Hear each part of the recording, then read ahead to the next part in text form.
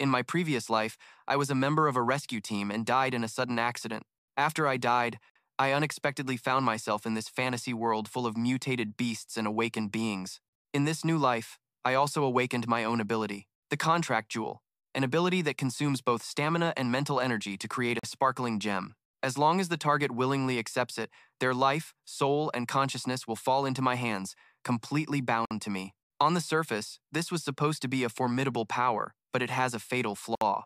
The main character was secretly admiring his Contract Jewel when suddenly, a girl's voice echoed out. "Zhang Ping, what are you doing?" Zhang Ping quickly clenched the gem and turned around with a forced smile. Nothing at all. "Su Jingjiao, do you want some candy?" Su Jingjiao shot Zhang Ping a sideways glance, her face full of contempt. "Who would want to be controlled by you?" "That's right. The weakness of this ability is painfully obvious. The target must be fully aware and willingly agree to sign the contract with me. Otherwise, even if I shoved the jewel into their mouth, it wouldn't do a thing." He leaned back and forced a crooked smile.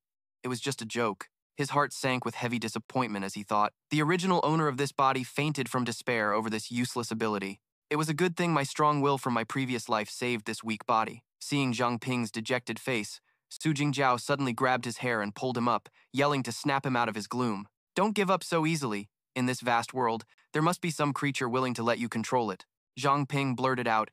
"Easier said than done. Who would ever willingly agree to that?" Suddenly, a reckless idea flashed through his mind. "Wait a minute, what about myself?" Zhang Ping muttered. "That's right, why didn't I think of this before?" Without a moment's hesitation, he shoved the gem into his mouth, causing Su Jingjiao's eyes to widen in horror.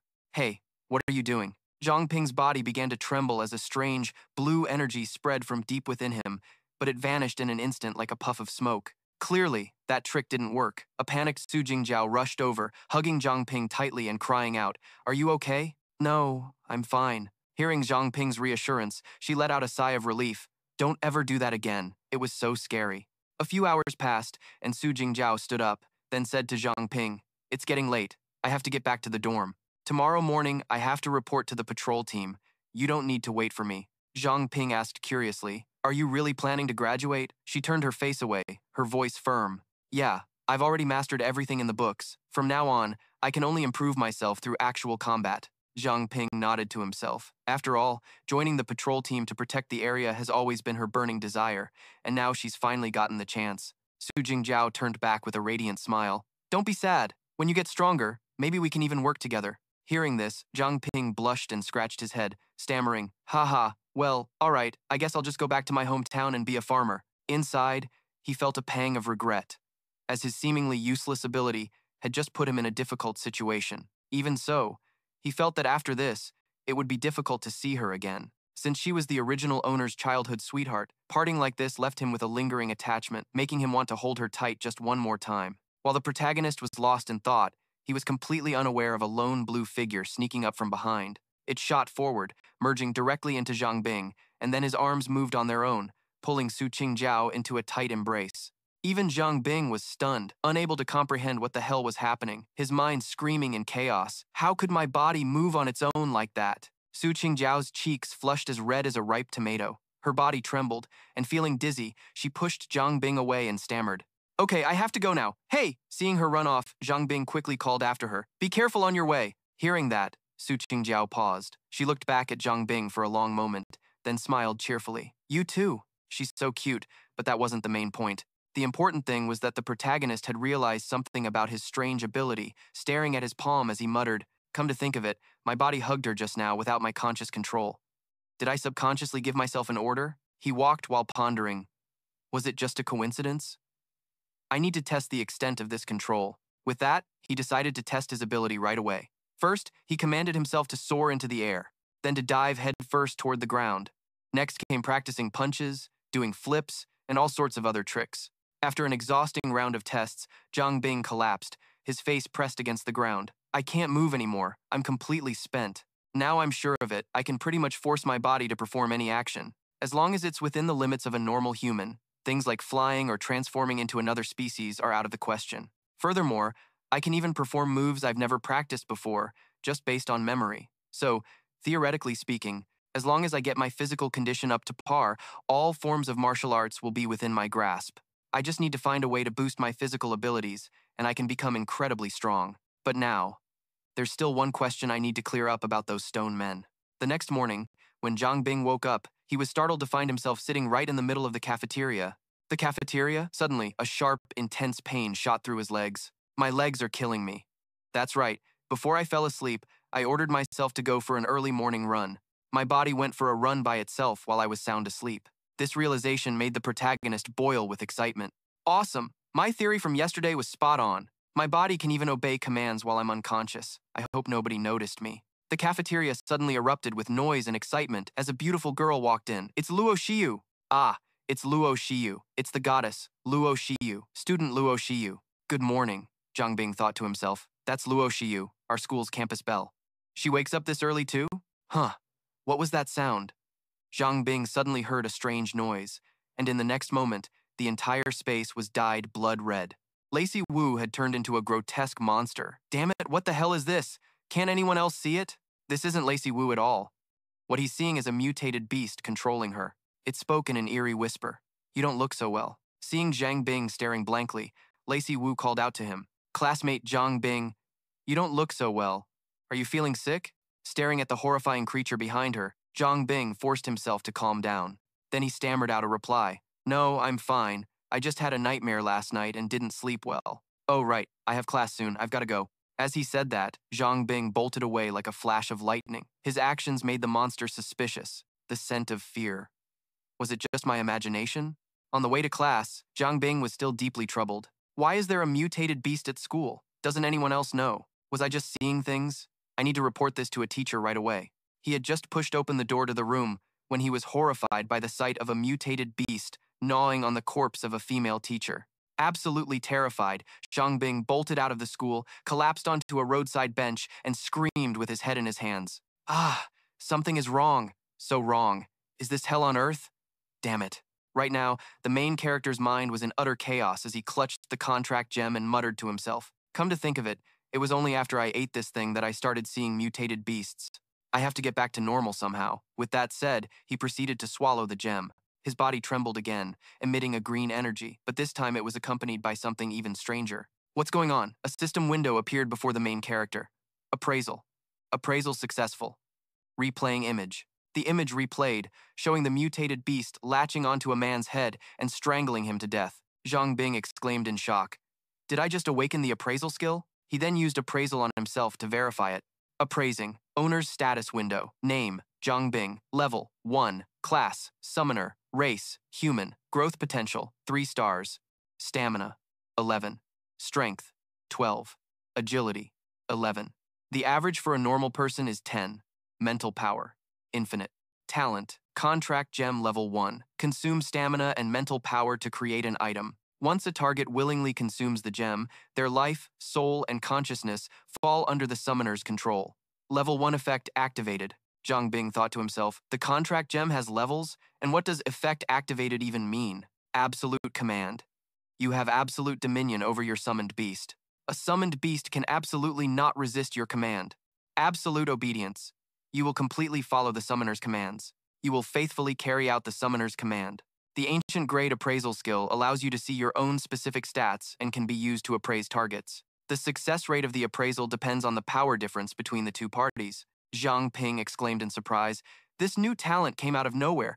Could it be related to him eating that gem? With heavy steps, he returned to the classroom, his mind still reeling from the power he had just awakened. I need to analyze the current situation clearly. First, I've become my own summoned beast and my own contractor. Second, I only obey commands from my contractor, which is myself, so my body and mind are completely immune to external forces. Third, because of this, all illusions are nullified before me, making it easy to identify the true forms of the aberrant beasts. Fourth, those aberrant beasts are all heavenly foxes, at an impossibly high level, while I'm just a measly level 1. It's like an ant facing an elephant. Appraisal failed, appraisal failed, appraisal successful. Aberrant beast, heavenly fox, insectoid race, aberrant fox, growth potential, unknown, level 26. Talent, perception distortion, has the ability to warp the perception of a target creature, forcing them to be completely oblivious to any abnormalities. Fifth, thanks to that perception distortion skill, a heavenly fox can devour a person right in the middle of a crowd. Yet in the eyes of others, the scene just looks like two students chatting casually. Because of this, no one notices anything unusual. Moreover, this is a mental manipulation ability, and he suddenly remembered that Su Jingjiao also possesses a mental-type power. She must have a way to deal with it. After class, Zhang Ping hurried to find Su Jingjiao to ask about the situation. Along the way, he caught sight of quite a few aberrant beasts. He shuddered, not expecting them to be swarming outside the campus too. Just how many of those monsters really are there? Right now, with his fledgling strength, he wasn't strong enough to confront the heavenly foxes, so he had no choice but to feign indifference and walk straight to the patrol team headquarters, where Su Jingjiao was starting her new journey. As soon as he arrived, he was greeted by a beautiful receptionist with a warm tone. "Hello, do you need any help?" Zhang Ping suddenly grew tense, stammering in reply. "I'm here to find someone." Su Jingjiao. "She's supposed to report for duty today." She smiled gently. "All right, please wait a moment." He couldn't believe it. That sweet-as-honey girl was actually an aberrant beast, causing Zhang Ping's face to contort in shock. Sinking into a waiting chair, he wondered to himself, even the patrol team has been infiltrated by heavenly foxes. Could it be that high-ranking awakeners are also blind to their illusions? "Zhang Ping, what are you doing here?" Hearing Su Jingjiao's voice, he shot to his feet, scratching his head awkwardly. "I was just worried you might not be settling in well, so I came to check on you." She chirped excitedly. "It's okay, let me introduce you. These are my teammates, and everyone takes great care of me." Suddenly, Zhang Ping's eyes darkened, as if he had seen something horrifying, but he forced a calm expression. "Is that so? That's good then." Su Jingjiao clenched her fists, her voice filled with determination. "From now on, I'll work hard to become stronger so I can eliminate the mutated beasts and avenge my parents." Zhang Ping wrung his hands together, forcing himself to stay calm, and gave a slight nod. Su Jingjiao tried to continue the conversation. "Oh right, we're currently short on people. Would you like me to recommend you for the patrol team?" He shook his head frantically. "No, my ability isn't helpful at all. I'm still better suited for odd jobs." A look of regret flashed across her face. "What a shame." Zhang Ping hastily tried to leave, saying, "Seeing that you've adapted well, I won't bother you anymore." The moment he turned his back, the smile vanished from his face, replaced by clenched teeth as he growled internally, "Goodbye, Su Jingjiao." It turns out she had also fallen into the clutches of the celestial hounds. A normal person would have collapsed at such a sight. Even Zhang Ping, despite telling himself to be calm, couldn't help but clench his fists until they turned purple, forcing himself to drag his feet out of the headquarters. He muttered in his mind, "What are you talking about? Isn't the patrol team supposed to be the strongest force in Mingzhou City? How did it become so devastated?" Su Jingjiao was just a rookie who joined today, yet he didn't even dare to look up at anyone, because those monstrous things were everywhere. It seems the celestial hounds haven't just invaded the school, they've swallowed the entire city. All the residents of Mingzhou City were nothing more than livestock being raised in a pen. Zhang Ping walked with a feigned casualness while carefully considering the situation. He had used his appraisal skill to gather some clues. First, most of the celestial hounds were intermediate to high tier, yet the patrol team, with its elite awakened members, was powerless against them. Note: levels 1 to 9 are low tier, 10 to 19 are intermediate tier, 20 to 29 are high tier, and 30 to 39 are peak tier. Second, that monster, Luo Shiyu, was incredibly ferocious, and his intuition was screaming a warning. The moment he used his appraisal skill on it, his position would be exposed. Therefore, it had to be peak tier, or even the monarch tier leader of the pack. Note: above level 40 is monarch tier. The other celestial hounds could defeat higher level awakened ones, most likely due to its influence. Third, unlike ordinary mutated beasts, the celestial hounds possessed sharp intelligence and masterful disguise abilities, appearing friendly to humans on the outside, but it was just a fragile facade. Fourth, their primary targets were usually the strong or those with high status, while the rest were just a reserved food supply. Confronting the celestial hounds head-on was suicide, but he couldn't just stand by and watch innocent people fall, not if he could become much stronger. A week passed quietly, and at 3:54 in the morning, Zhang Ping woke up and began his usual training routine. Lately, he had been waking up much later, as if the more his stamina increased, the less sleep his body required. Over the past few days, he had been diligently training his physique and had leveled up once. Besides weight training, every day he also tried to condense a gemstone and swallow it, hoping to activate an ability or a talent like the first 2 times. But ever since awakening the appraisal skill, the gemstones he created were all grayish-white and had no effect when swallowed. Today, the color was different again. The previous 2 times it was blue, but this time it turned deep purple. Zhang Ping swallowed it in one gulp, hoping inwardly, "This color doesn't look very appetizing. I just hope it works this time." His body quickly began to tremble, and a familiar sensation washed over him. Zhang Ping hurriedly opened his status window to check. Tamed beast, Zhang Ping. Master, Zhang Ping. Race, human. Level 2, growth, potential 4 stars, stamina, 13, spirit, infinite, strength 13, agility 15. Talent, pledge gem, level 2. Additional effect, level 2. New talent awakened. Absolute command, absolute obedience, basic appraisal skill. Beginner Nightwalker, grants night vision, greatly reduces presence at night, greatly increases action speed, reduces weight, and allows for complete concealment in shadows. Seeing the new talent pop up, Zhang Ping was overjoyed. He had really awakened a new talent. From now on, he could go out and investigate at night. Moreover, the pledge gem had also leveled up, which was probably related to his own level. Could it be that I'll awaken a new talent every time I level up? This is so freaking overpowered. I can't waste any time. I'll go train right now and test out the new talent's effects while I'm at it. With that, Zhang Ping activated Nightwalker and shot outside. At the sports field, he ran while lost in thought. It seemed his vision was now even sharper than it was in broad daylight. Suddenly, he spotted a strange ring glinting in the grass, so he bent down to pick it up for a closer look. A ring? His curiosity piqued. Zhang Ping used his appraisal skill, finally succeeding on his 4th attempt. Assassin's Ring. When worn, all living creatures will unconsciously ignore the wearer. High-level awakened may be immune. At that moment, an image of the ring's previous owner began to play out before his eyes. So it was Luo Shiyu and Thien Thuong Ho. And that other person, was he the ring's owner? But in that man's eyes, Luo Shiyu was probably a human, an enemy of the real Luo Shiyu. The man had just charged forward, but before he could even make a move, he was instantly killed by Thien Thuong Ho in the blink of an eye. Zhang Ping shuddered. Impossible! Luo Shiyu was an orphan. With her personality, there's no way she'd have enemies. There's only one possibility. Besides him, someone else in Mingzhu City is secretly fighting these monsters. He pondered for 8 seconds. Just as our protagonist was searching for clues, Thien Thuong Ho's authoritative voice suddenly echoed, shattering the silence. Who's there? Zhang Ping's heart skipped a beat, and he cursed under his breath. In that perilous situation, he quickly ducked deeper into the darkness. Thien Thuong Ho rushed over instantly, growling in fury. The ring is gone. Someone was definitely here. It sniffed the air with its keen nose, checking every nook and cranny, then thought to itself, I can't detect any trace of a presence at all. How is this possible? Someone who can hide from me? It must be an intermediate level awakened or higher. It then spun around and hastily retreated, muttering, I must report this to His Highness the Prince immediately. Hidden deep behind a crumbling wall, Zhang Ping breathed a sigh of relief, thinking to himself, so they left the ring here on purpose. Returning it now would only arouse more suspicion, so I have to keep it close. Dawn had just broken at 5:36 a.m., and Chuang Bin was holding the ring, staring at it endlessly while muttering to himself. A moment ago, under the cover of darkness, the Nightwalker and the assassins had perfectly concealed all traces of their presence. Clearly, their power wasn't just their own, but also came from those protective artifacts. Outside the dorm, the thundering footsteps of the Thien Thuong Ho approached, while a strange voice echoed near our protagonist, sending him into a complete panic. Chuang Bin, who is that? Hide, who's talking? Just then, the spirit of Su Jingjiao silently appeared, wrapping her arms tightly around Chuang Bin and whispering urgently, they've arrived. A group of rather high-level Thien Thuong Ho was looming right outside his door. They stormed in and immediately saw Chuang Bin still curled up, sleeping soundly in his bed.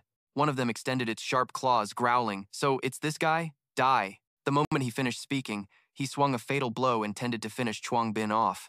Just as his claws were about to touch Chuang Bin's head, they abruptly stopped. He thought to himself, there's absolutely no emotional disturbance. If this piece of trash was the one who got away, he'd definitely be struggling for his life. Besides, I can't sense the ring's aura at all. This person was the one wearing the Lac Thi Vu mask, and he was also the prince of the Thien Thuong Ho clan. One of his subordinates immediately asked, Your Highness, why didn't you kill him? This guy goes for a run every morning. Yet he didn't go today. That's definitely suspicious.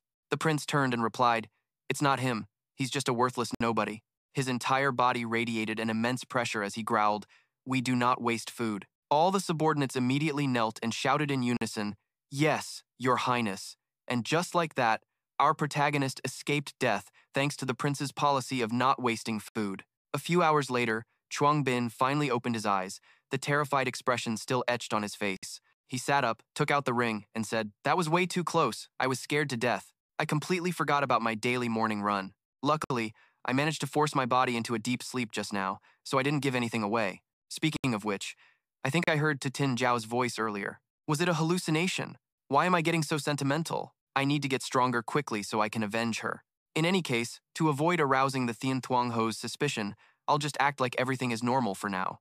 Later that day, in the school cafeteria, everyone had already started gossiping. Hey, did you hear? Earlier today, near our school, the patrol team discovered a body that had been sliced in half at the waist. Furthermore, the body belonged to the infamous Black Amethyst, the #1 assassin of Mingzhu City. The former city lord had been grievously wounded by him and eventually died prematurely when his old wounds reopened. Zhang Ping listened to the girl's story and thought to himself, sliced in half at the waist. Could he be talking about that person in white? Even the #1 assassin was killed so easily. Luo Shiyu's power is truly immeasurable. This time, displaying the body publicly must be a warning to the forces opposing the Thien Thuong Ho.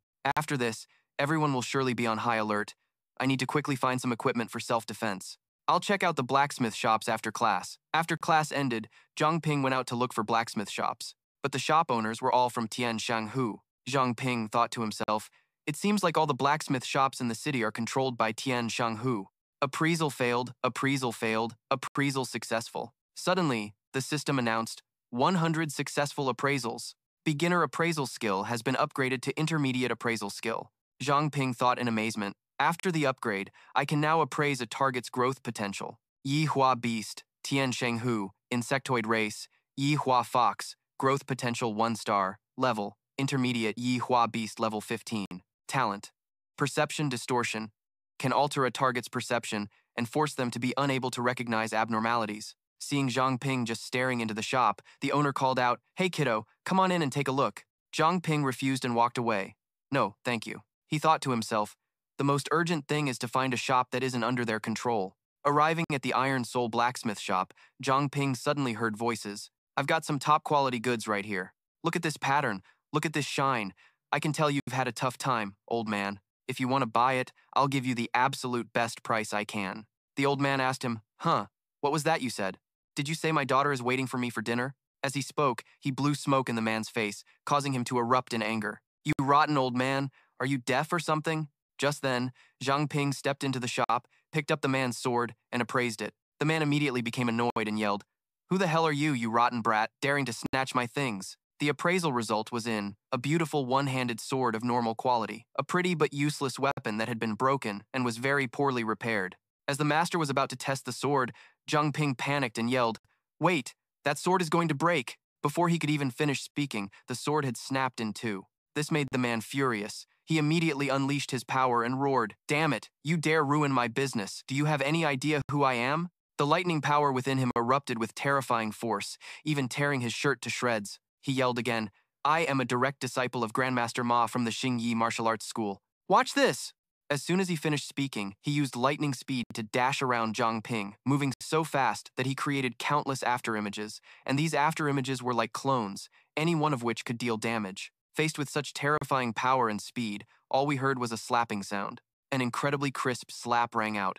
And just like that, Zhang Ping sent him flying with a single slap, then asked, is that all you've got? He clutched his swollen face and said, you young people have no martial ethics. Appraisal of the attribute panel. Name, Liao Baoguo. Race, human. Growth value, 1 star. Rank, low-grade awakened, tier 1. Talent, heaven-shaking, earth-shattering, invincible, and overbearing soul aura. Using any technique will produce a powerful effect, but only the user can see it. Overuse will cause the user to become trapped in their own world, unable to escape. He clutched his swollen face and said, you better watch your back, Zhang Ping thought with a sigh. Is this guy supposed to be comic relief? But when Zhang Ping wasn't looking, he suddenly rushed in for a sneak attack. Good opportunity. Immediately, the shop was filled with the lively sounds of a one-sided beatdown. After giving him a thorough beating, Zhang Ping said, still trying to sneak attack me? So tell me, who's the one with no martial ethics now? Suddenly, a girl's voice cut in. I was only gone for a moment, and the shop is already this chaotic. Are you going to leave on your own, or should I help you out? As she spoke, the girl cracked her knuckles, terrifying the man so much that he immediately ran off screaming, sorry, so sorry. Zhang Ping thought to himself, I guess I'll check out the other blacksmith shops. But before he could leave, the girl blocked his path, pinned him against the wall, and said, you're staying, we need to talk.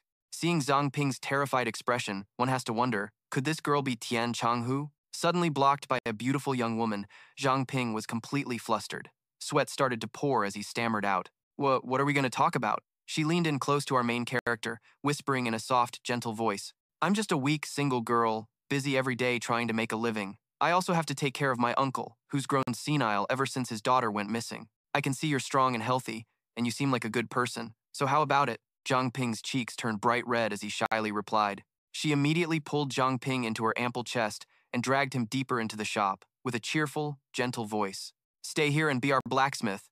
You can take care of the owner, Liu Tifeng, and help me mind the store.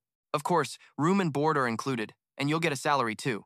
Pressed tightly against that soft place, Zhang Ping felt a pleasant flutter in his chest. Trying to keep a clear head, he considered the offer. If he learned the blacksmithing trade, he could save a lot of money on equipment in the future. Besides, it seemed like this shop hadn't fallen into Thien Thuong Ho's hands yet. The main character's spirits immediately soared with excitement, and he shouted with incredible enthusiasm. All right, I want to become the king of blacksmiths. Witnessing this, the young woman gently patted Zhang Ping on the back, smiling brightly. Haha, good kid. You're just as I expected from the one I chose. Zhang Ping groaned in pain, telling himself he first had to survive this woman's loving hands. A few days passed, and from inside the Iron Soul Forge, suggestive sounds that would make anyone blush continuously echoed out. Harder, go even harder, Zhang Ping. Panting heavily with sweat dripping, Zhang Ping asked as he worked. Thu Quang, is it really okay for us to be doing this? She replied in a casual tone. It's fine. No one will see us. It's very good.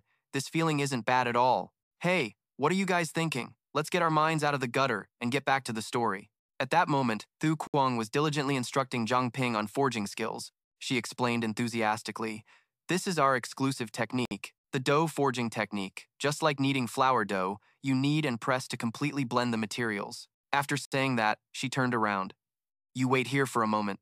I'm going into the storage room to get the mold. The fuel is in the barrel next to you. Make sure you don't let the fire go out. After Thu Quang left, Zhang Ping fell into a state of extreme panic. Oh no, the fire is about to die out.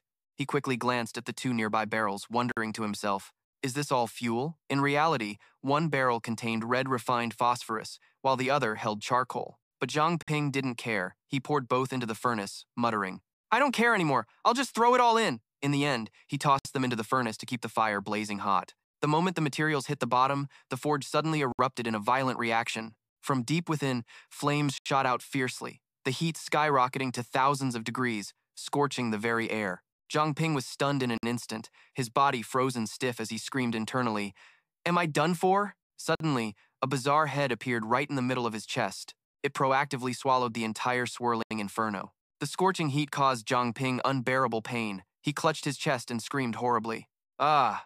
In just a moment, the flames were completely sucked away, leaving only lingering smoke and dust around the forge. Zhang Ping coughed violently, stammering, The fire is out? But at that moment, his heart surged with intense waves of heat. Zhang Ping continued to clutch his chest, roaring, So hot. Appraisal. Appraisal successful. In addition to his basic stats, Zhang Ping's growth value had jumped to 1 star. The main character thought to himself, My growth value increased, combining that with the current situation, if I'm not mistaken. Level 3 Memory Gem creates an item by consuming stamina and spirit. Once a target willingly eats the gem, their life, soul, and consciousness will be controlled by the summoner. Nightwalker, a 1-star ability, grants night vision, significantly reduces presence at night, drastically increases movement speed, completely reduces weight, and provides invisibility in shadows. Zhang Ping analyzed internally. Awakening a new talent adds to his growth value, while upgrading an old talent, like the appraisal skill, consumes it. The 1-star intermediate appraisal skill allows him to see his own specific stats and appraise targets, with the success rate depending on the power gap between them. Zhang Ping thought to himself, As long as I can keep awakening new talents, my growth value is limitless. He awakened a new talent, Fire Eater, a 1-star ability that allows him to consume fire and convert it into fire elemental energy stored within his body. He can release this energy at any time until the fire elemental energy is depleted, and his current reserve is 100 out of 1. Zhang Ping wondered, but I remember that other people's growth values have a limit. Could it be that I'm the only one who can awaken multiple talents? So it was the Fire Eater talent that absorbed the blaze. To be honest, this morning I reached level 3 and consumed a level 3 gem. Why did the gem's effect only activate this afternoon? Does it require a specific condition to be met? Lost in his train of thought, Thu Quang suddenly burst in, her voice filled with anxiety. What happened? What's going on in here? Instantly, she frantically grabbed Zhang Ping's hand and yelled, Wait, you didn't throw the crimson smelt scale into the furnace, did you? That thing explodes. This is all my fault. I forgot to tell you. Zhang Ping stammered. Sister Quang, the repair costs for the house. but Thu Quang cut him off. What are you talking about? I'm just glad you're not hurt, but how did you manage to put out the fire? A fire started by a crimson smelt scale isn't easy to extinguish, Zhang Ping stammered, at a loss for words. Well, it's a long story. She glanced over at the pile of materials and exclaimed in astonishment, Whoa, the materials are blended this perfectly. This result can only be achieved with extremely high temperatures. You kid, you really are gifted. The Academy completely misjudged you. With a performance like this, you're more than qualified to join the 3 major organizations. As she spoke, she poured the materials into a mold, and Zhang Ping asked curiously, Sister Quang, everyone always mentions the patrol team and the investigation team as 2 of the 3 major organizations, so what's the third one? The woman dipped the newly forged dagger into water and continued, Minchao City does have a 3rd organization, but no one knows its name or what it does. Oh, that's right, Zhang Ping, you wanted to buy some equipment earlier, didn't you? If you don't mind, please take this. Taking the dagger, Zhang Ping immediately appraised it and blurted out, A dagger this good must be incredibly expensive, right? The dagger's name is Beauty's Tear, with excellent quality, forged from cold iron. It can easily wound intermediate-level mutated beasts from level 10 to 19 and below. Thu Quang nodded. Yup, at market price, it's probably worth about 100,000. Hearing that enormous figure, Zhang Ping was utterly shocked to his core, frozen in place as if struck by lightning. 100,000 is equal to 3 years of my salary, he yelled. Oh my God, is this really something a guy like me, with my meager salary, can just accept? Sister Thu Quang laughed heartily, her voice warm. Haha, just consider it a reward for your progress. I have a mission to get to, so I have to leave now, but are you sure you'll be okay not returning to the academy? Zhang Ping replied, Don't worry, I've already completed all the graduation procedures. All right then, remember to take care of the boss. He's a bit eccentric, so don't let him open up the shop for business. With that, she turned and left. Zhang Ping worried silently, thinking that going to the closed shop had helped him avoid the Celestial Fox's spies, but the commotion just now was so loud, he feared it would attract them. Taking advantage of the setting sun, he activated Nightwalker to stealthily patrol the area. In a nearby park, a young girl was playing cheerfully, but in reality, it was a Celestial Fox mutated beast, an insect-type mutated fox. Level 3, 4-star growth potential. An elementary-grade mutated beast, its talent, cognitive twist, could alter a target creature's perception and make it impossible for the target to notice anything unusual. Zhang Ping silently calculated that this was the first time he'd encountered such a low-level celestial fox. It was level 3, just like him, so with his support equipment, he could probably take it down. Although the city's patrol team had been completely infiltrated, the investigation team outside the city was likely unaffected. If he just handed the celestial fox's corpse to them, he might attract the attention of the higher-ups. Just as Zhang Ping was contemplating and preparing to make his move, his arm was suddenly frozen solid, accompanied by a cold voice that echoed, Are you planning to attack a child? Don't move, or I'll kill you. A terrifying pressure from behind bore down on Zhang Ping, paralyzing him and rendering him completely immobile. He had the assassin's ring combined with Nightwalker, yet he was still detected. This person's level must be extremely high. Zhang Ping was about to eliminate a level 3 celestial fox disguised as a little girl when his entire body was suddenly frozen and a threatening voice spoke out. Retract your intention to attack. Zhang Ping shuddered inwardly. This girl must be far superior to me. My Nightwalker talent, combined with my assassin's ring, was completely locked down by her. This girl must be far superior to me. This girl must be far superior to me. This girl must be far superior to me. This girl must be far superior to me. This girl must be far superior to me. This girl must be far superior to me. This girl must be far superior to me. This girl must be far superior to me. This girl must be far superior to me. This girl must be far superior to me. This girl must be far superior to me. This girl must be far superior to me. This girl must be far superior to me. The vast orphanage. When I was little, I used to come to the small park next to it to practice my boxing. That's why I nicknamed the park the Orphanage's Auxiliary Training Ground. At that moment, Zhang Ping was startled, wondering, does that girl know me? Otherwise, how could she know my secret? Zhang Ping thought as he crept deeper inside. Not only that, but she must have been watching me this whole time, which is why she stopped me right when I was about to make a move. She must have led me here for a specific reason. Just then, a mutated beast suddenly loomed before our protagonist, startling him. There are mutated beasts in the forest? Activate Appraisal. Immediately, the system displayed the detailed information. Mutated beast attribute panel, poison armored rat, insect type, mutated rat, 2-star growth potential, grade, elementary, level 5, talent, deadly poison. It has a poison sac in its body and can secrete venom through the bone spurs at the end of its tail. Seeing its level, Zhang Ping worriedly thought, this poison-tailed rat is 2 levels higher than me, but it's quite cautious, slowly backing away. I could probably escape. Go back? No, I can't. If I don't deal with it now, the kids from the orphanage coming to the park to play tomorrow could be in danger. It's just a low-level mutated beast, and I have the gear that Thien Thuong Ho gave me right here. Chuang Bin immediately draws his weapon, Beauty's Tear, a fine quality blade made of cold iron. It can easily damage mutated beasts from level 10 to 19 and below. I can win this. Without hesitation, Chuang Bin musters all his strength and charges straight at the mutated beast, determined to fight to the end. In his past life, he had devoured countless power fantasy novels, where the main character, right after awakening, would display incredible combat prowess, which was completely illogical. Even though he lacked real combat experience, he could still command his summoned beast, which was himself, Chuang Bin, to charge into the fray. At that exact moment, the mutated rat suddenly curled into a ball, spinning violently at a terrifying speed as it lunged towards Chuang Bin. How does it have a special move like this? He hastily raised his dagger to block, simultaneously commanding his body to go on full defense. Mutated beasts of the same level are already superior to humans in close combat, let alone this rat, which is 2 ranks higher than him, making the situation even more dire. Not only that, its iron-like hide was also incredibly tough. Beauty's Tear couldn't pierce it, forcing him to switch to a different elemental power. After its charge, the rat leaped onto a steep cliff face. It then bent its tail, secreting venom from a sac into the tip. Then suddenly, a barrage of poison darts shot out towards Chuang Bin. Our protagonist immediately commanded himself to dodge all the attacks, just like controlling a character in a video game. Up, up, down, down, side to side, he used legendary movement techniques to evade. When it stopped spraying poison, Chuang Bin calmly considered his next move. Its weak spot is the eyes, the only part not covered by armor, but with it curled up like that, attacking them would be extremely difficult. I have to find a way to break its defensive posture. I've got it, the low-level skill, Fire Devourer. It allows me to swallow flames, convert them into fire elemental energy, and store it in my body. At the same time, I can release this energy at any moment until my fire elemental reserves are empty. Current fire elemental energy, 100 out of 100.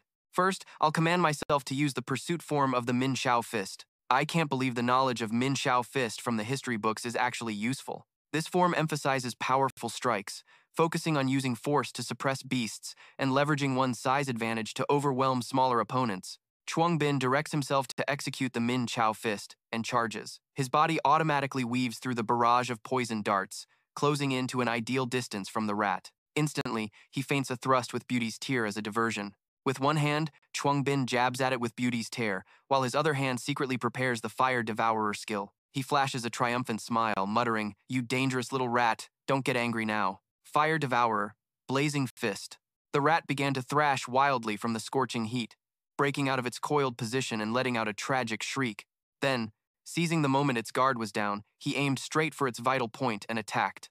Zhang Ping poured all his strength into stabbing Beauty's Tear into its eye, infused with the lingering fire element, causing the surroundings to erupt in flames and send dirt and rocks flying. A few minutes later, the rat finally breathed its last, and Zhang Ping's level also rose by 1.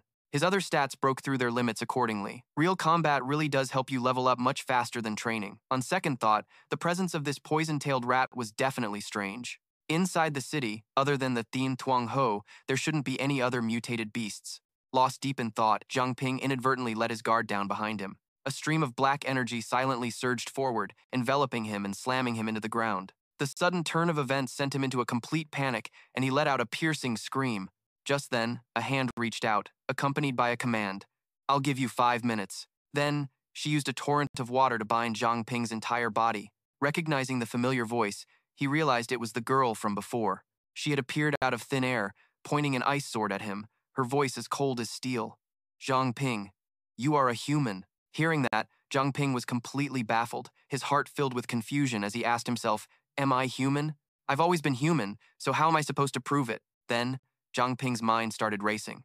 "Prove that I'm a human." Could it be that she also knows there are mutated beasts hiding in the city? But she can't tell them apart, so that's why she's telling me to prove myself. So, she must have gotten suspicious when I was getting ready to fight the Thien Thuong Ho. Zhang Ping tried to stall for time to use appraisal. "Can you give me a hint?" Then he thought, the poison-tailed rat wasn't her way of testing me, was it? Liu Sixian, her expression as frosty as ever, said, 4 minutes left. Zhang Ping continuously tried to use appraisal the entire time. Appraisal failed. Appraisal failed. Appraisal failed. Liu Xixian reminded him once more. 2 minutes left. After failing appraisal so many times, the skill finally began to change. Appraisal failed for the 999th time. Appraisal Art, Intermediate, has leveled up to Appraisal Art, Advanced. Appraisal Art, Advanced, can appraise a target's basic information. System notification. Appraisal successful. Status window. Name Liu Xixian. Race, human. Faction, cleanup squad. Maturity, next year. Class, high rank awakened. Level, 28. Talent, water element control. You can store water elemental energy by drinking water, and you can control the water elemental energy around you and within your body at will. Zhang Ping was surprised. So strong. And yet she's only level 28. No wonder she was so hard to appraise. Plus, my Nightwalker and Shadow Assassins are completely ineffective against her. Faction is the Cleanup Squad. I've never heard of them. Could it be the third major organization besides the patrol team and the investigation team? Liu Xixian grew impatient and urged him, 1 minute left. Zhang Ping panicked. Wait a minute. Zhang Ping began to speculate. You called this small park a training ground. Then you must have come from the same orphanage as me, right? He recalled the appraisal information. Name, Liu Xixian. Race, human. Faction, cleanup squad. Zhang Ping's head ached, but I remember there wasn't anyone named Liu Xixian at the orphanage. If she's from there, she must have changed her name. Then he started guessing a bunch of names he could think of. Are you Liu Torin, Liu Yishou, Liu Shusheng, Liu Sisi? Upon hearing the name Liu Sisi, Liu Xixian flinched slightly. The change was subtle, but it didn't escape Zhang Ping's notice. Because of that, the blade in her hand grazed Zhang Ping's neck. Then she threatened, that doesn't prove you're human. But Zhang Ping paid no mind. From her reaction just now, it seems she really is Liu Sisi. She's 3 years older than me when I was enrolling in the Mingzhu Ability Academy. Liu Sisi had already graduated and joined the investigation team. It has to be something only the two of us would know. Thinking this, memories of the past came flooding back. He pictured a little white-haired girl teaching her little brother with the bowl haircut. This move is the Sisi's super secret landslide dragon fist. You have to learn it properly. Ah, right, back to the present. Zhang Ping, slightly embarrassed, performed the move. First stance, breathe in. Second stance, breathe out. Third stance, breathe out. Sisi's super secret landslide dragon fist. Liu Xixian jolted like a startled kitten, completely flustered. Liu Xixian retracted her ice sword, and Zhang Ping pressed on. You really are Sisi. So, you. Liu Xixian, flustered, cut the conversation short. She changed the subject. Second question. According to the Academy's records, your ability is Contract Gem. It was deemed useless because its activation conditions could not be met. So, what the hell have you been doing all this time? Zhang Ping had no choice but to tell the truth. 2 weeks ago, I swallowed a contract gem and became a summoned beast. But I'm one that's only under my own control. Because of that, I'm immune to the mind-bending tricks of the deviant beasts. It allows me to see through their disguises. Furthermore, based on my recent investigations, there are currently many celestial foxes hiding within the city. I suspect an entire community has infiltrated Pearl City. Zhang Ping's words sent a shockwave through Liu Xixian. Clearly, she was unaware of this. Their race has the ability to distort perception. Liu Xixian couldn't maintain her composure and grabbed his hand tightly. Is everything you're saying true? Zhang Ping then provided some useful information. Tang Loye, the owner of the Wancheng breakfast shop, the owner of the An household goods store, Tang Longzhou, the 3 blacksmiths from the Longqiang weapon shop, and even that little fox you saw me beat up. Those people are all low-level celestial foxes. You can go and confirm it for yourself. Liu Xixian turned and walked away. Stay right there, don't move. I'll be back soon. In her hand, she held a purple stone used for communication. Ding Bo, do you think this information is credible? On the other end of the line was a mysterious group of people. The first thing we can confirm is that no deviant beasts identified as celestial foxes have been detected in Pearl City recently. But the perception distorting ability has appeared, which matches Zhang Ping's description. Getting closer, the person's appearance became clear. He was a young-looking man with golden eyes. Dingbo said, I've already secretly dispatched people to capture the 2 closest ones. They should be returning soon. Just then, a huge explosion occurred behind them. The 2 teammates who had left came running back towards them. What happened? One of them yelled. Team leader, it's the owner of the breakfast shop. As soon as we took her out of the city, she went berserk, broke free, and attacked us. Behind the speaker, a woman with bloodshot red eyes was in hot pursuit. Suddenly, the shop owner turned to attack Ding Bo, but he barely even glanced at her. Ding Bo gathered power in his arm. You're asking to die. He punched a hole right through the celestial fox's stomach. The monster fell backward, dead before it could even struggle. You don't know your own limits. The body of the diner owner began to disintegrate, gradually revealing its true form as a celestial fox. Ding Bo then confirmed it. It seems the information was true. We finally identified our enemy. Dingbo immediately gave an order to his subordinates. Notify the other teams. Attack the target directly. At Bright Pearl Academy, Luo Xiu was resting on a chair. Her accomplice was beside her when she was suddenly surprised that some of her subordinates had lost contact. Luo Xiu shot up, "Your Highness," then she flew into the air to see what was happening. Luo Xiu muttered, "Yue Ju is dead. Someone killed Yue Ju." Outside the city, Tang Luoye lost another one of his beasts. Luo Xiu's eyes turned cold. To be able to kill so quickly and then immediately conceal their aura to avoid my tracking. Snap! She then lost her composure, her phantom image involuntarily revealing itself. Who in the world is it? A bit of information about the cleanup squad, one of the 3 major organizations in Bright Pearl City, hidden within the city's heart. Unknown to the public, independent of Bright Pearl City's system, they only act when the city faces a major crisis. Most of the core members of the squad come from the investigation team and the patrol team. They were all once famous geniuses.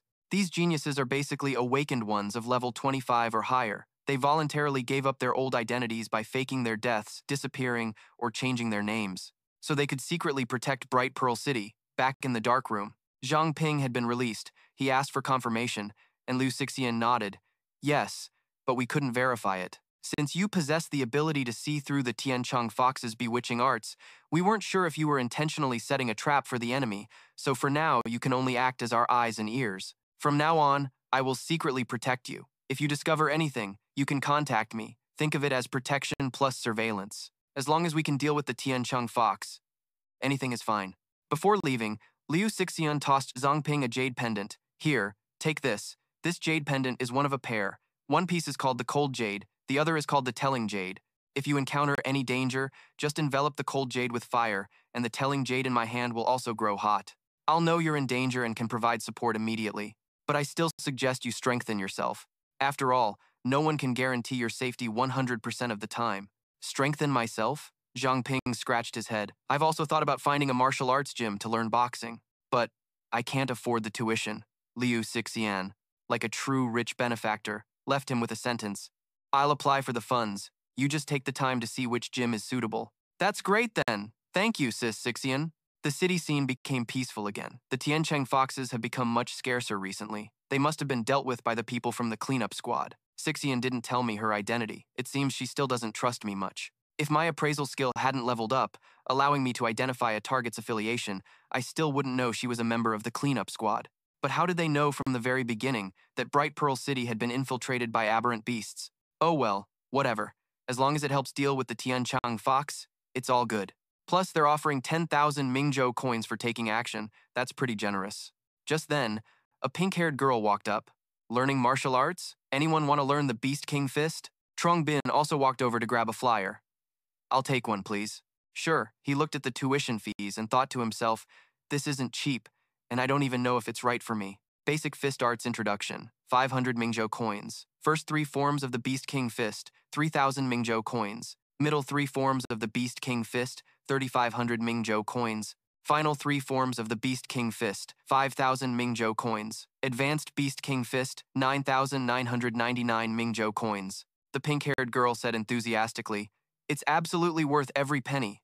Our Beast King Fist martial art is quite famous here in Mingzhou City." But Trong Bin was already dozing off, not really listening to a word she said, just nodding along to get it over with. The pink-haired girl continued, "If you don't believe me, I can give you a little demonstration." Acting on the thought, the pink-haired girl handed him the stack of flyers and began her demonstration. The first 3 forms of the Beast King Fist are divided into the Ape King form, the Alligator Jaw form, and the Phoenix Claw form. In his mind, Trong Bin gave himself a command. Learn. This Beast King Fist, whether it's the footwork or the forms, is far superior to the Ming Fist. Form 1, it's a decent collection of martial techniques. Form 2, the movements of the Ape King form are fluid and unpredictable. Form 3, it's just that she's not proficient enough. She can't bring out the true power of the Beast King Fist at all. Just as he thought that, the girl stumbled and fell flat on the ground.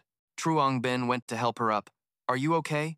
At that moment, 2 brawny men stood beside them. One said coldly, "Who gave you people from the Beast King Fist dojo permission to hand out flyers here?" The pink-haired girl looked down shyly. I'm so sorry. I didn't know we weren't allowed to hand out flyers here. What's so great about this low-tier Beast King Fist martial art anyway? I'm telling you, you should just come to our Xingyi Fist dojo instead." Trong Bin immediately recognized this flashy guy, the Lightning 5-hit turtle. "It's the Lightning 5-hit strike! You're the turtle!" I haven't settled the score with you for what happened at the forge last time. Today's perfect. Big bear, second bear, get him. The pink-haired girl immediately stood in front of Trong Bin. I won't let you bully him. The two beefy guys activated some kind of form, causing their muscles to bulge rapidly. Trong Bin immediately activated Appraisal. Status window. Name, Hung Ni. Species, human. Affiliation, Xing Yi Martial Arts Gym. Growth potential, 1 star. Class, Awakened. Rank, Beginner. Level 4. Talent, Physical enhancement. Intelligence is reduced by 70% in exchange for a certain degree of physical enhancement skill. Maximum physical strength is 30%. Status window. Name, Hung Dai. Species, human. Affiliation, Xing Yi Martial Arts Gym. Growth potential, 1 star. Class, Awakened. Rank, Beginner. Level 4. Talent, Physical enhancement. Intelligence is reduced by 70% in exchange for a certain degree of physical enhancement skill. Maximum physical strength is 30%. The guy named Long Vang immediately threatened her. You damn broad, get the hell out of the way, or I'll take care of you too. Trong Bin was also shocked by this guy's talent. Exchanging intelligence for physical enhancement? Are you guys sure this is a talent?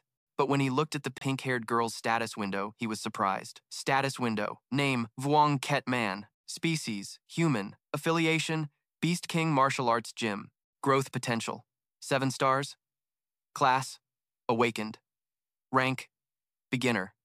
Level, 3. Talent, Diligence overcomes stupidity.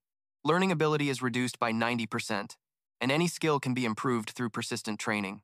With each day of persistence, the growth rate for the same type of exercise will increase by 10%, up to 1,000%. Talent, Diligence overcomes stupidity. Learning ability is reduced by 90%, and any skill can be improved through persistent training. With each day of persistence, the growth rate for the same type of exercise will increase by 10%, up to 1,000%. Such a high growth potential?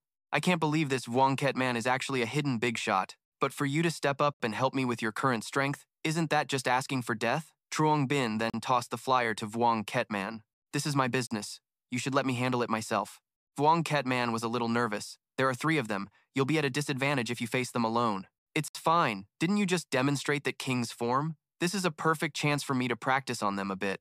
Hung Ni charged forward first, with Hung Dai following right behind. You cocky son of a B times tch. Truong Bin dodged easily. First form, Hung Dai aggressively lunged forward. Truong Bin lowered his stance and used his elbow to strike him straight in the gut. Second form, Long Vang, not having learned his lesson from the last beating, also charged in. Lightning 5 chain.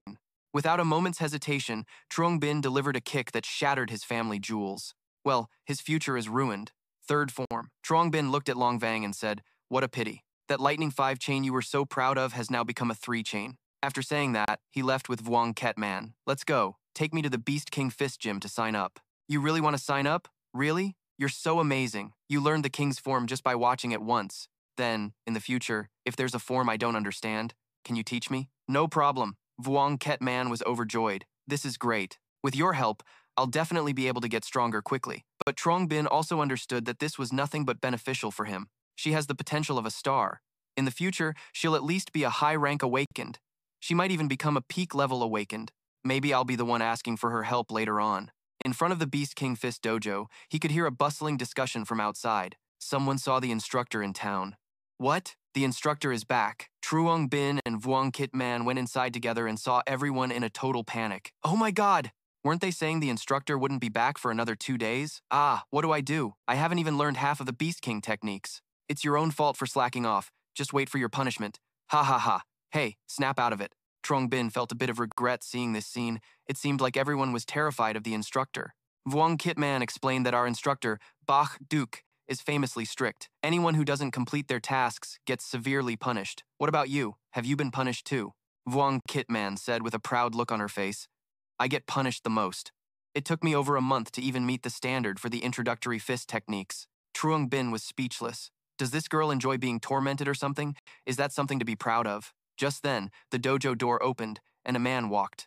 Vuong Ket Man nudged Truong Bin. The instructor is here. Hurry and get in line. This instructor looked old, but had an incredibly powerful and arrogant appearance, giving off an intense feeling of pressure. Bok Duke was huge. Everyone, attention, incorrect posture, penalty is 50 laps. Yes, sir.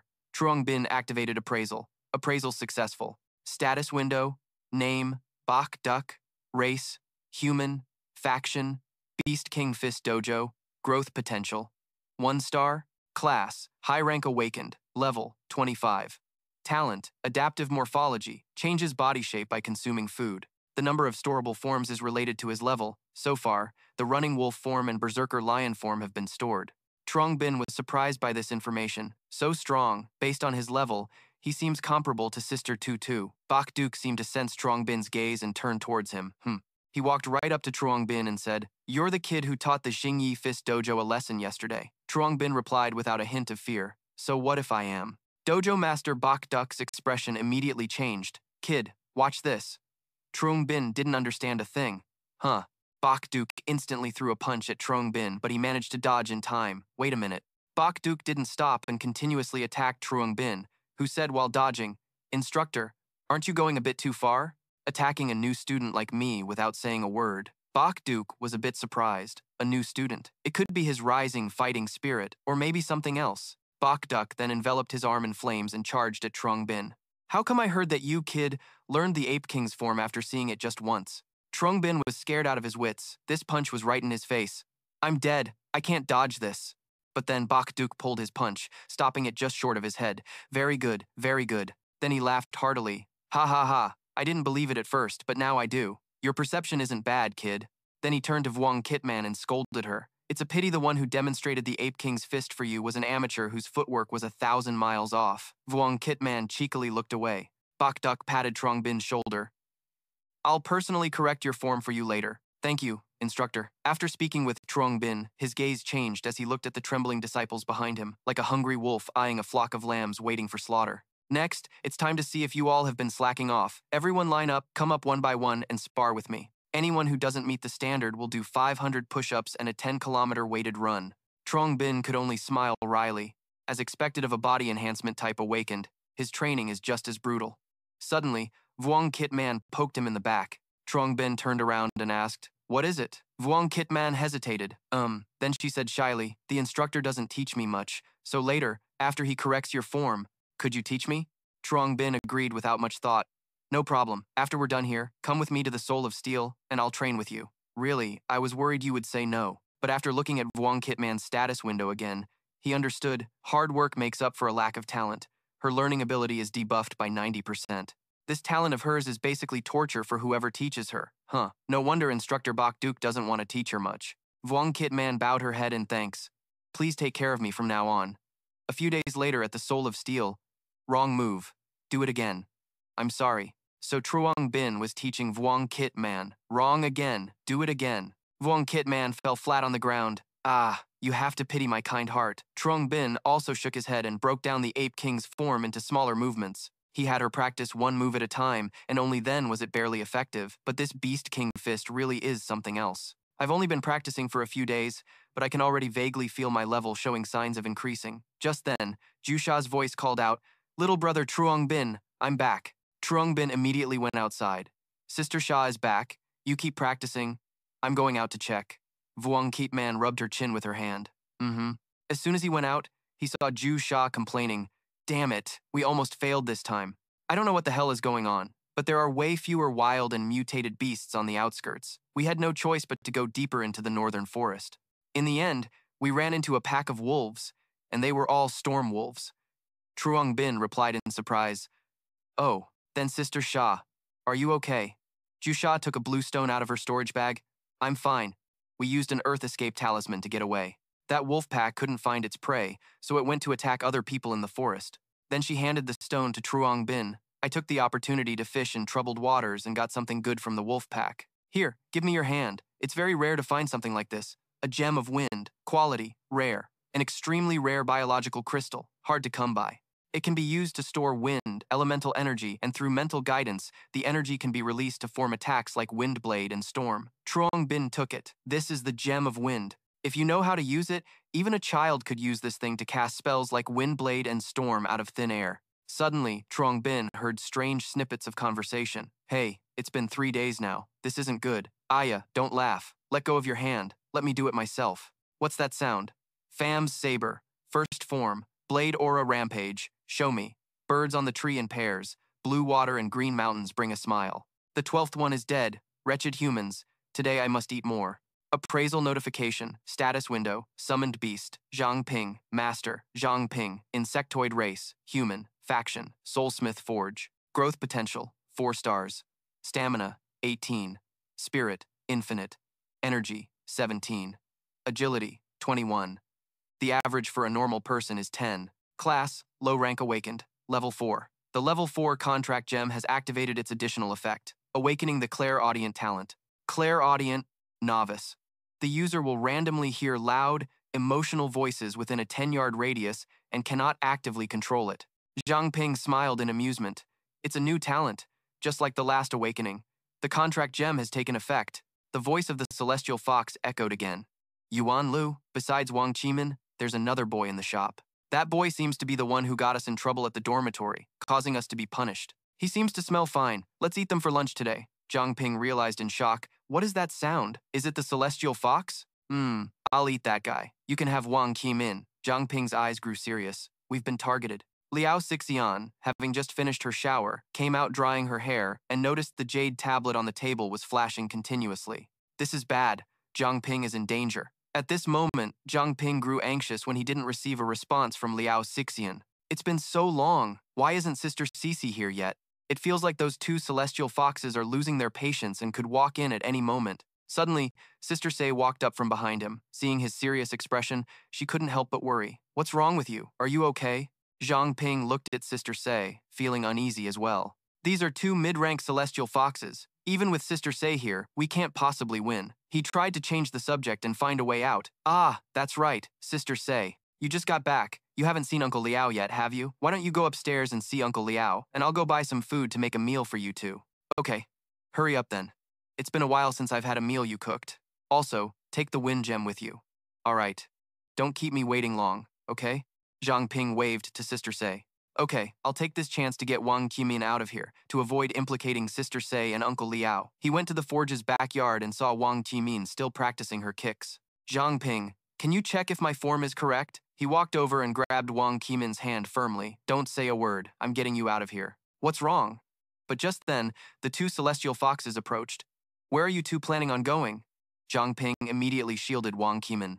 We're screwed. She naively walked towards them. Mom, Dad, why are you 2 here? But Zhang Ping shouted anxiously. Don't go over there. Wang Qimin pulled on his shoulder. Zhang Ping, they're my parents. It's okay. The information on the 2 celestial foxes appeared again. Mutated beast, celestial fox, insectoid race, mutated fox.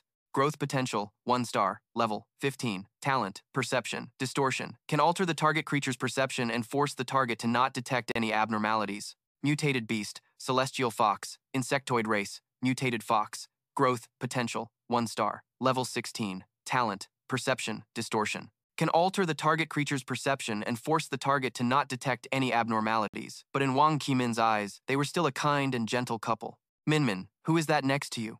Why does he look so scared of us? He's my friend from the martial arts gym. But just as she finished speaking, the shadow beneath their feet suddenly sank. Zhang Ping immediately recognized it. Dark room space. This is great. Wang Qimin was terrified. Huh, what is this? The 2 celestial foxes immediately jumped in. Oh no, they're getting away. Zhang Ping pulled Wang Qimin into his arms. Mom? Dad? Don't worry about them. Hold on to me tight. The celestial fox didn't give up and charged directly into the dark room. This isn't good. They're chasing us. A fox clawed his back, and he gritted his teeth, blood trickling from the corner of his mouth. Zhang Ping, they both fell into the dark room. Zhang Ping tried to compose himself, stepping in front of Wang Qimin to shield her. Zhang Ping, are you okay? I'm fine. Wang Qimin couldn't believe her eyes. Her parents attacked Zhang Ping. Dad, why? Don't go over there. They are mutated beasts. The 2 celestial foxes looked smug.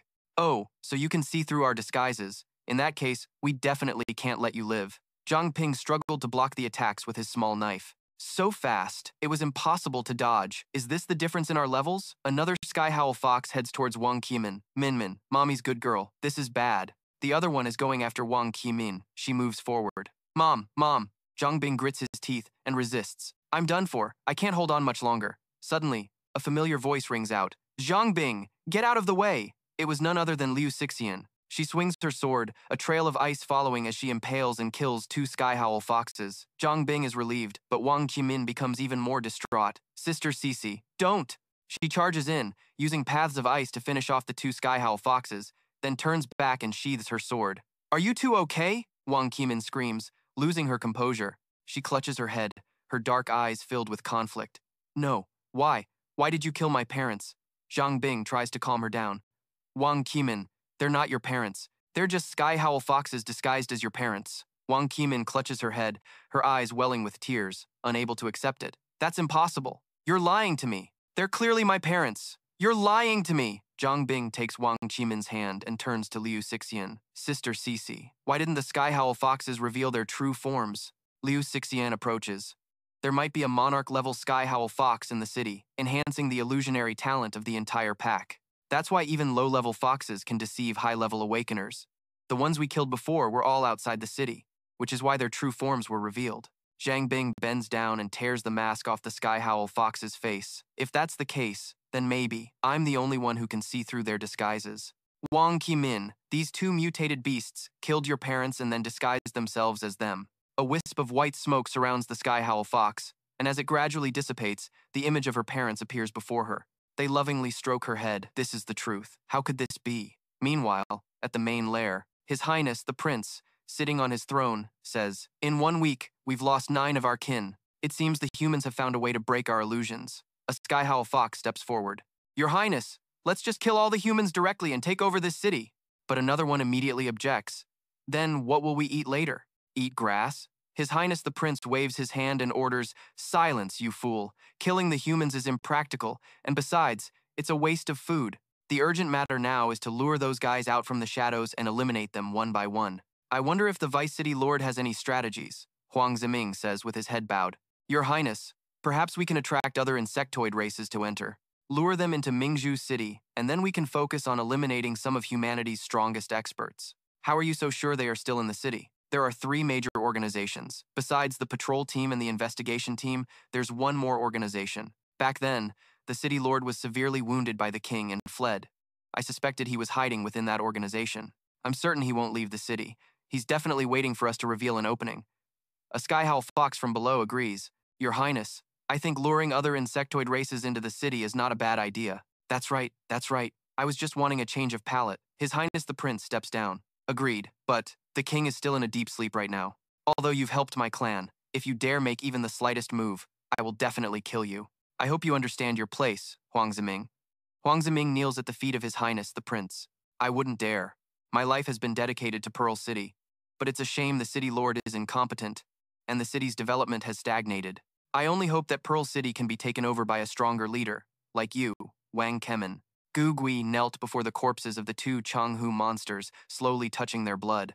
Weakness and guilt were clear in her eyes. "Dad, Mom, I'm sorry, I'm so sorry. If only I had realized it sooner." Liao Sixian said coldly, "Even if you had found out sooner, what could you have done?" "Don't say any more." Wang Kemin lost her composure and screamed. "Enough! In the end, it's all my fault, because I'm too weak. Someone like me can't even learn the simplest martial arts. Why did this have to happen to my parents? Why wasn't I the one who died?" Zhang Ping immediately pulled Wang Kemin into a tight hug. "Listen, this isn't your fault."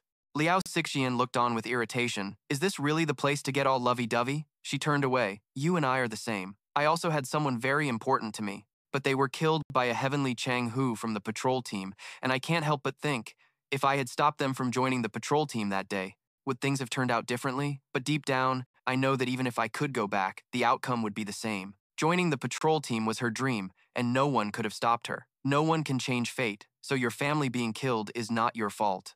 But you can change the future. You can get stronger and protect the other people who are important to you. I believe your parents are watching from above, and they would definitely be proud of you." Wang Kemin's lips trembled. "Thank you, Zhang Ping." Zhang Ping continued. "And as for the monsters in this city, trust me, I will definitely exterminate every last one of them." But as he finished speaking, he coughed up a spray of blood onto Wang Kemin's face. "Huh?" Then, the light in his eyes faded to black, leaving only the sound of voices calling, Zhang Ping, huh? Was I really that badly injured? I just forced my body to hold on. I didn't expect it would only last for such a short time." After sinking into darkness, he slowly opened his eyes again. The faces of Wang Kemin and Liao Sixian gradually coming into view. "That's great. He's finally awake." Zhang Ping woke up and looked around. How long was I asleep?" "Don't move. You'll reopen your wounds." Wang Kemin stepped forward with determination. "Zhang Ping,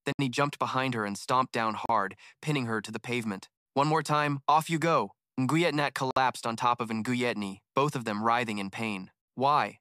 I can't sense our kind anymore. We've been tricked. But they call him a lady killer for a reason. His singing is soulful, his punches hurt, and he doesn't spare anyone, not even the girls.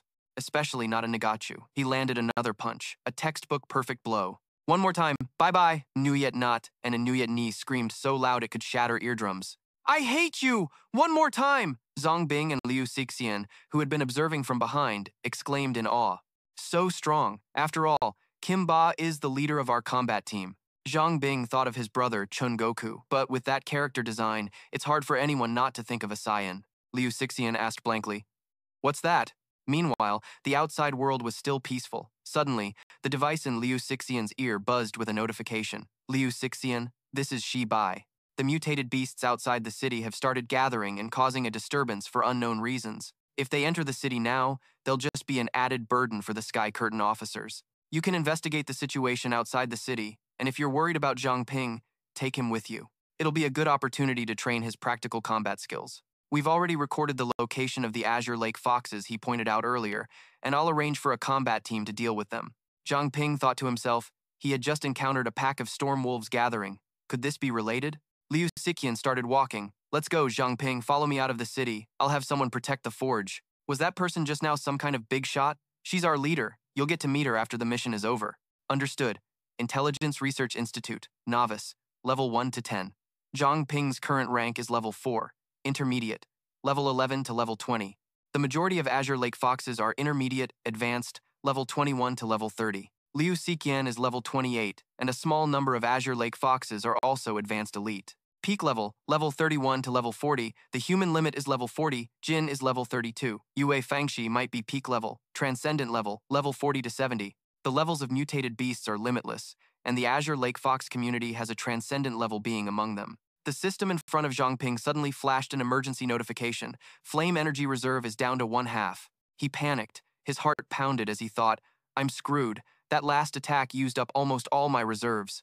At that moment, hundreds, thousands of white rabbits with ferocious faces and eyes burning with rage were slowly advancing towards him. Zhang Ping subconsciously stepped back, his legs trembling as fear welled up in his chest. He couldn't think of a way to deal with them, especially since their sheer numbers were terrifying. Suddenly, a leader rabbit, much larger than the rest, roared in fury, its mouth wide open, revealing razor-sharp teeth. Its threatening gaze looked like it wanted to swallow Zhang Ping whole. He hurriedly fumbled in his pocket, then exclaimed excitedly, That's right! This remaining reserve is still enough to activate the jade pendant. The moment he took out the pendant, the white rabbits charged all at once, as fast as lightning tearing through space. Zhang Ping panicked, with only one thought in his mind. Of the 36 stratagems, fleeing is the best policy. He ran while screaming desperately, Sikian, save me! The jade pendant in his hand flew through the air, emitting a flickering, fiery light. Suddenly 4 white rabbits lunged out to block his path, each one of them looking murderous. Zhang Ping panicked, horrified to realize the rabbits behind him had already caught up. He muttered with a trembling voice, You've got to be kidding me. They even know how to use a pincer tactic? Frozen in place like a statue, his feet felt as if they were rooted to the ground, unable to move. The white rabbits gradually tightened their encirclement, forming a deadly circle. Zhang Ping sighed in despair. This time I'm in real trouble. Just then, the rabbits simultaneously shot acid bullets from their ears. An eerie green light from the acid illuminated the entire area. He shrank back in fear, crouching down and covering his head, using his clothes as a shield to block the first wave of the attack. But strangely enough, Trong Bin didn't feel any damage at all. A shield of water suddenly appeared behind him, protecting him from the acid rain. He glanced over and immediately recognized the familiar flow of the water element. It was Lu Tu Thien. She calmly walked forward, raising her hand to dispel the water shield. Trong Bin jumped up happily, exclaiming, It really is you. Sister Tutu. Lu Tu Thien's face was cold and emotionless as she uttered just 2 short words. Step back.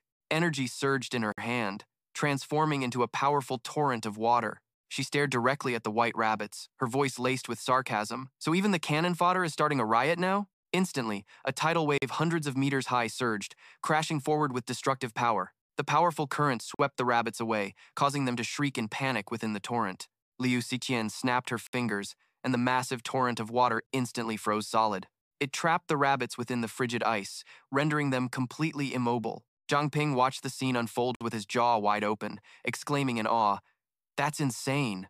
Just a moment ago, I had to go all out just to deal with a single one." Liu Siqian turned around, her sharp, cold eyes fixed on Zhang Ping. She asked, "I was only gone for a moment. How did so many of them suddenly show up?" Zhang Ping looked bewildered, raising his hands and shrugging innocently. "I have no idea either." Liu Siqian rolled her eyes, her brow furrowing slightly with a hint of fatigue. But before she could rest, another horde of white rabbits charged forward, wave after wave, their numbers seemingly endless. She waved her hand, and a shimmering blue sword materialized. She shouted, "It doesn't matter how many of you come!" But unexpectedly, she paused, carefully observing the rabbits' behavior. They showed no intention of attacking the two of them, instead focusing on rushing toward the rabbits that were frozen earlier. Zhang Ping was surprised and muttered, "They're not coming for us. Is it because of their leader? But it should be dead. It has to be dead." Liu Siqian lowered her body into a wide stance, pulling her sword back into a ready position. But the rabbits paid her no mind, focused only on freeing their leader. Seeing her chance, she dashed forward, her voice cold.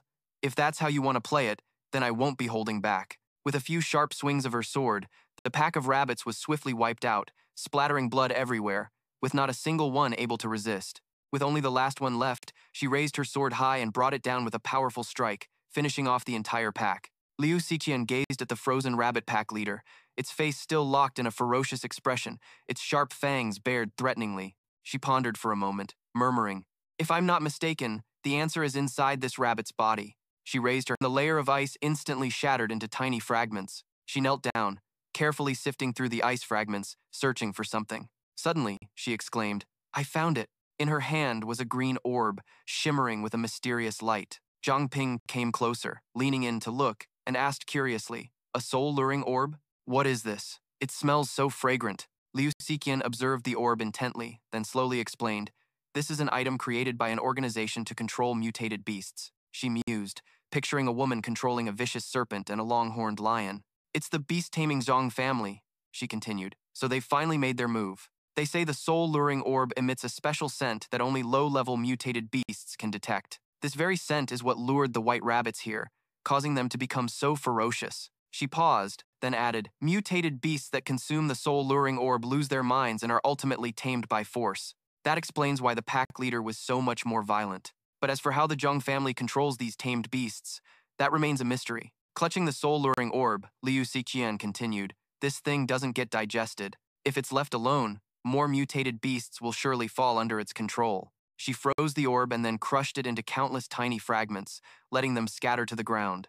In any case, the mutated beast rampage is definitely connected to this soul-luring orb. I will report this to headquarters. Turning to Zhang Ping, she said sternly, "As for whether the Zhang family is behind this, that needs a thorough investigation. You need to get serious about training with me outside the city walls." Hearing this, Zhang Ping immediately stood at attention, raised his right hand, and shouted, "Yes, ma'am." Suddenly, from a distance behind a tree, a figure in a black cloak silently observed, eavesdropping on their every move and word. Liu Siqian seemed to sense something was wrong. She lunged forward, pushing Zhang Ping back and causing him to stumble. A blast of power shot from her hand, striking the tree head-on. The tree collapsed, but the attack only left a layer of ice on the stump, with no other trace of anyone. Zhang Ping asked in confusion, "What's wrong all of a sudden?" She stared intently at the base of a tree, then replied, "It's nothing." But she thought to herself, "Maybe I was just seeing things." 1 week later, at the Umbral Hall, Luo Shiyu summoned her subordinates for a secret meeting. A subordinate stepped forward, reporting respectfully, "Your Highness, all the heavenly foxes living in Ziren Yai have been summoned here, but the mutated beasts from the other clans outside are still rampaging wildly." Luo Shiyu pondered, her eyes cold and sharp, thinking to herself, the mutated beasts' rampages are becoming more frequent. Could Huang Zeiming be behind this? No, I can't rely entirely on him. I must act myself. She stood up, her voice firm. "As you all must know, humans have recently found a way to counter our mind control, causing our clan to suffer heavy losses. In the past week, I've discovered that the clansmen who were killed were mainly concentrated in Ziren Yai. Those of you living nearby will very likely become the next targets. I want you to create a small disturbance to make the enemy think that you've discovered a clue and are planning to escape. By doing so, we'll lure them into acting early, becoming the bait." One of the heavenly foxes looked worried and exclaimed, "This is..." Luo Shiyu immediately unleashed her killing intent, her eyes blazing as she shouted, "I want to see for myself just who is pulling the strings." The entire group of subordinates shouted in unison, their morale shaking the very hall. Meanwhile, in the dark forest, Zhang Ping was fighting frantically to level up. Using the cover of night, he eliminated hordes of poison rabbits until the first light of dawn appeared. The system suddenly announced that the Nightwalker skill had expired. The pack of rabbits immediately spotted Zhang Ping and began a fierce counterattack. He calculated to himself, after 1 week of hunting these rabbits, I've reached level 6 and now fully understand their weaknesses and attack patterns. First, I'll neutralize their ranged attacks and provoke them.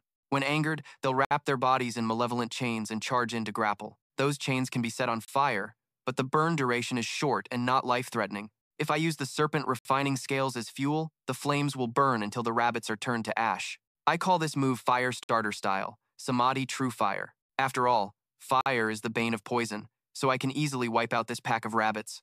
Thanks to his accumulated experience, Zhang Ping faced an unprecedented number of rabbits this time, confident that he would level up. The appraisal result appeared, making him shout with joy, I really did gain 1 level. Level increased to 7, with stats improving dramatically. Stamina 24, infinite spirit power, strength 25, and agility 29. Notably, the Covenant gemstone also leveled up to 5. He pondered, once it reaches level 5, the gemstone will activate. Wait a minute, did the contract gem level up too? Zhang Ping materialized a shimmering blue gem, thinking to himself, I always thought the gem's tier synchronized with my own level. But when I jumped 2 levels to reach level 6, the gem remained at tier 4. Does this mean the gem gets progressively harder to upgrade? I wonder what ability it will awaken this time. Hopefully, it's a combat skill. While Zhang Ping was lost in thought, a strange phenomenon occurred behind him. A rabbit's corpse suddenly turned black, its wide eyes radiating a terrifying, deathly aura. He whipped around, exclaiming in shock, this thing is still alive. The black rabbit looked unusual, completely different from the previous ones. Chuang Bin immediately activated his flame ability, saying confidently, it doesn't matter how many times you come, I'm different now. He rushed forward, attacking head-on. The black rabbit didn't dodge either, charging straight at him, which excited Chuang Bin. Oh, you dare to face me directly? But surprisingly, instead of being hit, the rabbit turned into a black mist, passing right through his body with ease. Chuang Bin quickly switched the dagger to his left hand, thinking, what is this? Could it be that because I killed so many rabbits, a wraith was born? He didn't hesitate, swinging his dagger with a powerful slash, hitting the rabbit precisely. It immediately returned to its original state, lying still and motionless. Chuang Bin frowned, wondering, since when did the purple bullet rabbit have this skill? Could it also be under the control of a soul wraith? He cut open the rabbit's belly to check inside, and sure enough, he discovered a strange object. But when he tried to appraise it, the system repeatedly reported, appraisal failed, appraisal failed. He muttered, it's been a long time since I've encountered something this difficult to appraise. Finally, the result appeared. Nether Fog Essence. Quality unknown.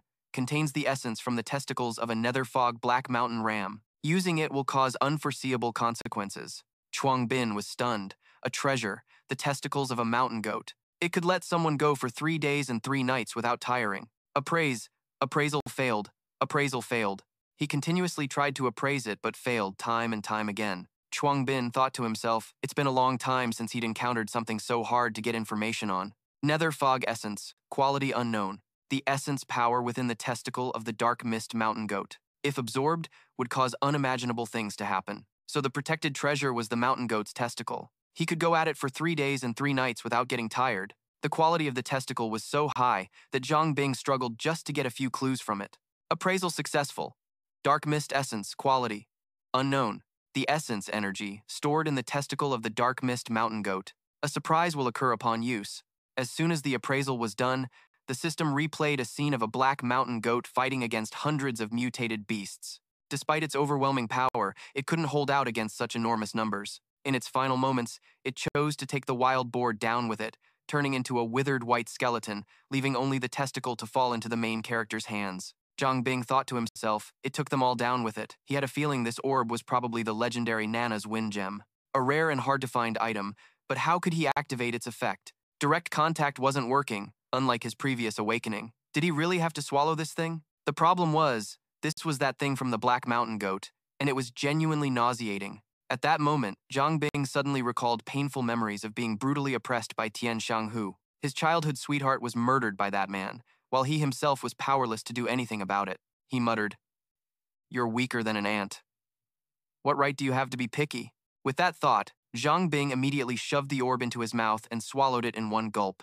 The reaction was explosive and immediate, as a torrent of negative emotions washed over and submerged him. An intense headache assaulted him, causing Zhang Ping to writhe while clutching his head and letting out a piercing scream. He remembered the image of Su Jingjiao holding him tightly, then the scene of her being killed by Thien Thuong Ho and turning into a hideous mask. Just then, Su Jingjiao's gentle voice echoed in his mind. Zhang Ping, promise me, no matter what failures you face, you have to keep on living. Seeing Su Jingjiao's tearful smile, Zhang Ping immediately regained his composure, struggled to his feet, and told himself, Su Jingjiao, rest assured, I absolutely will not die before I've killed every last one of those foxes. Appraisal successful. Summoned Beast, Zhang Ping. Master, Zhang Ping. Race, Human. Class, Level 7 Beginner Awakened. Growth value, 2 stars. Strength, 26. Agility, 29. Spirit power, infinite. Talent, Contract Gemstone, Level 5. Level 5 additional effect has been activated. Body of Dark Mist. Beginner level. Can convert the fear of living creatures into a controllable mist. Mist Reserve, 20 out of 100. For every 1 point of Mist Reserve consumed, the Mist entity gains 10% attack power and 10% defense. At its current level, it can generate a boost of up to 1000%. Zhang Ping was utterly astonished by this new talent. This time, it was a true combat-type ability, perfect in both offense and defense, and its power seemed directly proportional to the amount of mist consumed. His growth potential actually jumped by 3 stars in the blink of an eye. Is the body of Nether Fog really that powerful? At that moment, tears suddenly streamed down his face as he cried and laughed. Ha ha, why am I making this expression when I was about to die? Indignation, joy, tension, frustration, who could tell? In short, getting revenge for Su Jingjiao was now just a matter of time. While Zhang Ping was muttering to himself, a group of people suddenly approached, and a curious voice called out, Hey brother, are you okay? Another guy urged, We've still gotta go, don't be so nosy. That's right, let's hurry into the city while there are no aberrant beasts around. The other man was still worried and asked again, Brother? Zhang Ping slowly stood up as a strange, eerie black mist suddenly spread around him. He glanced at the group and replied, I'm fine. Before he could finish, the whole group panicked and ran for their lives, screaming as they fled. A ghost! It's a ghost! Ah! At the same time, his mist reserve jumped from 20 to 35 points. Seeing this, Zhang Ping exclaimed in amazement, Can I really absorb other people's fear and convert it into mist? This mist doesn't feel like real mist. It doesn't even count as energy, but I can shape its form according to my will. As he spoke, he transformed it into sharp claws, then into a sparkling throwing dagger. I just wonder what its power is like. Let's test its lowest level of damage. With that, he used 1 point of mist to slash at an ancient tree, splitting it cleanly in 2. Is just 1 point of reserved mist already this powerful? The ancient tree came crashing down on Zhang Ping, but he instantly slashed it into 1,000 pieces in the blink of an eye. How interesting. It can be used for slicing and can also block attacks. The uses for this type of mist are incredibly diverse. If used skillfully, the body of Nether Fog will become his trump card for dealing with high-level aberrant beasts. Next, I'll help the team with the cleanup first, then come back to the forest to farm monsters and get even stronger. Zhang Ping stood still, staring intently at his own hand. From a distance, Liu Cixi rushed over, shouting, Zhang Ping. She zipped past him like the wind, her hands already casting a spell, ready for battle. Liu Cixi stood protectively in front of him, her sharp eyes scanning the surroundings vigilantly. You encountered a mist aberration. Where is it? Zhang Ping stood nearby, chuckling awkwardly as he raised a hand to scratch his cheek. The familiar scene suddenly reminded him of old memories, making him quietly think of Jisei. Looking flustered, he began to stammer, Cixi, well, this is what actually happened. After hearing his entire explanation, Liu Cixi was completely panicked. She couldn't believe what she was hearing and immediately started firing questions at him. What? You ate the essence of the mist. She glared furiously into his face, scolding him relentlessly. Zhang Ping, do you have a death wish or something? How could you just recklessly eat something from an unknown source? Do you realize you were almost killed? Zhang Ping didn't dare argue back, only forcing a smile and rubbing his ear as he thought to himself. It can't be that serious. I already used my appraisal skill on it. He quickly tried to comfort her, saying in a gentle, reassuring voice, It's okay. If there was really a problem, I could have just made myself vomit it out. Liu Cixi shot him a sharp glare, her anger still simmering. She snorted coldly in displeasure. What makes you think you could just throw it up? She waved her hand, summoning a glittering ice awl into her palm, then suddenly asked with a grave expression, Had he ever considered the possibility that it was a parasite? Zhang Ping's face paled as he asked back, his voice trembling slightly. Cixi, are you saying that the thing I ate was actually something incredibly dangerous? Liu Cixi frowned slightly, analyzing calmly. The mist aberration is a creature of unknown origin, impossible to fully comprehend. She paused for a moment, carefully breaking down the situation. They don't have a fixed physical form and usually hide by living as parasites in other creatures. As for the black mountain goat and the purple bullet rabbit you mentioned, I'm afraid they were just puppets under its control. When a host dies, it infiltrates all the internal organs, patiently waiting for a new host to come along. Liu Cixi emphasized the key point. The most crucial aspect is the mist aberration's ability to control the victims it infects. A chill ran down Zhang Ping's spine. As his initial confidence completely evaporated, he wondered to himself, doesn't that mean the mist has already formed a contract with me? He silently re-evaluated everything, wondering if the intense pain he felt when he drank the essence of the mist was the aberration fighting for control of his body. Finally, he voiced the question that had been building up, his tone filled with anxiety. Since I'm okay now, does that mean the parasitic attempt failed?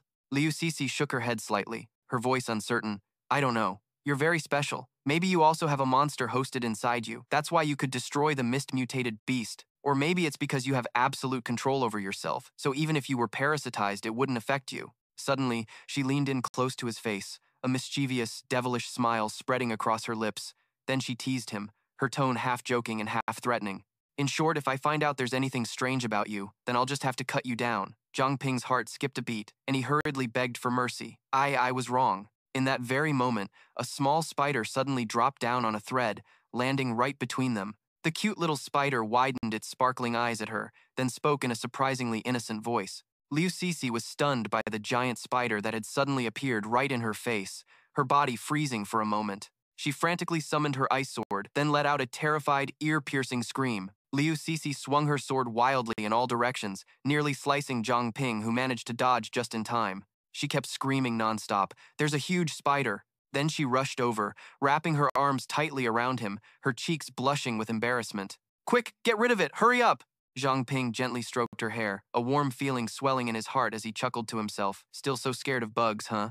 Just like when they were little, he drifted into a nostalgic memory of their childhood days together. Liu Cixi was sitting quietly reading a book under a shady tree, when Zhang Ping came running over breathlessly, his face beaming with excitement. "Sis Cixi, look what I caught!" He excitedly shoved the insect right in her face, causing her to scream in panic and flail her arms wildly. "Get it away from me!" The startled insect wriggled free and flew away. Zhang Ping sadly watched his new friend escape, his voice full of regret. "My new friend, you just scared him away." Liu Cixi walked closer, gently ruffling his hair, her voice soft with a loving scolding. "Silly, there are so many people in the orphanage who could be your friends. Why would you go and catch a bug to be your friend?" Zhang Ping pouted, whispering sadly. "But one day they'll all leave the orphanage. What will I do then?" She pulled him into a tight, warm hug and promised firmly, "Cixi promises you, no matter what happens in the future, I'll always be your friend." Zhang Ping looked up, his eyes shining as he asked, "Really? You can't lie to me." Liu Cixi smiled brightly. "Let's pinky promise." Time flew by in a flash. Back in the present, Zhang Ping continued to gently hold Liu Cixi until she gradually calmed down. It was only then that she realized she was pressed up against him, her cheeks burning bright red. Flustered, she hastily cast a freezing spell on him. "Why are you hugging me so tight?" Liu Cixi calmed herself, shattered the ice around him, then quickly turned away to hide her growing embarrassment. Zhang Ping, in the wilderness, any item of unknown origin contains unforeseen dangers. In this world, there's no such thing as a free lunch. Although you were lucky and cheated death this time, you must never let your guard down when facing such items in the future. She gently tucked a strand of hair behind her ear and turned to look at him with the serious expression of an older sister. "You'd better remember that." Zhang Ping obediently agreed. Yes, he watched her for a long moment, then smiled softly to himself, thinking he had assumed that after Cixi joined the cleanup squad, she had become more distant and cold. But now, it was clear she hadn't changed at all, still secretly caring for and protecting him just like before, only hiding it well. Suddenly, Liu Cixi's communication device buzzed urgently, its red signal light flashing. She quickly answered, and the report from the other end left her stunned. How could this be? "All right, I understand." She spun around to leave, shouting to him, "The mission and your special training are over. We have to return to Bright Pearl City immediately." Seeing her frantic state, Zhang Ping's curiosity was piqued. Did something happen? Liu Cixi answered urgently. "Team leader Kimba has been seriously injured by a thousand-faced fox. I need to get back to the city to provide backup immediately." Zhang Ping was stunned. Wait a minute, why not ask the external investigation teams or request aid from other cities? Liu Cixi quickly explained. That would tip them off. Besides, the world outside the walls is complicated. I'll explain on the way. The two rushed back to the city. On the way, they discussed the situation outside the walls and how no one knew when the mutated beasts had started running rampant. To survive, humanity was forced to build massive, fortified walls for protection. With transportation routes cut off, the city could only rely on investigation teams and the Awakened to map the outside world. According to intelligence from the investigation teams, the areas near Bright Pearl City with villages and tribes have fewer mutated beasts, but they are located far across the sea. Since the sea is teeming with high-level mutated beasts, it's currently impossible to mount an investigation there. Do other cities still exist? What secrets lie across the great ocean? As they entered the city gates, Liu Cixi immediately asked, "What's the current situation in the city?" A member of Kimba's team reported, "For the past few days, we've been using the Heavenly Phantom Mirror to keep the situation in Bright Pearl City completely under control. We hadn't detected any unusual activity from the thousand-faced foxes until last night." He sighed heavily and continued, "A whole pack of mid-tier thousand-faced foxes appeared on Craftsman Street, and we immediately went to engage them. We never expected it to be a trap. Their leader was there too. Team leader Kimba was seriously injured while covering our retreat. The captain's orders are for you to temporarily take over team leader Kimba's position and lead the team in defending Bright Pearl City." Liu Cixi nodded firmly. "I understand." Zhang Ping, having finished his meal, asked her, "Is there anything I can do to help?" Liu Cixi looked at him with a resolute voice. "No need.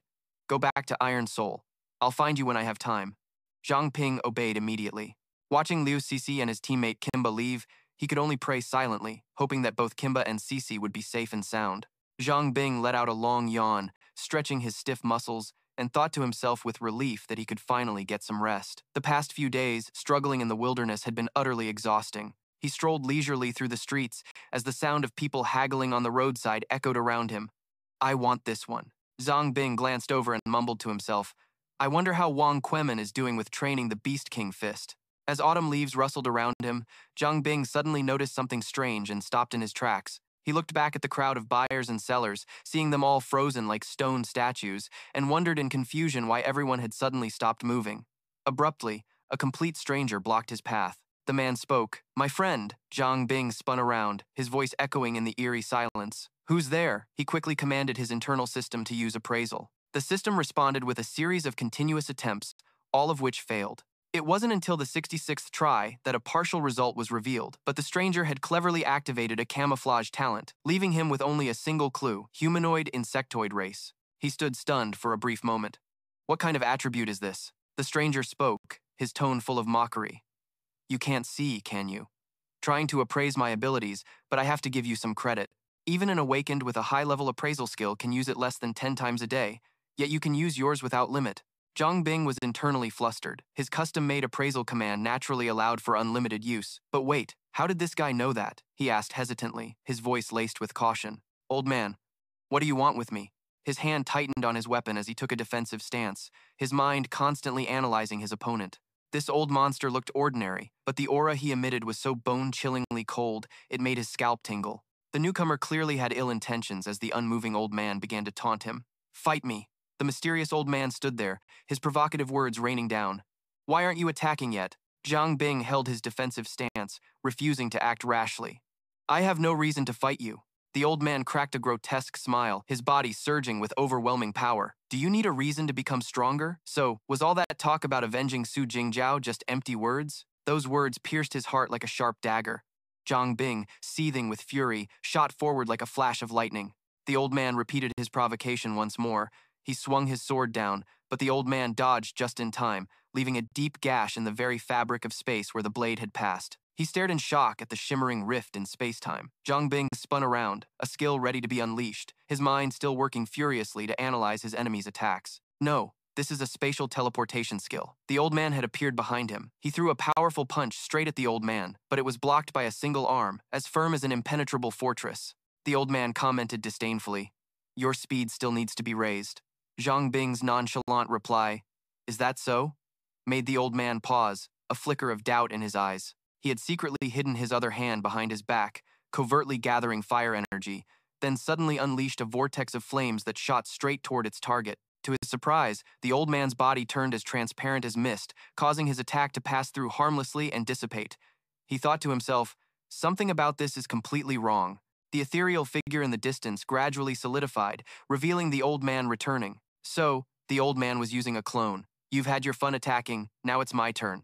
Zhang Ping was momentarily surprised, so that was just a clone. The old man waved his arm, and a razor-sharp blade shot towards him, forcing him to quickly dodge aside. This time it was the water element, as countless ice blades rushed at him relentlessly, forcing him to turn and run for his life. Zhang Ping glanced over his shoulder, cursing under his breath. Damn it, just how many more skills is this old geezer hiding? He couldn't help but exclaim in horror. He's a real monster.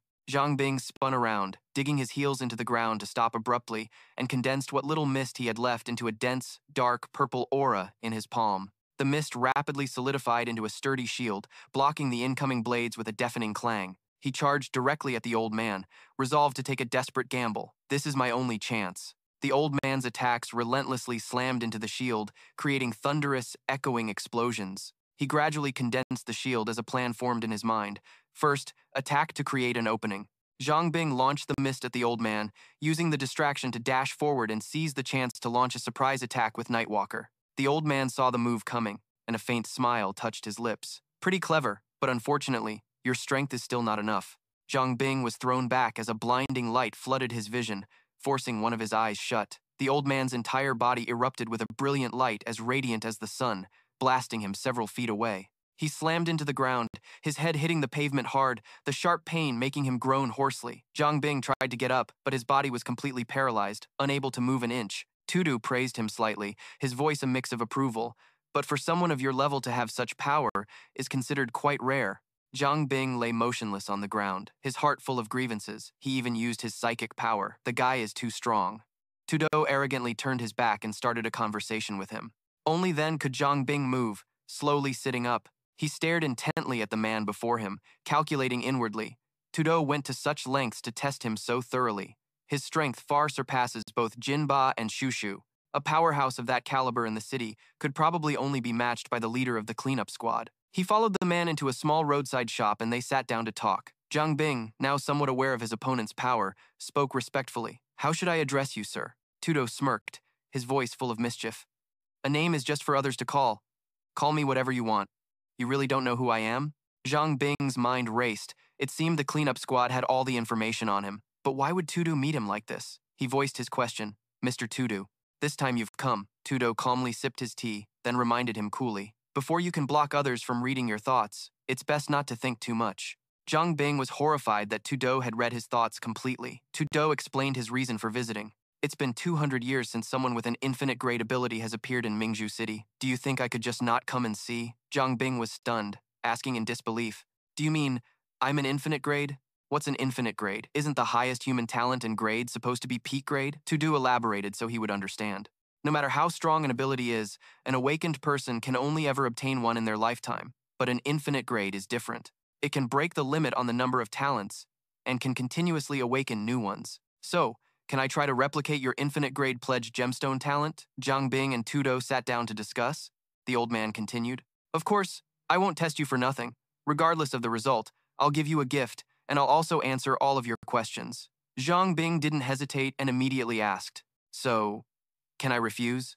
Tudo pushed a box containing a sparkling bracelet towards him. Of course you can, but why don't you look at my gift first? Seeing him captivated by the item, the old man revealed. This bracelet is known as the Golden Treasury. It's an equipment I used often in my youth. It stores a reserve skill. I'm sure you know what that means. Zhang Ping's eyes lit up, eagerly admiring the treasure. Mr. Tudo, you're truly too generous. He rejoiced inwardly. A spatial storage item was exactly what he had longed for. Seeing him nod in agreement, the old man reached out his hand. A gentle blue light emanated from his palms. Give me your hand. Zhang Ping extended his hand, and a blue flame immediately enveloped them both. After a moment, Tudo closed his eyes, concentrating for a long time, then opened them, sighed, and pulled his hand back. A confused Zhang Ping also withdrew his hand, asking to be sure. So, is it over? Tudo nodded in confirmation. It's over. Your ability. I couldn't copy your ability. Even that derivative talent failed to be copied. It seems you are very special. Tudo kept his word, pushing the bracelet towards him. All right, from now on, it's yours. Zhang Ping joyfully accepted it. Thank you, Mr. Tudo. The system window popped up, signaling the appraisal was complete, along with a vivid memory. The image of a young girl, her limbs bound tightly, her body covered in blood, gradually came into focus. he whispered. Could this be the manufacturing process of this bracelet? A man in a hooded cloak silently poured a bucket of sticky liquid over the unfortunate victim, causing her to let out heart-wrenching screams. Surrounding them, a crowd of people chanted incantations incessantly. Witnessing this scene, Zhang Ping felt an indescribable unease rise within him. So these rare artifacts are all made by sacrificing human lives? He carefully examined the exquisite bracelet born from such suffering, his heart aching at the inescapable cruelty. After watching the entire memory, Zhang Ping looked up, his gaze probing the old man. Mr. Tudo, is the creation process for all special equipment this cruel? Tudo lifted his teacup, took a sip, and began to speak slowly. 100 years ago, it was all like this. Even though it's banned now, there are still criminals who use human sacrifices to forge items in the shadows. I originally wanted to destroy this item, but if you can use it properly to punish evil and promote good, then the item's spirit can also rest in peace. Zhang Bing's heart ached as he asked about the distant past. What was Mingzhu City like 200 years ago? Was human life treated like dirt everywhere? Tudo placed his teacup on the table, his voice heavy. That's right, he began to recount. 200 years ago, the Chu clan beastmasters ruled Mingzhu City. An image of the Chu clan's ancestor appeared, his face cunning and cruel. The old man continued. All the people in Mingzhu City were slaves to the Chu family. They had no future, no hope. A scene of muscular men, their backs bent under impossibly heavy loads, became clear. Men toiled day and night, only to receive a bit of watery porridge to survive. A poor young woman was surrounded by a group of men, about to fall into a depraved and disgusting game. Women with even a bit of beauty were chosen as slaves for the Chu family, becoming playthings for the debaucherous young masters. Even the children were indoctrinated with twisted ideas from a young age. All the children were gathered in one place, brainwashed day and night to be loyal to the Chu family. And the useless elderly were butchered for animal feed, thrown to the Chu family's mutated beasts to be devoured. Back then, anyone who awakened an ability was either controlled and tortured or became living material for forging artifacts. As Tudu recounted this, his heart stirred with excitement. It was precisely because the Chu clan beastmasters committed such heinous crimes that the great heroes of the time quietly gathered their strength and formed an alliance to overthrow their evil rule. Seeing the old man's teacup was empty, Zhang Bing stood up and poured him a new one. So that's how it was. Tudu looked at him, his voice gentle. Any other questions? Zhang Bing didn't hesitate to ask the question that had been weighing on his mind. Mr. Tudo, you're so powerful. Why don't you just take care of the Moon King and liberate the city once again? Tudu shook his head, explaining clearly, it's not that I won't act, but that I can't act. You might misunderstand and think that Mingzhu City's defenses are so weak that we didn't even notice the Celestial Fox's infiltration. But that understanding is wrong. In reality, Mingzhu City's defense system is quite thorough. An image of the investigation team with its countless members appeared. The old man analyzed further. On the outskirts, we have the investigation team scouting and fighting off mutated beasts. Near the city gates, the cleanup squad deals with the beasts lurking in the shadows. Furthermore, within the city, there is the divine royal artifact, the Sun Moon Pearl. Within the range of the Sun Moon Pearl's influence, all living beings are suppressed to level 40 and below. In other words, even if a king-tier aberrant beast snuck in, it would only have the power of a peak tier. Tudao stood up abruptly, turning to leave. Besides, I am without a doubt the strongest among the peak tier. The old man paused, but at that moment, Chuang Bin also shot up, asking urgently, Mr. Tu Dao, are you saying there's a mole inside the city? Tu Dao nodded slightly, praising his quick wit. The old man looked back, his voice low and deep. After the city lord went missing, besides me and Minchao City, only the remaining remnants of the Chu family beast tamers know how to forge the sacred artifact. Chuang Bin recalled the scene of the aberrant beasts tearing apart innocent civilians, his teeth clenched in fury. The Chu family beast tamers sealed the Sun Moon Pearl and then released the Thien Thuong Fox into the city. The recent riots by the mutated beasts were also instigated by them. Why didn't we just wipe them all out back then? C2 let out a long, weary sigh. After overthrowing the Chu family's rule, we have been constantly trying to purge their remaining remnants. But like weeds, how can they ever be completely rooted out? It's probably because they have existed in Mingzhu City for 100 years. Their roots run immeasurably deep. Zhang Ping clenched his fists tightly, his body trembling slightly. He was overwhelmed by a myriad of pressing questions swirling in his confused mind. That's right, this invasion by the Heavenly Azure Fox revealed many unexpected vulnerabilities. What is the beast-taming Chu family ultimately plotting? Is the city lord still alive or dead?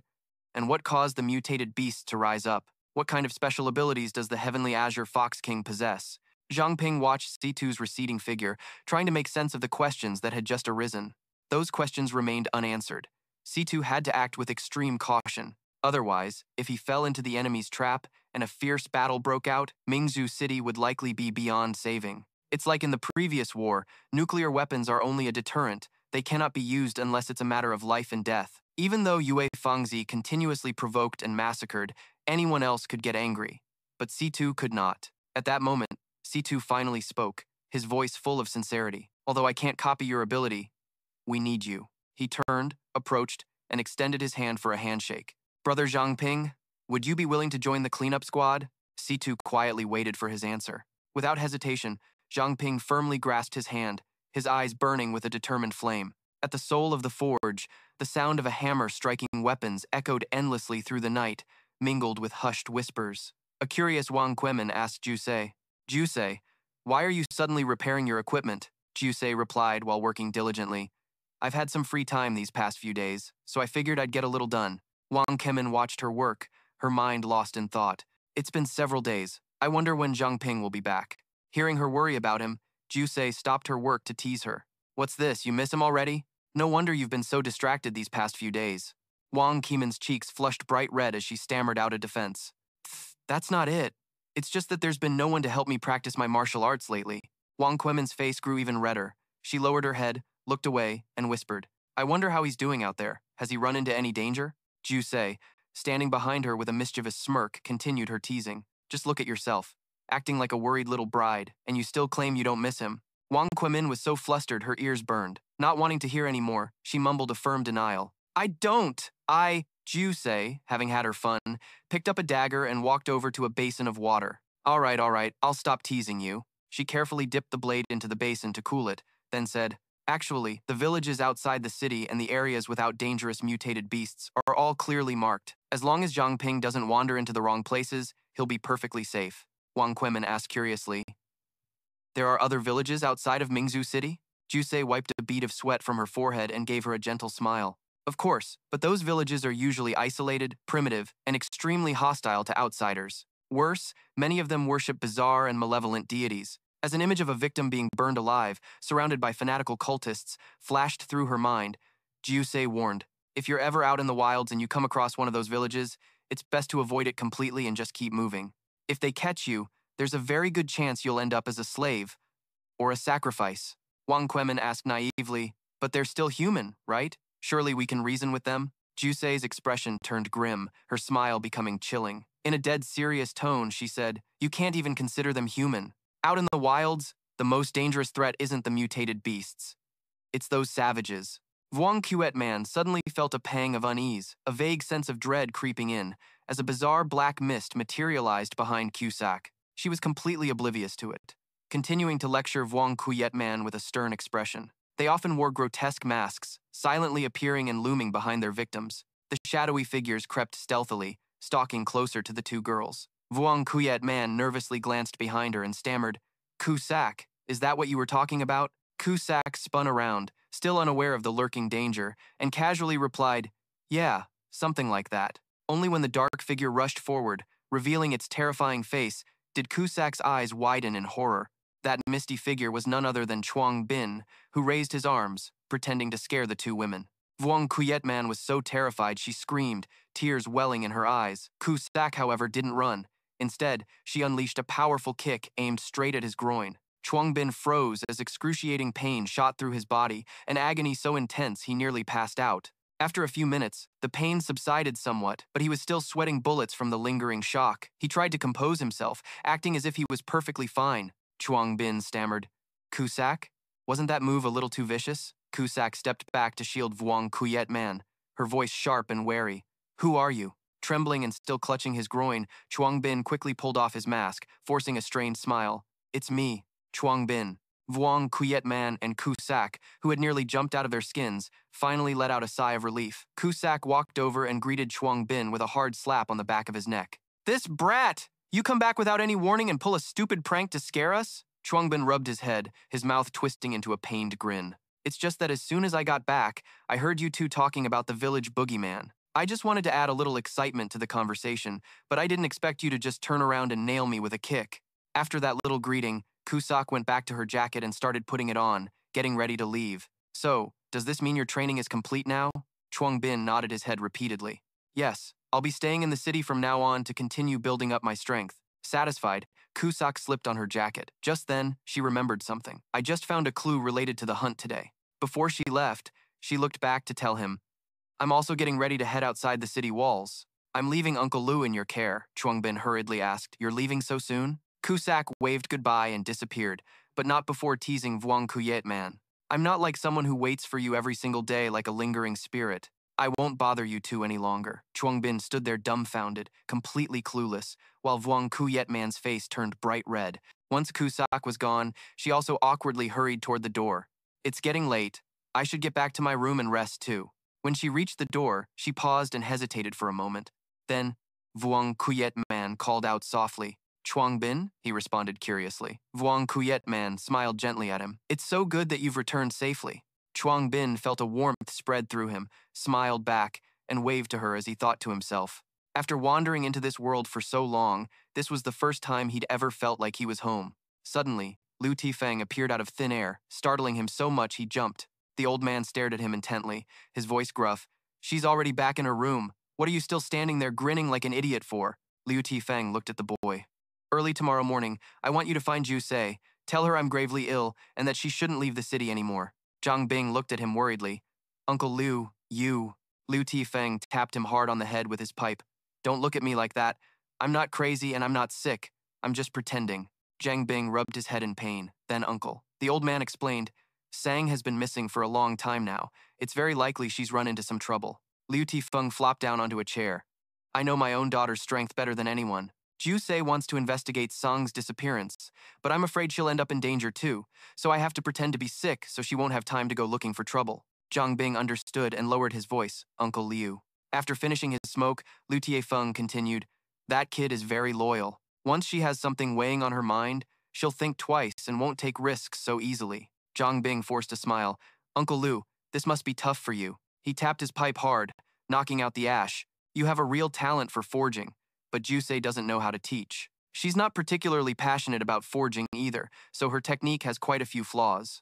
In the coming days, I will teach you the true art of flame forging. Liu Tifeng pointed his pipe right at him. Although our technique isn't considered some top-secret art, it is the exclusive craft of the Liu family, so you must learn it with your whole heart. Zhang Ping clenched his fists, his face filled with determination. Yes, I definitely won't let you down, Uncle Liu. A mystical wisp of blue smoke appeared. A girl's voice echoed in his mind. Zhang Ping. Zhang Ping. It's Su Jingjiao. She smiled brightly, encouraging him. It's me, you can do it. I'll be waiting for you. He looked at her and called her name in his mind, Su Jingjiao. Zhang Ping watched as the smoke slowly faded, leaving a shimmering blue feather on the floor. According to Zhang Ping's account, Jusei did as Liu Tiefeng asked and did not leave the city. Liu Tifeng also secretly taught him the forging technique. Liu Tifeng sat leisurely, smoking while making his assessment. I could feel the risk of lung cancer just from standing here listening, which made me frown, then stop smoking. Zhang Ping had also figured out how to control the mist. He applied the forging technique to it. The mist condensed into a much sharper form, which in a way could be considered making it stronger. During his training with Wang Quemin, he had also observed meticulously and drawn his own conclusions. Wang Quemin had successfully mastered the first 3 moves of the Ape King Fist. Zhang Ping recalled that night and confirmed that he had indeed heard Su Jingjiao's voice. The feeling was strangely familiar, so that night he had asked the cleanup crew to find evidence. Zhang Ping spoke into his communicator. Captain, is there a disguised Heavenly Lake Fox near the furnace? I just heard it very clearly. The voice on the other end of the communicator replied firmly, Zhang Ping, we already cleared the area where you're living. There's no way a Heavenly Lake Fox could be there. Zhang Ping considered another possibility. If it wasn't something a wind whisperer could hear, then what was it? He started thinking about a different possibility. Could it be that Su Jingjiao wasn't dead, but was living on in some other way? For revenge, and to find the truth, he had to unmask the Heavenly Lake Fox, Su Jingjiao, with his own hands. About 3 days later, a stranger was silently sneaking into the Su family's residence. He used a crowbar to pry open the door, which swung open quickly. Inside the bedroom, a girl was sound asleep on her bed, completely unaware. The perverted stranger approached the girl, drooling. Sleeping like the dead, huh? Looks like the drug I used today was a success. He grabbed her leg and pulled it aside, exposing her body. The stranger let out a wicked laugh. I've heard for a long time that the young miss of the Su family has a voluptuous figure, smooth skin, and a beautiful face. He ran his filthy hand gently across the girl's skin. Today, I'll have a fresh taste and see if the rumors are true. Just then, a black mist began to seep into the room, carrying a terrifying aura with it. Zhang Xiaofan, the stranger, was startled. He immediately whipped his head around and yelled, "Who's there?" From within the mist, Zhang Ping began to list off the man's information. Zhang Xiaofan, alias Shorty. Height, 1.5 meters. Appearance, vulgar and despicable. Realizing he'd been found out, he panicked and could only let out a scream. Who's there? A dark figure slowly materialized right behind him. Unpopular with women, his mind gradually became twisted and perverted. The plague of recent years that has harmed countless girls. I'm not mistaken, am I? Tang Xiaofan furiously shouted, "You, who the hell are you?" Zhang Ping said, "I'm here under orders to take your life." Tang Xiaofan's face instantly turned pale, and he panicked, turning to flee for his life. His mind in turmoil, he muttered to himself, "But I clearly drugged the entire Tu family until they passed out." He desperately dashed away, but a thick fog clung to him, relentlessly in pursuit. It made him shudder and wonder, what the hell is this thing? A person or a ghost? The fog suddenly condensed, forming a sharp needle that stabbed right into his calf. Tang Xiaofan stumbled, lost his balance, and fell flat on his face. Zhang Ping slowly approached, his cold voice ringing out. "Still trying to struggle?" Tang Xiaofan clutched the gushing wound, so scared that he wet his pants. He stammered incoherently, You stay away from me."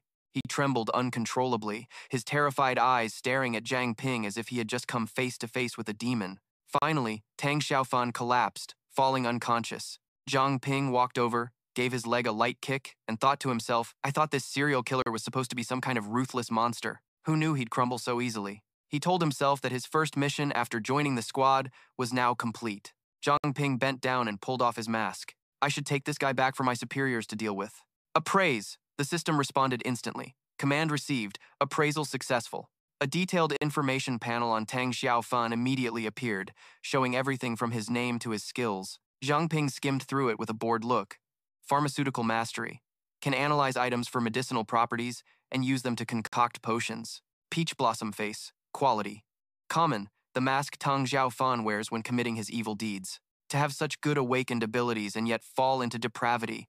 What a hopeless degenerate. The system automatically replayed the scene, with images flashing by in an instant. A mother crawled on the cold ground, tears streaming down her face as she begged pitifully, please let my daughter go." Tang Xiaofan contemptuously kicked her, making her cry out in pain. Zhang Xiaofan stood beside her, spewing endless insults. "After drinking my potion, you're still this defiant.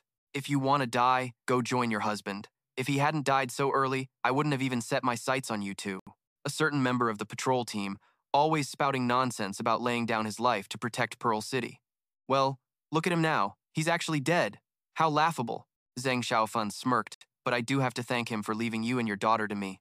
The girl on the bed cried out in misery as he grabbed her by the neck, sticking out his tongue to lick her, making the poor girl scream in terror. He reassured her, "Don't be in such a hurry. After I'm done having my fun, I'll send you to meet him." Zhang Xiaofan laughed wickedly. "You are all just my playthings." Behind him were the countless souls of his pitiful female victims, wailing endlessly in agony. Watching this, Zhang Ping's face darkened, and his body went rigid for a moment. Just then, Zhang Xiaofan woke up. Seeing that Zhang Ping was distracted, he made his move, blowing sleeping powder right in his face and laughing triumphantly. Zhang Xiaofan arrogantly shouted, "Where did this little punk come from to ruin my good time? That powder is strong enough to knock out a large mutated beast. Once you're asleep, I'm going to torture you real good." Zhang Ping was completely unaffected. He clenched his fists, glaring at the man with pure rage. "You deserve to die." Zhang Xiaofan was horrified to see that he was still wide awake. What? Why didn't it have any effect? He wondered frantically. Could it be because of the rain? Before Zhang Xiaofan could even react, Zhang Ping struck, slicing off his hand. Amidst the crashing thunder, Zhang Xiaofan's blood-curdling screams echoed as he clutched his severed arm, writhing and wailing in agony. Zhang Ping remained unmoved and continued his assault. This pain is for the mothers who sacrificed their lives to protect their daughters. A dense purple aura erupted from his entire body, and 3 small daggers materialized in his hand. He whispered, "This pain is for the girls who chose death rather than surrender." As he spoke, Zhang Ping unleashed thousands of sharp blades that sliced through the air, leaving Zhang Xiaofan to do nothing but scream in helplessness. His entire body was riddled with fatal wounds, and his screams echoed without end, but Zhang Ping didn't hold back and continued his relentless assault. This pain is for that hero from the patrol team. He continued to slash down without stopping, amidst the torrential downpour. This pain is for that righteous scout. Thunder boomed, but Zhang Ping showed no signs of stopping. This pain is for that nameless awakened one. After some time, Zhang Xiaofan's body was a pathetic, mangled mess. His 2 legs were severed, leaving him immobile. One of his arms was damaged beyond repair, and he just kept wailing and cursing. "You're insane! You're a complete madman!" Zhang Ping stood in the middle of a swirling mist.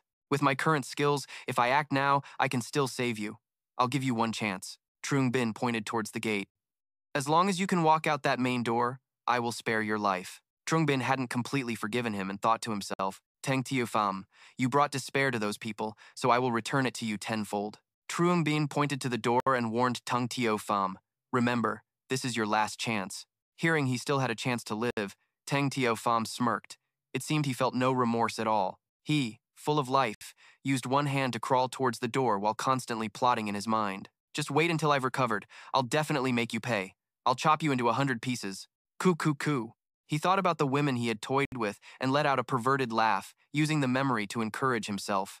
"I can't die here. There are still so many beautiful girls in this world that I haven't had enough of." Teng Tia Pham had almost crawled to the door, just a little further. He smiled brightly, his hand reaching for the door. "I just need to open this door. Just need to get out of here." His hand trembled, unable to reach the handle. He thought helplessly. "I'm so close." Teng Tio Pham lost his patience and repeatedly slammed against the door, his mouth spewing curses. "Son of a B times t, damn it, damn it, damn it." Trung Bin slowly approached. "You'll never be able to open that door in this lifetime." He condensed the mist into a sphere in his hand and looked at him with disappointment. "I gave you a chance, and you didn't know how to take it. Tang Tio Pham, you have failed." Tang Tio Pham screamed, "No!" Trung Bin attacked, taking his opponent's life in an instant. The system displayed a notification. For killing an opponent of a higher level, all stats have increased by 1. Trung Bin stood silently in the rain, looking unhappy. His eyes were filled with sadness. He reflected that he had originally thought killing the Heavenly Wolf would bring peace back to Min Chao City and save everyone. Trung Bin looked up at the sky. But are people like this really worth saving? Ha! What's the point of saving them? Suddenly, a voice rang out from nowhere. "The person identified at Hanghai Academy. Today is a special day. Find a chance to take them away." The voice spoke quickly and vanished. Trung Bin looked around in confusion. "What? Another Tung Tio Pham?" He pulled the communicator out from his sleeve. Trung Bin reported the situation. "Captain, the mission concerning the rapist is complete. Also, I overheard the situation near Hanghai Academy through a wind speaker. It seems like they're planning to carry out something." At the cleanup squad headquarters, the captain asked in confusion, "Hanghai Academy?" Manini, who was beside him, was using her magic to investigate. After a moment, she frowned and said, "It's no use. I can't sense the situation there. Someone has set up a barrier. Even I can't probe through it, so it seems this is no ordinary person. Start by telling Communications Officer Zhang Ping to go there first and report on the situation. I will contact Liu Xiqian immediately. Remind him not to act rashly until reinforcements arrive." Zhang Ping received the order and immediately rushed off. Yes, at the Hanghai Academy, the area has been surrounded by a dense barrier. There are 3 intruders carefully moving deeper inside. Their leader clicked his tongue in frustration. "Damn it, we've been searching for 15 minutes already. Where the hell did that Chen Shueli hide?" The small one sensed something and warned, "Boss, this is bad. Someone has entered the barrier." "What? Don't tell me our operation has been discovered?" the leader shouted. "Relax, boss. With the double protection of the Zhenlong stone and the Dideng lamp, there's no way anyone could have detected us." The leader paused to consider, his brow furrowed in vigilance. "If that's the case, the person who entered the barrier, it'll be a problem if they alert Chen Shueli. Even if we conceal our presence, we can't just grab her and leave without a fuss." He yelled at his underlings, "Hurry up! We're running out of time. We have to find her, no matter what." The 2 henchmen replied in unison, "Yes, sir." From the outside, Zhang Ping quietly scouted the entire area. His eyes scanned over a bronze-colored object winding around a main pillar. "What is this?" "Appraise." The system announced. Appraisal failed. He persistently tried a second time, and then a third, finally succeeding. A clear information panel appeared. Zhenlong stone, epic grade quality. 4 Zhenlong stones, when placed in corresponding positions, can form the Zhenlong phased array barrier. Powerful enough to envelop and dissolve almost any other type of barrier. He let out a soft "oh," so this is an epic grade treasure. The system automatically replayed a vision. Vivid scenes of the item's creation process appeared, showing that countless innocent lives had been sacrificed to complete it. The river of blood, soaked in their resentment, was forged and smelted in crimson flames, becoming the perfect masterpiece it is today. Zhang Ping's eyes widened as a wave of astonishment washed over him. So the Zhenlong stone was also created from a human sacrifice ritual? But this thing has been forbidden for public use for many years now. Zhang Ping squinted, peering through the main door. He guessed to himself, these guys don't look like minions of the other two factions. Could they be remnants of the Zhu family? He muttered in his mind. The beast tamers of the Zhu family, the culprits behind everything. Immediately, a timeline of events became crystal clear in his mind. 200 years ago, the Zhu family ruled Mingzhu City with countless atrocities before being overthrown by 3 organizations. 2 months ago, they blockaded Ryue Mingzhu, causing the new city lord to disappear. They then led the Tianchang Fox to invade the city. Half a month ago, they gathered mutated beasts in the outskirts, and now they've come to Hanghai Academy to take something. He crept up to the door, resolving to enter and investigate. At the same time, his mind raced.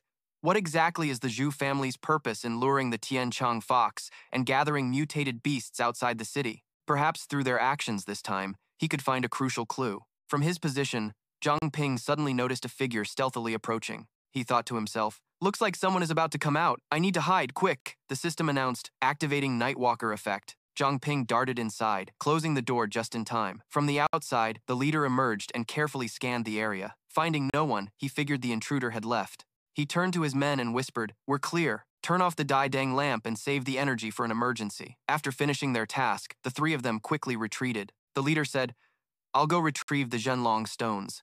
We can't leave any traces. As Zhang Ping watched from the doorway, he commanded his system to appraise them. Just as he suspected, the enemies were from the Zhu family's faction. One had a level 20 investigation skill, another had a level 17 psychometry ability, and the last one had a level 15 hypnosis ability. The other end of the line confirmed receipt, and at the same time, the system signaled that the appraisal was successful, allowing the disguised aura to blend completely with its owner. Zhang Ping realized that's why he hadn't detected them earlier. That item had concealed their presence, but it seemed its energy was nearly depleted. He glanced at the girl behind them. Her attribute panel was clearly visible. She was Chen Junting. Zhang Ping pondered, that girl must be their kidnapping target. Such an unbelievable growth potential, not to mention her ability was basically an evolved version of the contract gem. Name, Chen Junting. Race, human. Faction, Hanhai Academy. Growth potential, 14 stars. Level, intermediate awakener, rank 13. Talent, Saintess's blood. The blood in her body can enhance affinity with living creatures and can affect all beasts, making her a prime target after the ability is upgraded. It can become a passive skill and expand its range of use. Note, those who drink the Saintess's blood will be unable to use their special abilities and will be constantly plagued by bad luck. Zhang Ping frowned deeply. Who does the Zhu family plan to control with her? Regardless, this girl is completely innocent. He secretly resolved to himself, I will absolutely not let the Zhu family get their way. A sudden clap of thunder roared, and the 3 members of the Zhu family vanished in the blink of an eye. System warning. Appraisal interrupted. Zhang Ping rushed out in a panic, looking around bewildered. They ran. Manny, where did they go? Can you track them? At the cleanup squad's base, Manny was using her power to search. I've got a lock on them. Those people are heading towards the outskirts of the city at their current speed. I'm afraid Tutu won't be able to catch up, Zhang Ping whispered into the communicator. I'm going to intercept them. Tutu quickly tried to stop him. Wait, Zhang Ping, don't be reckless. You have to ensure your own safety first. He replied that the Zhu family is the root of all this evil. We absolutely can't let them get away. Even if I can't beat them, I can use my mist to hold them back, buying time for Sister Tutu.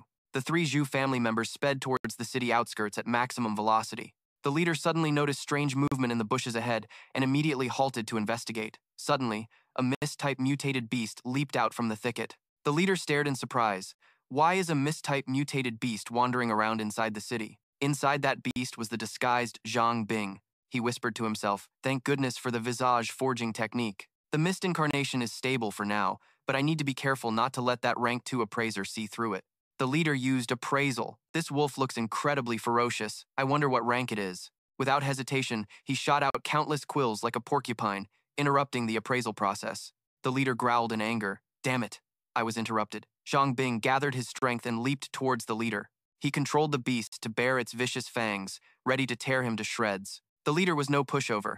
He swiftly dodged and then turned to shout at his companion, Huang San, hypnotize it now. Huang San obeyed. Immediately activating his ability, he stared wide-eyed and commanded, stop. The beast's eyes widened, its pupils spinning crazily. Zhang Ping temporarily halted his attack. Huang San let out a sigh of relief. Good, it's working. Inside, Zhang Ping was completely unfazed. He quickly devised a new plan. My spiritual power is practically infinite. so I'm immune to all forms of mental control. I can totally exploit that. He silently calculated, I'll pretend to be hypnotized to close the distance. Huang-san, unaware, moved closer, muttering, don't move, don't move. He reached his hand out towards the beast to build familiarity, saying in a steady voice, don't move. Waiting for Huang Tam to get within range, he suddenly unleashed a ferocious attack. Just then, Huang Tam flinched and hastily tried to dodge. Ha! Why did it move? The beast opened its maw of sharp teeth, then snapped at Huang Tam, tearing into him and making him scream in agony. Huang Tam frantically screamed for help. Boss, save me, save me! The leader yelled Huang Tam's name as the short guy furiously rushed in with his power. You! He roared. Get the hell off him, using his spirit power to blast Truong Bin away from Huang Tam. Truong Bin landed safely, and the system announced, level has increased to 9, all stats increased by 1 point for killing a higher level opponent. All stats increased by 1, Truong Bin cheered inwardly. Success. Now I just need to hold off the remaining 2. The short guy continued to cast Supergravity Spirit Power. The Mist Beast was immediately compressed, momentarily stunning him. An invisible pressure crushed Truong Bin, causing the surrounding rubble to sink deep into the ground. Terrified, Truong Bin couldn't get up. He cried out in his mind, this is bad, I can't move anymore. At that moment, the leader successfully appraised Truong Bin. He scanned his information. Name Truong Bin, level 9, low rank awakened, also belonging to the Iron Soul Forge and the cleanup squad. Ability unknown. The leader smirked sinisterly. So, you're just a human, and a level 9 at that, yet you dare to play the hero. The leader declared coldly, if you're one of Tudo Toy Box people, then I can't let you live. Truong Bin briefly recalled, this supergravity skill, Tudo Toy Bok used it on me before. Stay calm, there must be a way out. Under the pouring rain and roaring thunder, Truong Bin, disguised as a mist wolf, was in a desperate situation, his mind racing. Although the guy who used the appraisal skill lacked a direct attack ability, his specially crafted weapon was clearly troublesome. It's an epic-grade item. As their attacks flew at him, he skillfully dodged while desperately analyzing the situation. It was clear that the Chu family's core strength lay in their equipment. Truong Bin quietly used his mystical black mist, and although it consumed 10 units of energy, it still displayed terrifying power. He was secretly glad that even though his body was restrained, his ability to cast the mist was unaffected. Looking at the 2 Chu family members, one blocked the attack, while the other rolled to dodge. He kept wondering, why didn't the one with the control-type spirit power counter with that same power? The guy named Huang Ni Duong suddenly shot out a golden lightning-like immortal energy, which tore through space and shot straight at Truong Bin. Caught by the surprise attack, he barely managed to neutralize the blow. The leader, Chui Troc Tuan, wasn't idle either. He was secretly preparing his next move. He sneered, I bet your ability consumes energy, huh? Let's see how long you can last. Truong Bin knelt on the wet ground, while Yen Thien Tich watched silently, guessing to himself, I'm afraid it's not that he won't counterattack, but that he can't. Seeing him sitting motionless, the man's eyes flashed with overwhelming murderous intent as he shouted, what are you spacing out for? Then another lightning arrow shot out, and Truong Bin struggled to parry it with his mist. Finally, he gritted his teeth and decided to test that new skill, consuming 25 out of 100 of his mist reserves. The mist condensed into tiny blades that zipped toward the enemy, accompanied by a resounding notification, Mist 15. Traek Tuan furiously unleashed all his hidden weapons, growling, you think you can trick me that easily? Suddenly, a thick, black mist erupted from the ground, binding both of their bodies. Truong Bin skillfully manipulated the mist, voicing his sharp deduction. You didn't counter my attack because you need a clear line of sight on your target to activate your ability. Hearing this, Huang Ni flinched. What? Instantly, Truong Bin shot forward to attack. I'm certain my guess is right. I just need to restrain this guy, and the ability will disappear. Meanwhile, a stunned Traek Tuan called out Huang Ni's name. The man panicked when he saw him dash right in front of him. So fast. The mist solidified into a sharp blade as a notification appeared. Mist blade. He plunged it straight into Huang Ni's stomach. The man could only think to himself that he couldn't move. Then, gritting his teeth, he used a self-destructive ability, clamping down on Truong Bin's wrist. This shocked him, realizing the man had cast the ability on himself. The man gripped his hand triumphantly. I almost let you get your way. Luckily, I forced control over my right hand to break free from the bind. On the other side, Troc Tuan also struggled free, smirking contemptuously. This must be the last of your energy, huh? Huang Ni chuckled weakly from the ground. Just crippling my arm isn't enough. You'll have to cripple my whole body, and with an attack like that, it's basically impossible. Before he could finish, he activated his true fire ability, War Flames, and an explosion of fire spread everywhere. Huang Yingyi was caught off guard, then pushed him away with a palm strike, cursing his bad luck. Truong Bin saw the lightning bolt about to hit. His heart sank, and he failed to dodge, taking the full blow to his chest, the pain causing him to groan and collapse. Huang Yi sneered. You've got quite a few tricks. Truong Bin thought to himself, I can't believe their outfits are so fire-resistant. Both of them activated their abilities simultaneously. One of them coldly said, but it should all end here. Truong Bin, still clutching his pained chest, spoke up, there's not much time left. Traek Tuan replied sarcastically, you mean time until you die, right? He looked straight at them, his voice icy. No. From behind him, two water streams, like tentacles, appeared as his steady voice echoed, it's the time I have to hold you two down. As soon as he finished speaking, those tentacles shot out to attack the two men. Hong Ni was pierced through the body before he could even ask a question. Traek Tuan was lucky to dodge. He growled and cursed. You're at death's door, and still talking tough. Not only did he dodge, but he also managed to fire a counter arrow back at him. Truong Bin was horrified, but his sharp reflexes kicked in, and he just managed to jerk his legs to the right. Fortunately, the arrow only grazed his shoulder. Behind Zhuo Jun, the figure of Liu Cixi appeared with a gleaming sword, slashing down without mercy. He yelled that there were reinforcements, but his heart skipped a beat when he looked back and saw Huang Yi lying motionless on the ground. This woman took down Huang Yi in just one move. Her movements were swift, and he used his bow to block Cixi's sword, but her superior strength sent him spinning away. Zhuo Jun roared in frustration. Who the hell are you? Cixi didn't bother to answer, just relentlessly attacking him. Zhuo Jun realized he was at a disadvantage, sweat pouring down his back. Damn it, that bastard wore me out too much. Then, he summoned a ring. I have no choice but to use this. Zhuo Jun put the ring on, and it immediately lit up, summoning a bolt of lightning to strike down. Cixi realized the danger and shouted, "Stop!" But it was too late. The terrifying power of the lightning strike shattered the ground, sending rock and debris flying everywhere. A blinding light mixed with the swirling dust. Cixi quickly pulled the unconscious Zhang Ping aside, and thankfully, he was unharmed. Looking at the crater left by the lightning and Zhuo Jun's fleeing figure, she sighed in regret. What a shame. I couldn't capture a remnant of the Chu family alive. Meanwhile, Zhang Bing was completely exhausted and collapsed on the ground, and Manny's voice came through the communicator. Cixi, bring Zhang Bing back quickly, she asked in surprise. What's wrong? Then, the announcement from Manny left her stunned. The Heaven's Veil barrier has been broken. On a high-rise building, Luo Fei Yu stood on the rooftop, holding an umbrella to shield herself from the heavy raindrops. Huang Zeming silently appeared from behind, speaking respectfully. Your Highness the Princess, may I ask why you have summoned me back? Fei Yu's voice was ice-cold, mingling with the patter of the rain. How are the preparations for the gathering of aberrant beasts outside the city coming along? He bowed his head and reported, Reporting to your Highness, the preparations are complete. Suddenly, from the far distance, a bolt of lightning struck down, startling Zhe Ming. Fei Yu raised an eyebrow at the phenomenon. What was that sound? But Zhe Ming knew all too well what that was. This is myriad lightning induction.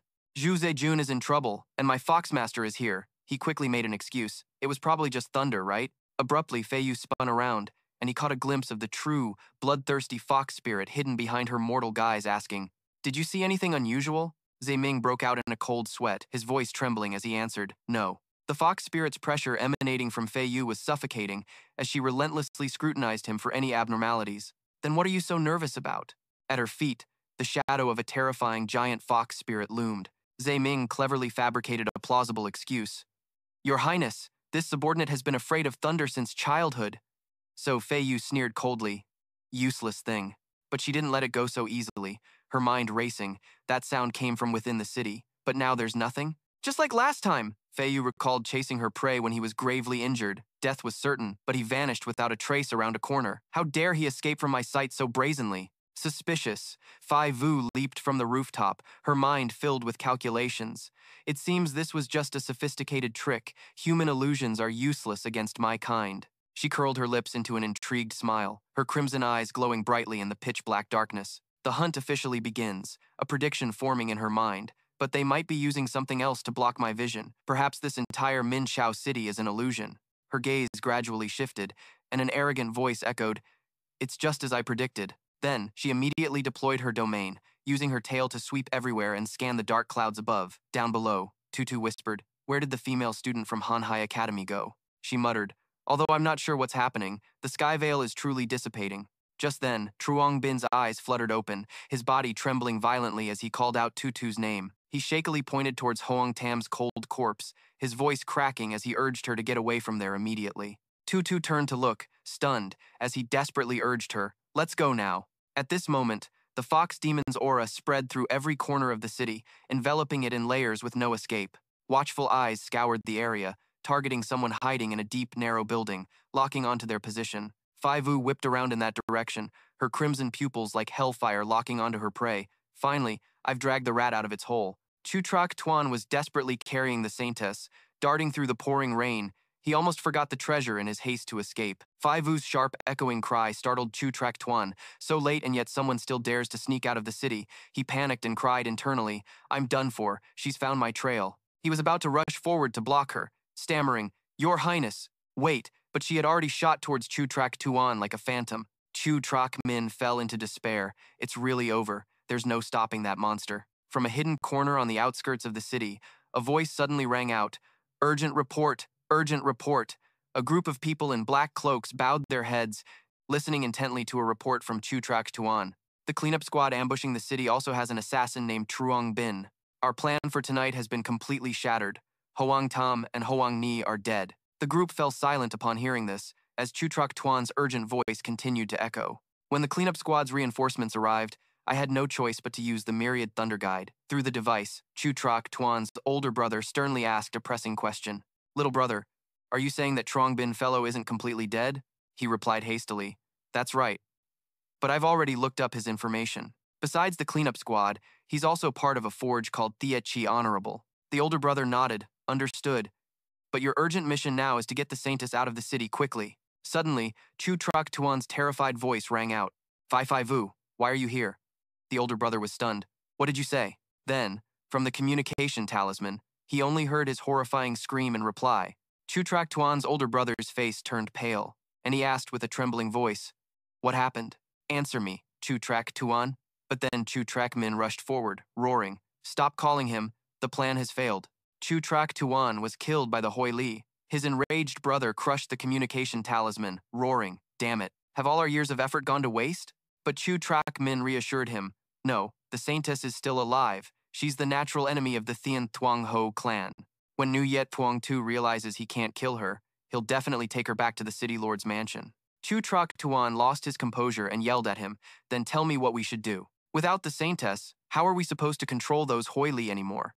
Chutrak Min calmly replied, "The city lord's mansion has a secret passage that leads directly to the outskirts." He recalled the secret path, then stated with certainty, "Right now, I'm the only one who knows about it." He then outlined the plan. "You all will bring the mutated beasts through that secret passage and into the city lord's mansion. It will create a major problem for the Fox clan. I'll use the chaos to get the Saintess out." A guy with hair covering one eye, sitting arrogantly on a high perch, scoffed in disagreement. "That's easier said than done. Nuyet Thuong Tu is guarding the city lord's mansion. What can we possibly do with just the pack of mutated beasts we've gathered?" Chutrak Min added, "That's why we must use the dark envoy, Truong Bin, from the cleanup squad. Right now, Nuyet Thuong Tu is monitoring the entire city. If any incident occurs, he will personally intervene. We just need to send our elite troops to the forge to ambush Truong Bin, and that will draw Nuyet Thuong Tu and the cleanup squad over. Then, while the two sides are fighting, we'll command the mutated beasts to attack the city lord's mansion, catching them completely off guard." The guy with his hair covering his eye spoke up again, "But doing that would be equivalent to declaring all-out war on the Thien Thuong Ho," he stated decisively. "Therefore, we can only succeed. Failure is not an option. Also, when you make your move, do not expose my identity." Another man nodded in agreement, even praising him as a true heir to the Chu family's bloodline. The purple eyes of the man with the covered eye flashed as he smirked. "We'll continue to help you with your little play, Vice City Lord. The Saintess is in your hands now, Chutrak Min." Darkness swallowed the surroundings as a whispering voice echoed, and a blurry figure gradually came into view. She asked softly, "Are you awake now?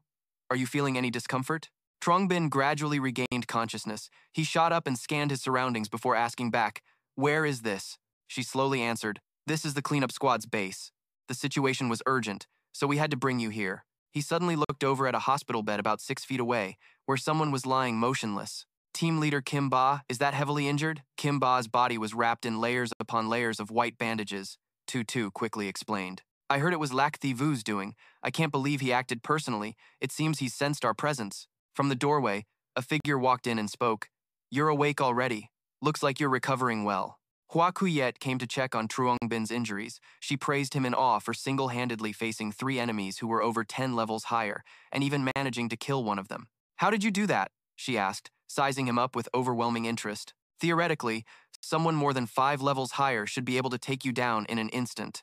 Zhang Ping silently considered that since he was new, it was better to keep things to himself, while Cici introduced the woman to him as Shu Kui. She had mentioned before that her ability was Solar Pulse, and she was the one who healed your injuries. Zhang Ping dodged the subject with an awkward laugh. I guess you could say, surviving a great disaster brings great fortune. I was lucky to have Sister Shu this time. Without all of you, I don't know how many times I would have died already. Shu Kui laughed and said it was nothing. Besides, I don't need to maintain the heavenly veil anymore. Hearing this, he thought to himself, the rumors said Sister Shu was a strict person, but that doesn't seem to be the case. Then, Shu Kui continued, all right, that's enough chit-chat. Since you're awake, let's go meet everyone. A cold sweat ran down Zhang Ping's back as he thought, I take back what I just thought, Shu Kui then said. Regarding tonight's incident, we need more thorough intelligence. In the office, Chen Luo Wei was fast asleep, mumbling in her dreams. Manny grumbled to herself, why is the work never ending? Finally, she flopped onto the desk. Captain, I'm submitting my resignation. Even in her sleep, Chen Luo Wei waved her hand in agreement. Hearing that, Manny's eyes lit up. So little Wei is awake. Come and help me with some of this work. However, Chen Luo Wei didn't answer and just kept snoring away. Furious, Manny's chest tightened as she crumpled the paper in her fist. Finally, Manny started attacking Chen Luo Wei, shouting for her to wake up, but the girl dodged every single move with ease. Watching the two of them fool around like children, Old Shu shook his head in exasperation. He could only smile wryly to comfort them. There's nothing we can do. Headquarters is short-handed right now, so just hang in there. 2 more people entered through the door, and one of them called out, Captain. Old Shu turned and looked at Han. As soon as he arrived, he immediately rushed to Shu Kui's side. She smiled warmly. Let me take some of that workload off your hands. The other girl whined sweetly, Sister Shu, you always take the best care of me. Old Shu looked directly at Zhang Ping and said, let's get right to the main topic. Our previous theory was that the Zhu family had joined forces with the Heavenly Wolf clan to eliminate all opposing powers. However, I now believe there is no true partnership between them. It's easy to see that the Zhu family has erected a barrier, which means they must have known about the existence of the Heavenly Veil's Bloodgate. But they didn't share this information with the Heavenly Wolf clan, which proves they intend to use the Heavenly Veil for their own purposes. Recalling the image of the fox demon and the Zhu family member, he continued his speculation. Submitting to others has never been the Zhu family's style, but with their current strength, they are simply no match for the Heavenly Wolf clan. Therefore, the girl they took from Hanghai Academy last night is probably the key to confronting the Heavenly Wolf clan. Xu Shua continued Lao's explanation. The master of the Hanghai Academy, Zhen Shua Li, had only one son, Zhen Hao Wen. The information shows he passed away 40 years ago without ever getting married. That same year, Zhen Shue Li suddenly announced to the public that he had a granddaughter named Zhen Jun Ting. According to our investigation, this girl shares no bloodline from Bingzhou City, and most likely comes from a remote village on the outskirts. Furthermore, Zhen Shue Li seemed to dote on this granddaughter immensely, not allowing her to have contact with anyone from the outside world for the past 4 decades. Her citizen profile is practically blank, with no records whatsoever of her awakening any kind of abilities. An image of the saintess flashed in Su Kui's mind. Zhang Ping hurriedly stepped forward, his voice urgent. I know her ability. I used my appraisal skill on her before. The other 2 were stunned, eagerly waiting for him to continue. Her ability seems to be called Blood of the Holy Mother. Su Kui was startled, muttering to himself, Holy Mother? Could it be the Holy Ancestor Village? The old man's face suddenly fell with a vague anxiety. It can't be such a coincidence. Meanwhile, Zhang Ping quietly continued to share what he knew. Meanwhile, at the city lord's manor, Shi Yu and the saintess Jun Ting were sitting opposite each other.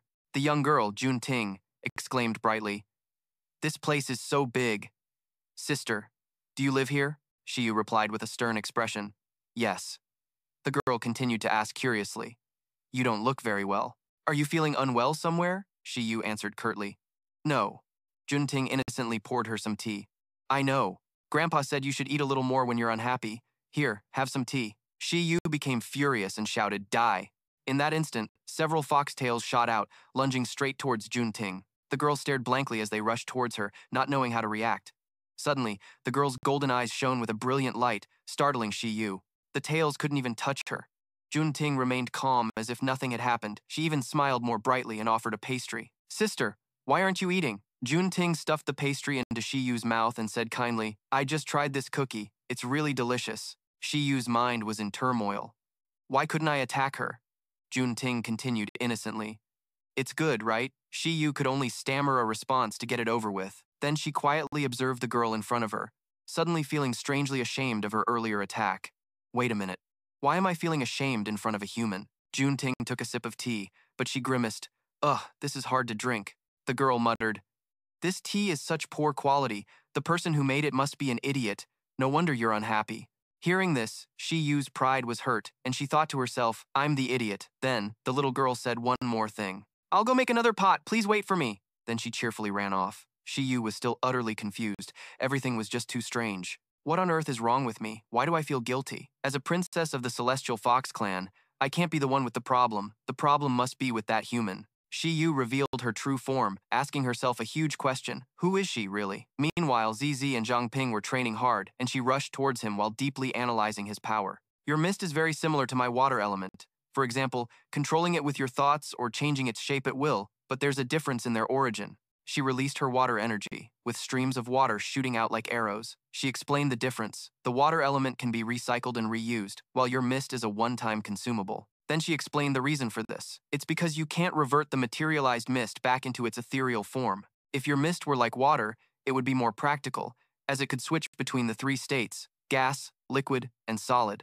Zhang Ping skillfully blocked her attacks with his short dagger. Hearing her analysis, he gave a helpless smile. He was reminded of Gaara from Naruto, thinking that his non-physical fog had its advantages, like not needing a gourd to carry it around. Lost in thought, he was caught off guard when CC rushed forward, yelling at him to focus. Not mentally prepared, Zhang Ping took a direct hit from her, and his whole body was sent flying. Even so, he managed to use his fog to stop himself before crashing into the wall. Zhang Ping felt lucky he could use the fog to cushion the blow. CC was now hovering in the air, unleashing a snowstorm and telling him that it was a good thing he could absorb the fear of living creatures to create his fog. It compensates for its durability, weaknesses, to a certain extent. As the attacks rained down, Zhang Ping nimbly dodged them. He was confident he could avoid this level of attack, but suddenly, the ice blocks on the ground melted, startling him. They turned into watery tendrils that restrained Zhang Ping's limbs, and he panicked, sensing something was wrong. Only then did he realize the ice blocks were made of water. His attention had been completely drawn to the icicle attacks from above. Having successfully bound her opponent, CC reminded him, if your opponent isn't afraid of you, then your fog will quickly dissipate and run out. Even though his weakness was pointed out, Zhang Ping still smiled, his purple eyes glowing as he told her, if that's the case, as long as my attack power is strong enough, I only need one shot to kill my opponent. Just as he finished speaking, she realized a fog-covered dagger was hovering above her head. CC provoked him. Then let me see just how strong your attack is. Then she enveloped herself in a water prison. Streams of fog relentlessly assaulted CC's water prison. When the dagger pierced through her defense, CC was completely astonished. It actually managed to break through the water prison and get inside. The restrained Zhang Ping said cheerfully, Sister CC, you lost. She didn't hold back her praise either. Your fog's ability to pierce through my higher-level defense is truly astonishing. The battle ended, and she stood up straight. Perhaps the fog aberration beast is a descendant of a king-level aberration beast. Inheriting such a trait is why your fog possesses level-breaking damage. Even so, she continued, aren't you lacking in combat experience? If this were a real life-or-death battle, you'd be dead by now. Hearing this, Zhang Ping was confused, but then he immediately understood what she meant by dead. Zhang Ping cried out in pain, It's hot! It's so hot! Why is the water suddenly boiling? CC crossed her arms and lectured him. Understanding the properties of your own abilities is very important. When you have free time, you should polish them more. Just like how water can transform into ice, hot water, or mist. Those things can have unpredictable consequences during a fight. While she was talking, Trong Bin gave her a mischievous grin. Creating a slimy liquid, he used the mist to form a spider and held it out for her to see. Like this, Tutu panicked at the sight of her greatest fear. She blasted water straight into his face and screamed, Get it away! Stay away from me! Trong Bin got a face full of water and accidentally swallowed a few mouthfuls. Startled, she grabbed his collar and shook him back and forth, pleading desperately. Spit it out!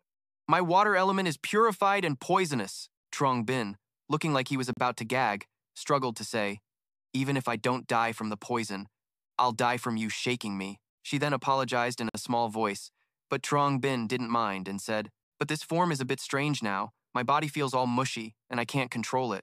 As he spoke, the lower half of his body turned into water, his pants slipping down to reveal his bare, liquid form. Even one of his arms had turned into water. Truong Bin panicked, "My arm!"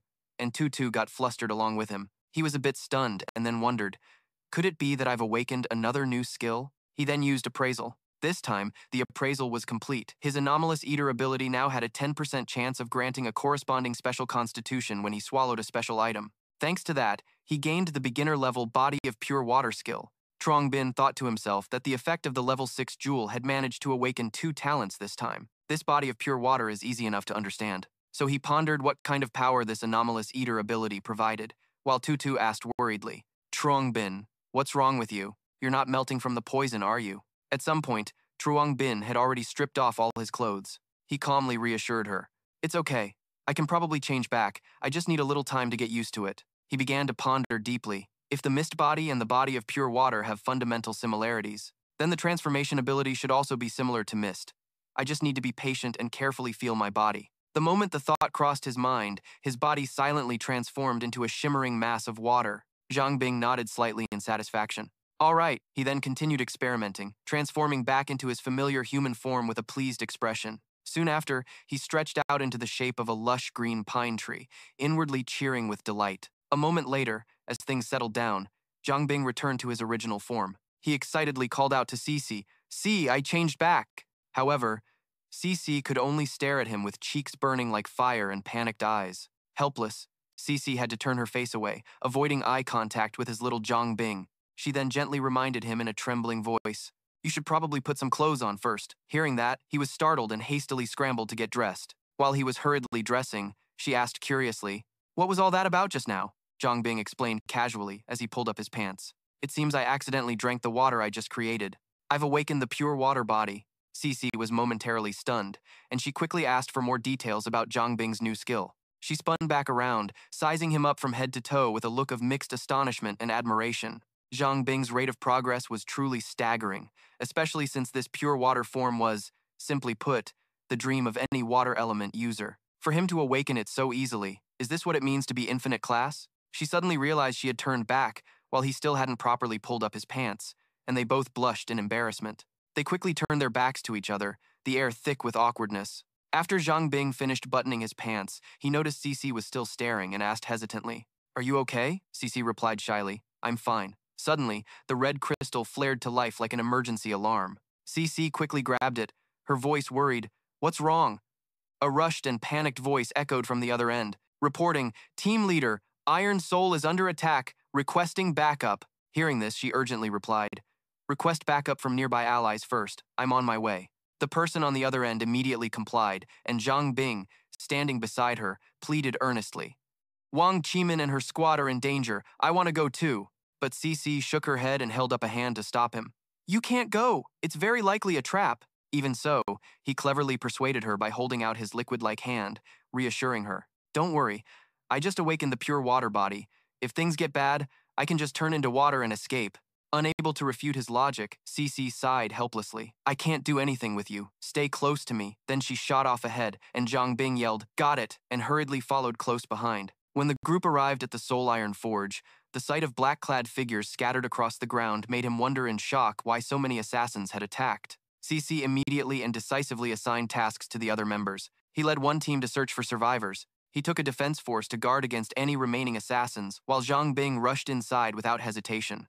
He circled around to the back of the forge's courtyard, his eyes scanning the scattered wreckage as he shouted out their names. "Uncle Liu, Wang Qimin, Zhu." From behind a wall of debris, a faint figure emerged, their trembling voice calling out his name. That person was Zhi, looking so haggard she had to lean against a wall just to stand. Zhi's entire body was trembling as she used her last bit of strength to call his name. Zhang Ping immediately cried out, "Zhi," and rushed to her side without a second's hesitation. Zhi was running out of time. She quickly pointed in one direction, her voice urgent and broken, "Quick, Uncle Liu and Wang Qimin." Zhang Ping rushed to support her, but Zhi insisted he go to them immediately, saying they were both seriously injured. Cici dashed inside in a flash and turned to tell him, "I'll go check on them. You stay here and take care of her." He carefully bandaged the wound on Zhi's arm. An arm that was once full and beautiful was now severed, and the air grew heavy and cold as ice. Zhang Ping stared fixedly at the injury, his voice faltering with sorrow. "Sister Say, your arm." At that moment, even though her heart was breaking, Ji Se gritted her teeth and acted tough. It's nothing, losing one arm won't kill me. The sound of urgent footsteps echoed as Cece directed her staff to carry the injured away for treatment. He walked over to the girl lying motionless on a stretcher and asked with concern, Wang Qimin, is she? Before he could finish, Cece patted his shoulder to comfort him. Don't worry, they're just injured and unconscious. It's nothing life-threatening. Afterwards, the staff carried the injured away on stretchers, and Ji Se was among them. Before she was carried away, she turned to remind him in a warm voice. I can rest easy knowing those two are okay, but you need to be careful. All of those assassins were targeting you. Then she asked, have you offended any powerful people recently? Zhang Ping smiled gently to reassure her, his voice full of confidence. It's nothing, Sister Se. You don't need to worry about me. Just focus on resting and getting better. Once everyone had left, Cece spoke up, her voice low. The city is no longer safe. The cleanup crew will take them to a safe house outside the city for treatment. A wave of fury washed over Zhang Ping, and he cursed under his breath. Damn it, this is all my fault. Then he clenched his fists, his voice filled with determination. The Chu family's beast tamers, here in Mingzhu City, they're most likely the ones who want to take my life. Cece nodded immediately. I'll have someone investigate. Suddenly, a voice echoed out. The recent energy fluctuation came from here, and many of our kind have died in this area before. Could it be related to those two? Hearing that sound, Zhang Ping immediately recognized it was Luo Shiyu, and she was very close. Suddenly, he felt a talisman flying toward his head, Luo Shiyu's voice still ringing out. These are unusual times. It's better to waste an attack than to ignore any potential threat. Zhang Ping quickly grabbed Cece and jumped to the side, narrowly avoiding her deadly attack. At that moment, Shiyu sat perched high above, her heart filled with extreme amusement. She looked down arrogantly, secretly surprised that he was able to sense her attack. Zhang Ping and Cece quickly got to their feet. He stared intently at Shiyu, then turned to Cece with concern. Are you all right? He asked. She replied, I'm fine, but she herself didn't understand.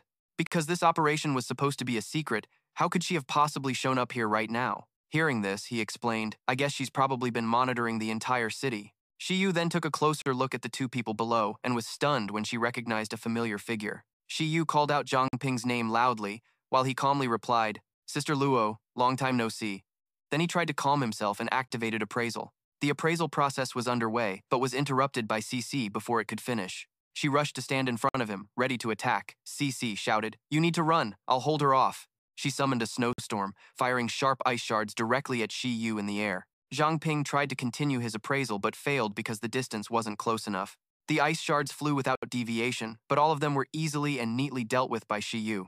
She looked at Cece without flinching and unleashed a killing move, thinking to herself that her identity had been exposed. Shiyu erected a barrier that swallowed the giant ice block, and at that moment, she confirmed something and spoke out. The recent events are indeed related to you people. Behind Cece, a dark power gathered, like an all-consuming abyss. That thing shot towards her like a flash, but Cece managed to erect an ice shield to block it.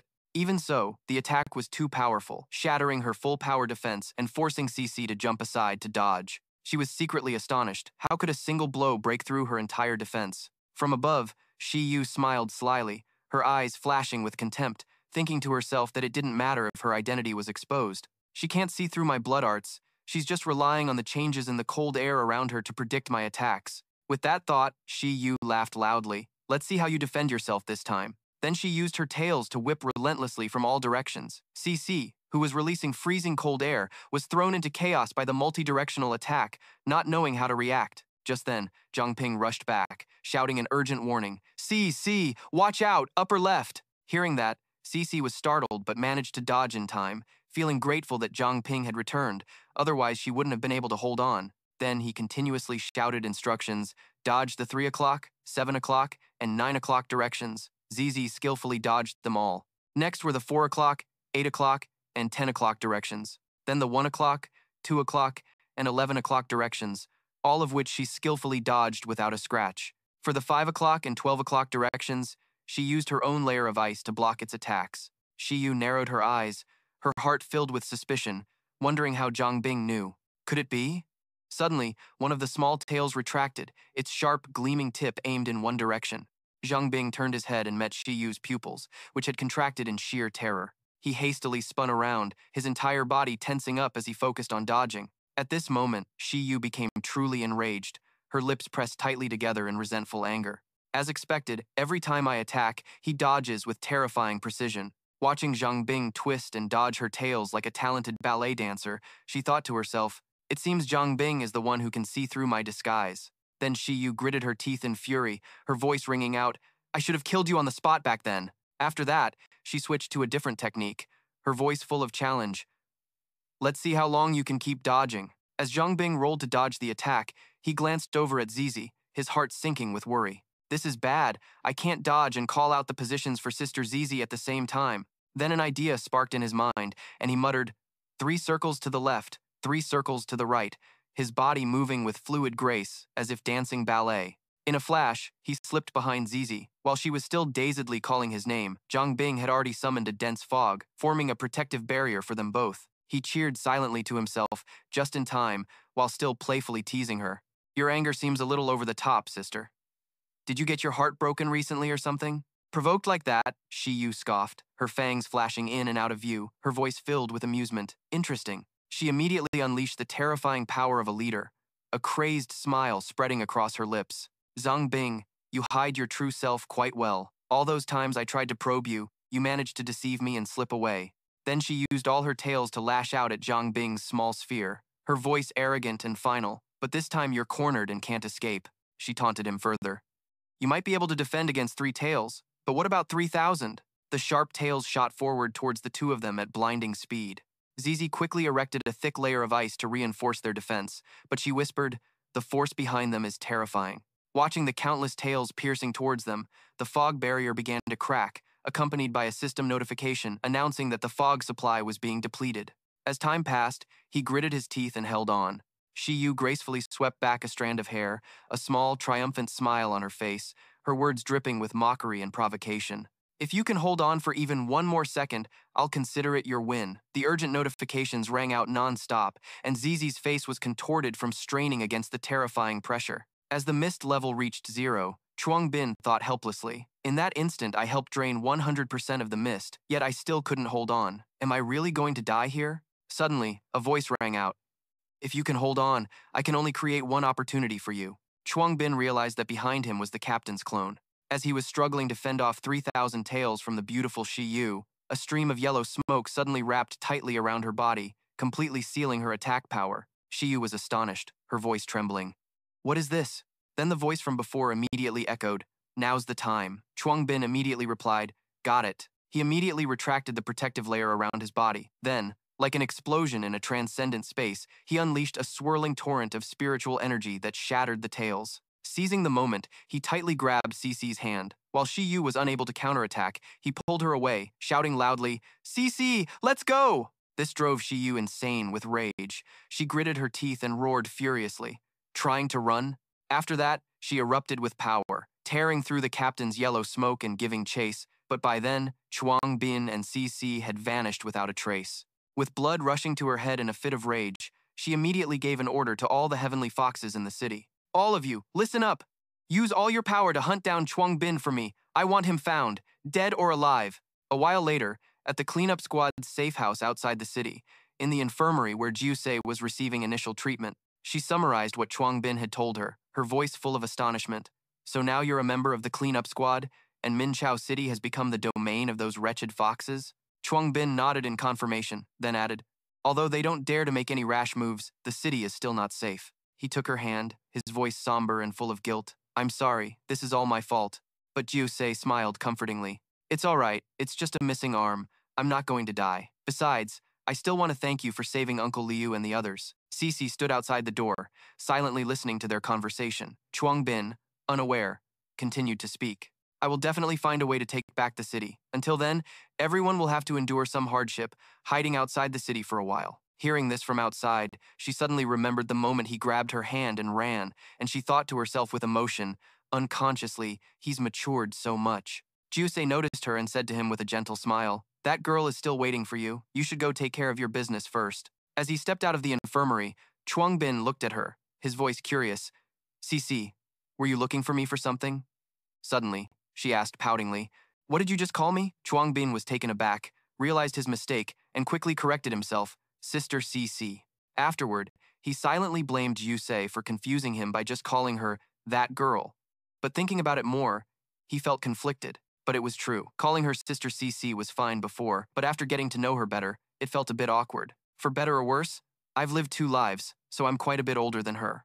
As he was struggling with that thought, CC suddenly spoke. It's just a title anyway. Call me whatever you like. This left him stunned, but she continued right after. Follow me. As they walked to the next location, Sai Sai took the opportunity to brief him on the situation. Your identity has been exposed, so I'm afraid you won't be able to enter Min Chao City for the time being. We'll have to wait for the captain's arrangements. As if suddenly remembering something, she handed him a test tube. The intel you provided was very useful, plus you perfectly resolved the rapist mission. So this is your reward from the cleanup squad. Chuang Bin took it, looking at the shimmering liquid inside and guessing to himself, this must be the golden blood serum. Looking closer, he joked, this can't be that golden blood, can it? ZZ nodded in response. Yep, it's the golden blood from Kimba. You'll need to draw blood periodically to store it. This blood is normally used for healing or extending one's lifespan. Try using it in the training room and see if you get any kind of power. Then, she added another warning. This golden blood is a type of power bloodline, so it can be passed down to the next generation. You should probably prepare yourself. Be careful of unscrupulous women who might set their sights on you. Zhang Ping looked at the thing in his hand and mused. It's just a chance of being passed down, not 100%. Besides, I'm not even sure if I'll ever get a wife. Why think so far ahead? Then he tilted his head back and drank it all in one go, hoping that his devourer skill would activate. My previous fog body and pure water body were obtained thanks to it. After he finished drinking, Zizi asked curiously, so, did you get any new powers? However, he just shook his head. It seems like nothing changed. Just then, a strange red liquid started oozing from his finger, startling Zhang Ping. He immediately activated Appraisal, cheering internally. It worked. The Devourer skill is also infinite grade. A notification popped up, name, pure blood body. The body transforms into a pure blood form and can merge with a target's body, rapidly healing their wounds. He also guessed that this pure blood body could accurately sense a target's status. Zizi, alarmed, asked from the side, what's wrong with your hand? Just then, from Zhang Bing's point of view, he noticed a wound on her face. Hearing that, she quickly covered it with her hand. Don't worry about it. Zhang Ping guessed to himself that the wound must hold a secret, and then he continued to ask, so besides that, are there any other changes for you? He closed his eyes to sense it, then described it to her. In this state, he could sense the life status of all the star spirits. I can merge with their bodies and heal all of their wounds. Of course, that scar can also be removed. Zizi didn't focus on the details, she just exclaimed happily. Then you have a way to restore Jusei's severed arm. Zhang Ping nodded confidently. As long as I have enough blood, then theoretically, even if a person is left with just a layer of skin, I can completely restore their body. His heart fluttered because the body of pure water helped him dodge with agility, while the body of pure blood brought healing abilities for his teammates. Tutu urged him, gently pushing his shoulder. You should hurry and go heal Jusei. Zhang Ping flashed a radiant smile. All right, I'm heading out now. Suddenly, he called out after her, his voice a bit hesitant. Tutu, when I get back, can we talk? Not as teammates, but as the old friends we used to be. Her cheeks flushed pink like cherry blossoms.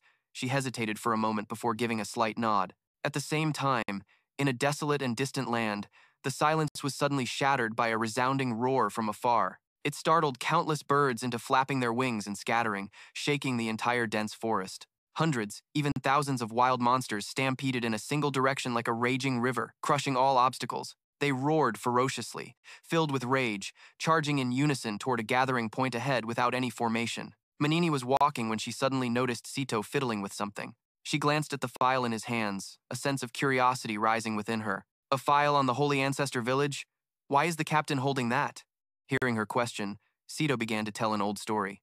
I don't know if you remember, but although the Chu family did many cruel and inhumane things when they were in power, in the beginning, the beast-taming Chu family was also a family of heroes. To confront the winter calamity, the Chu family head at the time, Chu Qiang, merged with the sun god Crow. Like a red phoenix, he flew into the sky every day, bringing light and warmth to humanity. He endured this for 10 long years, until he finally collapsed from exhaustion and fell. Hearing the old man's story, Manini replied, I know that after Chu Qiang died, he was buried in the Sunset Mountain Range outside of Mingzhou City. The survivors outside the city, out of gratitude for his sacrifice, protected his tomb. Many years later, their descendants intermarried, and gradually, a village was formed, which is the Holy Ancestor Village. But what does that village have to do with what's happening now? Hearing her question, Sito explained that the Holy Ancestor Village gives birth to a holy maiden every 100 years. The Holy Maiden's bloodline can shield the village from all attacks by mutated beasts. Upon hearing this, an idea struck Manini, and she stammered out, "Could it be that Chen Junding is the holy maiden from the holy ancestor village?" Sito nodded, confirming her suspicion was correct, and added that the Chu family intended to use the holy maiden to control the heavenly constant lake. However, Manini was still puzzled as to why the holy maiden would appear at the Hanghai Academy. Moreover, for such a major event, the holy ancestor village has remained completely silent. Sito recalled the hateful glares of the villagers, as if they wanted to swallow him whole, and he proposed a theory. What if they're doing this on purpose? Using the Holy Maiden's imprisonment in the city as a pretext, the Holy Ancestor Village could declare war on Mingzhou City at any moment. She shuddered at the dark scheme, but still wondered why they were acting this way. Just then, the bald man recounted a clue that 150 years ago, Minchao City had a tyrannical city lord. To avoid repeating the Chu family's mistake, the cleanup team put her on the wanted list and joined forces with the city lord at the time to exile her from the city. Afterward, it's unclear how, but she rose to become the leader of Sacred Ancestor Village, he said, picturing the woman's face. He continued, perhaps she never gave up on Minchao City, just silently waiting for the opportune moment to invade again. Hearing these secrets, Manini could finally digest the huge piece of gossip, feeling utterly satisfied. The safety team had set up countless secret shelters in the desolate wilderness, all of which were cleverly camouflaged. Some were buried deep within magma rock, others were hidden underground or perched high in the treetops. In safe room number 003, Liu Siqian suddenly felt the ground tremble, startling her as she wondered, could the Chu family be making a move again? She decided she had to sneak out and investigate. However, she looked worriedly at the injured people. If this place were exposed, the wounded would be in mortal danger, and leaving Zhang Ping to guard it alone seemed impossible. Liu Siqian was caught in a dilemma, unsure whether to leave him behind, while Zhang Ping was intently working on something. Then he cheered joyfully, raising his creation high. It's a success. Liu Siqian watched in surprise as he jumped around like a little monkey and asked, "What's a success? Didn't this lantern already run out of energy?" Zhang Ping then explained, "It ran out of energy, but I felt it would be a waste to just throw it away.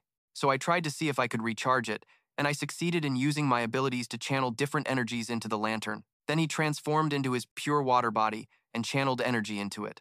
After that, he used his pure blood body to add fire, and finally, his nether fog body. But more surprisingly, the system announced that the nether ghost lantern skill could conceal all scent information within a certain range. Finally, by infusing it with fog, it lit up again, and its effect became even more powerful. He placed the lantern next to Keimin, then whispered to Liu Siqian as they left, "It feels like we just got a lucky break." By using the lantern to camouflage the safe room, they could now head out to scout.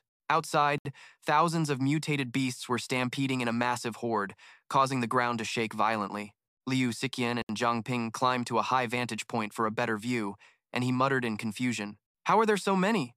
Since when could the Chu family control such a massive horde of mutated beasts?" In the end, Liu Siqian decided to send a report to headquarters first. She whispered into her communicator, "Headquarters, this is Liu Siqian, near safe room number 3. There are an estimated 10. No. 10,000 mutated beasts are heading towards Minchao City. Their ranks are low, consisting mainly of forest wolves and purple bullet rabbits." At that moment, Zhang Ping muttered to himself while watching the monsters.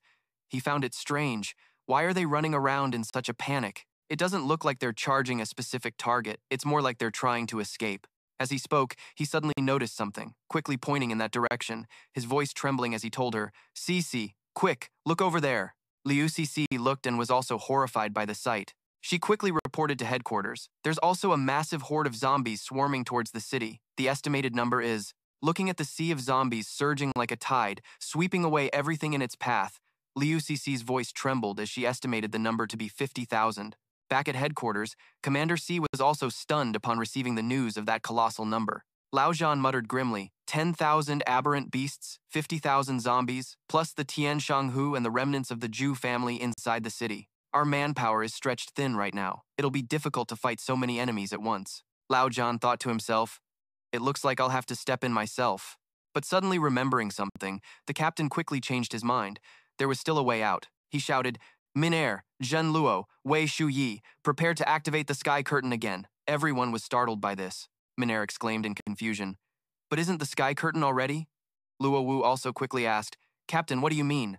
The captain explained, "Yesterday, while protecting Zhang Ping, I temporarily suppressed the Lunar King's sigil. Its energy probably hasn't recovered yet. Although we can't count on the patrol team and the investigation team, there are still many powerful combatants within the city. On our sky curtain, we will inscribe a message notifying the entire city that the undead are attacking. When they broadcast that news throughout the city, the captain continued, we will wait for the awakened inside the city to gather.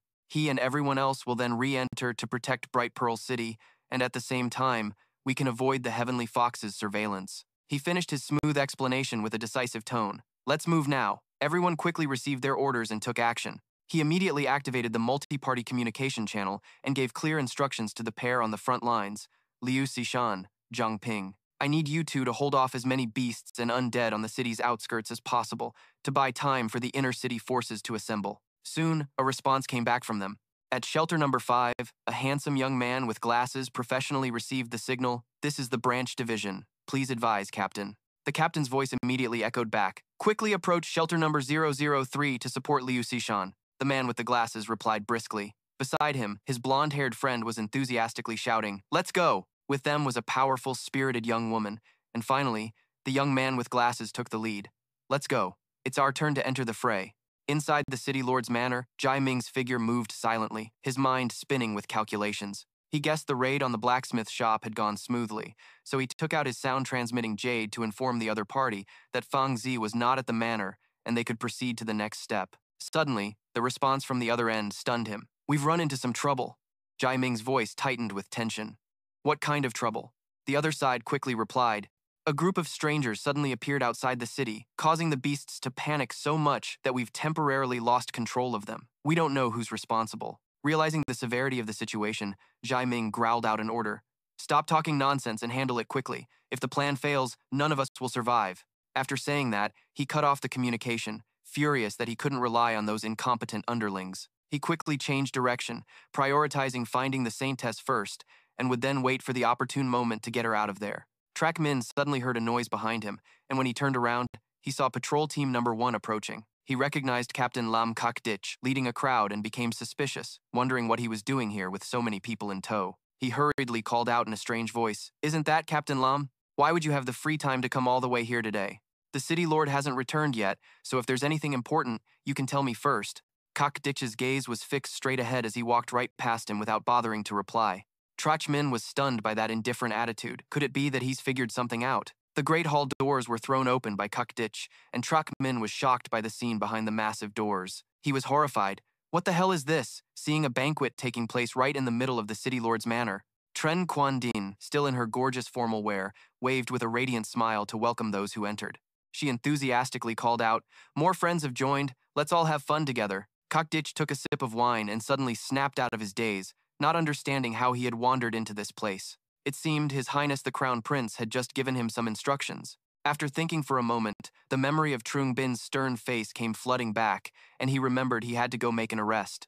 Kak Dich was so shocked he spat out his wine. Noticing this, Quan Din playfully chided him, "This uncle is so careless." Kak Dich looked at her, guessing she was the one who had invited him to the party. He was flustered by that familiar feeling. It was just like being with his own royal family. Quan Din wiped the wine off Kak Dich, muttering, "Grandpa always said not to waste anything." Kak Dich instinctively dropped to his knees and shouted, "Your Holiness, the Saintess!" She looked bewildered, not understanding why everyone was calling her that. Quan Din had clearly told them they were friends, but then she smiled brightly again, taking his hand to coax him. "Let's go dance." Trackman, who had been watching this whole time, felt his head spin with speculation. The Saintess? But the Saintess is only supposed to affect monsters. Don't tell me Lam Kak Dich has also been replaced by the Celestial Fox. For that fox to hide something this huge from him, it seems she doesn't trust him at all. Looking at the crowd, he concluded that no one from the patrol team could have possibly survived.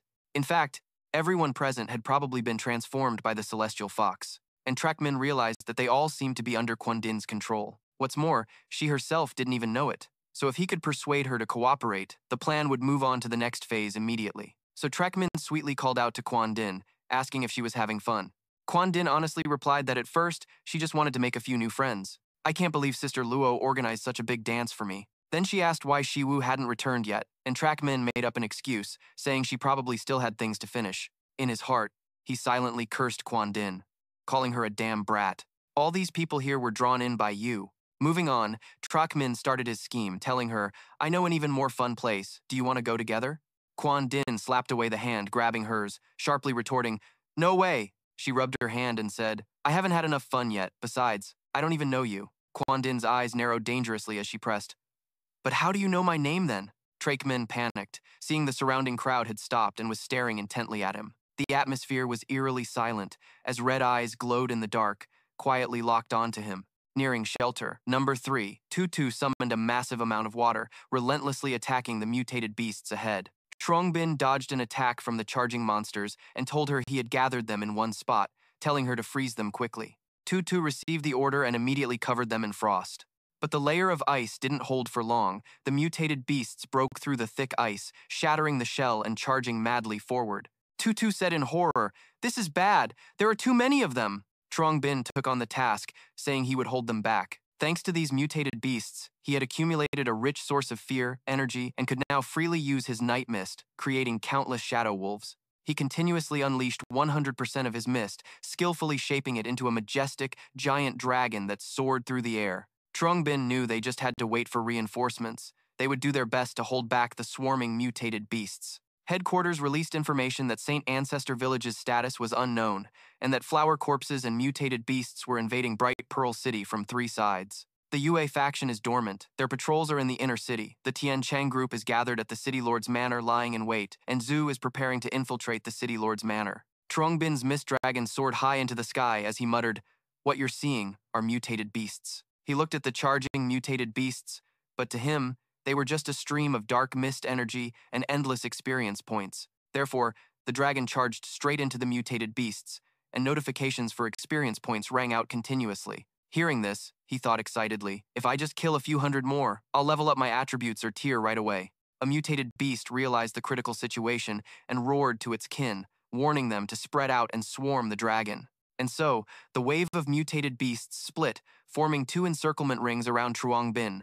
He remarked with admiration, "They're still quite clever, but his giant dragon still swept them away like a passing breeze." Zhang Ping observed and assessed that the horde of mutated beasts only wanted to escape, not looking for a fight. A sharp icicle suddenly shot up from the ground, piercing through the body of a mutated beast. The beasts that slipped past Zhang Ping's demonic dragon claws cheered. One of them shouted that the path ahead was clear and they were safe now. However, they never expected that after getting past the dragon, they would run into the Ice Queen. CC told him she would handle the ones that got through. The mutated beasts were pierced by ice arrows, shattering into frozen fragments. As one was hit, it cursed the beast that had just called it safe, screaming, "You liar." Witnessing CC neatly clean up the mutated beasts, Zhang Ping broke into a radiant smile and happily exclaimed, "CC, you did great." But she warned him not to get distracted, as another wave of beasts was charging toward him. An idea flashed through his mind. It would be great if there was a system to log the number of monsters he had defeated. Glancing at the horde of monsters that kept swarming in relentlessly, Zhang Ping suddenly felt extremely annoyed. Transforming into the great demonic dragon, he roared in fury. "Damn it, it's still not over." He then swung his tail, scattering the horde like a fierce tornado. Suddenly, from another direction, several powerful attacks, blazing fire, crackling lightning, and jagged boulders came crashing down on him. They slammed right into the great demonic dragon's flank, leaving Zhang Ping stunned and unable to believe his eyes. He quickly turned his head toward the source of the attacks, trying to get a clear look. But when he looked closely, he only saw the looming figures of 3 zombies. Zhang Ping was truly shocked at the sight of them using fire, earth, and lightning magic to attack him. Who knew zombies could do more than just bite and tear? Old stereotypes were clearly useless. Without hesitation, he activated his appraisal skill. The results appeared instantly. Race, zombie, faction, ancestral village, growth, none, rank, low tier, level, 6. The giant dragon was being swarmed by several zombies clinging to its body. But what caught his attention most was their origin from the ancestral village. He needed to relay this intel back to headquarters quickly while the zombies were tearing away at his protective mist. With a fierce expression, Zhang Ping struggled violently to throw them off, growling through gritted teeth. "Get off!" Still, he knew zombies felt no fear. At this rate, his dark mist barrier would soon be depleted. Suddenly, CC shouted, "Zhang Ping, back off! Put some distance between you and them." Instantly, a layer of shimmering water enveloped the dragon's body, washing away the clinging zombies. Seizing the moment, an idea popped into his head and he yelled, "All right." He told them to try this on for size, then grabbed a few of the zombies still on him. Zhang Ping shot up into the air, far from the ground and the zombie horde. At the same time, the zombies he held began to burst into roaring flames. Like a good citizen, he even kindly reminded them, "My fire is a little intense, so you'll have to bear with it." With that, he unleashed his true fire imitator, Flame War Crossbow. This was his own ultimate move, zombie fireball ammunition. He turned the burning zombies into living fireballs and hurled them straight at the seven on the ground. The experience gained was proportional to the number of zombies he incinerated, and he even received a bonus to all his stats. Zhang Ping nodded in satisfaction. Excellent. My stats are now nearly double that of an awakened at the same level. Meanwhile, over with CC, sharp slashes flew out relentlessly, severing the heads of the charging zombies. She gracefully wielded her flourish sharp blade swordsmanship, neatly dispatching the mindless zombies. However, their numbers were still too overwhelming for her to clear out alone, and an undead creature wielding a weapon snuck up behind her. CC cried out in alarm, "This is bad!" Fortunately, Zhang Ping rushed in just in time, roaring at the creature, "You've angered me now! Eat this!" Heaven-shattering, earth-shaking, invincible kick. Hearing the skill name, she paused and asked, "What are you saying?" Zhang Ping just replied awkwardly, "It's nothing." As the purple smoke began to spread, his transformed body slowly shrank. Zhang Ping's voice echoed, announcing, "The first wave of beasts and undead is dealt with. There were about 1,000 of them. The second wave should be here in about half an hour." When his transformation completely vanished, Zhang Ping returned to his human form. He was still puzzled by one thing. How could these undead use abilities? CC replied, "It's because they were all awakeners when they were alive." Zhang Ping speculated, could this despicable method be from the Chu clan? But he immediately refuted his own idea, having just identified a common trait from Qingzhou village. C2's voice came from the headquarters. Correct. He explained that although the Chu clan is cruel, beast taming is a form of belief to them. They look down on using underhanded methods like controlling the undead. He then recalled Qingzhou village and said, "Based on my initial deductions, this incident is very likely related to Qingzhou village." Zhang Ping's assessment further proved this point. When CC heard it was related to Qingzhou village, she was startled and horrified. Just the mention of that place was enough for her to guess the culprit. In other words, that person was the one who caused all this. The scar on her face was also carved deep by that woman, the current leader of Qingzhou village. She once gave CC a look of contempt that she could never forget. Suddenly, CC realized the green smoke surrounding them was a problem and quickly warned Zhang Ping, "Hold your breath, this gas is poisonous." Zhang Ping held his breath immediately, but he found the smell familiar. It was the smell of rotten eggs. Specifically, hydrogen sulfide, H2S. Back when he was on the rescue team, he had encountered a fire caused by H2S. If a gas contains H2S, it's highly explosive. Remembering this, he turned and warned, "CC, be careful, it could explode." She was surprised. "What are you planning to do?" Zhang Ping simply replied, "No time to explain. Trust me." With her nod, he created a spark of true flame, false flame, battle blaze on his fingertip. Instantly, a violent explosion erupted all around them, spreading faster than a wildfire. A notification sound rang out. The power of true flame, false flame, battle blaze is steadily increasing. The sphere of water protecting CC's body began to dissipate. Zhang Ping sensed the anomaly and immediately announced, "Get ready, the second wave is coming." CC was stunned. "Didn't you just say we still had half an hour?" From the thick cloud of smoke and dust behind them, dark figures slowly began to emerge. He was startled, observing tensely, wondering what that was, and quickly used Appraisal to check. The system scanned the figure that appeared before them, an old man sitting on a giant bronze-colored zombie. The old man was extremely intrigued that someone could neutralize his corpse poison. The opponent praised Zhang Ping and CC. "You two fellows have quite some nerve." Appraisal failed, and Zhang Ping thought to himself, how strange. Appraising the captain before was successful, but this time it failed, just like with Luo Shiyu. Perhaps his training wasn't sufficient, making it impossible to appraise high-level targets. If that was the case, he ordered an appraisal on all zombies within his field of view. A notification appeared. He had successfully performed 16,888 appraisals. He now possessed the high-level appraisal skill, upgraded to the strategic level, capable of scanning targets above level 30. With that, Zhang Ping confirmed the opponent was Zuo Xiangming, a peak level 39 awakener from Qingzhou village. At that moment, Xiangming raised his hand.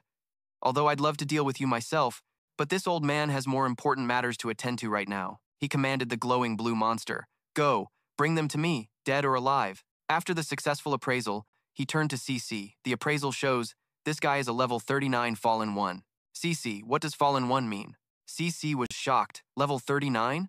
Then explained, an awakener's ability will gradually change according to their usage habits. Eventually, it will evolve into a form that best suits the user. But if an awakener's mental strength isn't strong enough, they'll suffer a backlash from their own ability, eventually becoming a slave to it. People like that are called Fallen Ones. And what's more, Fallen Ones are all incredibly powerful. This time, they were in big trouble. Zhang Ping suddenly noticed 7 zombies swarming towards the two of them. One zombie with menacing claws lunged forward to attack, but he skillfully used his shadow mist, condensing it into a sharp blade and dealing the creature a fatal blow. Suddenly, a giant zombie carrying an axe appeared, charging straight for Cece, who was busy clearing out the small fry with her ice sword. The monster swung its axe with terrifying power, endlessly muttering a single word, kill.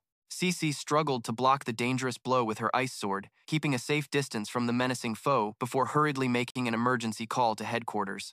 Headquarters, this is Liu Shan. A fallen one has appeared, riding on a giant zombie. My strength is not enough to fight him. He's commanding a massive zombie army and heading towards the north of the city. Just a glance was enough to see the terrifying power of the Liu living corpse. She calmly assessed the enemy's level 39, extremely formidable.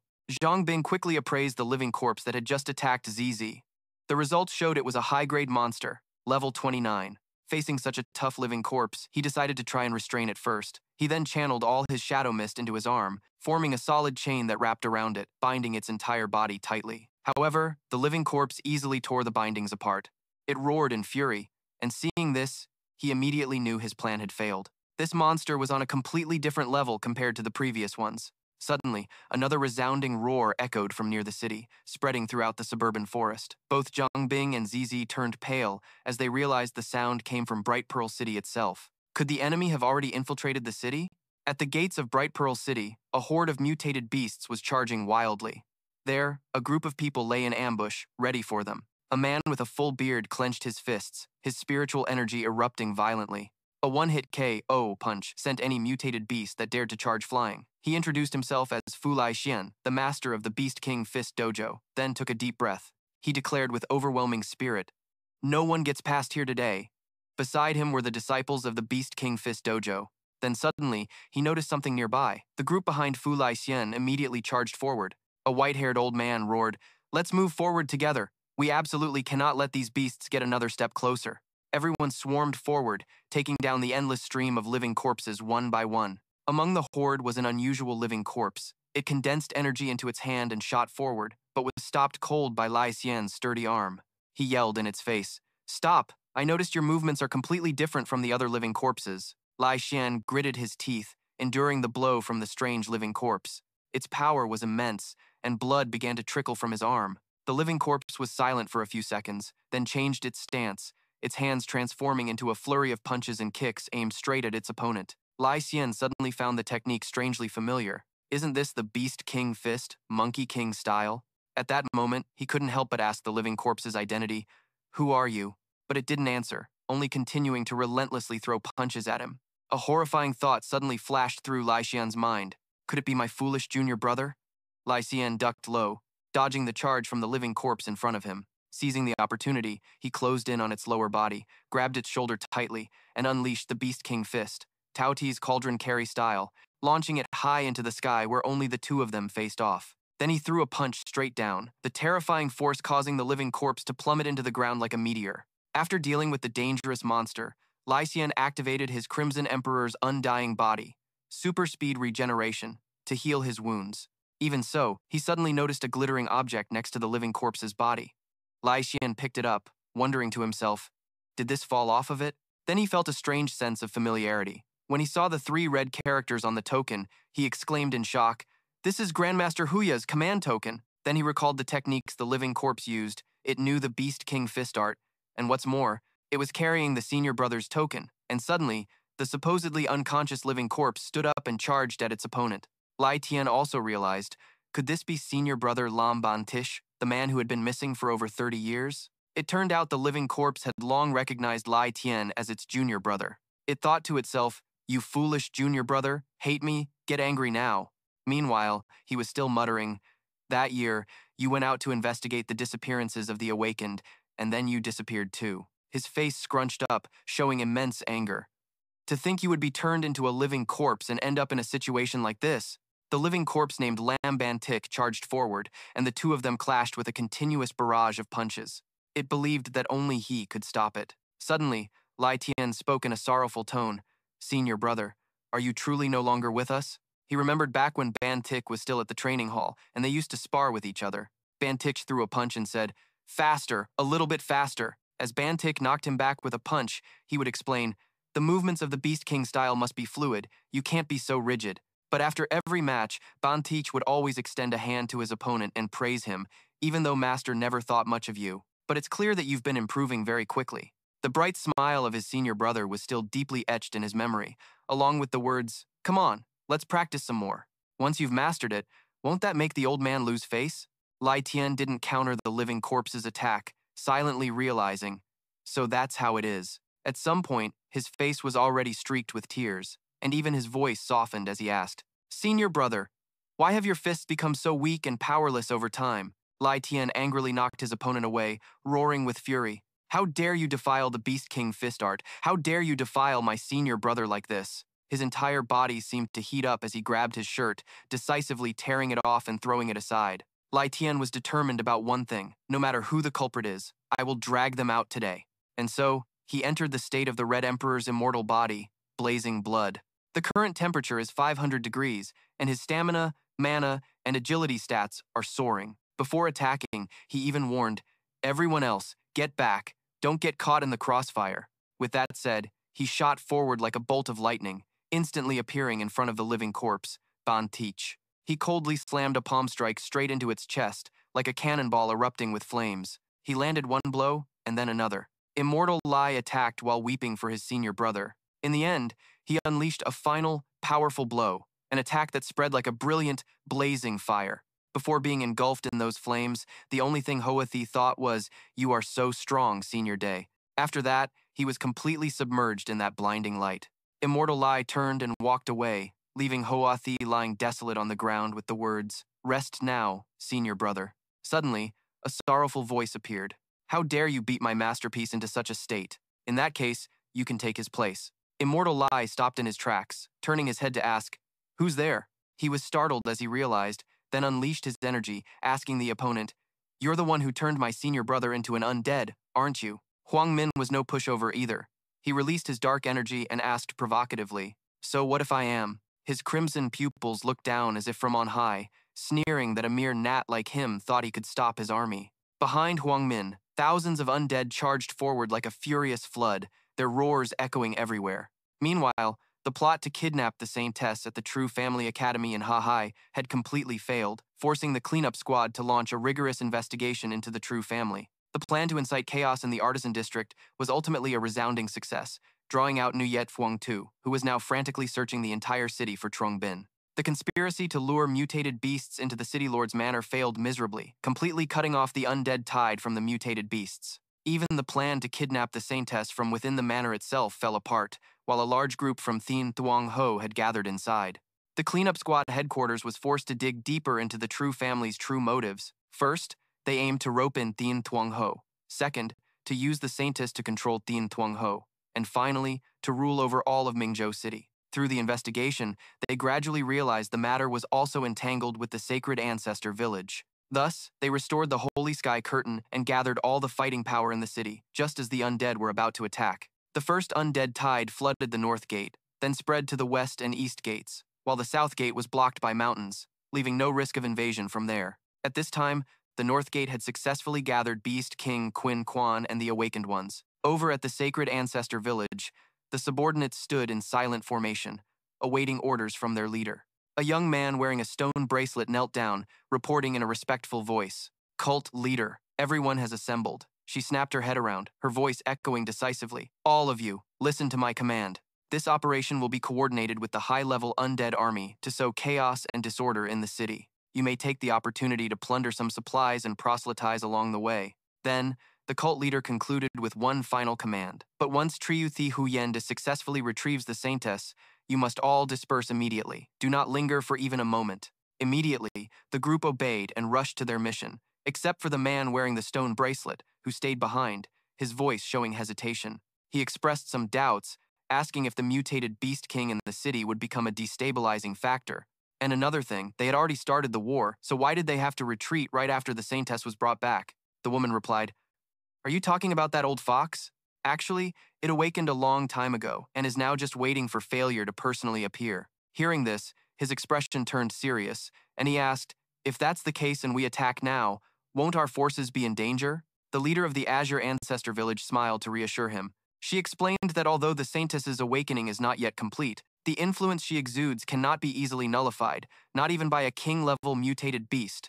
For now, as long as they have her, that celestial fox won't act rashly. If we want to capture Bright Pearl City, besides the fox, the only other major threat to them is the cleanup squad led by Failure. Therefore, she has already arranged for the Shadow Assassins to open the city gates and let the horde of zombies flood inside, with the goal of causing enough chaos in the city. Their plan is to first use the Saintess as a bargaining chip to start a war and let the zombies enter the city. If the cleanup squad wants to completely resolve this large-scale invasion, they'll have no choice but to activate the Sun and Moon Pearl. After Failure uses the Sun and Moon Pearl to purge all the mutated Beastmasters and the zombie horde in the city, that would mean exposing himself and the entire cleanup squad.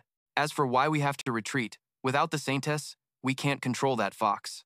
That, in turn, will leave the cleanup squad exposed. And after the fox and the cleanup squad wear each other out fighting, if we attack Bright Pearl City again, won't we be able to take it easily? After listening, the man with the bracelet was still doubtful, but according to our spies, the Zhu family seems to covet the Saintess's power. Will they interfere with this operation? The leader of the Azure Ancestor Village wasn't fazed, as she had already sensed it, guessing that the Saintess is currently in a state of confusion. In this state, the Zhu family won't be able to persuade her, so they're just sitting on their hands for now.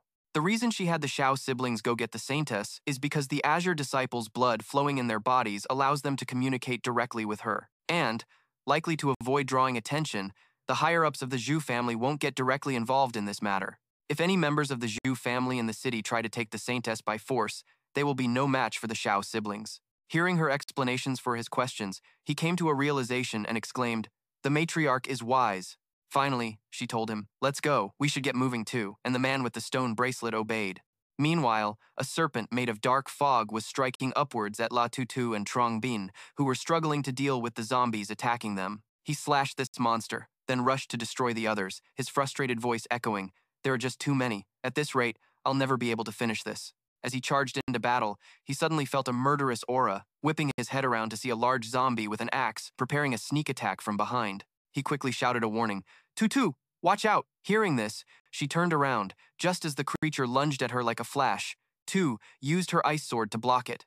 But its attack was too powerful. The ice sword shattered into pieces as she was sent flying, crashing to the ground. It immediately leaped towards her, giving Tutu no time to recover. Zhang Ping was blocked by other low-level zombies. His nether fog was running low. He thought in a panic, "Damn it, I'm almost out of nether fog." Tutu could only watch helplessly as the large zombie brought its weapon down on her. Everything was happening too fast. Zhang Ping screamed in despair, "Tutu, look out!" As it swung a powerful blow to finish Tu, a sturdy shield suddenly blocked its attack. Someone chuckled provocatively. "This old man's shield is no pushover." Tutu looked at the large armored figure before her. She recognized him as Zhang Shouzhong. From a distance, several swords were flying towards them.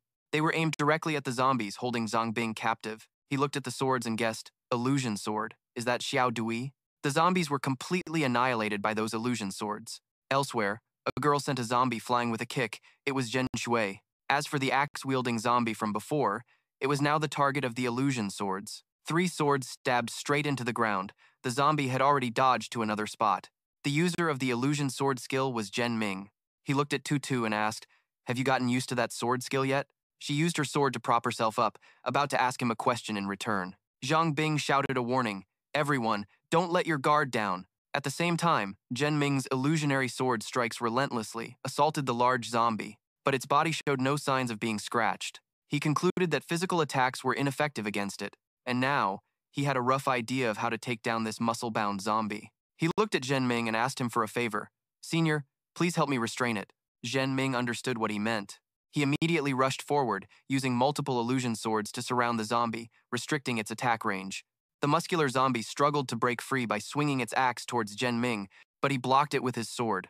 Meanwhile, Zhang Ping wasn't idle, jumping around to its back. Last time, when he assessed that Fallen won, he learned that the guy controls the zombies through corpse poison, and that this poison cannot be burned by normal means. Then the only way is to burn the corpse core inside the living corpse. He threw a few red stones onto the monster's back and used his remaining dark mist to form a hammer. He was going to let this thing have a taste of his red refined scale wheel skill. Only then could the control be completely severed. Zhang Ping used all his strength to strike the red stones on the living corpse's body. Seeing that the scale wheel mace had penetrated its body, he then created a flaming sword in his hand. He directly struck its back using the True Flame illusory flame scale wheel. The monster was sent flying as the flames erupted fiercely, creating a spectacular scene. It lay sprawled on the ground, its back smoking from being so attentively served by Zhang Ping. Shay Jie stretched languidly, considering the matter more or less resolved. She shook her head slightly, thinking to herself that this fiery scourge was certainly no pushover.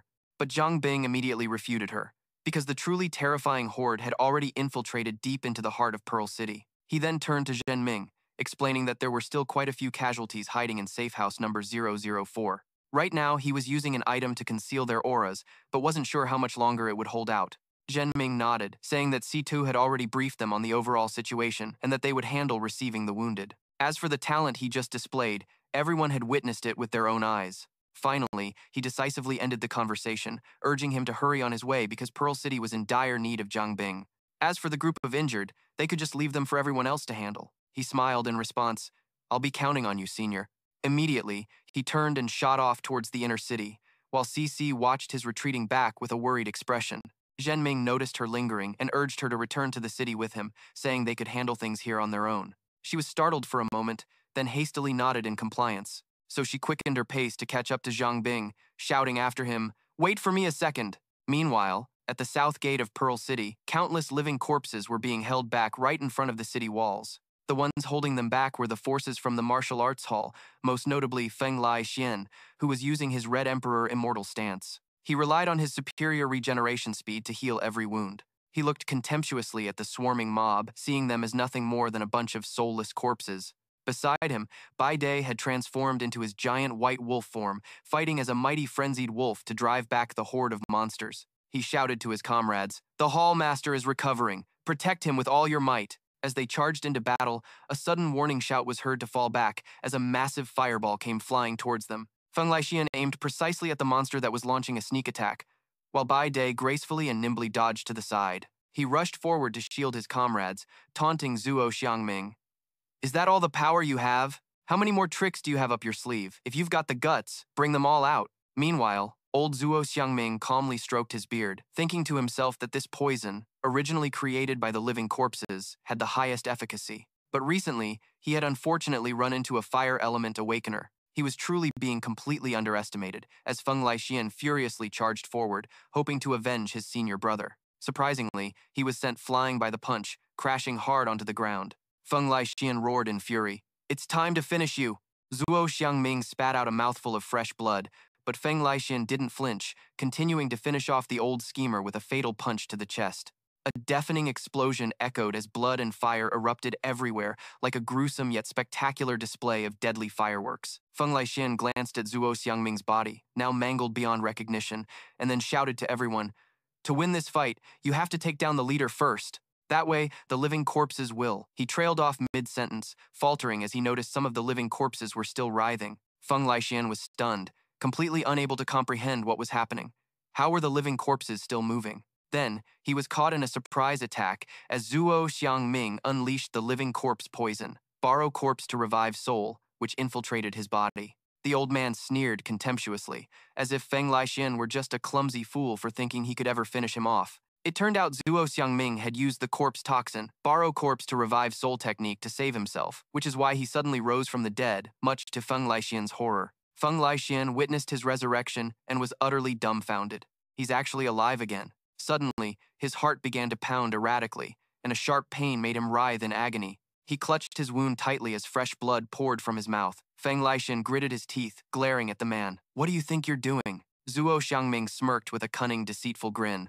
"Oh, you noticed already?" He glanced at the wound, then slowly explained. "This old man injected the corpse poison directly into your body. Once the corpse poison spreads throughout your entire system, you will become one of my living corpses." Feng Laixian heard this and found it completely absurd, like some childish trick. Who in their right mind would believe that? He frowned, his mind filled with confusion. "How is that even possible?" Feng Laixian roared as his power erupted, transforming like a super saiyan. He activated the second level of the Red Desolate Immortal stance. It was the Huang Ye form. His temperature shot up to 1,000 degrees Celsius, causing his stamina, strength, and agility to skyrocket. Zuo Xiangming stroked his beard and sneered at him. "Trying to neutralize the corpse poison by incinerating yourself? Don't waste your energy. The old man waved his hand confidently, and the horde of living corpses rose in unison. The kind of corpse poison you can burn away is merely the most basic type. The corpse poison this old man uses to control the living dead isn't limited to just one type. Bai Dai, next to Feng Laixian's team, shouted out in alarm. Master Feng, Zhuo Xiangming leisurely continued, the more powerful living corpses have all been bestowed with various types of my poison, an undying poison for undying corpses. Feng Laixian looked back, telling his teammates not to worry about him. Near safe house number 3, a giant zombie suddenly went on a rampage, charging in for the kill and throwing the entire team into chaos. What? Zhuo Xiangming is controlling all 3 zombies to attack Feng Laixian at once. How long can he possibly hold out? Feng Laixian glanced back as a green-skinned monster with filthy claws lunged forward. Junior brother, stop it! Seeing Shi Xuan turned into a zombie, Feng Laixian roared in fury. I will never forgive you. Zhuo Xiangming sneered, his eyes filled with contempt, as he used his grimy, filthy hand to control his trump card. You still don't get the situation, old man, if you miss your Shi Xuan that much. Zhuo Xiangming roared, commanding the giant zombie to charge straight at him. Then just go and be with him. Feng Laixian was caught in a dilemma. Any hesitation would mean death for everyone. He poured all his power into his fist, determined to end this quickly. Feng Laixian threw a punch that stopped the giant zombie's attack, sending the weaker minions nearby flying like ragdolls. He was hit by a powerful shockwave and spat out a mouthful of blood, barely holding on. Just when it seemed he was about to collapse, he managed to land a punch that sent the giant zombie flying away. Exhausted, Feng Laixian lowered his arm and carefully wiped the blood from his mouth. Glancing at his hand where the poison was slowly spreading, he shuddered with apprehension. This poison spread so fast. The smaller monsters, scurrying like rats, rushed in, giving him no time to rest. He thought to himself, it's still not enough. Feng Laixian continuously dodged, looking for an opening to turn the tables, and activated his final energy form, the Crimson Emperor's immortal body, but it still had no effect. At this rate, I'll turn into a zombie too. He glanced over at his comrades who were struggling against the horde of minions. If I fail, the North Gate will completely fall. As Feng Laixian considered the worst-case scenario, wondering if heaven itself intended to destroy his Mingzhu city. Suddenly, a sharp cry echoed from the distance. Liu Cixi and Zhang Ping had arrived as reinforcements. As she ran, she updated him on the situation. According to intel from the recon team, the master of the Beast King Fist Gym has been captured.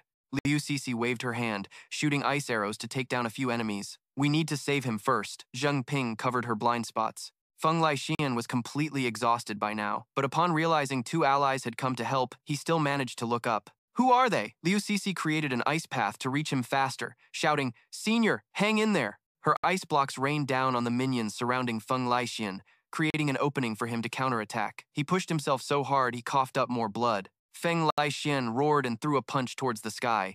This is the 5-beast fist style, Tao Wu's adamant form. Clutching his wound, he approached Zhang Ping and advised, Young Xuandi, go back quickly. It's dangerous here. Zhang Ping calmly reassured him, Senior, there's no need to worry. I came prepared. He carefully observed the wound on the old man's body with a determined voice. Let me treat your injury first. Feng Laixian hesitated for a moment, his eyes showing apprehension. But this wound of mine. Without delay, Zhang Ping immediately activated his pure, profound body liquefaction, seeping deep into the wound's opening, making the old man shudder, unsure of what he was doing. Young Xuandi. Zhang Ping's gentle, reassuring voice echoed from within his body. Don't worry, Senior. This is my healing technique. Feng Laixian was bewildered and didn't understand at all, but he had no choice but to place his trust in him, thinking to himself that this technique was truly bizarre. He looked at his hand. The poison had stopped spreading, and strength was flooding back into him like a spring torrent. He couldn't help but be astonished. Not only had his external wounds healed, but his internal energy was also powerfully regenerating. Young Xuandi, you really are something else. Zhang Bing's eyes widened, his face filled with regret. Unfortunately, I can't neutralize the poison in you, Senior. I can only suppress its spread at best. Feng Laixian clenched his fist tightly as a familiar flame erupted to engulf his entire palm. You can suppress the corpse poison? Very good, that's more than enough. Zhang Bing silently commanded the system, successfully appraising the man. Name: Feng Laixian. Class: Beast King Fist. Talent: Crimson Emperor's immortal body.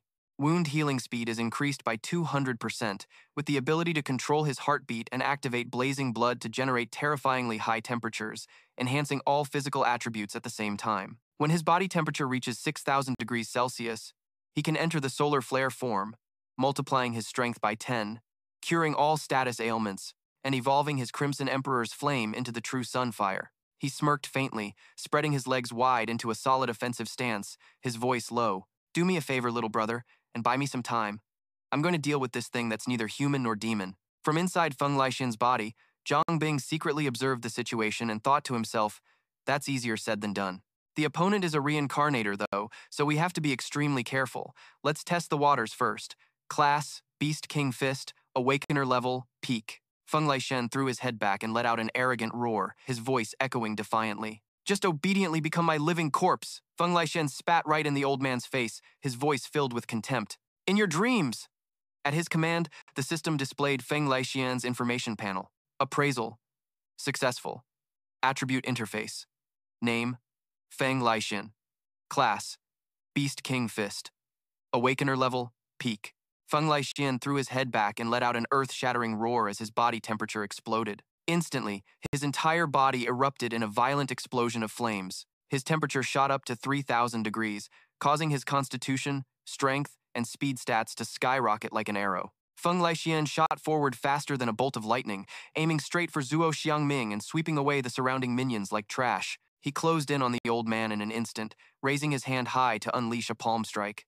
Old man! Feng Lixin landed a devastating punch right on Zhuo Xiangming, who couldn't dodge and took the full force of the fiery blow. Zhang Ping spoke up from inside, offering a reminder. Senior, my appraisal shows his life force is linked to the nearby living corpses. To kill him, you have to get rid of all the living corpses as well. Zhuo Xiangming laughed mockingly as he gripped the man's arm like a vice. You can't kill me! At his command, the horde of living corpses immediately swarmed Feng Lixin. He reacted instantly, pushing his body temperature to 4,000 degrees and turning Zhuo Xiangming into a sizzling meat skewer. All that was missing was some salt and pepper. Feng Lixin used the old man's body as a fuse, neatly incinerating the living corpses one by one. He looked up, still unsatisfied. It's not enough. Brother, do you have a way to raise my temperature even faster? Zhang Ping scratched his head, pondering.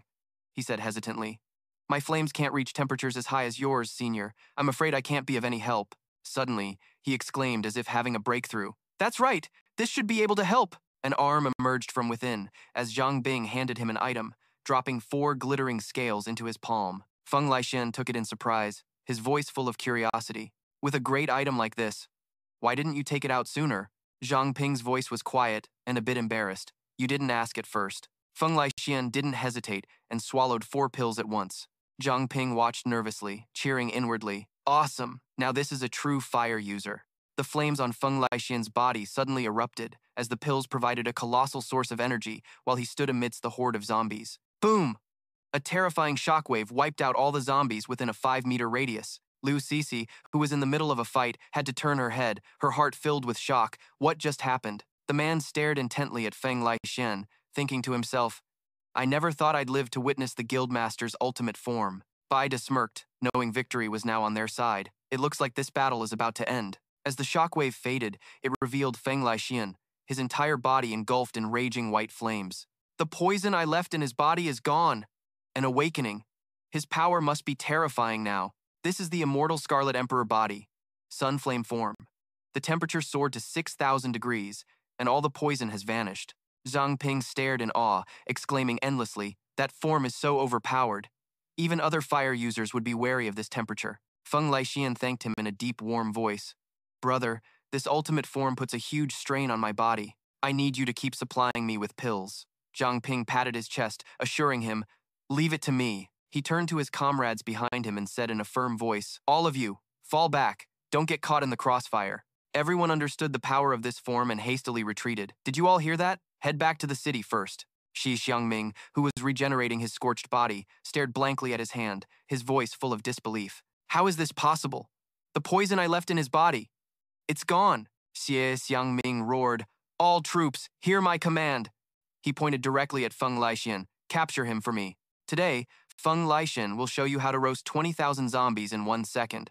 He calmly took a deep breath and then unleashed a raging storm of flames. This is his signature move. His power definitely ranks in the top 3. Suddenly, the horde of zombies frantically rushed forward. They were incinerated by the flames in the blink of an eye, turning to ash before they could even scream. Their flesh and bone vanished without a trace. Glancing at the remaining piles of ash, Feng Lixin calmly declared, these 20,000 zombies have all been burned to dust. Witnessing that power, Liu Cici's jaw dropped, her heart filled with terror, so terrifying. Among all the people I know, his power easily ranks in the top 3. Suddenly, a scout rushed in frantically, trying to deliver an urgent report. This is bad. The masters of the 2 remaining dojos have betrayed us. The west and east gates have fallen. Feng Lai Tian exclaimed in shock. What? How could Ngao Donghai and No Nuok Vu betray us? Ta Huangmin sneered incessantly, once again summoning the horde of undead to rise from the ground. Minshao City has fallen, so this old man no longer needs to hold you here. He leaped onto the back of the giant elephant, preparing to withdraw his entire army. Trongbin hesitated, his heart filled with anxiety, thinking to himself that if he spoke up now, he'd be torn to shreds while the enemy leader acted so gallantly. Impossible! Feng Lai Tian roared threateningly. Next time, I will definitely kill you. He turned to everyone, his voice solemn. I'm enough to handle things here. All of you return to the city to provide reinforcements. Feng Lai Tian turned and said to Trongbin, Brother, the corpse poison has already formed a field. You should go back too. Truong Bin hesitated, his heart filled with anxiety, thinking to himself, if I reveal it now, won't I just melt completely? Inside the city, chaos reigned supreme as mutated beasts flooded every nook and cranny. The citizens fled in panic, their screams echoing everywhere. It's the mutated beasts. Run for your lives. Somebody help. Organize the defenses. Hurry. Hoang Trak Min stood up high, watching the city sink into chaos as a delighted smile spread across his face. Just take your time and enjoy the show. He grinned widely. This is the influence Minchao City should have always felt from us. From behind, 2 subordinates rushed forward after completing their mission, bowing before their master. Without even turning his head, Hoang Trak Min recognized his men and asked in a cold voice, What's the progress? The older brother, Trak Tuan, reported clearly. Around 1 horde of mutated beasts that entered Minchao City is now completely under our control. Hoang Trak Min nodded in satisfaction. Excellent. Have those mutated beasts attack the city lord's manor as soon as possible. The older brother, Trak Tuan, hesitated. Are you kidding? Tran Quan Din is still guarding that place. He hurriedly explained that when the horde of mutated beasts gets close to that area, they will be immediately controlled by the blood of the saintess in her body. The man with hair covering one eye spoke up. That's right. Even the Thien Thuong Ho will become her servant. So, how are we supposed to take her with us?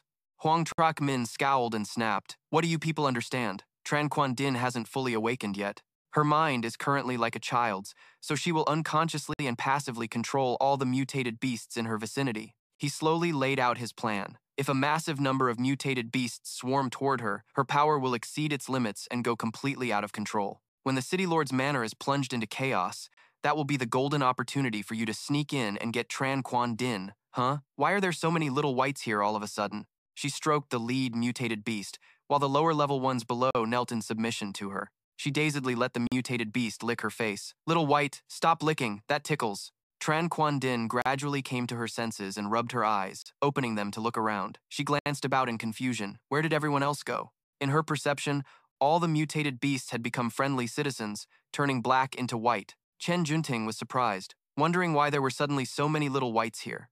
She looked up at the mutated beast hugging her, which was staring at her with curiosity. You guys look so strange. What are you, really? Chen Junting didn't think much of it and casually walked around, admiring all the mutated beasts and praising them. You guys are cute too. Huang Zhe, secretly hiding behind a rock, observed her and thought to himself that this matched the data he had perfectly. He whispered just loud enough for his subordinate to overhear. The approach of a large number of mutated beasts has started to drive her insane. Chen Junting calmly stepped out onto the balcony, squinting her eyes to survey the entire city. Why are there so many little whites outside? In Chen Junting's eyes, all she could see were shimmering round orbs that dazzled her vision. There are so many of them. Chen Junting's mind gradually became unstable. She furrowed her brow as sweat poured down her face like she'd just taken a shower. Stop, little whites! Chen Junting lost her composure, collapsing to the ground and screaming. Don't come here anymore, little whites! Her screams echoed throughout the floating city, emanating from the balcony. Down below where the civilians lived, a little girl was frantically running and searching for her mother. Mom, where are you? A massive mutated beast was in hot pursuit of Nunu, causing the little girl to scream in terror. Suddenly, two large hands appeared out of nowhere. Zhang Ping and Liu Cixi had heard Nunu's screams and arrived just in time to save her. Zhang Ping pried open the mutated beast's jaws, preventing it from swallowing the little girl whole, yelling, "Get out of the way." Meanwhile, Liu Cixi held Nunu tightly, and the little girl cried out in relief. Big sister! Zhang Ping was enraged, his hands erupting in furious flames. You damn beasts! he roared while turning the mutated beast into a crispy barbecue. Can't you all just stop rampaging? Nunu's mother hurried over. Nunu, are you all right?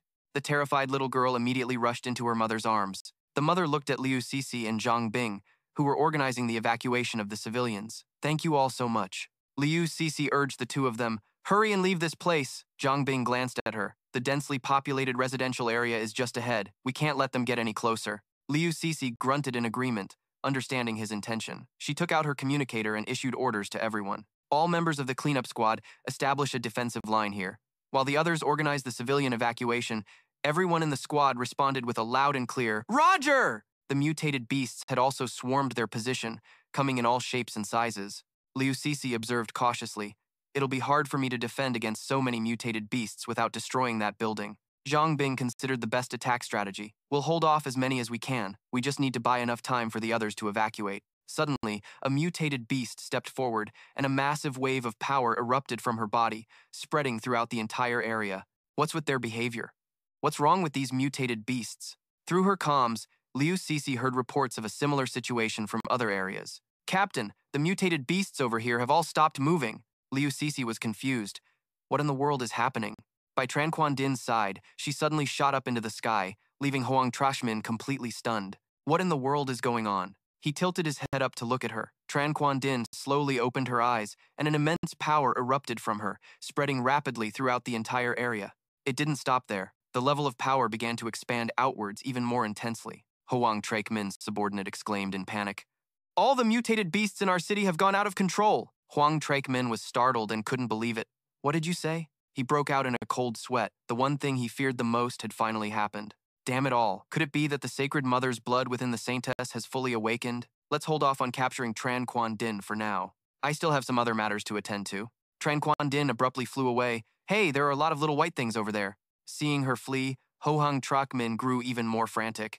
Damn it. He hastily moved his massive body and sped after her. Hurry and follow her! Suddenly, he sensed a peculiar aura that made his whole body freeze, almost causing him to kiss the pavement. Hoang Traik Min glanced back towards the estate, thinking that only a king-tier mutated beast could exert this kind of pressure on him. He imagined a colossal creature of immense power and couldn't help but consider a certain possibility. Could it be that the Moon King has awakened?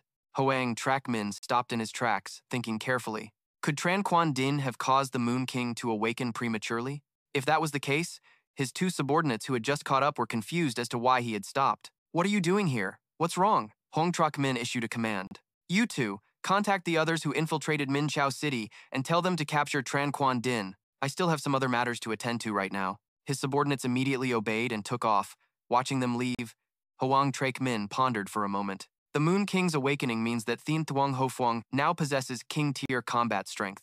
If I reveal myself at a time like this, it would be a guaranteed death sentence. He glanced back, imagining a bizarre monster lurking in his shadow, ready to erupt. He thought to himself, it's probably safer to just wait and see what happens. Inside the city, after the attack by the mutated beasts, everything lay in ruins, suffering catastrophic damage. Bai Duke shouted to the entire squad, everyone get into groups of 3 and eliminate the remaining living corpses. The entire team roared in agreement. After giving the team their orders, he turned to ask about Wang Feng Lai Xian's condition. Master, how are you feeling? Wang Feng Lai Xian lightly touched his muscles, sore from the fighting at the south gate. Master, I'm just a little tired. I'll be fine after a short rest. Enraged, Baida slammed his fist into a nearby boulder, cracking it apart. He could only vent his overwhelming fury on an inanimate object. Those damn traitorous guildmasters are worse than beasts. Wang Feng Lai Xian patted his shoulder reassuringly. Now that things have come to this, we can only focus on clearing out the living corpses at the south gate. Baida calmed down slightly. Master, Wang Feng Lai Xian continued. After that, we'll return to the city to provide reinforcements. He gazed towards the city of Donat. Look at the situation here. All we can do is save as many people as we can, one by one. Suddenly, 2 young lookouts spotted something and shouted, Look over there! A group of awakened ones is approaching from the north. Could they be reinforcements? That group advanced arrogantly as their commander shouted, Block them for me! Don't let a single one enter the city! The 2 young men immediately recognized them. The Lian Yang Guild? This is trouble. Hearing the command, Wu Ruoyu's subordinates roared in unison. Seeing the traitorous forces arrive, Wang Feng Lai Xian's expression turned grim. Wu Ruoyu, you have the nerve to show your face here? He quickly ordered his team to assemble. Everyone, prepare for battle! Bai Dai explained to everyone why they had to fight. The Lian Yang Guild abandoned the West Gate, causing our city to fall. The two young men who had just thought reinforcements were arriving quickly ran back, realizing it was the enemy. What? That bastard? Wang Fenglaxian asked furiously. Master Wu, why did you betray our city? The old man smirked, his smile full of mockery. With a cryptic tone, he asked Feng Lai Xian a question. Master Feng, have you ever thought about changing your life? Feng Lai Xian frowned in confusion. What are you talking about? The old man gestured towards the city. Just look at this place. Wu Ruo Yu painted a picture of the entire city engulfed in a sea of flames. Those thousands of lights, though brilliant, are as fragile as a single thread. Every year, hundreds of lives are lost to attacks from the savage, mutated beasts. It seems we can only protect about 1/3 of this land. Wu Ruo Yu casually continued his vision. If we helped create a king among humanity, what do you imagine that world would look like? Wu Ruo Yu dreamed of the day he would rule the world, once a king was born from the holy ancestor village. Never mind this tiny Mingzhu city. His influence would spread to the ends of the earth, and humanity would no longer be the plaything of mutated beasts. Feng Laixin smirked slyly. So that's how it is. Are those academies under our jurisdiction that preach the doctrine of human supremacy your people? Wu Ruo Yu showed no remorse, spreading his arms wide.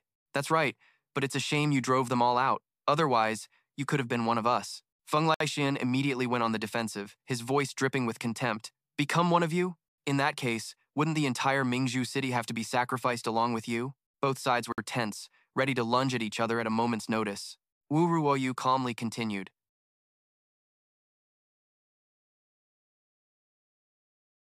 His voice was eerily calm. Rest assured, this time we only want to capture an important person so that the king of the holy ancestor village can be born. We won't completely annihilate Mingzhu city. Of course, if you're willing to stand by and not report this to the city, then we won't have to lay a hand on you. Feng Laixin wasn't about to fall for that. And what if we refuse to look the other way? Seeing that negotiations were pointless, Wu Ruoyu charged forward. Then the only option is to take you down for real. At North City Park, Chen Junting had landed, controlling the entire horde of mutated beasts. Zhang Ping and Liu Sisi watched from their hiding spot, whispering in amazement. Is that Chen Junting? Zhang Ping looked up. So the mutated beasts suddenly stopped moving because of her? He quickly commanded the system to appraise her, and the system announced that the appraisal was successful. The attribute panel appeared. Name, Chen Junting. Race, human. Class, the fallen.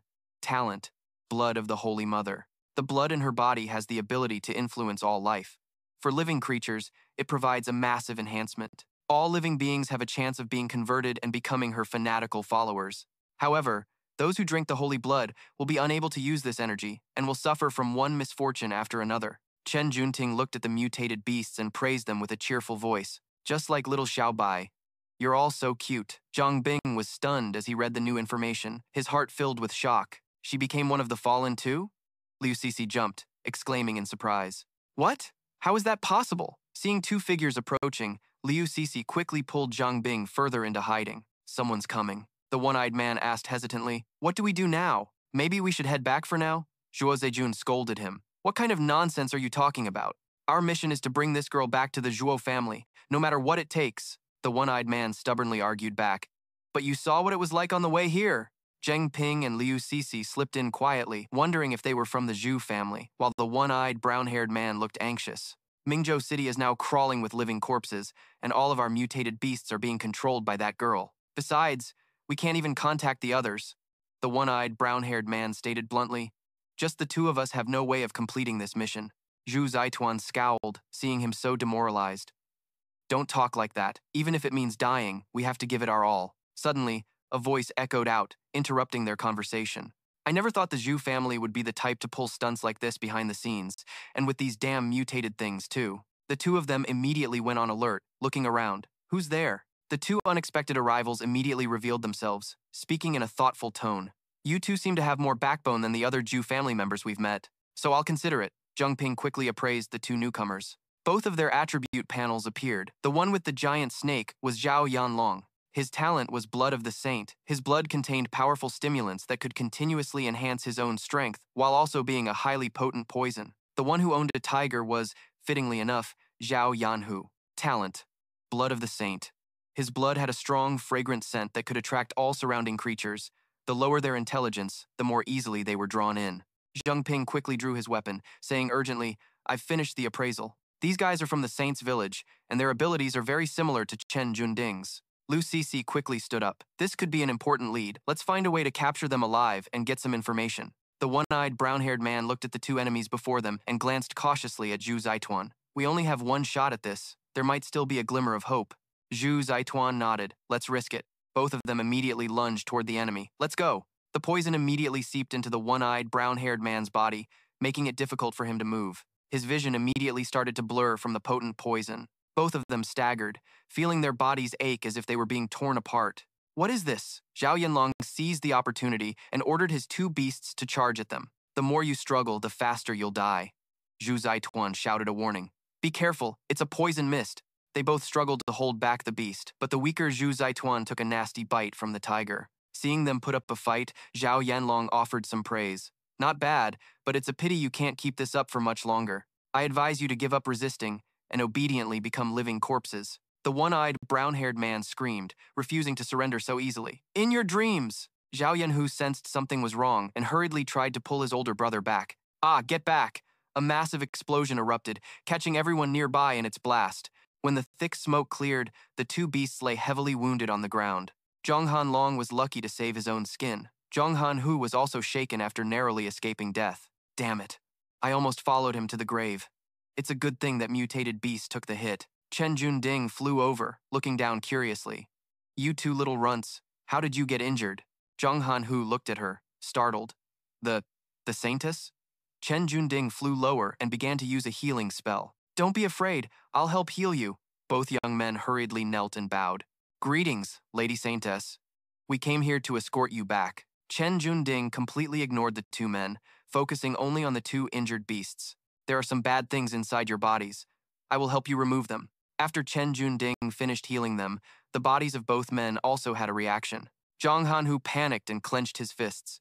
What's happening? Why do I feel like my blood of the saint has lost its effect? Zhang Hanlong was confused. Didn't they say the saintess hadn't awakened yet?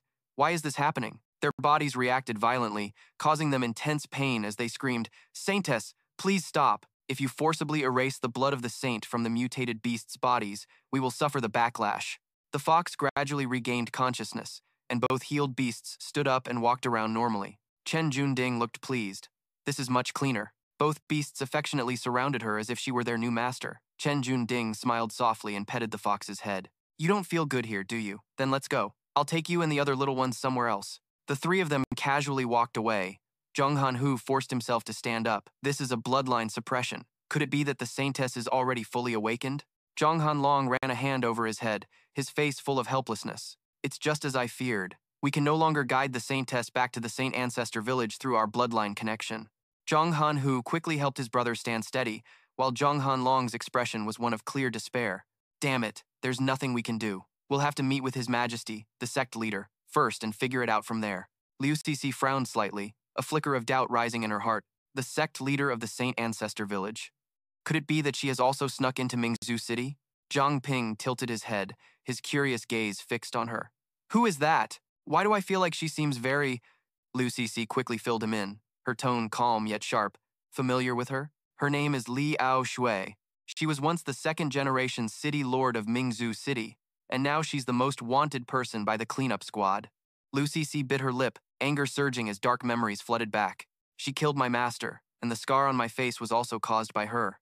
Oh, I'm very strong, not a bit weaker than our captain. We have to find out for sure if this beast is heading to Mingzhu City. Liu Cixi suddenly snapped back to reality, her voice firm. Before, we had no way to control Chen Junting, but we can definitely handle these two. Zhang Ping clenched his fists tightly, determination flashing in his eyes. Chen Junting and his horde of mutated beasts were long gone, so it was time to make their move. Liu Cixi quickly drew her bow, knocking an ice arrow, aiming to stop them in their tracks. The gleaming ice arrow shot forward, forcing the two brothers to react instantly. Zhang Yanlong hurriedly pushed his younger brother aside to dodge in time, screaming internally, "This is bad! There's someone else in the shadows!" To shield his brother, Zhang Yanlong took Liu Cixi's ice blade straight to the shoulder. It caused his shoulder to freeze solid. "Don't move!" she shouted, her voice ice cold as Zhang Yanhu panicked and screamed, "Big brother!" Before he could react, Zhang Ping lunged forward like a shadow, using a vortex of mist to bind him tightly. He successfully restrained both brothers. Zhang Ping narrowed his eyes, his threatening gaze fixed on Zhang Yanlong. If you dare release that copper mist, I guarantee your brother will die a horrible death. Liu Cixi didn't beat around the bush and got straight to the point. Why did you two come to Mingzhu City? Speak. Has Liao Shui already arrived? And where is she now? Zhong Yanlong smirked, his face defiant. I have nothing to say. Furious at his insolence, Liu Cixi swung her blade down hard on his body. Zhang Ping smiled cruelly, placing a hand gently on his shoulder and whispering menacingly. You can refuse to talk, but I'm sure he will. I'll be in charge of healing you, and I'll make sure you don't die so easily. Zhang Yanlong gritted his teeth, his voice trembling with rage. You monsters. You devils. After that, his agonizing screams echoed, tearing through the air. Back at the office, Liu Cixi hurriedly contacted Situ. Captain, I found a very important clue, he slowly replied, his voice calm and steady. Liu Cixi, what's wrong? Liu Cixi immediately reported the details. Cheng Bin and I have captured 2 people from the Qingzhou village. According to their explanation, one of the goals of Qingzhou village this time is to take Chen Quan Din, the one who has awakened the Saintess bloodline. And also, she hesitated for a moment before continuing. Li Ngao Tuyet is also in Mingzhou City. The commander's eyebrows furrowed, his expression turning serious. I understand. You two continue interrogating the people from Qingzhou village. If my worst fears come to pass, I will act personally. Liu Cixi replied decisively. Yes, sir. The commander turned to look at Manhwa. Manhwa, prepare the teleportation array. Manhwa was slightly surprised, her eyes showing a hint of worry. Captain, have you really decided to activate the Sun Moon Pearl of Mingzhou City? Her voice trembled slightly, filled with anxiety for him. The Sun Moon Pearl is hidden in the city square, and once it's activated, your position will be exposed. If the King of the Celestial Lake doesn't appear, exposing your identity now would be extremely dangerous. The commander pondered for a moment, then explained clearly to her. The original plan was to lure out the King of the Celestial Lake first, then have you all hold him off. This way, there would be no obstacles in the process of activating the Sun Moon Pearl. But now, the one who has arrived is Li Ngao Tuyet. Her unpredictable nature will surely introduce many variables to the situation. The commander gritted his teeth, forced to take a risk. I can only gamble now, activating the Sun Moon Pearl before they have a chance to react. This is the only way to save Mingzhou City right now, so it cannot be delayed. At the Monument Square, a deserted place with no one in sight, the commander led his troops through a teleportation gate. Quickly approaching the location, he raised his head, his distant gaze fixed on the chaotic, smoke-filled city, a sense of unease rising in his heart. At this rate, the people's morale will waver, creating a tidal wave of unrest. The commander suddenly realized a deep fear in his heart. I can stop the beasts, I can stop the monsters, but how can I stop the tide of public opinion? Li Ngao Tuyet suddenly appeared before the commander, like a silent specter. You want to rely on the Sun Moon Pearl to make a final stand? Man Ni was startled when she saw her, her voice filled with shock. Why are you here? I'm sure I checked that there was no one in the square. Situ let out a soft sigh, annoyed that his plan had been exposed.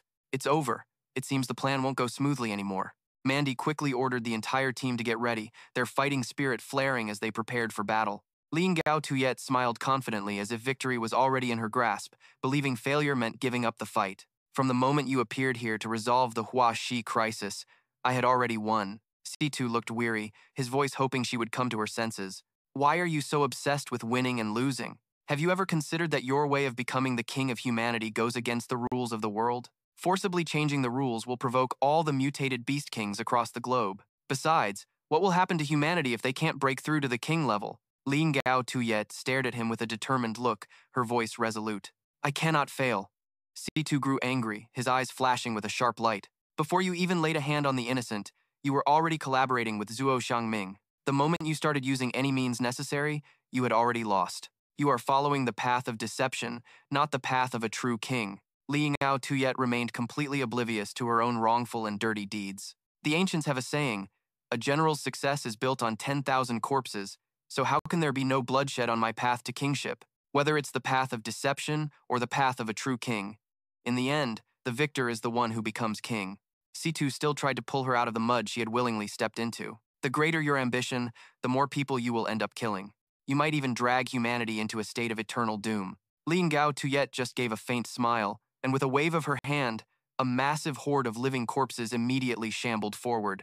I had no hope of persuading you, so I brought some people with me. Li Ngao Tuyet thought to herself, once the Sun Moon Bright Pearl is activated, it will soon attract the Heavenly Fox King. This can't happen, at least not until I've taken the Saintess away and let it appear to deal with Shi Bai. She chuckled, her voice challenging. Don't even think about activating the Sun Moon Bright Pearl today. Situ glanced at the man wearing a stone bracelet, Yu Qinghai, now the lord of Bright Pearl City, and said, "How could even you?" Yu Qinghai had completely sided with Ling Gao Tuyet. Big brother Shi Bai, the heavenly fox, is extremely powerful. Sister Gao Tuyet is right. Humanity needs a king. We should be united, not scattered like we are now. Situ stared at him thoughtfully, his voice a warning. Ling Gao Tuyet is not a wise ruler. She will not succeed. Yu Qinghai closed his eyes and nodded slightly. That might be true, but Miss Ao Shui is right. Some things just have to be done. Whether the outcome is good or bad, the boss is a stubborn man, and I know I can't convince him. And so, the two armies clashed, tearing space apart with their ferocious attacks. Yu Qinghai roared, his voice filled with determination. I hope you'll step aside, boss. The leader hovered in the air, his iron will unshaken. Then let's use this battle to decide the fate of Bright Pearl City. In the industrial park of the southern residential area, a world-shaking explosion suddenly erupted in the distance. The explosion sent the beasts into a panicked alert, immediately drawing the attention of Chen Gunding. She tilted her head, curiously watching the column of smoke billowing high into the sky. What's happening over there? Why are you all so scared? Liu Sisi felt the intense energy fluctuations, and a sense of unease crept into her heart. This energy wave is... Chen Gunding immediately commanded all the beasts to advance towards the explosion. Let's go check it out. Seeing her take the lead, Zhang Ping hurriedly followed, his heart full of worry as Chen Gunding and the mutated beasts were drawn in that direction. Liu Sisi suddenly exclaimed, "It's the captain! The captain has made his move!" She shot towards the billowing column of smoke. "Let's go regroup there too," Zhang Ping said, momentarily stunned as he watched her figure. "What about the people in the marketplace?" Liu Sisi had already made arrangements, her voice calm as she replied, "I've already notified the branch to evacuate them." Meanwhile, at the plaza, the two sides were locked in a fierce battle, with the leader's faction seemingly gaining the upper hand. The leader broke away from the main battle to face Li Ao Shui, one-on-one, continuously launching dazzling spells, but she effortlessly dodged them all. She curled her lips in a mocking smile. Pathetic? Is this really all you're capable of? The leader pressed his attack with all his might, giving her no chance to escape. A temporary restraint would be enough. Li Ao Shui was suddenly imprisoned within a solid barrier, a look of shock flashing across her face. What? Only then did she realize his scheme, but it was already too late. He's trying to trap me to buy time for the Sun Moon Pearl to charge its energy. She glanced at Yu Qinghai, her voice sharp as she gave the order. Yu Qinghai, go destroy the Sun Moon Pearl now. He immediately obeyed and shouted, but Xu Kui, Man Yi, and Chen Luowei rushed to the front line, blocking his path. As long as we're still breathing, don't even think about getting past us. Yu Qinghai charged forward menacingly, his weapon gleaming in his hand. Then you can all just die. He slammed his staff into the ground, shattering the stone floor and sending all three of them flying backward. Zhang Ping and Liu Sisi arrived just in time, he shouted. Don't get too cocky. Liu Sisi waved her hand, creating a thin ice shield to protect the three of them. Zhang Ping coordinated by leaping at Yu Qinghai, while Liu Sisi carefully helped Man Yi up. Man Yi, are you okay? Man Yi replied breathlessly, her voice urgent. I'm fine. Go help. Don't let them interfere with the captain. Liu Sisi looked up at the sky, then froze in shock. Li Ao Shui. Chen Gunding slowly approached, immediately catching Liu Sisi's eye. The Saintess is here too, as expected. Ling Gao Tuyet glanced at Tran Quan Din and thought to herself, Tran Quan Din, so your sworn brothers have failed? Tran Quan Din sluggishly flew towards Tudo. Ling Gao Tuyet watched her, considering the situation. Her energy is currently in an extremely unstable state. Could it be that the blood of the Saintess has fully awakened and entered its transformation phase? Tran Quan Din stopped before the massive golden energy source. She frowned and lightly touched the orb. This must be the thing that made you all feel danger, right? But why do I feel such a sense of familiarity with it? She reached out to touch the orb immediately, triggering a violent reaction. The orb expanded and swallowed Tran Quan Din, trapping her inside. At the same time, the chaotic energy sphere surrounding Li Gao Tuyet shattered, causing Tudo's army to collapse. Ling Gao Tuyet was shocked by the scene. How could it generate such a massive energy fluctuation?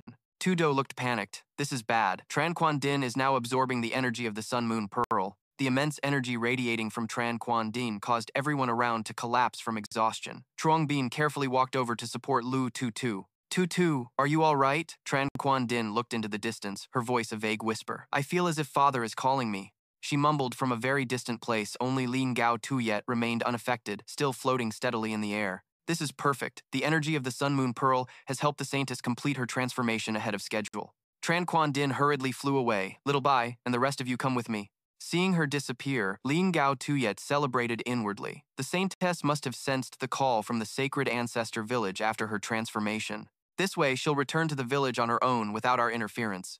Ling Gao Tuyet immediately transmitted the information directly into Yu Thanhai's mind to conceal her plan. I have hidden the saintess in the city for over 10 years now. The final moment has arrived. Have your people quickly escort the saintess back. Her power will help me become king. Yu Thanhai obeyed the command. She slowly descended and began to ponder. As for those fox spirits, they will surely awaken now that Tran Quan Din's suppression is gone. I'm afraid they've all sensed the commotion in this memorial square. Ling Gao Tuyet frowned carefully, calculating every step. This interference could cause everything to fail. Everything is going according to plan. I must retreat quickly before the Moon King appears. Seeing Tudo lead his disciples closer, she let out a faint sneer failure. I never expected you to put so much effort into charging the Sun Moon Pearl, only to end up doing it for me. The original plan was for the saintess to undergo the ritual and transform into the Holy Mother, then perform a complex ceremony at the sacred ancestor village. Ling Gao Tuyet continued calmly, but now that's no longer necessary. This is my destiny. Lu Tutu charged forward, unwilling to give up, her voice filled with rage. I must kill you to avenge my master. Ling Gao Tuyet glanced at her contemptuously. Just you? She effortlessly blocked all of Lu Tutu's attacks. As for this girl who doesn't know her own limits, Ling Gao Tuyet blasted Liu Sisi several meters away. Clearly, Liu Sisi was no match for her. Zhang Ping rushed forward to catch her. Sisi! He leaped and held her tight to absorb the backward momentum.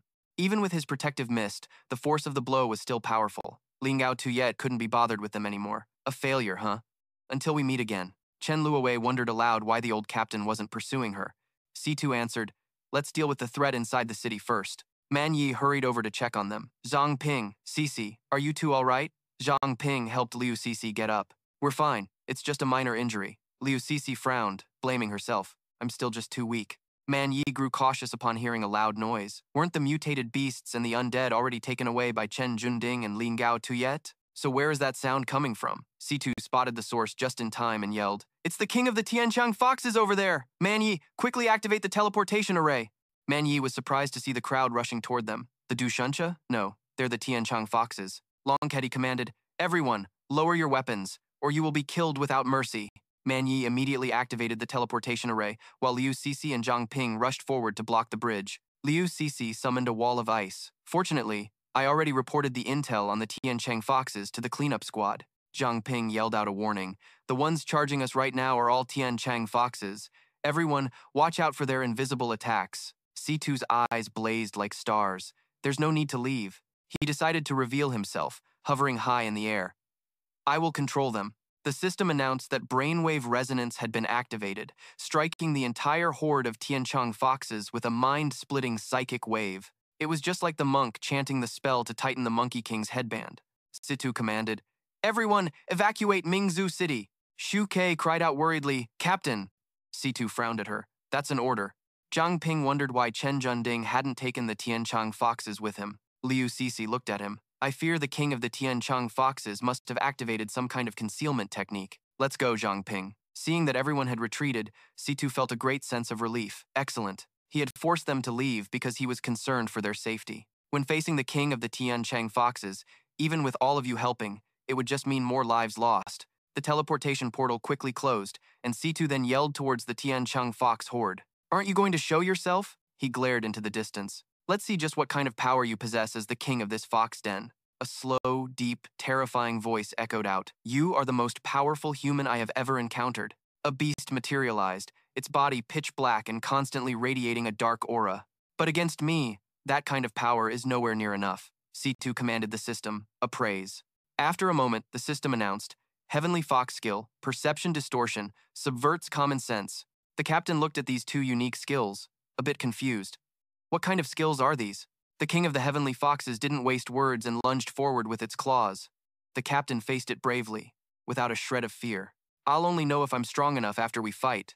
He agilely dodged its attack, silently assessing it, using a destructive move right from the start. The captain seized the opportunity to counterattack, unleashing Vacuum Meltdown. He silently calculated, planning to melt the creature's internal organs with terrifying heat, then form a vacuum to tear it apart from the inside. The Heavenly Fox King praised, That's a pretty strong attack. Too bad it has no effect on me. The captain was stunned. His eyes locked onto it. It's not effective? Could it be perception distortion? Saito activated his phantom clone, dodging its relentless slashes while analyzing the situation. No, that's not right. It's not perception distortion. Before the fight, I had already sealed all my senses, and it's not a clone either. A clone would disappear the moment it's hit, just like mine. Then why is it completely unharmed? With this attack, I could punch a hole straight through a mountain. The Heavenly Fox King smirked at him. Don't think you can get away just by using clones. It effortlessly snatched him out of thin air, seeming to have already figured out the secret of his technique. I've got it. This is the effect of an ability called overturning common sense, unlike perception distortion. It doesn't affect my senses, but instead shatters the common understanding of reality. Temperature, gravity, physics, any conventional sense of reality holds no meaning to it. The Heavenly Fox King tightened its grip on him. Die! Seeing him go silent, it thought he had stopped breathing and let go to check on him. Saito suddenly turned the tables. He wasn't dead. Saito chuckled lightly. Unfortunately for you, your ability can only break the common sense of reality itself. Saito's entire body erupted in a brilliant light. It has no effect on me. The Heavenly Fox King's entire body was enveloped in a shimmering golden barrier, and it looked around in surprise. A spatial barrier? No, that's not right. This is a temporal barrier. Saito calmly presented it with a greeting gift. I give you time stasis. The Heavenly Fox King scoffed, looking at the barrier he had erected. So what if you've trapped me in this space?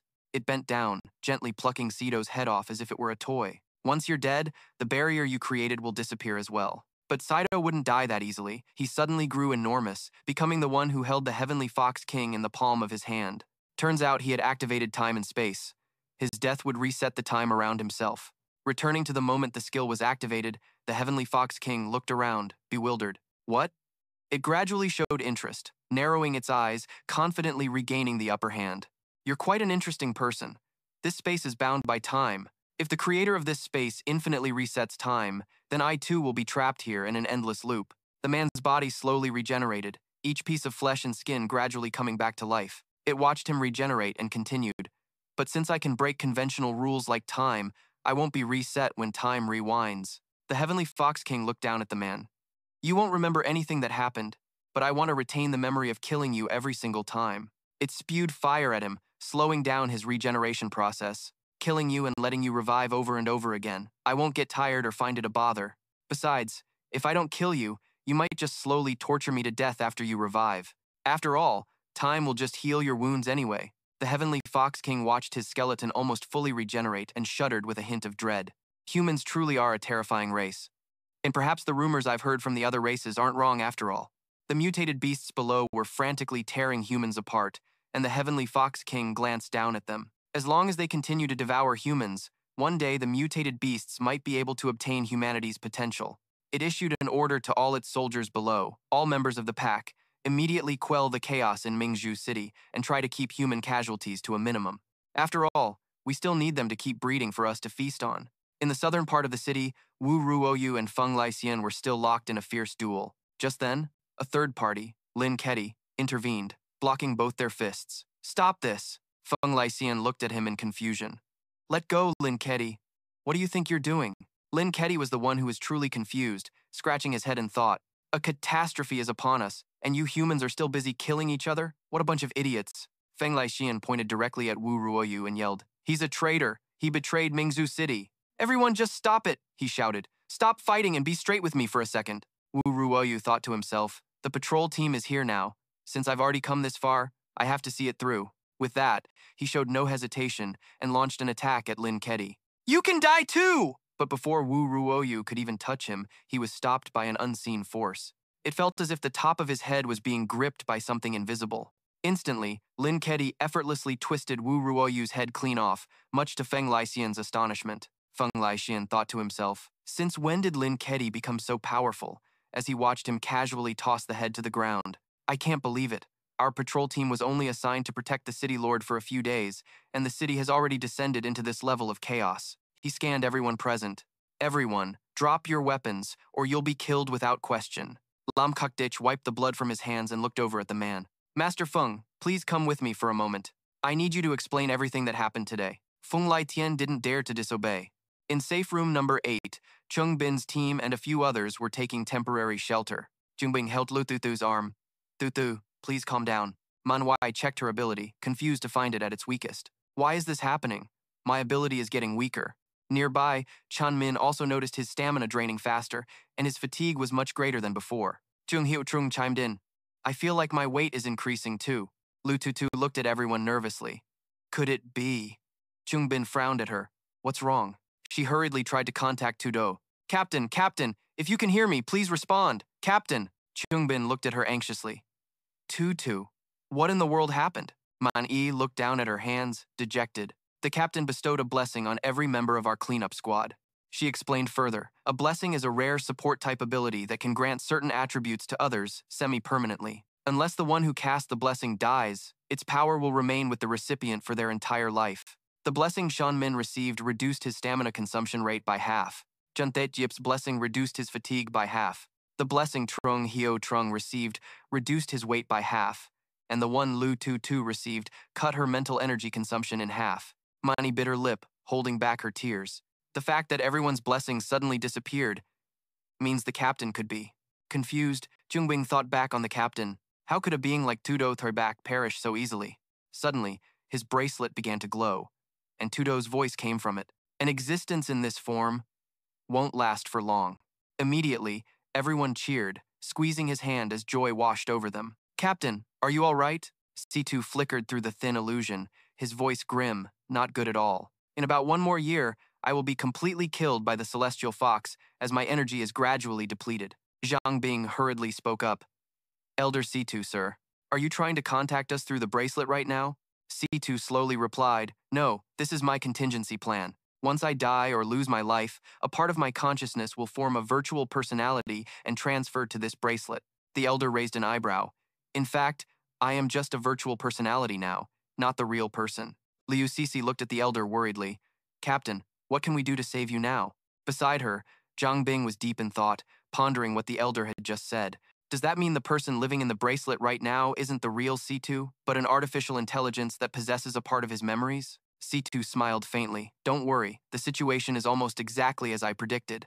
I had a premonition of my death back in Pearl City, but within that death, I saw a glimmer of hope. The elder briefly recounted his battle. The king of the celestial fox was trapped by me in a time loop. It can only escape when my energy is completely depleted or the loop is actively released. Therefore, it can only remain at the monument square and continue to kill me until all my energy is consumed. C2 looked at everyone. It won't be able to act recklessly for the next year. This is our chance to defeat that celestial fox clan. Can we seize this opportunity? The elder looked directly at him. Everything depends on Zhang Ping, the one with infinite potential. When C2 said Zhang Ping's name, everyone there was stunned. Zhang Ping? Chen Ming spoke up in protest. Captain, I really don't understand what you're planning, but placing our hopes on Zhang Ping seems a bit much. Manny also voiced his agreement. Zhang Ping's potential is indeed not bad, but he's still just a primary level awakened. But Liu Sisi, on the contrary, agreed with C2's opinion. I trust the captain's decision. What do we need to do next? Manny was still a bit displeased, but at that moment, C2 began to enlighten everyone. Don't be so hasty. A little storm right now is nothing. At first, when we faced your beast tamer awakeners, it was truly desperate. Back then, your side possessed countless pieces of equipment, including 5 rare treasures like the sun and moon bright pearl. But on our side, we had nothing at all. Hearing this, Zhang Ping's expression grew increasingly serious. Meanwhile, C2 continued his psychological manipulation of everyone. In reality, the gap between you all and the enemy was immense back then. Not only that, but you also lacked weapons capable of fighting the aberrant beast kings. Zhang Ping was incredibly surprised to hear that. Weapons to deal with aberrant beast kings? Do things like that really exist? C2 glanced at Zhang Ping and replied, of course they do, but only those with infinite rank abilities are qualified to enter that place. And each person with an infinite rank ability can only participate once in their lifetime. That's where I brought back the arrow that could turn the tide of the world. Everyone was completely shocked to hear this story. Zhang Shouzhong exclaimed in surprise. So this time, it all depends on Zhang Ping? Zhang Ping, is he an infinite rank awakener now? After hearing this, Zhang Ping was just as doubtful. He broke out in a cold sweat and said, Captain, looking at your arrangements, I don't think that's possible. C2 seemed to pay him no mind. He placed a hand on Zhang Ping's shoulder and continued his psychological manipulation. This has its benefits for you too. That place can be considered the foundation of our humanity. You can use those ruins to unlock secrets of the world that belong only to you. By now, everyone had been briefed. Manny cheerfully grabbed Zhang Ping's hand and pulled him along. No more delays. Let's head out right now. Just as morale was soaring, C2 threw a bucket of cold water on them, instantly killing the mood. Don't be in such a hurry. Before we depart, there are still a few things to consider. Zhang Ping, you come with me.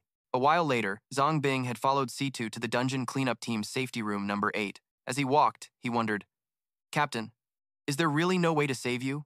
Hearing this, C2 appeared completely calm, even letting out a chuckle. This was my choice after careful consideration. And if I were to stop the king of the Heavenly Fox clan, there are only 2 possible outcomes, and neither is something I wish to see. Hearing that, Zhang Ping immediately grew curious. What kind of outcomes? He imagined a scene where Lian Gao Tuyet and her clansmen brutally attacked the city. Then he spoke. The first scenario is that we fail to stop the attack from the ancestral village. Then, the outcome would be Minshao City falling into Lin Gao Tuyet's hands, and about 50% of the Awakened would die in the ensuing civil war. Continuing, in Tudo's imagination, the Awakened were being savagely slaughtered by the monsters. He continued, the second scenario is that we successfully stop the attack from the ancestral village, but because of my departure, the Heavenly Wolf King will personally deal with the high-level experts who have revealed their strength, and at that time, at least 30% of the Awakened will be unable to escape. The final scene he painted was of the Moon Prince using his bare hands to trample the high-level experts. Now that I've trapped the Heavenly Wolf King in there, the strongest one remaining is the Moon Prince. In a one-on-one fight, the high-level experts might not be his match, but if it's one against many, the Moon Prince probably can't hold out. He led Zhang Ping to the cell where Zhang Yanlong was tightly bound and continued speaking. Even if he wants to kill and replace all the Awakened who have revealed their power, it would take at least 1 to 2 years. Looking at the prisoner made Zhang Ping frown. Indeed, this was the best possible outcome they could achieve with their current level of strength. Finally, Tudo ordered him to enter the cell. Go get some of Zhang Yanlong's blood. This request confused Zhang Ping. What's the point of me taking Zhang Yanlong's blood? Tudo immediately frowned and asked, You've been stuck at level 9 for a long time, haven't you? Hearing this, Zhang Ping answered honestly. That's right. During the last battle, there were signs of reaching the intermediate level 10. He began to channel the power within his body. But at the critical moment of the breakthrough, it was unexpectedly blocked. Not only did I fail to level up, but it felt like something was stuck in my throat. Hearing this, Tudo offered some advice. Try drinking some of Zhang Yanlong's blood. Awaken your new skills first, and then I will tell you how to break through. There's no bottleneck between the initial tier and the intermediate tier. The reason you can't break through is that you have too many abilities. Hearing this, Zhang Ping immediately took and consumed Yanlong's blood. He focused on absorbing the power from the blood to level up, while Tudo observed and gave pointers from the side. Awakened who possess only a single ability usually have no other choice. They have to decide on the path they want to take very early on. An Awakened with multiple abilities needs to choose one to focus on. Otherwise, it will lead to a stagnation in their progression when they try to level up. A brilliant footprint materialized as Tudo spoke. Once you determine what you truly desire and the path you want to take in the future, breaking through to the intermediate tier will come naturally. Zhang Ping absorbed the essence of Tudo's words and continued to focus on leveling up. The Devour ability activated, awakening a new talent. Blood of the Titan King, the body can draw power from its own pain. The more painful the experience, the more pronounced the effect. Note, whatever doesn't kill you will make you stronger.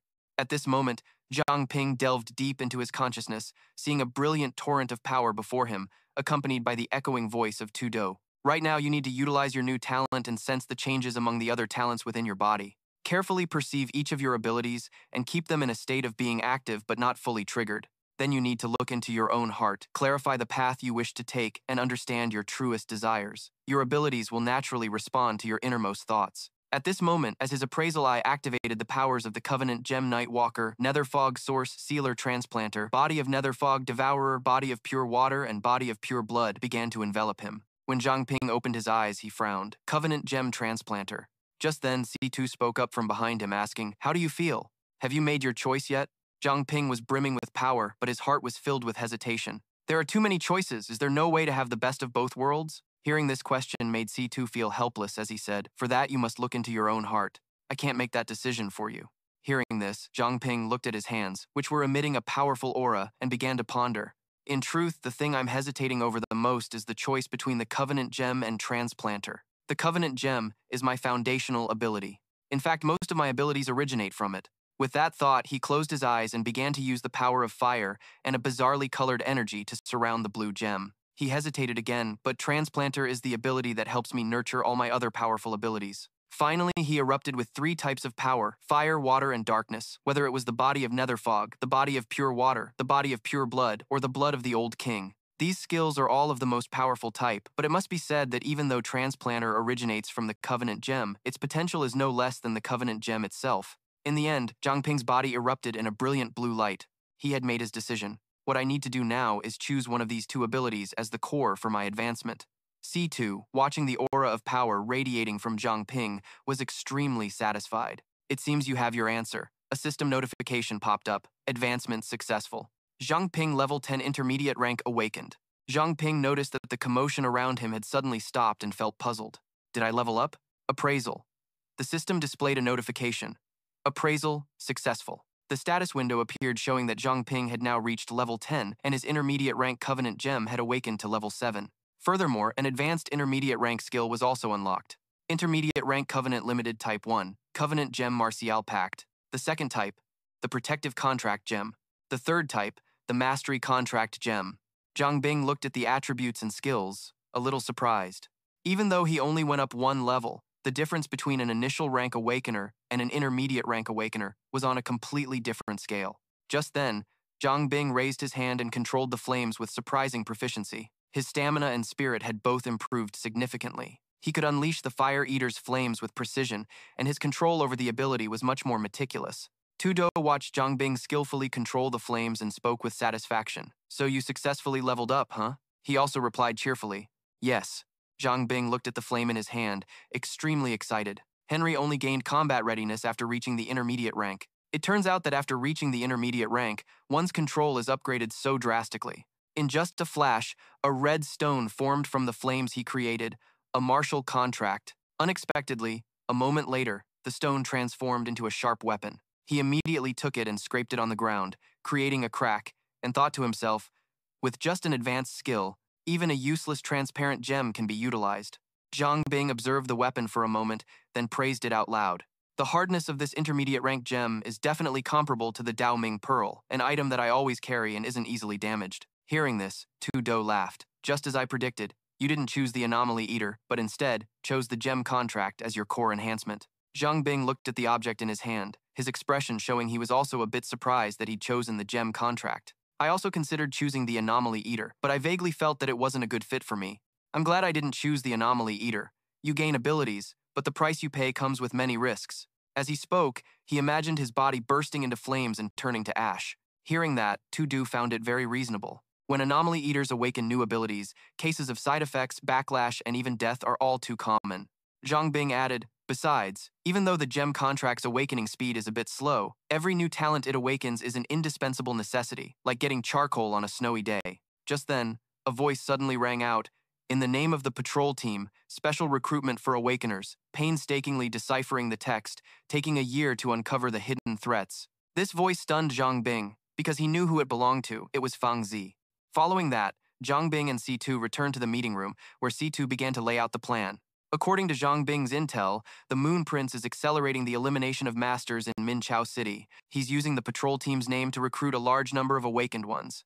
Hearing this, Chen Ming asked doubtfully, is he planning to target those who participated in the previous battles? C2 sighed and replied, that's highly likely. Just then, Zhang Ping proposed an idea. I've decided to return to Minchao City to find the Phoenix Guildmaster and explain the situation, to see if there's a way to get them out of the city. Chen Ming immediately objected to this idea. No way, that's too dangerous. At that moment, Zhang Ping imagined the Moon Prince holding Su Jingjiao in his hands, which fueled his rage even more. If we just leave them be, that group will end up like the patrol team, silently devoured and replaced. Hearing this, C2 quickly placed her hand on his chest. She also wanted to help. It's too dangerous for you to go back to the city alone. I'll go with you. Manny also wanted to help and spoke up. We'll go too. We can contact the awakened ones we know one by one. It'll be faster that way. But C2 once again spoke up to stop Manny's group. We can't tell whether an awakened one has been replaced by a heavenly fox or not. We could easily be exposed. At this, Zhang Ping recalled his dark skills and confidently volunteered to go first. I've leveled up to an intermediate rank awakened. If I sneak in alone, even if I'm discovered, I'm confident I can get away safely. Chen Ming heard this and objected fiercely. I object. Right now, Minchao City is like a dragon's lair and a tiger's den. Do you have any idea how important you are right now? Zhang Ping didn't back down and retorted immediately. I know. But I can't just stand by idly and watch our comrades get devoured by the heavenly foxes. In his heart, he was screaming another sentence. Besides, I still haven't avenged Su Jingjiao. Hearing this, C2 worriedly called his name, Zhang Ping. He immediately reassured her, "Don't worry, I have an escape route. Even if I run into the Moon Prince, it won't be a problem." Chen Ming still refused to give in, determined to stop him no matter what. "If you really want to go, you'll have to beat me first." Zhang Ping immediately agreed. "All right then, give it your best shot." The moment he finished speaking, Zhang Ping unleashed a wave of dark energy, forming a blade that shot forward like lightning and stopped at his neck, shocking him. So fast, when did he even attack? He didn't even lift a finger? The outcome was clear. Zhang Ping put on his purple mask and said, "Looks like I win." Chen Ming looked at him in shock. "Is this the shadow fog?" In the end, he had to accept it. "You've really gotten much stronger than before you leveled up." C2 was also very pleased with the result and praised him. Someone with limitless potential is no ordinary awakened one. Back then, it was only after I leveled up to intermediate rank that I gained the ability to kill higher-level mutated beasts. But Zhang Ping, while still at a low rank, could already kill an intermediate rank awakened one. He's even more outstanding than I was, and his potential is much higher. Mr. Hao raised a finger and continued. "Therefore, I don't object to Zhang Ping returning to Minchao City. But before that, I have a treasure I want to give you." Hearing this, Zhang Ping quickly spoke up. "Wait a moment. I also have a favor to ask of Zhang Shozong." Shozong was startled when he heard that. "Me?" He immediately used appraisal on Shozong, and the system displayed the skill, fat-based technology, which could convert body fat into material energy, then use that energy to synthesize various items within the scope of the user's knowledge. The user can reclaim the material energy and the crafted item back into their body. Shozong was still smiling as he replied to Zhang Ping, "How can I help you?" He hurriedly led Shozong outside, saying as they walked, "You can help with something huge, but it's not convenient to talk here. Just follow me." Just a moment later, the sounds of arguing and yelling echoed continuously. "Huh? Zhang Ping, leave a little for me. Don't be so stingy. Your flesh will grow back anyway. Of course you don't feel bad, it's not your own flesh." These words left the others speechless. A moment later, Zhang Ping walked in and thanked Shozong. Manny, curious, asked, "What did you have Zhang Shozong do?" Unexpectedly, Shozong then walked in, looking like nothing but skin and bones, which utterly horrified Manny. "Zhang Shozong, what happened to you?" Meanwhile, in the secret chamber of the Qingji squad, Zhang Ping and C2 stood before a dark scythe. Zhang Ping asked, "Old Master C2, this is?" C2 recalled his golden days, using this very weapon to slay hordes of monsters, and then spoke with pride. "This scythe is called the Scythe of Fear. It not only inflicts terror upon living creatures, but can also evolve by absorbing blood. In my youth, I used it to slaughter tens of thousands of mutated beasts, absorbing the fresh blood of countless creatures. Even now, in terms of both hardness and sharpness, this scythe is considered a rarity in the world. It's no exaggeration to call it a divine weapon. The Scythe of Fear is the most suitable weapon for you right now. Take it with you back to Mingzhu City. It will increase your chances of victory when you encounter enemies." Hearing this, Zhang Ping immediately took the scythe in his hand and smiled confidently. Suddenly, a massive evil spirit emerged from the scythe. Seeing this, he was extremely satisfied. "Thank you, Captain." Just then, C2 seemed to notice something and spoke with a meaningful smile. "It seems someone is still worried. Coincidentally, I've used up all my energy, so I'll return to the bracelet to recover. You two have a nice chat." As soon as C2 vanished, C2C appeared. Unexpectedly, the scar on her face had suddenly disappeared, replaced by a stunningly beautiful appearance. Zhang Ping looked at her in surprise. "C2C, the wound on your face." She simply smiled and then spoke. "We agreed before to have a proper conversation as friends, not as teammates." Liu Cixi and Zhang Ping sat under the moonlight, opening up and confiding in each other. She gently spoke first. "I've moved past my inner demons, thanks to you for healing the wound on my face. The last incident helped me realize how weak my own abilities are, so I'm no longer being stubbornly reckless. I will rely on everyone's strength to defeat Lin Gao Shui together." Liu Cixi tilted her head and glanced at him. "Your determination to return to Mingzhou City alone, isn't that also you being stubborn for that friend of yours?" Zhang Ping was silent for a moment, then chuckled. After leveling up to a mid-tier awakened, he admitted he did have that thought. After all, he could feel his power had increased dramatically. He recalled the time he had to pretend to be fast asleep in front of Yue Fangzi and told her about it. He was no longer a helpless weakling who could only feign sleep when Yue Fangzi came to search his house. She listened to him and looked worried, but Zhang Ping smiled to reassure her. "Don't worry, take it easy. I can still distinguish between what's important and what's not.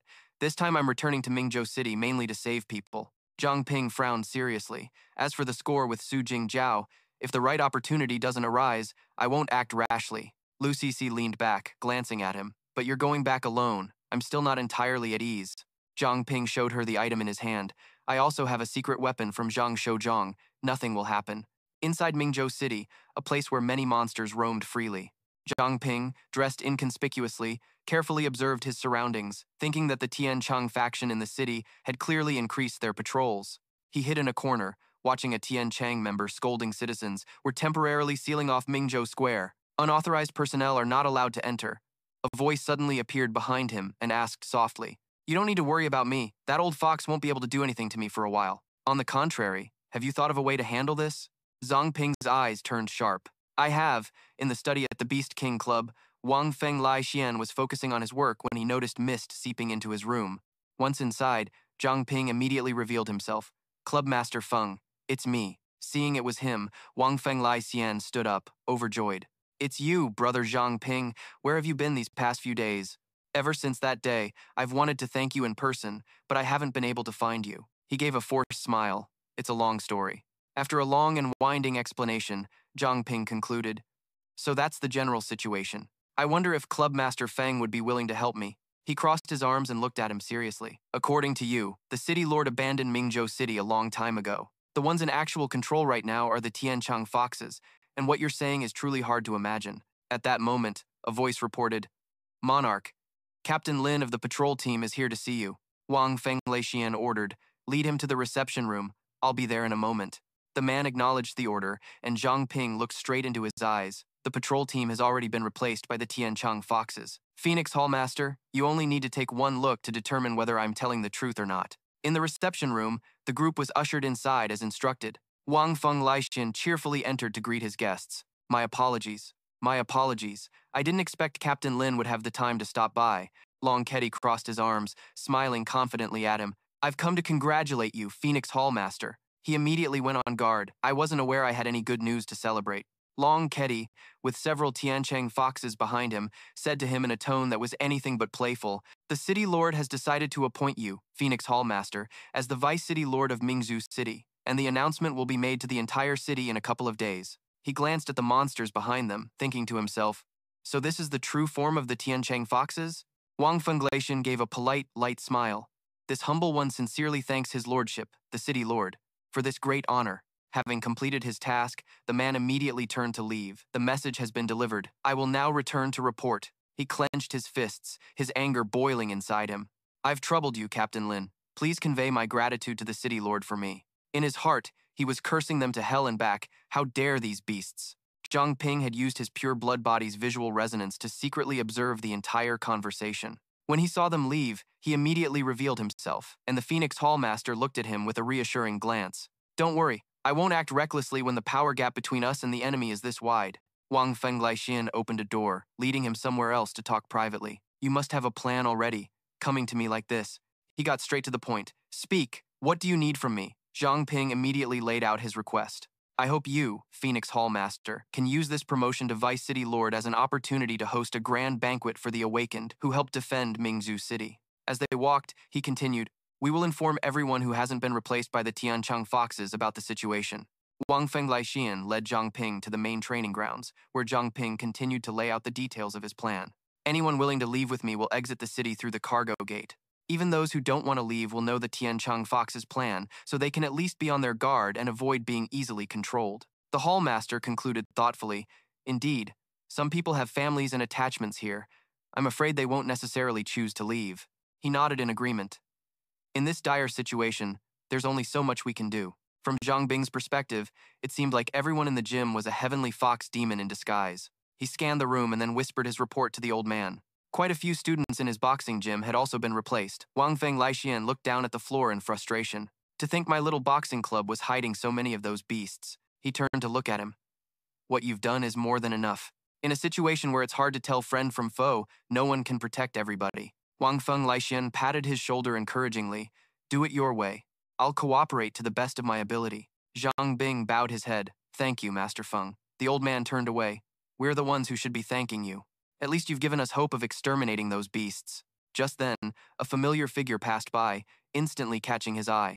This was the very monster that had disguised itself as Su Jingjiao. The moment he saw it, a boiling rage surged within him. "It's the beast that killed Su Jingjiao." The one behind it all was standing there casually, silently observing everything. Luo Shiyu asked, Has anything unusual happened in Pearl City recently? Long Kedi hurriedly reported, Your Highness, everything is normal, except that Feng Laixian has been preparing for a banquet recently. She sneered contemptuously.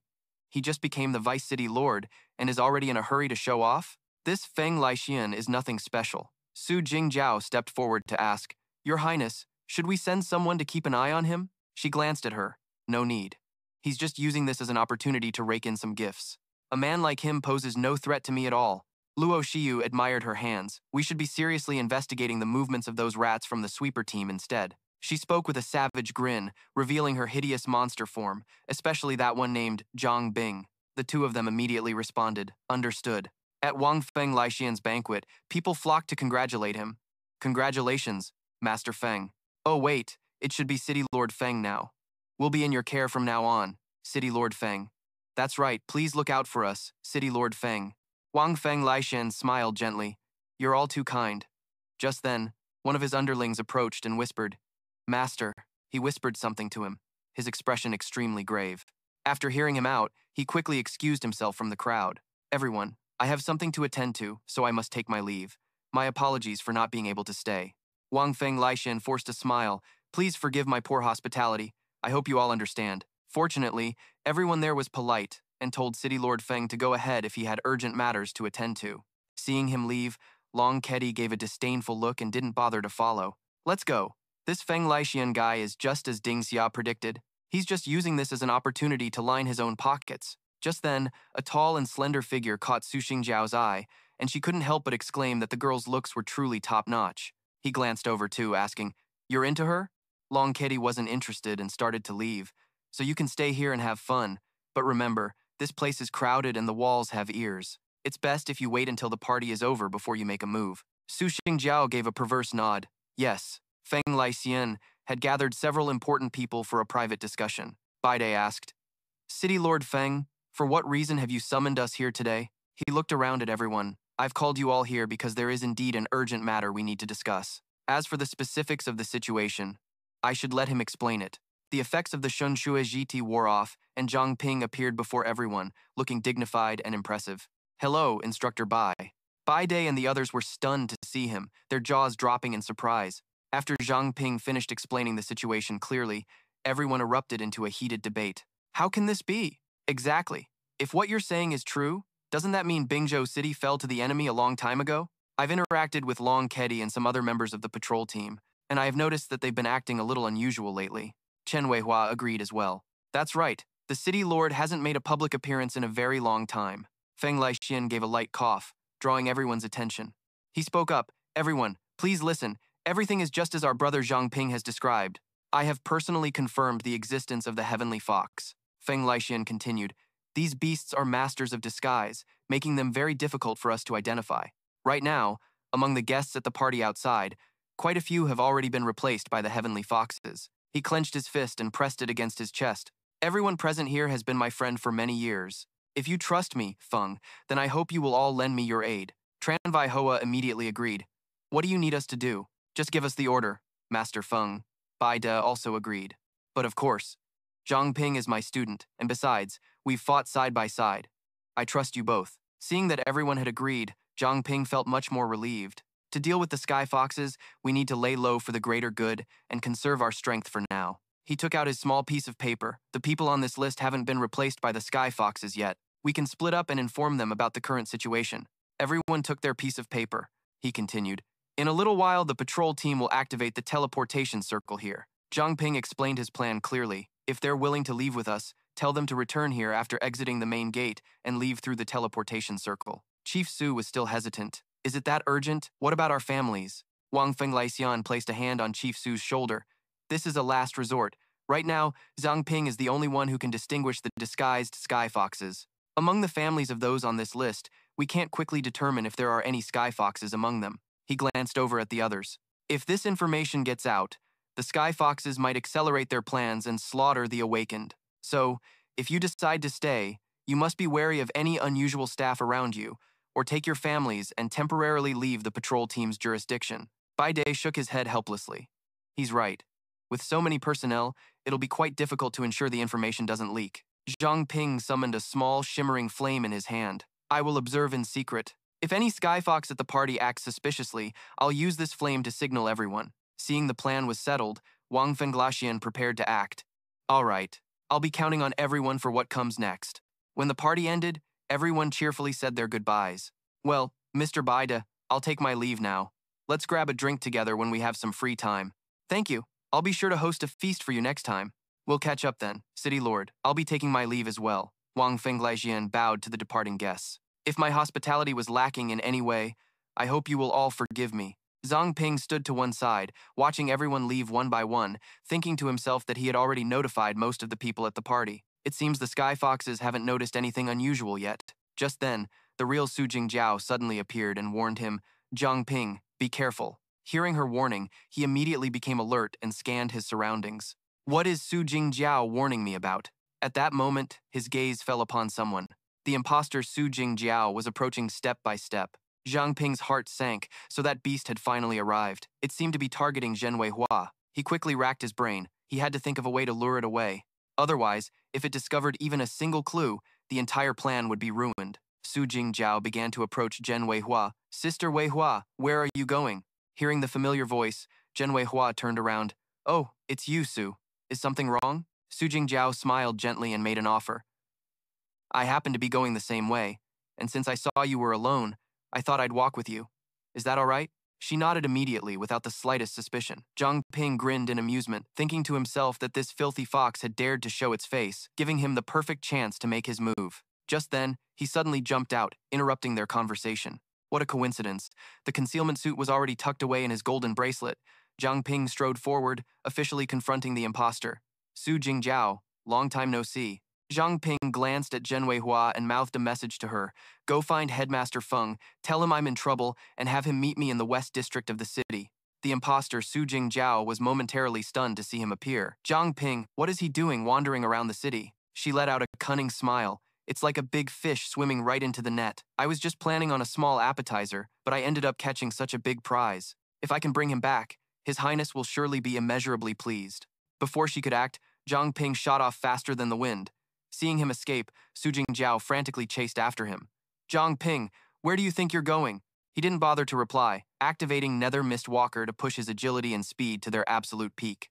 Zhang Ping became a flash of lightning, darting away on his incredibly swift feet. She followed closely behind, but still couldn't catch up, and a faint suspicion began to form in her mind. Strange. How is this guy so fast? He weaved through the streets like a shuttle, then suddenly ducked into a dark, narrow alley. Having lost his trail, Su Jingjiao stopped in confusion, her eyes darting around. Where did he go? Zhang Ping suddenly appeared from the shadows, weapon in hand, right behind her. He swung his staff, grazing Su Jingjiao's body and drawing a spray of fresh blood. Crying out in pain, Su Jingjiao leaped back to create a safe distance.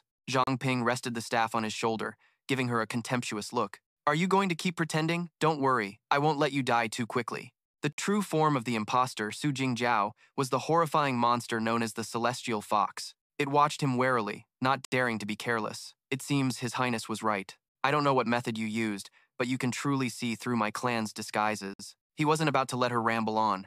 He suddenly unleashed a move from behind, an ambush that made her jump in surprise, only having time to whip her head around. This is Nether Mist. Su Jingjiao hastily dodged the small blades rushing towards her, while simultaneously evading his main attack. She wondered to herself, has he been possessed by the Nether Mist? Distracted and lost in thought, Thien Jiao was deeply slashed across the stomach by him, and she screamed in pain. Truong Bin immediately recalled his nether fog iron chains and said, You know what?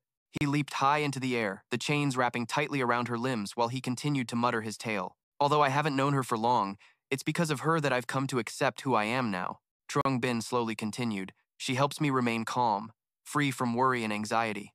The fake Thien Jiao, bound tightly, was bewildered hearing him talk about this girl who was more than a friend, asking, What are you talking about?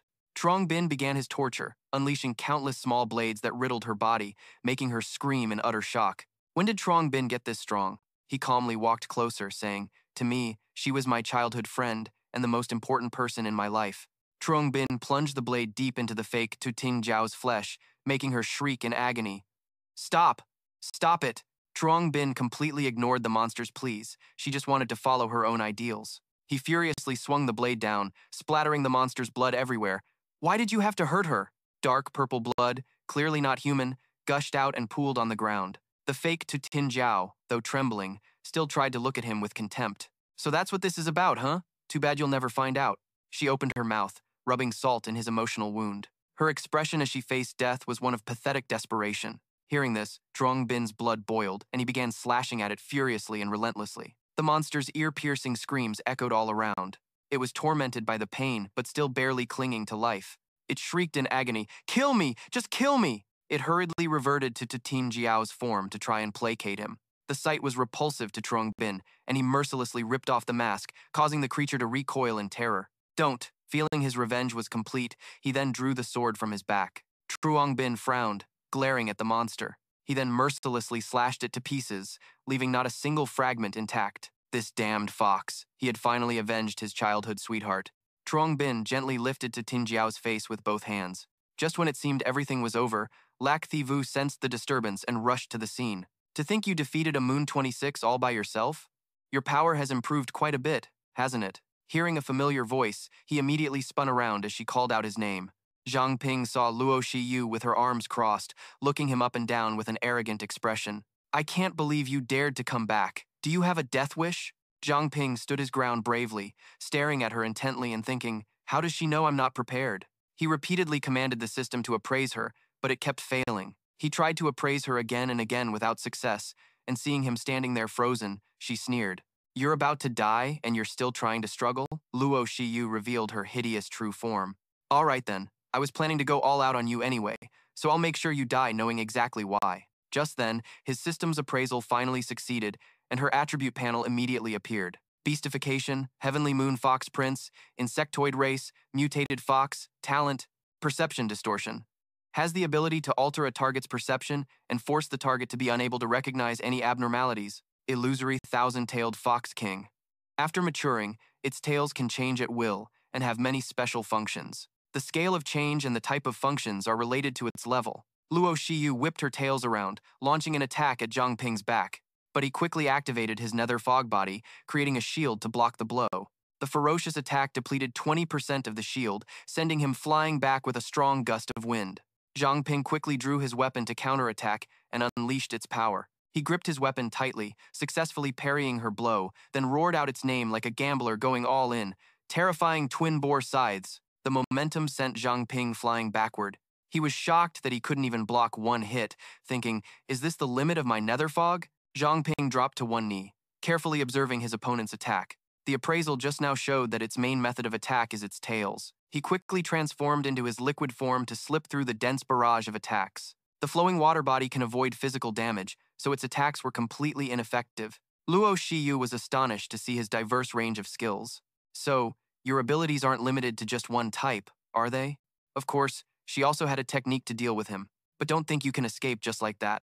Luo Shiyu's tails suddenly turned a light blue, causing Zhang Ping's face to go pale. "It's over." She looked at his panicked state with contempt. "No matter how many different abilities you have, you can't bridge the gap in our power levels." His weakened body was gradually restrained by her tail. Zhang Ping grew extremely tense as he watched his hand become numb and immobile. She lowered the temperature of her tail to extreme lows, freezing his pure water body. Luo Shiyu casually chatted with him, "But there's one thing I'm very curious about." Her face darkened, exuding a heavy and terrifying aura.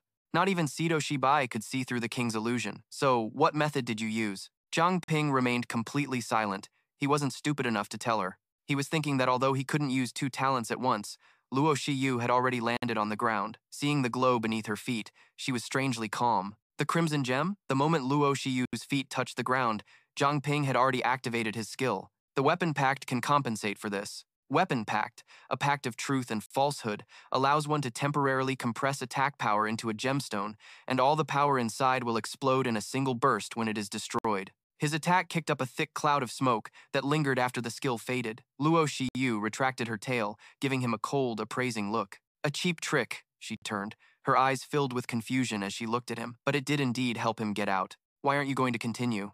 "Yeah," Zhang Ping shrugged, answering frankly. "I'm afraid I can't break through this encirclement on my own."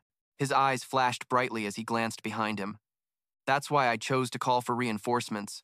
Just then, a voice called out from the distance. "Zhang Ping." Wang Fengleixian and Bai Dai rushed over to support him. Wang Fengleixian anxiously asked, "Dr. Chen Weihua said you were in trouble?" "What's going on?" Bai Dai asked, panting as he caught up. Everyone else has already escaped. You're the only one left. Seeing his two allies arrive, Luo Shiyu schemed internally. Fenglei Xian, did the explosion just now draw them here? So they're with Zhang Ping. While the three of them were talking, she stealthily swung her tail to attack. If I can't use you, then you can just die. Seeing her tail lunging at them, Zhang Ping quickly pushed Wang Fenglei Xian aside. Watch out! Seeing his back get injured, the man became worried. Little brother, you're back! Zhang Ping collapsed to the ground, but he ignored his wound and looked up to speak to the two of them. Don't worry about my injury. She's the vixen. Wang Fenglei Xian smiled faintly and shifted into a combat stance. So that's how it is. She really is quite the deceptive one. By day, take care of your student. By day, observed Luo Shiyu from head to toe, still unable to believe his eyes. This is the celestial fox? But her form is clearly... Zhang Ping suddenly turned into a liquid form and latched onto Bai Day like a slime monster, making the man jump in surprise. You rotten brat, what do you think you're doing? Zhang Ping replied with a steely voice. Don't worry, Instructor Bake, I won't hold back. Zhang Ping activated pure blood body and vision resonance, then directed their attention toward Luo Shiyu. Now, look at her true form. Bai Day was scared out of his wits when he saw a monster more hideous than anything he could imagine. Oh my god! Luo Shiyu swung her tail and lunged forward to attack again. Zhang Ping shouted a warning. Lord Feng, watch out for her abdomen. Thanks to his warning, Wang Fenglai managed to leap back just in time. So fast. Watching her tail slice through the building, he was momentarily stunned. Her attack power is that strong? Zhang Ping turned to instruct Bai Day. Instructor Bai, open your left hand, palm facing up. Bai Day did as instructed and asked, like this? Zhang Ping placed a bit of red slime in his palm. Find a way to make Lord Feng eat this. Bai Day smiled, understanding the plan. I get it. I have a way. He forcefully threw the slime at Elder Wang Fengxian, who understood the signal. The message was clear. Swallow it quickly. It's good for you. Elder Wang Fengxian spun around and snatched it out of the air like an obedient child who got the hint. He immediately swallowed it whole. After doing so, he could finally see Luo Shiyu's true form. You beast, I can see you now! Elder Wang Fengxian easily dodged her attack. Baida didn't stand idle either, channeling his internal energy. We're here to help. You damned beast, pay for the lives of my students, he roared, unleashing his Crimson Emperor's immortal body. Bai Day also rose, revealing his own berserker lion form. Zhang Ping whispered, Director Feng, that was my blood you just swallowed. While it lets you see her true form for a short time, it won't last long. With eyes burning with furious determination, Elder Wang Fengxian replied, It's more than enough. The two of them charged forward, attacking Luo Shiyu in unison. She was overwhelmed and stood frozen, staring at them in utter disbelief. Why? Seeing her attacks completely read through, Luo Shiyu grew irritated. How can even they see through my illusion techniques now? Could it be that brat Zhang Ping's doing? She retracted her tails angrily. This is so annoying. Luo Shiyu sneered, her eyes flying wide as a brilliant red light flared within them. Whatever, it doesn't matter what trick he used. She unleashed a volley of even longer and thicker foxtails. I just need to kill them all. Luo Shiyu glanced back and summoned her subordinate. Yue Ying, get up and get to work. From the pitch-black darkness, a gnarled hand emerged. A fox rose from Luo Shiyu's shadow. As you command, Your Highness. Elder Wang Fengshen glanced over warily and whispered to his companion, Be careful. I can sense that the fox that came from her shadow is extremely powerful. Inside Bai Day, Zhang Ping also sensed the threat.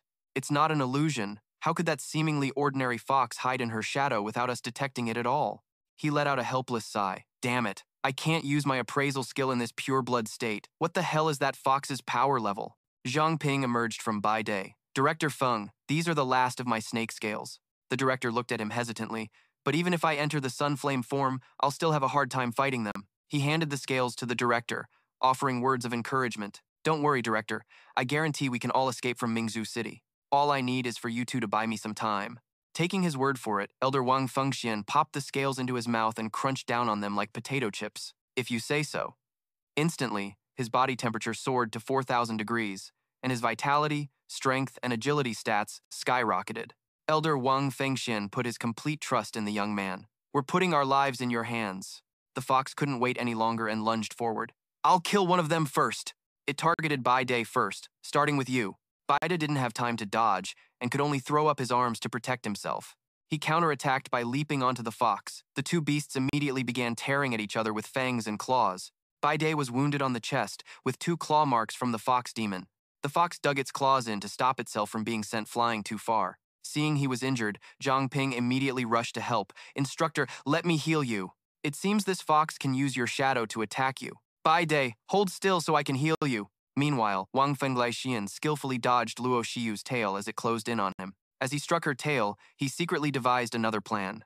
Getting pinned down like this is not a good strategy, Wang Fenglaixian shouted towards Bai Day. Old Bai, use the 3+1 tactic. One person draws aggro and 3 go all out. Bai Day immediately replied, understood. Bai Day sped up, confronting several foxes at once while continuously taunting them. Is that all you've got, and you think you can kill me? You might be good enough to scratch an itch for me. Your speed is decent, but your strength is pathetic. The fox was driven mad by his incessant taunts. You talk too much. It lunged, viciously stabbing its claws into Bai Day's stomach. He staggered from the fatal blow, spitting up a mouthful of blood. Seizing the opportunity, Bai Day grabbed the fox's head as if he had let it hit him on purpose. Got you now, Bai Day roared, gathering his strength to hurl it away.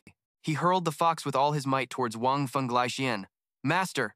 As Wang Fenglaixian glanced back at Bai Day, he was immediately struck by Luo Shiyu's tail. Seeing the fox he had thrown now landing back near her, she and Yu Yan stared at it. Wang Fenglaixian used the Beast King's ultimate art, Chaotic Unity Chi, on both of them. A massive explosion immediately erupted in midair, and Chuang Bin jumped off of Bok Duke. Right then, he handed both of them the contract jewels that had already stored the fat's power. He instructed, take this, and make sure you hold on tight in a bit. Chuang Bin held the green gem in his hand, fully prepared to retrieve the fat.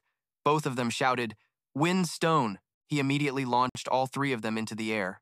The 2 old men, who hadn't even had a chance to react, screamed in terror as he pulled them along, weaving through the sky. Bok Duke was so scared his heart nearly stopped, and he almost fainted, quickly smacking Chuang Bin on the back of the head. You brat! If you were going to do this, you should have warned us first. I wasn't prepared. Only Vuong Funglai Tian seemed happy and excited. Bok Duke looked down below. It seemed they had definitely escaped. The 2 of them were safe, but Chuang Bin was at his absolute limit. He weakly coughed up a mouthful of blood. Using the pure blood healing earlier had consumed too much of his energy, and he could barely handle it. He took out a red gem. This gemstone will take you 2 to the base. After saying that, he began to fall, causing the 2 old men to panic. You damn kid, Chuang Bin.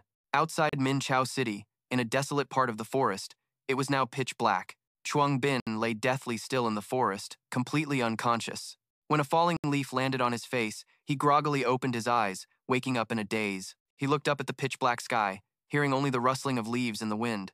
Chuang Bin dazedly sat up, not yet fully conscious. I'm still alive. He picked the leaf off his face, and his bracelet began to glow. You're finally awake. Chuang Bin looked at the bracelet as the captain began to explain. You were severely injured earlier and fell into a coma. He then realized that every fiber of his body was aching.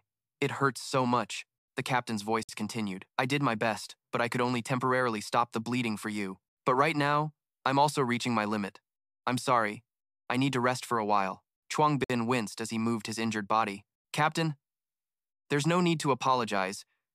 Without you, I probably would have died a long time ago. Captain, please rest easy. I need to contact headquarters quickly. He picked up the communication device. Headquarters, this is Chuang Bin. Please respond if you copy. But as he waited, he only heard the sound of the rustling wind. He looked around helplessly. Looks like I'll have to rely on myself. Chuang Bin had no choice but to find a cave and hunker down for the time being. Inside the cave, he started a fire and began to bandage his wounds. Although the pure blood ability could heal a chosen target, it couldn't be used to heal himself. Is this what they call a doctor who can't heal himself? He gritted his teeth and tightly bandaged the wound to keep it from opening up. His reserve of offensive power was completely depleted.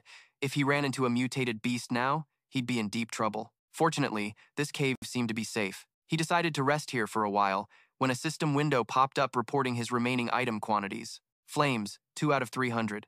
Stitching mist, over 100.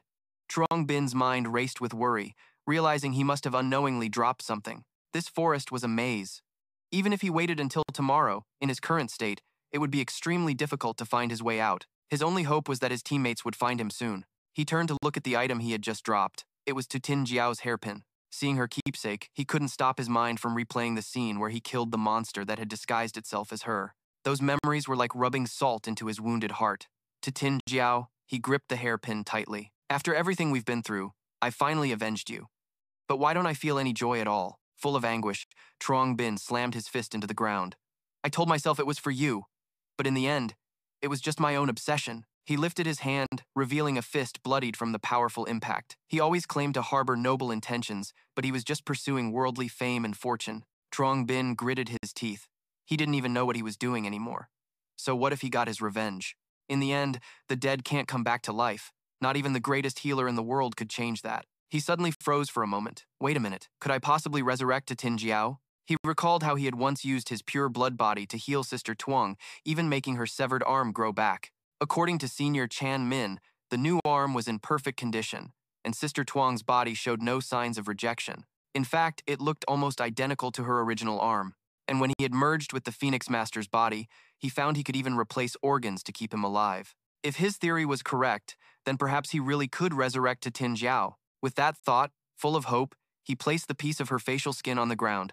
Truong Bin tensed up, focusing his power into 2 fingers. The power of the pure blood body was limited to healing a designated target. But now, with only a piece of Jingjiao's facial skin left, he didn't know if it would even work. He activated his pure blood body. Blood from his hand began to drip onto the piece of skin, followed by a mass of viscous slime. Truong Bin's face grew pale from the effort, but this only made him happier. It's tiring, but it's working. He remained seated, performing the ritual to bring Jingjiao back from the dead, unleashing his entire energy reserve at maximum output for the restoration. A continuous flow of blood connected the golden veins of light, weaving them together into a network. Gradually, it formed into a lifelike human figure, but her arm was strangely twisted and broken, shocking him. What's going on? Zhang Ping frowned, staring at her arm. Could it be because I'm injured that I can't fully reconstruct her body? He wasn't discouraged, but instead became even more determined. No, I absolutely cannot give up. Filled with renewed determination, Zhang Ping stubbornly stuck to his decision. Even if it drains all my energy, I will not lose you again. With Zhang Ping's help, Wang Fengleixian and Bai Dai successfully reached their destination. Wang Fengleixian sensed something was off and alerted his companion. Something's not right here. Prepare for landing. Understood, Bai Dai acknowledged. As Wang Fengleixian dropped into a freefall, Bai Dai immediately jumped down after him. They both fell toward the forest below, with Wang Fengleixian landing safely first. Bai Dai landed next, lightly dusting off his clothes and speaking in a mocking tone. Seriously, how can that kid be so unreliable? Tran Min stepped forward to greet them. You must be Senior Feng Lai Tian and Senior Bok Duke, right? We've been waiting here for quite a while. Truong Hyo Chung, in the back, quietly recalled his ability, retracting his fat. As soon as the fat returned to his body, he swelled up and became jiggly again, and Truong Hyo Chung gave a forced smile, saying honestly, just now, I received news from Truong Bin and immediately retracted my fat, so I wasn't paying attention to your landing. He chuckled awkwardly while rubbing his cheek, sincerely apologizing. I'm sorry for startling you, seniors. Vuong Fung Lai Tian laughed heartily, patting Truong Hyo Chung's shoulder. A little obstacle like this isn't enough to scare us, but if it were someone else, it would be a different story. This kid still has a long way to go, he thought, though he seems more alert now. Definitely, definitely. Lu Tutu looked around, worried when she didn't see Chuang Bin with them. Where's Chuang Bin? Didn't he come back with you two? Bok Duck closed his eyes tightly and turned away. I was just about to tell everyone, here's what happened. Then Bok Duke explained to everyone how Chuang Bin had fallen into the vast forest. He explained that because this place has complex terrain, those who enter rarely return, which is why it's called the Lost Forest.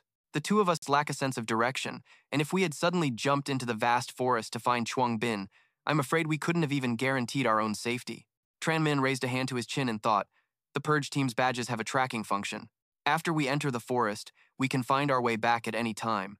Lu Tutu stepped forward without a hint of hesitation. I'll go. Vuong Fung Lai Tian wanted to go as well. I'll go too, disregarding his own injuries. I also bear responsibility, Bok Duke said. You should go get your wounds treated first. Bok Duke was still dazed, but Vuong Fung Lai Tian reassured him, you don't have to worry, my wound has already started to heal. The recovery is just a bit slower, by about 3 days, but the mutated beasts in this forest can't hurt me. Tran Min started assigning roles. All right then, me, Lu Tutu, and Senior Fuang will go in to find and rescue Chuang Bin. Captain Zhang, you take Bai Dai back to the base. Captain Zhang pointed at himself in disbelief. Me? That's great. Then immediately shook his head vigorously. No, that's not right. Captain Zhang gave a military salute. I guarantee the mission will be completed. Chen Ming pushed up his glasses, satisfied. Very good. By the next morning, Zhang Ping's breathing had grown heavy. He continued to pull Su Jingjiao back from the dead, despite being exhausted to the point of collapse. It's not enough, just a little more. Just then, a system notification popped up. Mastery of body structure and circulatory patterns achieved. Beginner pureblood body has upgraded to intermediate pureblood body. Current growth potential is 4 stars. He rejoiced inwardly, feeling the success rate had greatly increased. The skill upgrade was perfectly timed. I can definitely do it this time. A wisp of smoke hit Zhang Ping in the face, causing him to squeeze his eyes shut, unable to open them for a moment. It was a success. Zhang Ping opened his eyes wide as tears streamed down his cheeks. Thanks to his unwavering persistence, Su Jingjiao had truly broken through her coffin lid and risen from the dead. She flashed a radiant smile and waved at him. Long time no see, Zhang Ping. Zhang Ping stood frozen like a statue, unable to believe his eyes, and stammered. Su Jingjiao, he said with immense satisfaction. It finally worked. In the next moment, he collapsed. This is great. His words made Su Jingjiao cry out in alarm. Zhang Ping! She rushed to hold him tightly. Are you okay? Exhausted, he could only lean on her. I'm okay. Just a little tired. Su Jingjiao gently helped him rest his head on her lap. I mean, could she please put on a proper shirt? Who could handle her showing off the goods like that? But of course, it was the ever-righteous Zhang Ping, who didn't have a single dirty thought. She gently chided him. You're still as reckless as ever. Zhang Ping smiled brightly, his eyes crinkling into crescents. If I hadn't been reckless, today might have never happened. He was secretly glad he had swallowed that gem back then. Su Jingjiao chuckled softly. I know you've always tried so hard. She told him what she had seen. Even when you weren't valued by the school, even when you talked about just going off to farm, even when you faced enemies that seemed impossible to defeat, you never stopped moving forward. She stroked his messy hair, admiring the brilliant man he had become, along with the amazing comrades he had made. I'm truly happy for you from the bottom of my heart. You have to treasure them. When Zhang Ping didn't respond, she didn't try to wake him. Are you tired? You've done so well until now, so get some rest, as a single tear rolled down his cheek. Su Jingjiao began to sob, gazing at him with a look of deep, lingering affection, her voice trembling. I want to continue on this path with you too, she said, gently wiping away her tears and trying to contain her overwhelming emotions. But it's too late now. My soul energy is completely depleted. She wiped her tears from his face. But if I were you, I'm sure you could find me somewhere in the future, right? She slowly faded into the void, their beautiful, brief reunion feeling like a fleeting dream. I hope I can still remember your touch when that time comes. Her final words had all been said. Su Jingjiao drifted away on a warm breeze, leaving Zhang Ping alone once more in the desolate wasteland. Farewell, Zhang Ping. And just like that, Su Jingjiao vanished. It's uncertain if they will ever meet again. We can only hope that once Zhang Ping becomes stronger, he'll be able to find her after she has moved on to her next life. Night fell over the ruins where Zhang Ping was staying. He was startled awake, sitting up in a panic and screaming, Su Jingjiao! He whipped his head around to see Su Jingjiao lying motionless on the ground before he could even scream. Su. Zhang Ping let out a soft sigh of relief. He placed a hand on her shoulder and shook her gently. Wake up. You'll catch a cold sleeping like this. But as he turned her over, he recoiled in shock, seeing her eyes wide open and completely lifeless. Zhang Ping stumbled back in a panic, yelling, She's cold! So cold! He scrambled forward, placing his hand under her nose to check. He was horrified, unable to believe it, and choked out, She's not breathing! Power surged through Zhang Ping's hands as his eyes glowed a fiery red, and he roared. What kind of joke is this? A torrent of power flooded into her body. But when Su Jingjiao remained motionless, he screamed in desperation. Weren't you just talking to me moments ago? But she showed no reaction whatsoever. Finally, Zhang Ping sat down, staring at her silently and muttering, I heard Su Jingjiao's voice all those other times. So this time definitely wasn't a hallucination either. I think she mentioned something about soul energy this time. He sat still, lost in thought, completely unaware that a monster was stealthily approaching him. Did the resurrection fail because the source of her soul is missing? He lowered his head, accepting the thought. Fine. If resurrection were really that simple, it would be too unnatural anyway.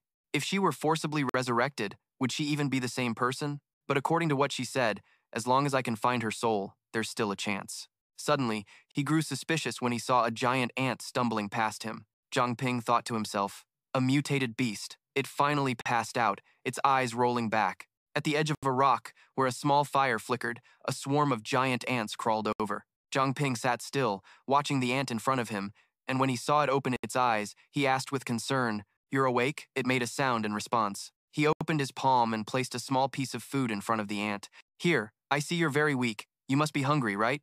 Zhang Ping watched it happily nibble on the piece of food and said, When I was unconscious, you didn't attack me, so for whatever reason, I won't just ignore you. While eating, the ant suddenly flinched and stopped, turning its head to look in a certain direction. He saw it crawling around the spot where Su Jingjiao's body had been and asked gently, "Are you asking where she went?" He raised his arm, glanced behind him, and replied, "She's sleeping soundly in a quiet place right now, silently thinking, in the bracelet's space."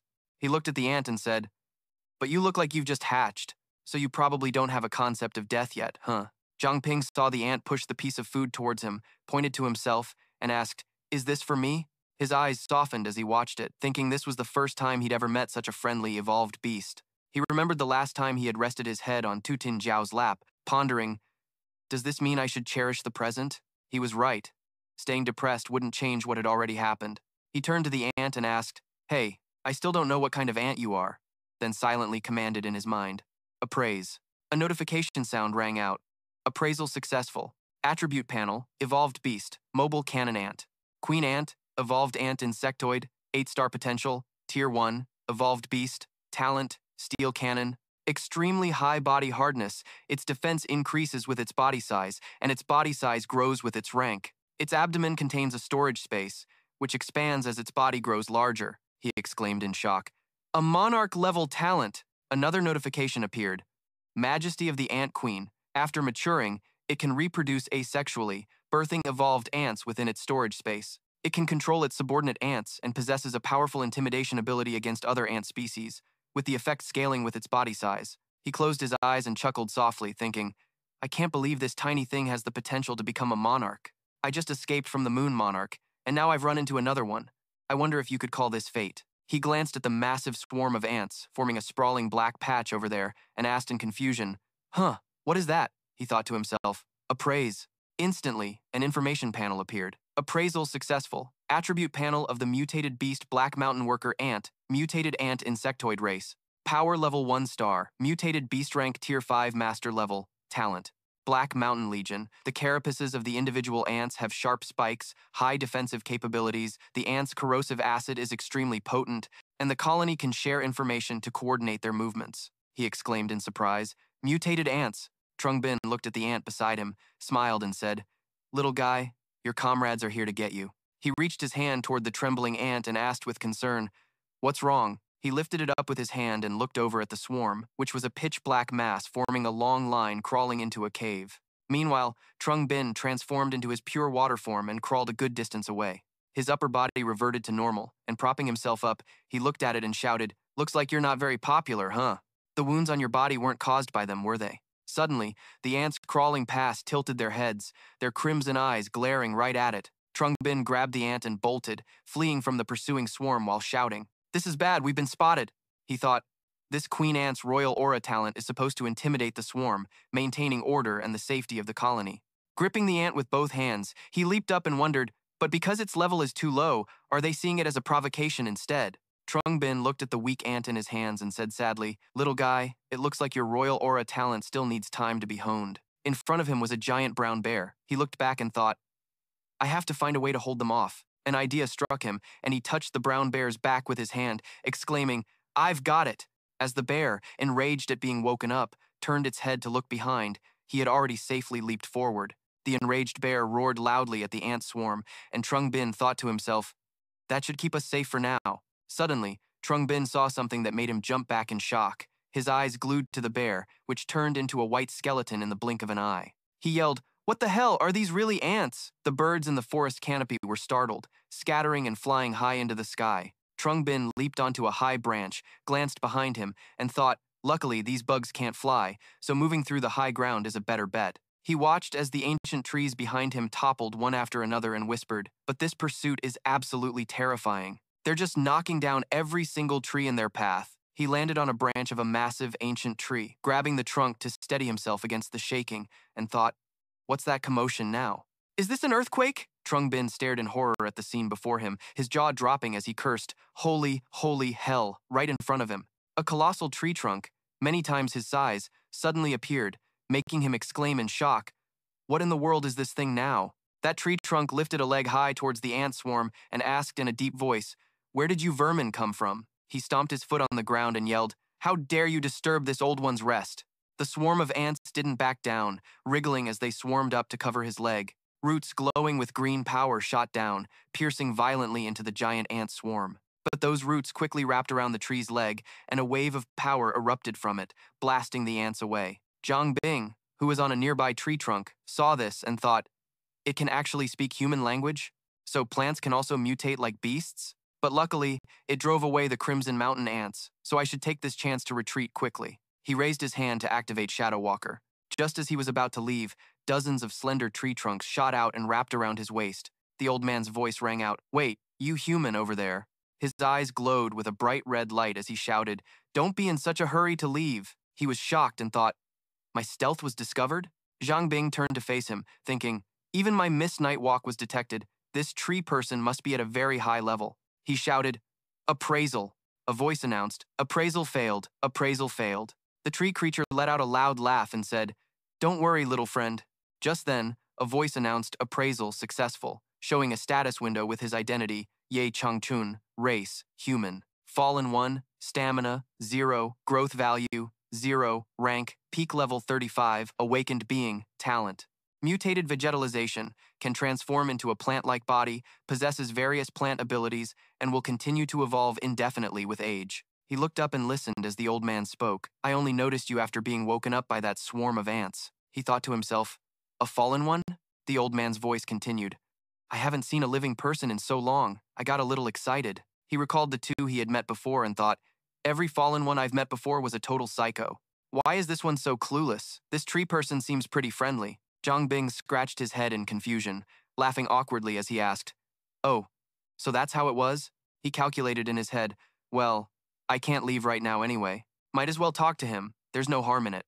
Yi Chengchun squatted down and asked, "Little friend, where are you from?" He sat on the ground and replied, "I'm from Mingzhou City." The old man burst into hearty laughter. "Oh, what a coincidence. I'm from Mingzhou City too." He stroked his chin thoughtfully and said, "However, aside from this, I can't remember anything else, or maybe I'm just getting old." Zhang Ping heard this and asked in surprise, "You can't remember?" "Senior Mie, this junior would like to be so bold as to ask you something. Do you know that you are a silent one?" His eyebrows furrowed as he replied, "So that's how it is. A silent one? What in the world is a silent one?" He was startled, pointed at him, and shouted, "Wait a minute, you know my name?" He stammered in reply, I dare not hide it. This junior knows a little about the appraisal skill. After appraising you, senior, it revealed your name is Mie Changchun." He looked in surprise as the bracelet opened on its own, thinking, has the captain woken up? A voice called out from inside, "Mie Changchun, you are Uncle Mie." Zhang Ping looked at the bracelet and asked with concern, "Captain, have you woken up?" The old man's voice rang out in reply, "Yes, I woke up while you two were talking." Mie Changchun saw this and exclaimed in surprise, "This friend can actually reside within a bracelet. How miraculous.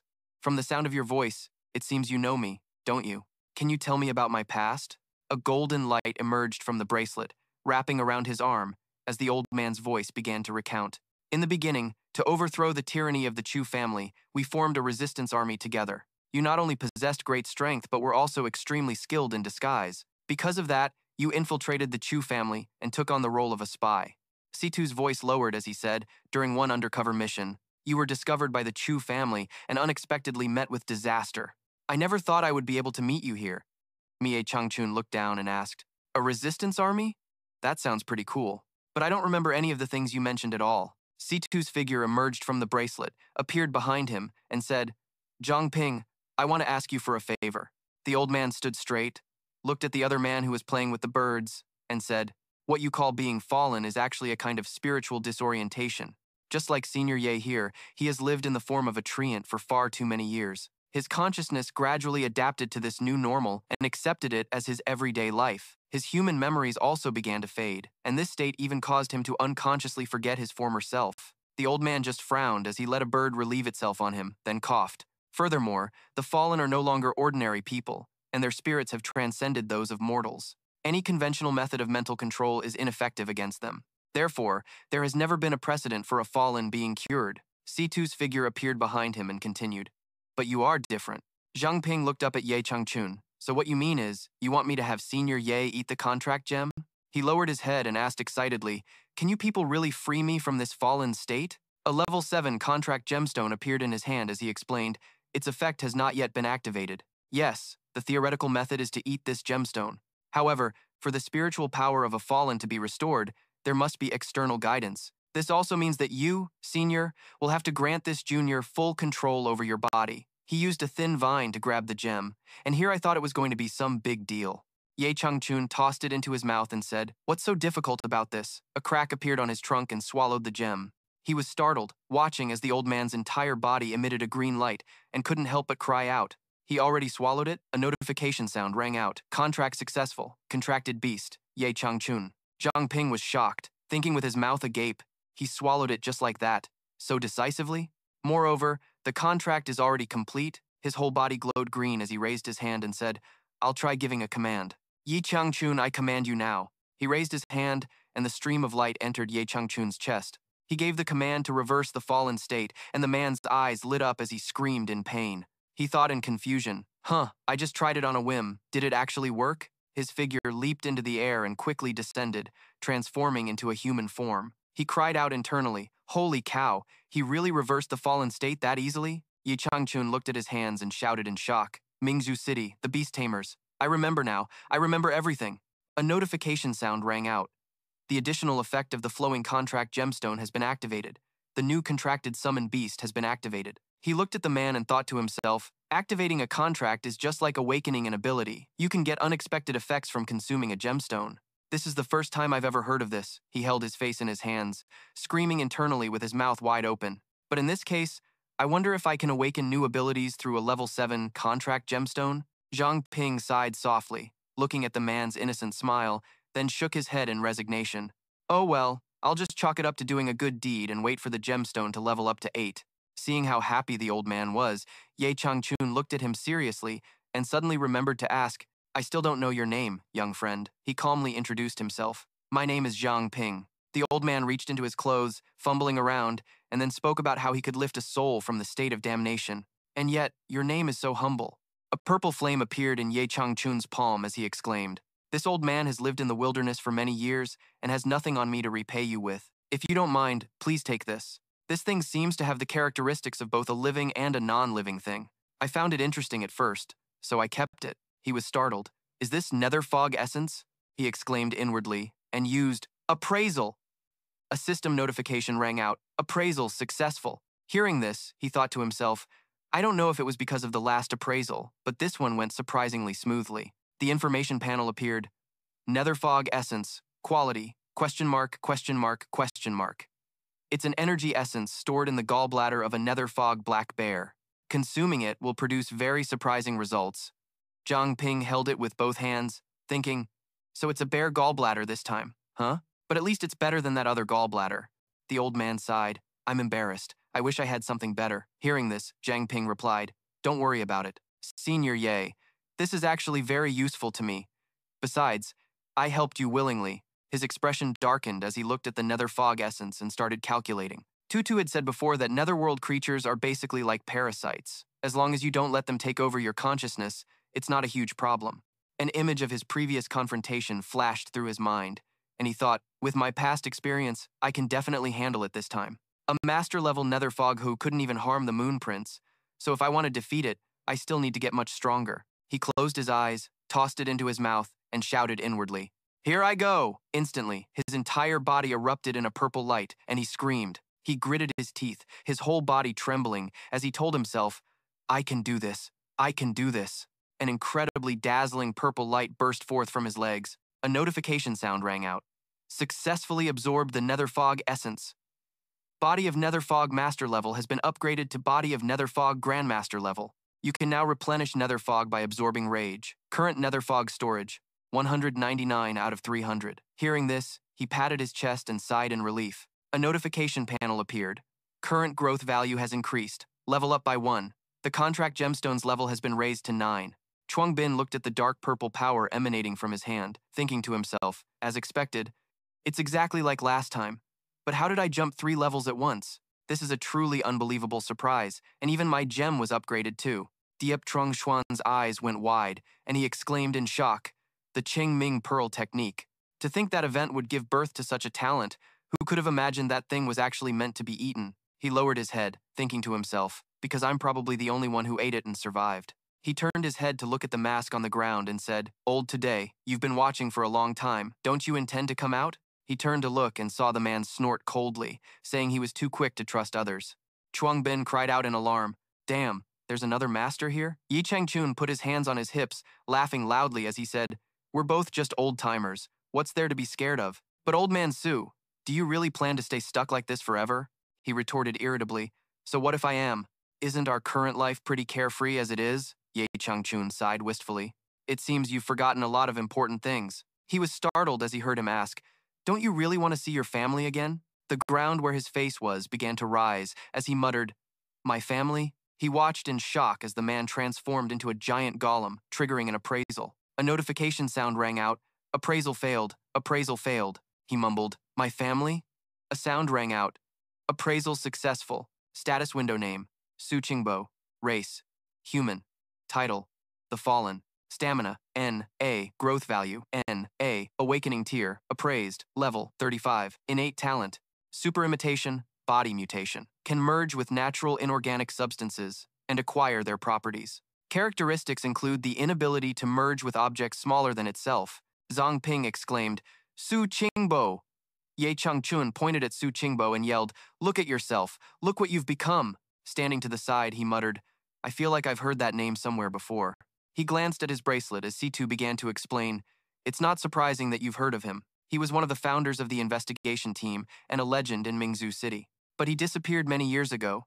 I never thought he'd be out here in the wilderness." He frowned and asked suspiciously, "Is it really just a coincidence that you two seniors ended up in this wilderness together?" Yi Changchun stroked his beard and said, "Back then, I was gravely wounded by the city lord and tossed outside the city walls. I had no choice but to transform into a tree to heal my wounds. As a result, over time, that's how it came to be. That just happened. And at the time, old brother Su was still just a boy, so I don't think the two events are related." He stood up, supporting his face with one hand, and said, "I never imagined that little kid from back then would one day grow up and start a family. The first time I met him was in the wilderness, and he would occasionally tell me about his beloved granddaughter." His eyes widened as he thought to himself, "A granddaughter?" He touched his chin and exclaimed, "Is that so? So that's how it is?" Yi Changchun asked doubtfully. "Little Xiao, what's wrong?" He held up his hand, and a white figure appeared from within his arms as he called out, "I wonder if Senior will recognize this." Su Chengba's eyes immediately widened when he saw the figure before him. He released Su Jingjiao and asked, "How about this person?" In the darkness, the figure of a young man slightly opened his mouth and called out, "Dad, you're here. Everyone is waiting inside." A voice rang out. "Are they calling for me?" A young woman holding a newborn said. "The baby just woke up." A doubtful voice rang out. "Who are these people?" She pointed forward. "Jiao Jiao, Grandpa is here to see you." A question echoed from the darkness. "Who is it?" Su Chengba, in his earthen form, clutched his head and screamed. "Who am I?" Seeing this from below, Ye Changchun asked with concern, "Old brother Su?" He pointed at Su Jingjiao's body and shouted in suspicion, "Could this girl be?" With one hand on the ground, Su Chengba glared in this direction and roared, "Who is it? Who is that girl?" His eyes glowed with a blue light as thoughts swirled in his mind. Beast Taming Master, Family, Xianggui City, Mingzhu Investigation Team. The person he could never forget. He threw his head back and screamed, "Who am I?" Beside him, Zhang Ping was startled. This is bad. In this state, he's going to completely lose himself." Yi Changchun glanced at him and said, "Zhang Xiao, you have to think of something quick." His eyebrows furrowed in deep thought. The gemstone just finished leveling up, but once the contract is formed, he won't be able to awaken any new abilities. In his palm was a blue gem, and he gritted his teeth. What am I even thinking? The most important thing right now is to save him. Zhang Ping leaped up, threw the stone hard towards Tuo Qingbo, and shouted, "Senior Tuo, hurry and swallow this. I'll help you break free from your corrupted state." He didn't listen, and instead swung his arm, sending him flying as he roared, "You deceived me." Yi Changchun, startled by this, cried out, "You brat Zhang!" His voice boomed loudly. "All of you want to deceive me." His eyes flashed with a blue light as he roared wildly, "Ma Bin, don't you even dream of succeeding. Get the hell out of Mingzhu City." Ye Changchun helped him up, looked up at the old man, and tried to reason with him. "That's enough. Open your eyes and look clearly. The Ma Bin you just mentioned isn't here. This is your granddaughter. She's your family." Zhang Ping also chimed in, "Senior, please snap out of it." Tuo Qingbo looked at Tuo Jingjiao's glowing body and mumbled, "My granddaughter." "Yes." Yi Changchun held the sparkling blue gem in front of the old man, urging him insistently, "Swallow this now, and your memories will come flooding back like a cool stream." Tuo Qingbo hastily snatched it, his heart whispering the name of his most beloved person. A notification echoed, dry yet clear. The contract has been formed. Summon Beast Tuo Qingbo's summoning is complete. Zhang Ping immediately gave a decisive command. I command you to cease your state of corruption at once. The colossal form of earth and rock slowly disintegrated, like a sun-scorched, cracked shell. Finally, from the pile of crumbled earth and rock, the old man emerged in his human form, exhausted but alive. Overcome with emotion, Tuo Qingbo reached out to the girl, his voice trembling as he called her name. Jiao Jiao, he gently caressed Tuo Jingjiao's face, his own expression filled with confusion as he asked, how did things get this bad? Who did this? He collapsed to his knees in agony, covering his face with his hands as tears streamed down. I couldn't be there for you. Grandpa is so sorry. His brow furrowed and tears streamed down like rain as he roared in fury. Could it have been Ma Bin? From within Zhang Ping's embrace, Situ's calm yet sharp voice emerged. After you disappeared, Ma Bin became the captain of the investigation team. What kind of grudge do you two have? Hearing this, Tuo Qingbo's rage boiled over, his fists clenched until his knuckles turned white as he roared. A grudge? It's not just about resentment. He's from the Chu family, so how could they possibly let him become the captain? He slammed his fist on the ground, trembling with rage and cursing. Damn it, I let him succeed again? Not only did I lose all of Bright Pearl City, but I couldn't even protect the person I cherished most. After hearing this, Zhang Ping stroked his chin and murmured thoughtfully, no wonder so many major incidents have occurred in the city. And yet the investigation team remained completely inactive. Although I had anticipated this, I never expected it was the work of the Chu family. Previously, they were unable to take Chen Junting away. Could it be that they're still holding on to a trump card? Hearing this, Ye Changchun's eyes widened in shock, as if he'd been struck by lightning. He quickly held up a hand to stop them, his voice flustered and hurried.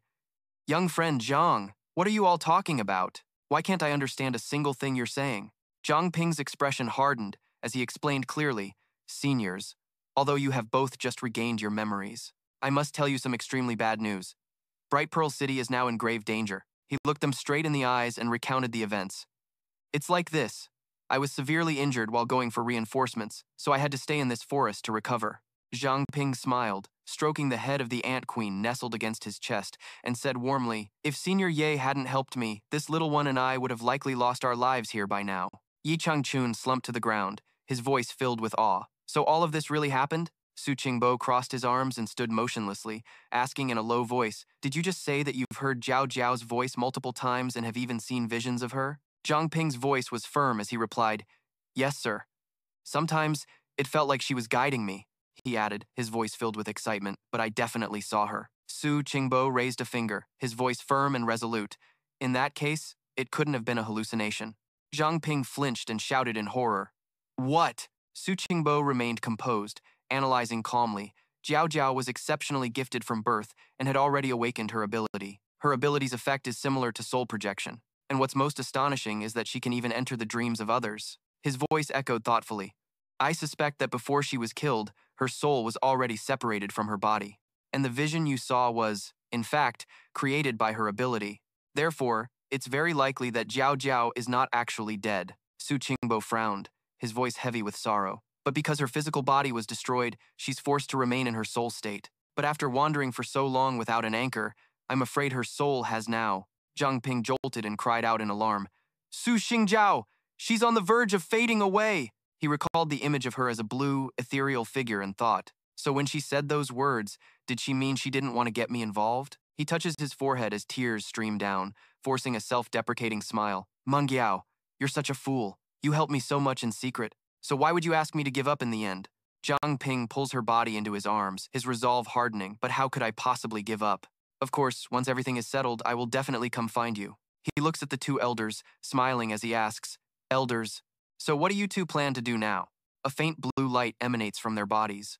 Yi Changchun strokes his silver beard and laughs heartily. We've already spent more than half our lives for Pearl City. Now that Pearl City is facing another crisis, how could we possibly stand aside? I believe Old Man Su thinks the same way I do. Su Cheng's brow furrows as he thinks to himself. Besides, I also want to see Jiao Jiao again. The phantoms of a treant and a golem appear from them, roaring with determination. In that case, we will join forces with you and go to Pearl City's aid together. You can command us as you see fit.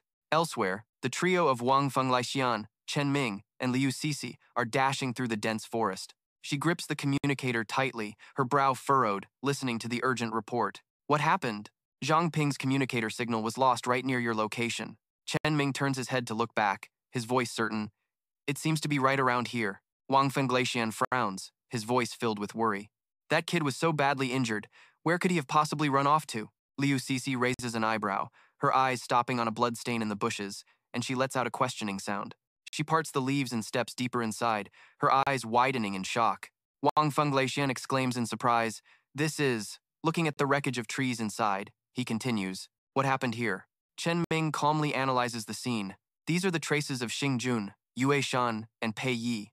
It seems Zhang Ping ran into trouble. Hearing this, Liu Cixi dashes forward, her voice urgent. "Let's hurry and follow them." Chen Ming raises a hand to stop her, his voice wary. "Wait." Ahead of them, a dark purple portal materializes. From within the portal, a fist shoots out, slamming towards her. She raises an ice shield in front of her, questioning, "Who's there?" The fist easily shatters the shield, sending her flying backward, but luckily the other two managed to catch her. Billowing smoke swirled, and looming dark figures appeared. The leading dark figure spoke in a venomous tone. "Fengleixian, long time no see. Still doing well, are you?" Shi Xiangming laughed loudly, his voice full of provocation. "Look what kind of gift I've prepared for you all." Hearing this, Wang Fengleixian retorted sarcastically, "No wonder I smelled something rotten. It turns out it was you old undead ghouls," Lao Shu sneered, his voice dripping with contempt, still the same arrogant and worthless bunch. Today, he waved his hand, releasing a horde of undead that charged forward, roaring triumphantly, "Don't even think about running." Chen Ming stood his ground, casting a spell towards the undead horde, speaking thoughtfully. Could it be that before leaving the city, Qing Zushun left spies behind to watch us? Liu Cixi swung her sword, cutting down the undead, her voice firm. "It doesn't matter, we can just kill them again."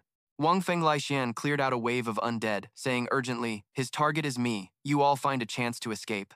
A towering undead rushed from behind, growling, "In your dreams," he roared, shouting with determination. "Crimson Emperor's immortal body, golden flame, form activate."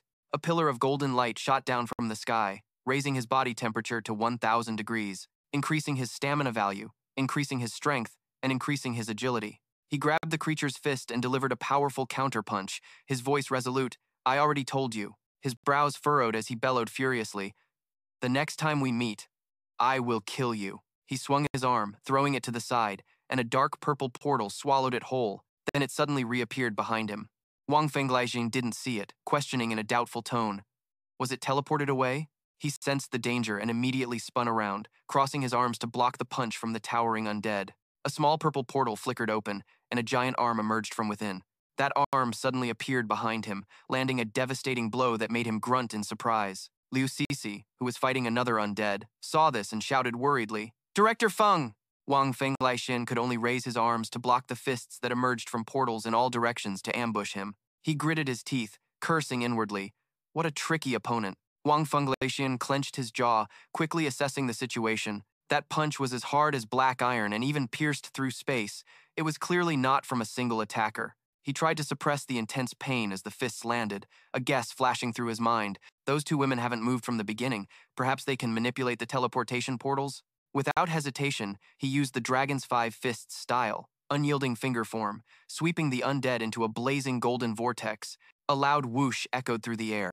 Two women stood stock still, their eyes glued to the shimmering golden vortex before them, their faces filled with disbelief. Wang Fengleixian shot out from the side, roaring as he charged forward. She stopped in her tracks and immediately opened a dark purple portal right in front of her. He rejoiced inwardly, realizing his judgment hadn't been wrong. She turned her head, glaring at Xie Xiangming and yelling, "What are you doing?" "They're right in our faces." The old man kept a calm expression and replied, "Don't be hasty, take a closer look." Wang Fengleixian rained fists down on the zombie's chest as the old man's voice echoed, explaining clearly, "After our last battle, I've been monitoring him from a distance through the lifelink.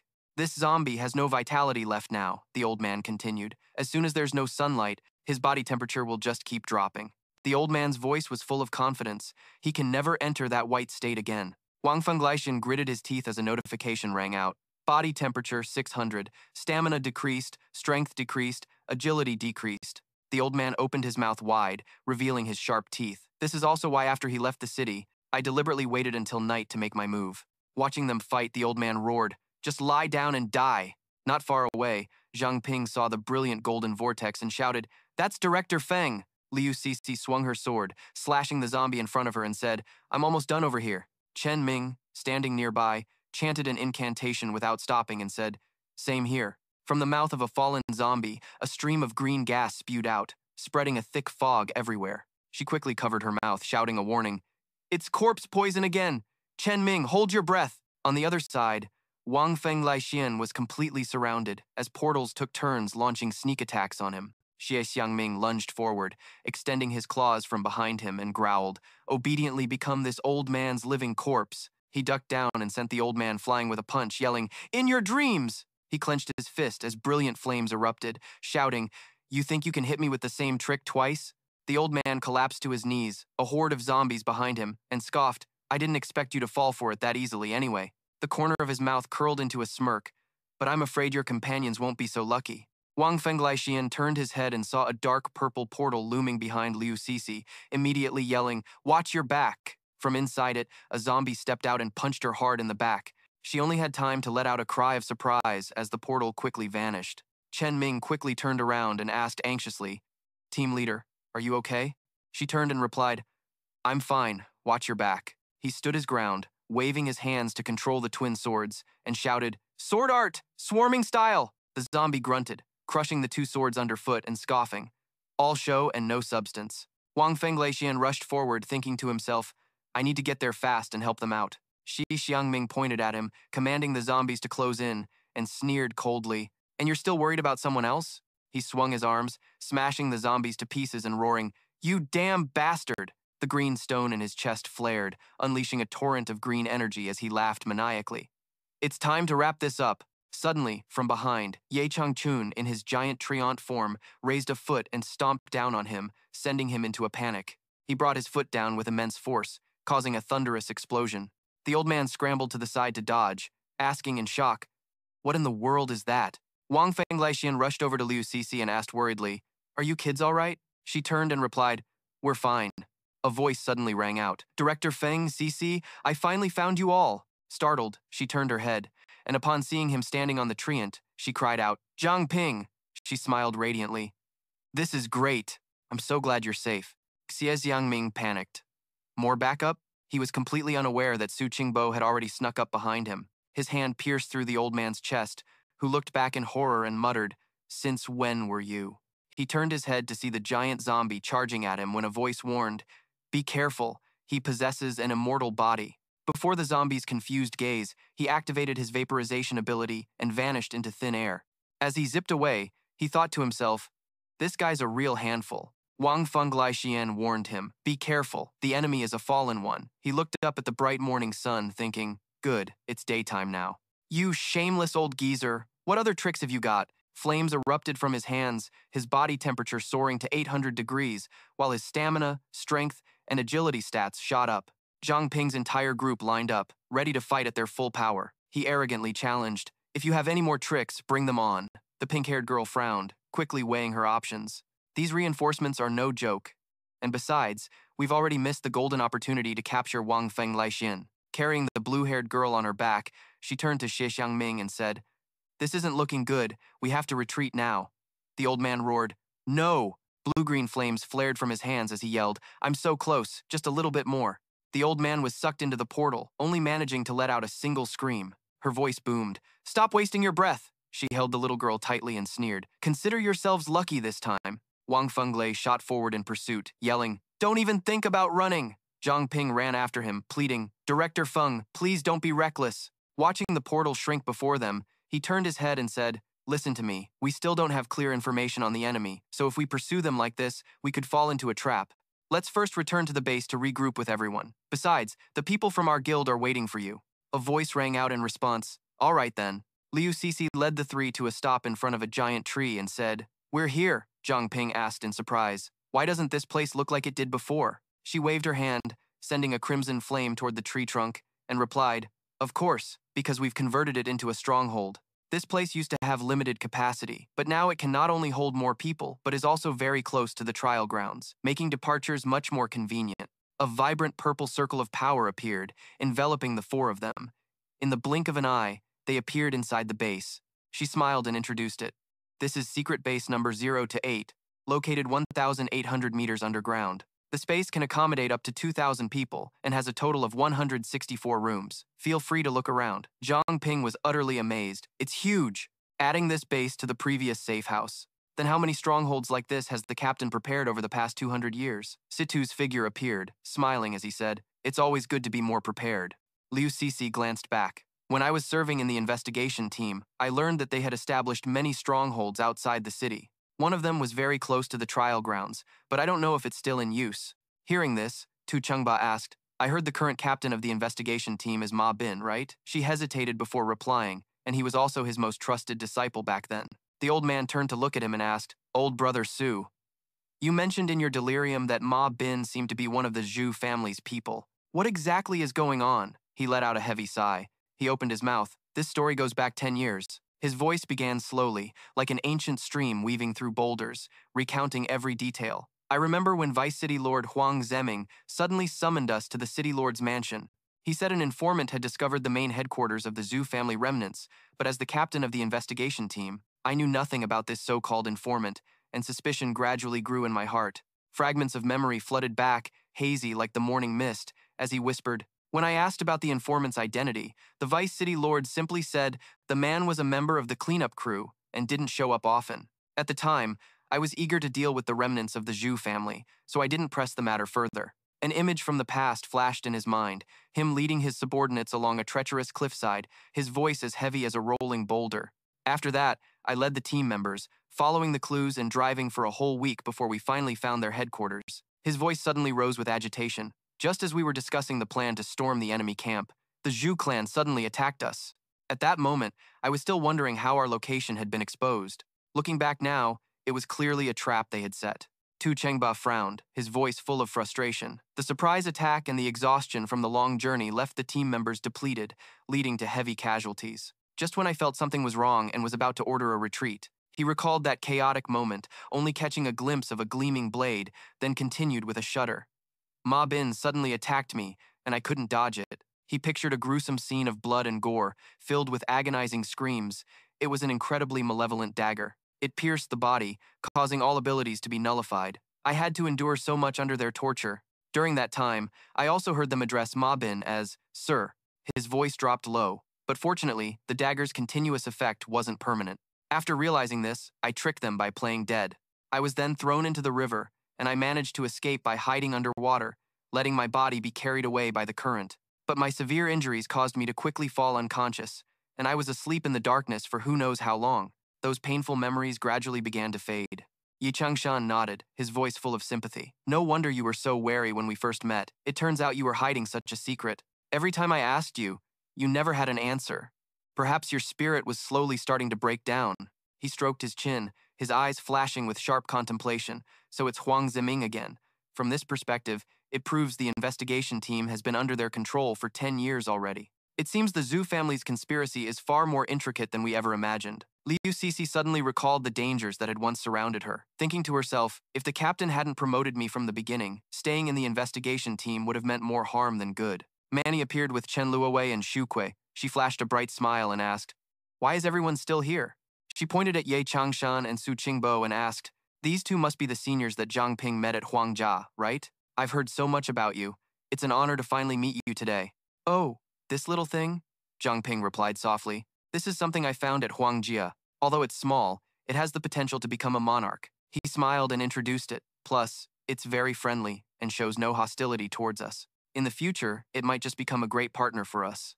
Xu Kui's eyes lit up as he looked at the ant queen, while Manny reached out to touch it, exclaiming in surprise, "Monarch potential? For real?" She put her hands on her hips and cheerfully shouted, "Anyway, the incident is finally over. First, everyone should stay at the base to recover and get some proper rest." Situ's voice echoed, firm and steady. "In that case, the investigation team is now our enemy." Seeing everyone looking at him doubtfully, the old man continued, "So we can't rely on their safe houses, and we must also be wary of their schemes." The old man took a step forward and stated, "Before we set out, we must be fully prepared to smoothly handle whatever comes next." Man quickly chased after him and asked, "Since when did the investigation team become our enemy?" Trong Bin turned his head and replied, "It's a long story. We'll talk later when everyone is gathered." In Thien village, faint light flickered on the silent walls as solemn guards patrolled alongside mighty beasts. On the training grounds, a man's voice boomed. These are special times. The sect leader has ordered a strict ban on outsiders approaching within a 10-mile radius, so be extremely thorough on your patrols. On the steps, a dark purple portal suddenly opened, and Ta Huang-min tumbled out with a gaping wound on his back, writhing in agony. The old man spun around, pointing at the two figures behind him and snarling, "You rotten hag!"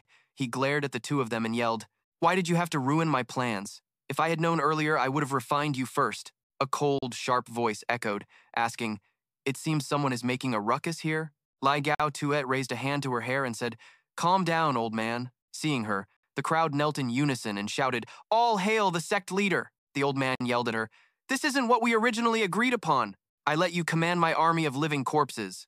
In return, you promised to help me get the materials for corpse refining.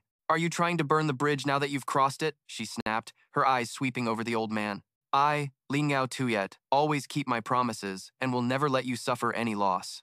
In this situation, you should be a little more aware of your circumstances." Then, Li Jiao Tuyet's voice rang out with a reminder, "Those two new helpers are no less powerful than Feng Lai Tian.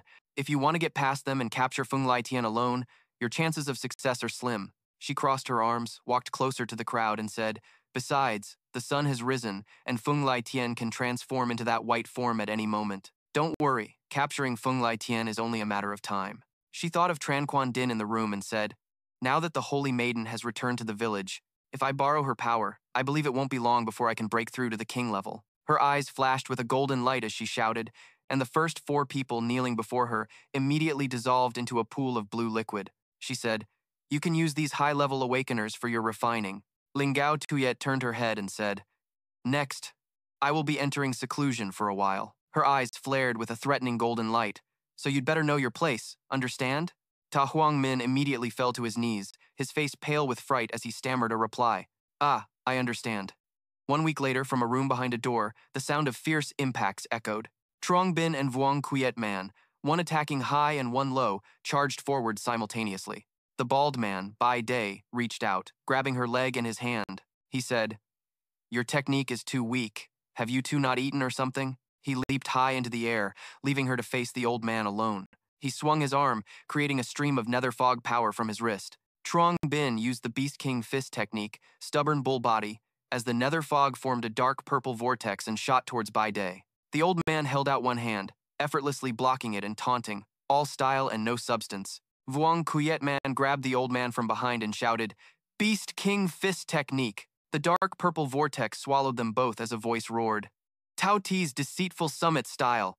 Just like that, the two of them slammed into the ground together, creating a massive explosion that kicked up dust everywhere. After a while, Baide sat on the ground covered in bloody wounds, angrily cursing as Chan Vi Hoa bandaged him up. "You two rotten little brats. You don't know how to hold back at all. Were you trying to use this as an excuse to get back at me?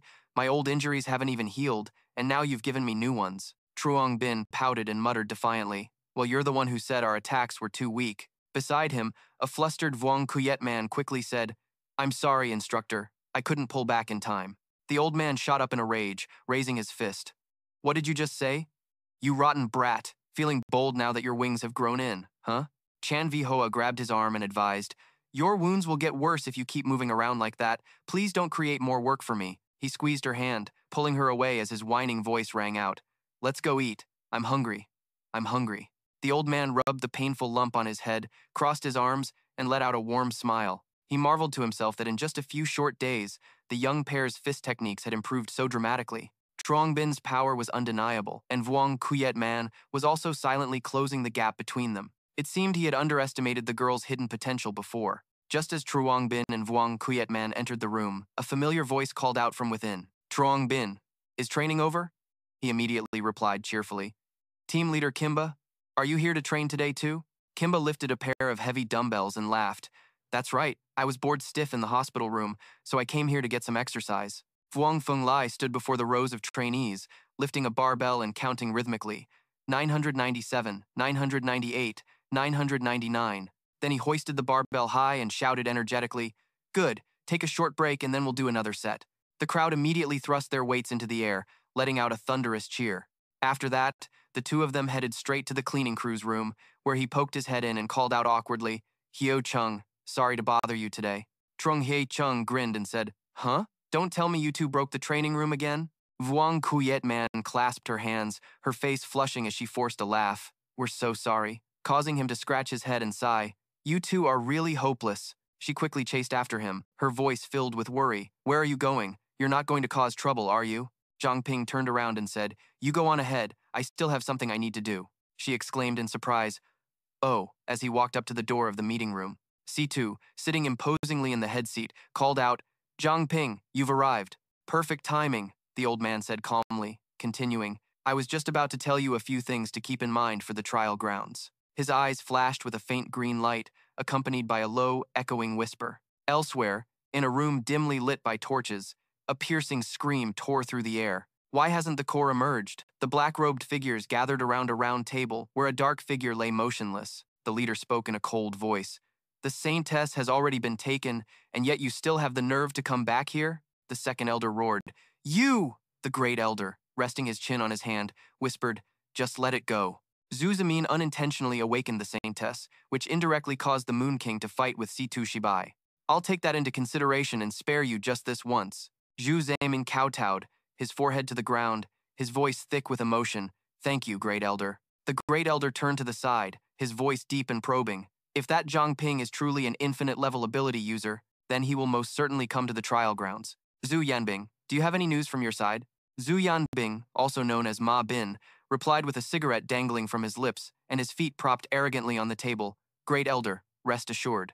Our investigation team has never once slacked off. Even if Zhang Ping possesses infinite talent, he's still low-level and nowhere near as powerful as we are. And if he dares show up at the trial grounds, I'll personally make sure he never comes back. The great elder clasped his hands together, reminding him in a stern voice, Regardless, you are still young.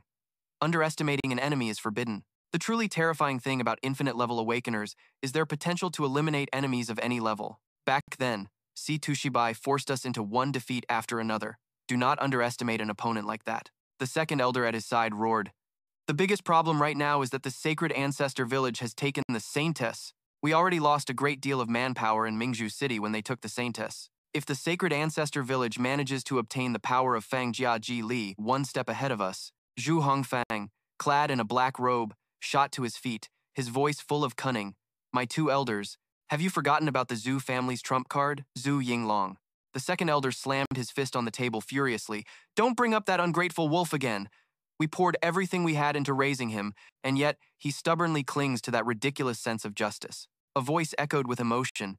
If only he had listened to the clan's arrangements. The speaker spread his arms wide, shouting excitedly. Why are we forced to hide out in this cave? As the torchlight flickered, he continued. Second elder. No need to be angry. The reason I mentioned him is because I've come up with a rather clever plan. A plan that will not only make him serve the clan, but also greatly increase our clan's power. He puffed out his chest at the elder, his voice sickly sweet. But it will require the cooperation of our dear little Zhu Yang. The boy simply puffed out his cheeks, his face full of irritation. A cunning smile crept across his lips as he continued, the key to entering the Forbidden Land. The second elder's eyes widened as he shouted, The Forbidden Land? Don't tell me you mean. The two elders exchanged a meaningful glance. A brilliant red feather materialized in the great elder's palm. He sighed heavily. I don't like it, but this is the only way for now. He flicked his wrist, tossing the feather towards Zhu Hongfang, and ordered decisively, Then you shall be the one to go. He caught it between two fingers, and a flame erupted, consuming the black cloak. He held the feather high, his voice firm with promise. I, Zhu Hongfang, will not fail this mission. On the outskirts of Mingzhou, deep underground, Zhu Yuanlong strode forward, his voice filled with bitterness. You can't even look after a single child. How can you talk about reviving our clan when you're this careless? Zhu Hongfang, holding the torch to light the way, said gently, You still don't understand little Zhu Yang's personality, do you? He stopped in front of a carving of a divine bird on the rock wall, his voice questioning as he continued, Besides you, his uncle, who else could possibly manage him? His voice grew warm as he recounted. That one time, little Zhu Yang snuck into the armory to play around and activated a corpse lightning scroll, destroying a ton of equipment. If you hadn't protected him, he would have been kicked out of the clan long ago. Perhaps that's why he's grown even closer to you. He led him to the massive gate of the clan's forbidden land, stopped, and announced, We're here. Zhu Yuanlong crossed his arms, his voice skeptical. This is the forbidden land? It doesn't feel all that special. Zhu Hongfang pointed the torch at him and chuckled. This is your first time here, isn't it? As I recall, you've never participated in the clan's affairs. The feather shot up, glowing with a brilliant red light. He snorted coldly and snapped, "Yeah, don't you dare lump me, Zhu Yuanlong. In with the likes of you." He watched as the gate slowly creaked open, his tone derisive. "You people treat the lives of common folk like trash.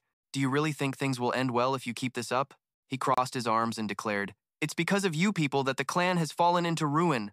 Evil cannot triumph over good. That is an immutable truth." Suddenly, Zhu Yuanlong froze, his eyes wide with shock. He stared intently at the giant divine bird skeleton inside, exclaiming, "This is the divine bird skeleton of the chief of the two-headed clan." He moved closer, growling. "Those two old geezers dared to hide the divine bird's corpse here. What the hell are they planning?" Hong Feng beside him whispered a reminder.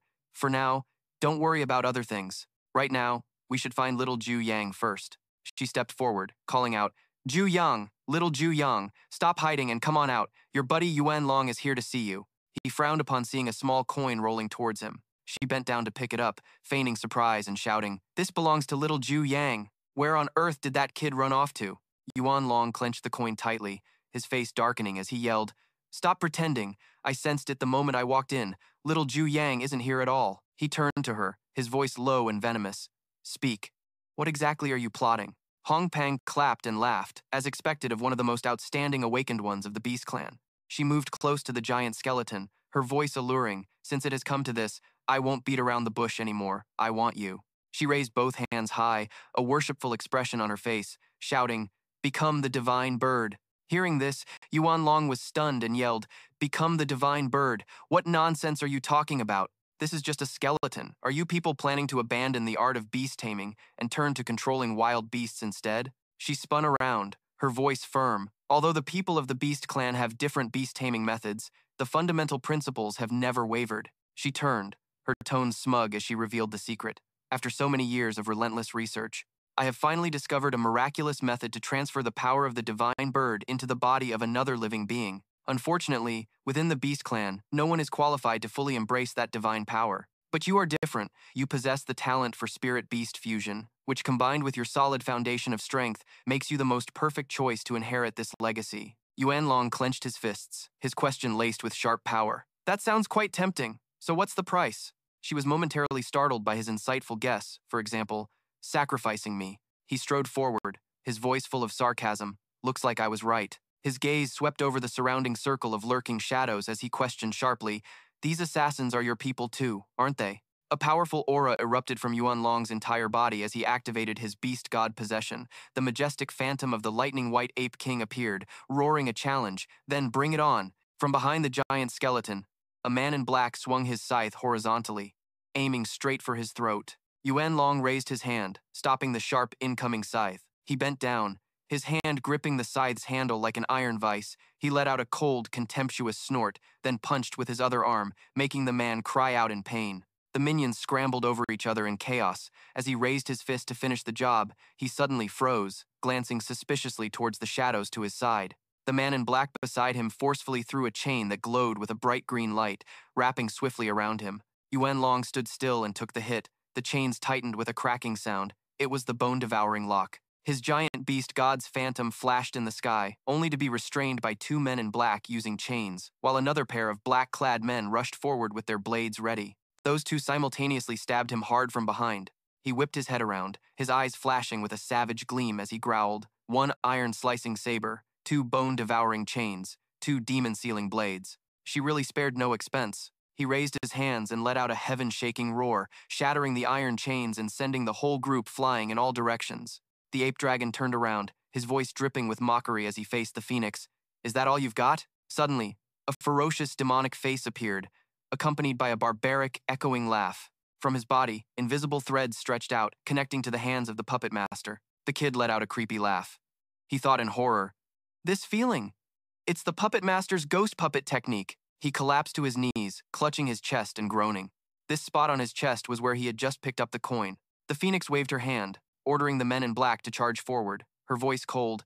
"Do it now. Begin the ritual quickly." The ape dragon's entire body erupted in a brilliant red light. He screamed in disbelief. "Why?" His eyes shone with a dazzling light as he clutched his chest and roared, "Why did you betray me?" In the end, he transformed into a bright red orb of light, letting out one final roar. "Puppet Master." At the base on the other side, the ceiling suddenly began to shake violently. Zhang Ping cried out in alarm. An earthquake! He worried to himself. Could it be another beast tide? Outside, by the ancient tree leading to the gate, flocks of panicked birds flapped their wings and scattered in all directions. Underground, the walls of the base cracked open with large fissures from the tremors. Man stood before the dark purple passageway, shouting commands for the crowd to evacuate the victims. Prioritize the injured. Everyone remain calm. She spotted Wang Feng, Lai Xian, and Bai Di coming through the gate and waved, "This way." She grew suspicious. How could a normal earthquake shake such a fortified base like this? What in the world is happening? From a distance, Kimba ran hurriedly towards the assembly point, reporting urgently, "I just did a sweep. I don't think anyone is missing." He raised his hand, his voice firm. "Let's go too." From the bracelet, Captain Bai's voice rang out, reminding them urgently, "Wait, you guys, what about those two? They know a lot of inside information about the Holy Ancestor Village. They're still valuable." Hearing this, he replied thoughtfully, "The captain has a point. In that case, I." Zhang Ping was deep in thought. The opponents are enemies, and rescuing them like this is far too risky. Then he beat his chest and shouted bravely, "Let me go!" He weighed the options carefully in his mind. Team leader Kimba lacks the skills to protect himself, but my body of pure water will reduce the danger. Liu Sisi cried out hesitantly, but he turned back, his voice gentle and reassuring. "Don't worry, I'll be careful. If things get bad, I'll use the body of pure water to escape." Her face darkened as she pointed to the red dot on the map and demanded harshly, "Those brothers are all high-level awakeners, and even if the pure water body can protect you. But if they decide to go scorched earth, have you even considered the consequences? This place is 1,800 meters above the ground, and if the teleportation gate disappears, you'll be trapped here." Hearing this, Yu Changchun calmly suggested, "I have a way. I'll go with young brother Su and make sure those two tell us everything. Besides, we've already signed a contract with Zhang Ping, so if something unexpected happens, he can just recall the contract stone at will." Liu Sisi sighed wearily and reluctantly nodded. "It looks like this is the only way." Su Qing turned and dashed off, urging them on. "We can't delay any longer. Let's move out now." He looked back and instructed, "Sisi, you and the others go on ahead. I'll catch up in no time." Jinba stood silently watching the three figures disappear, a flicker of doubt in his heart. "I wonder if Captain C2 has another motive for rescuing the Zhao brothers?" She whispered softly, "I need to be more careful." In another room, Zhu Qiaoyang sat imposingly on the sofa, flipping through a book as his creepy laughter echoed. The boy looked up at the projection of Zhu Yuanlong inside, his voice twisted with jealousy. "No wonder Zhu Yuanlong hasn't come to play with me. Turns out he's having so much fun outside. Am I really that jealous of him?" He flipped to the page where he transformed into the divine bird and sneered, "But what if he never comes home?" He snapped his head around, asking the two figures behind him, "Tell me, am I right?" His eyes glowed red as he laughed maniacally. "After all, our Zhu family?" Zhu Qiaoyang was held tightly by two puppets, and all three of them flashed a grotesque smile as he continued, "Is the best family, isn't it?" Watching the image of Zhu Yuanlong in the book fall to the ground, struggling to get up, the boy cackled with glee. In the Forbidden Land, Zhu Yuanlong screamed tragically as his body erupted in mystical flames, gradually transforming into the divine bird. Nearby, Zhu Hongfang stood imposingly, backed by a silent group of black-robed figures, his voice ice-cold, "Stop struggling.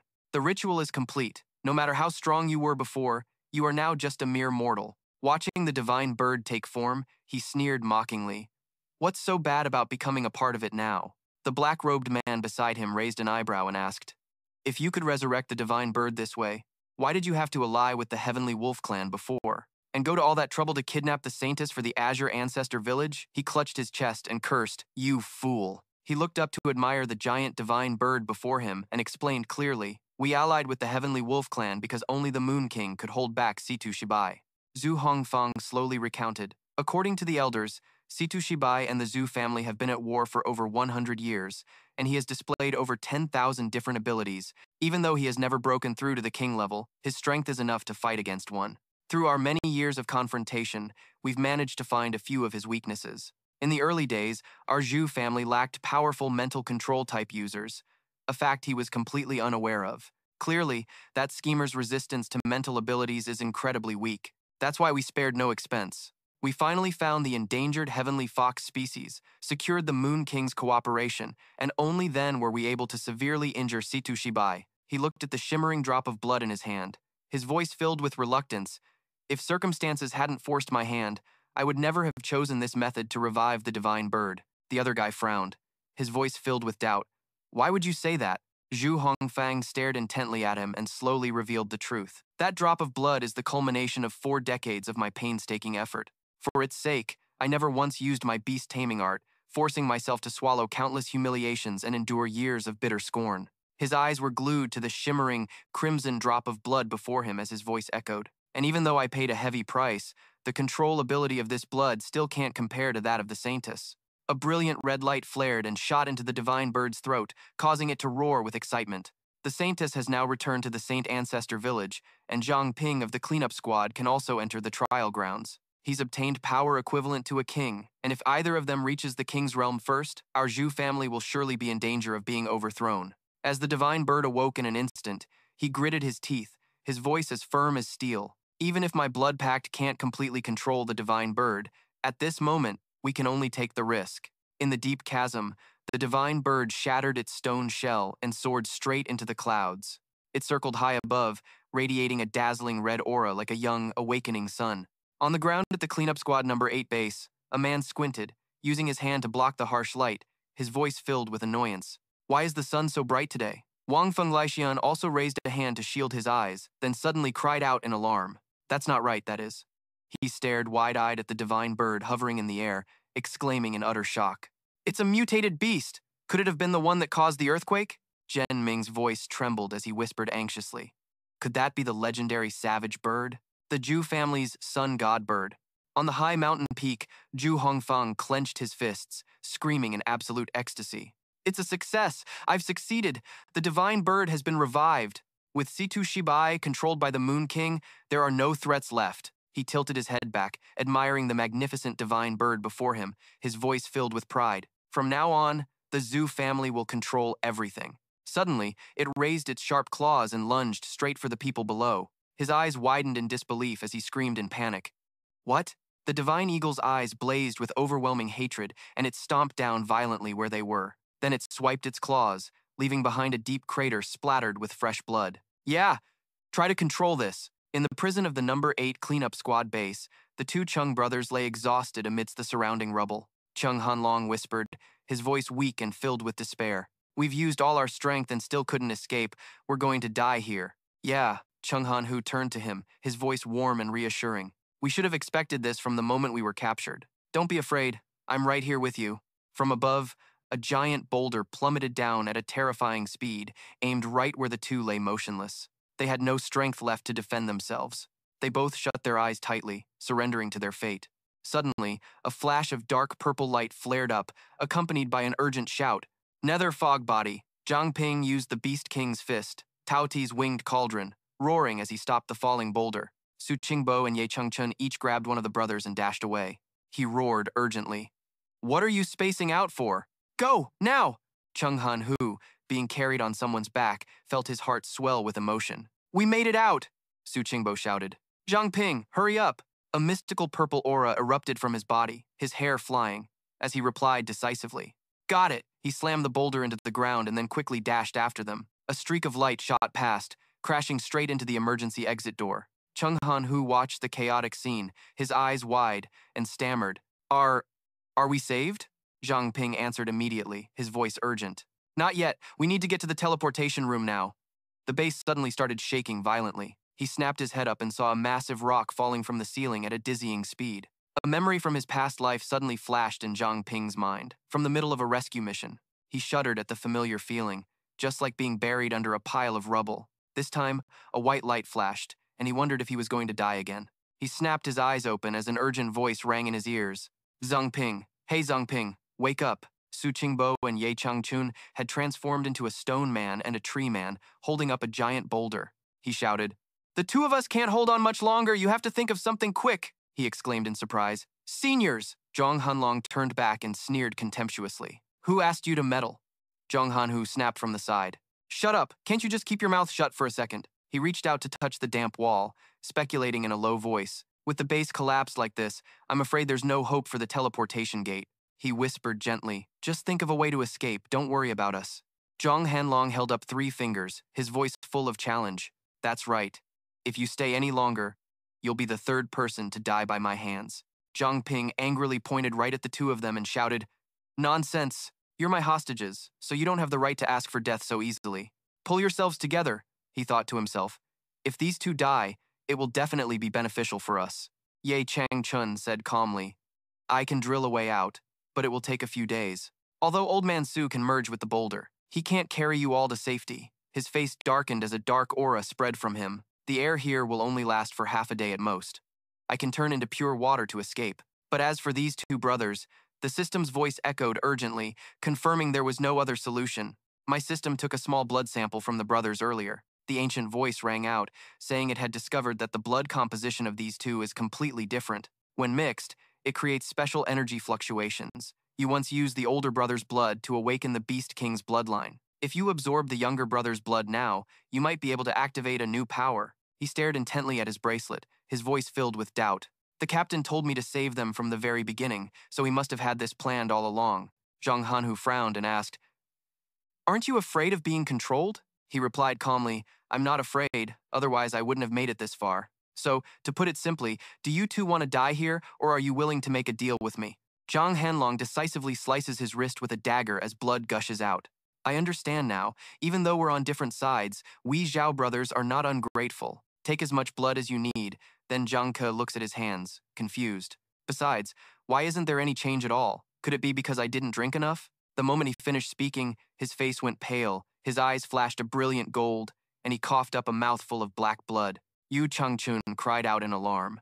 Zhang Ping, Su Jingjiao next to him yelled in utter shock. He only drank a little blood. How could this happen? What kind of effect does this blood have? Zhang Hanlong yelled in horror. Hey, are you okay? His eyes flashed with a cold light as white smoke billowed from his body, and a system notification rang out. Devourer has taken effect, awakening a new talent, the King's Gem.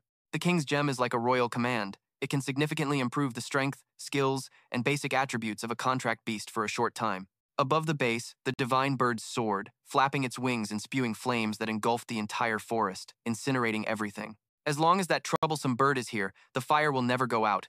Zizi, we need to leave now. She gathered blue ice in her palm, growling in refusal. No way! Zhang Ping still isn't out yet! Man grabbed her collar and yelled, That's enough! Her face flushed with anger as she screamed, The portal is already closed! Besides, Zhang Ping has the power of pure water, and the two seniors will find a way out of this mess. They won't get trapped that easily. You've always been the most level-headed person in our group. So why are you being so emotional today? She looked at the divine bird through a thick layer of ice, her voice a warning. That bird just killed our people, and from the looks of it, it's gone completely berserk. If we don't leave now, we'll all be trapped and die in this sea of fire. Liu Zizi frowned, her voice firm. All right then, let's go. Suddenly, from behind them, a figure charged forward, shouting, Stand back. Baide strode forward, leading a group of youths from the base. We're here to stop it. The entire group gathered their strength, facing the swooping divine bird.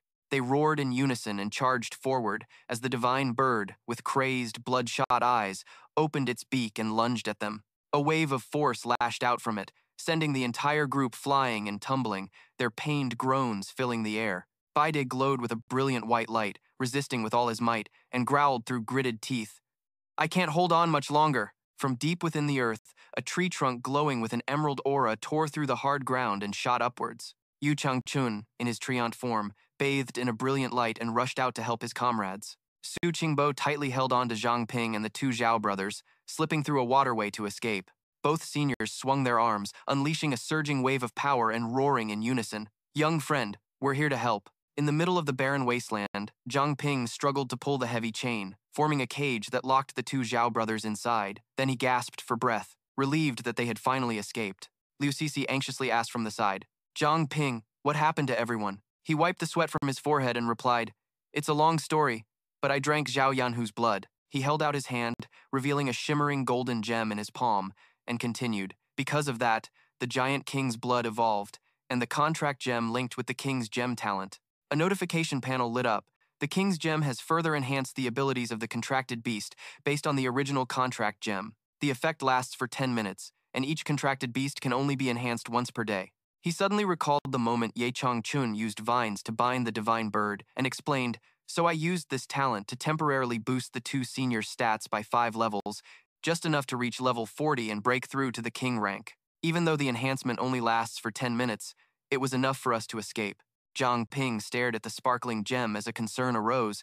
but after drinking Zhao Yanhu's blood, there were those visions I saw. Picturing the bodies wrapped in bloody membranes on cold wooden shelves, he frowned and wondered, what on earth were those things?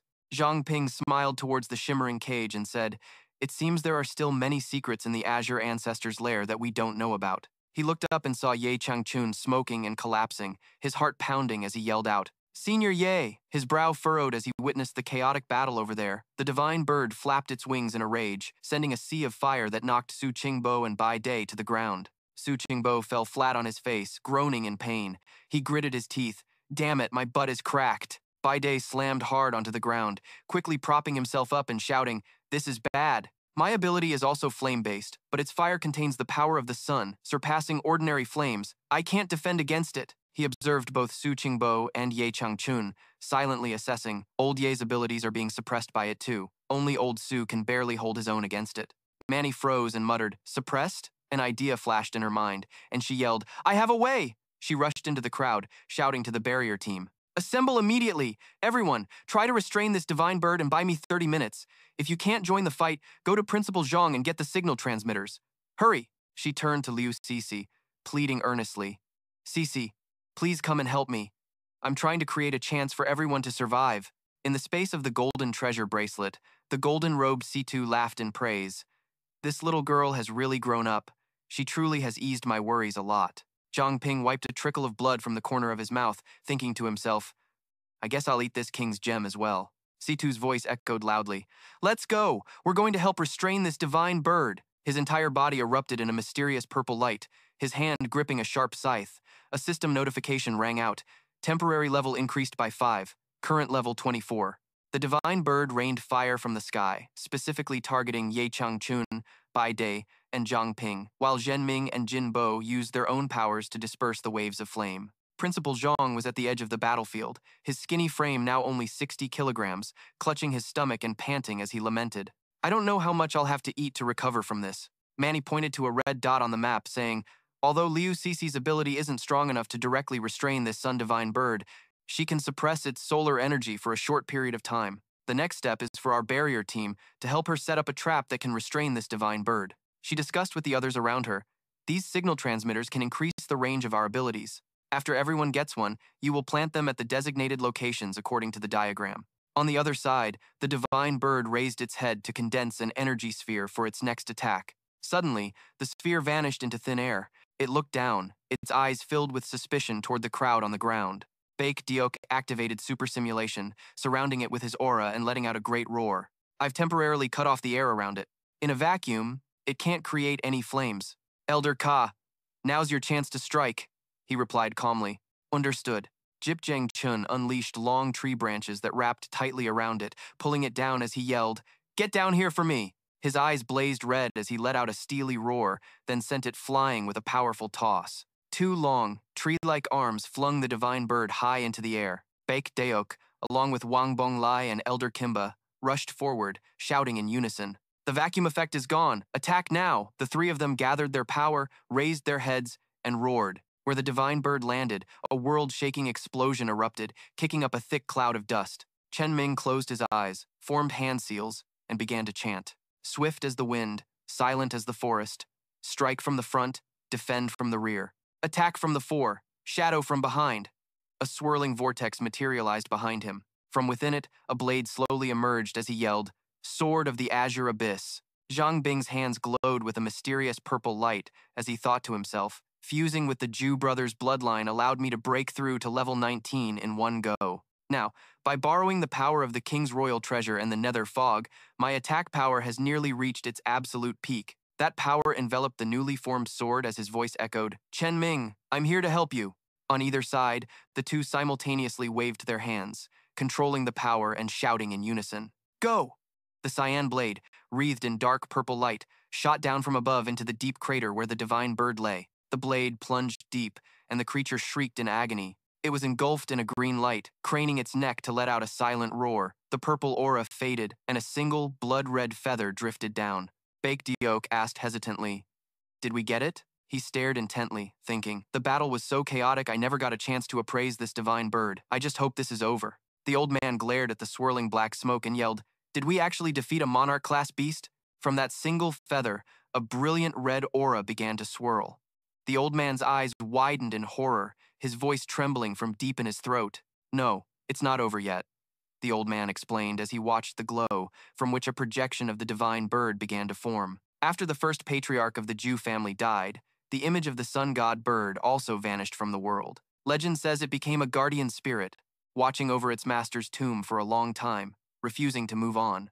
For so many years, we thought it was dead, but its reappearance now confirms another ancient legend.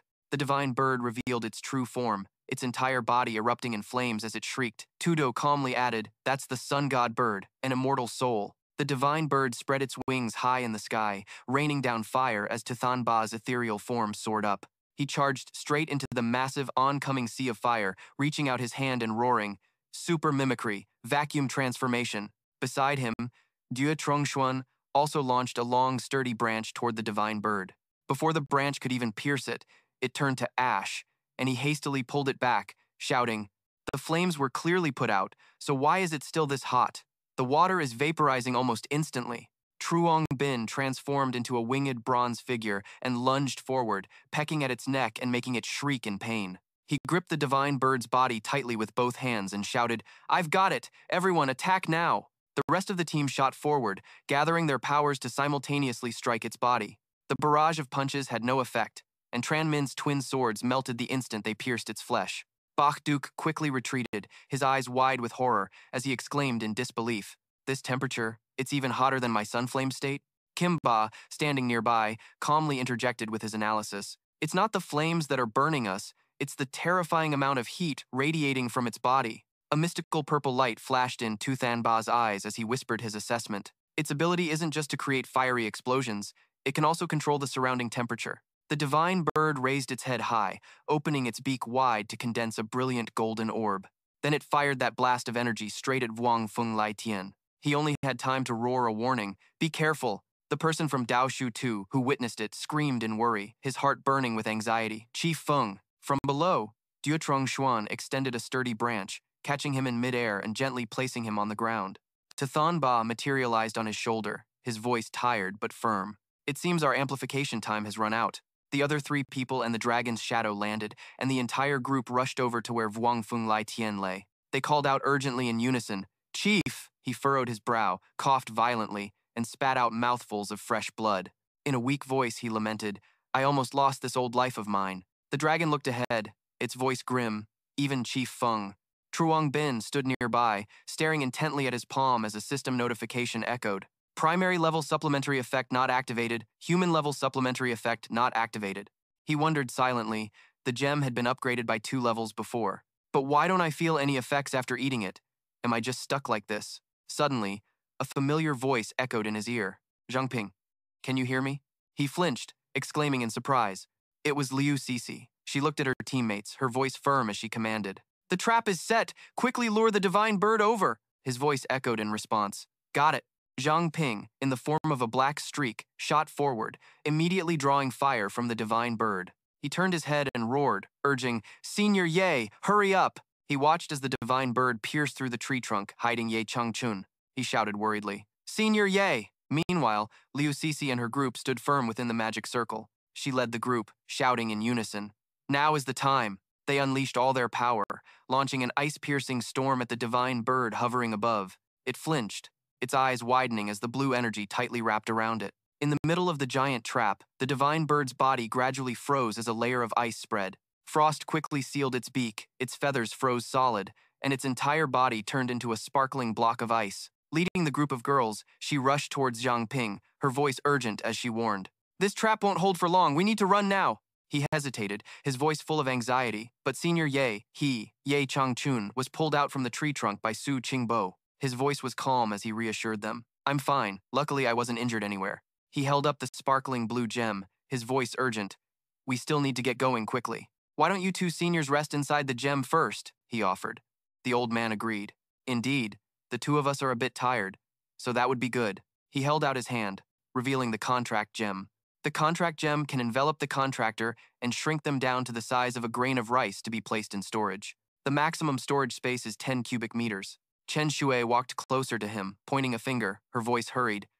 "You said we had to escape. But now that the base has been destroyed, where else can we go? The surrounding area has been completely destroyed. There's nowhere left to hide. The divine bird will break free soon, so we have to hurry or we'll be discovered.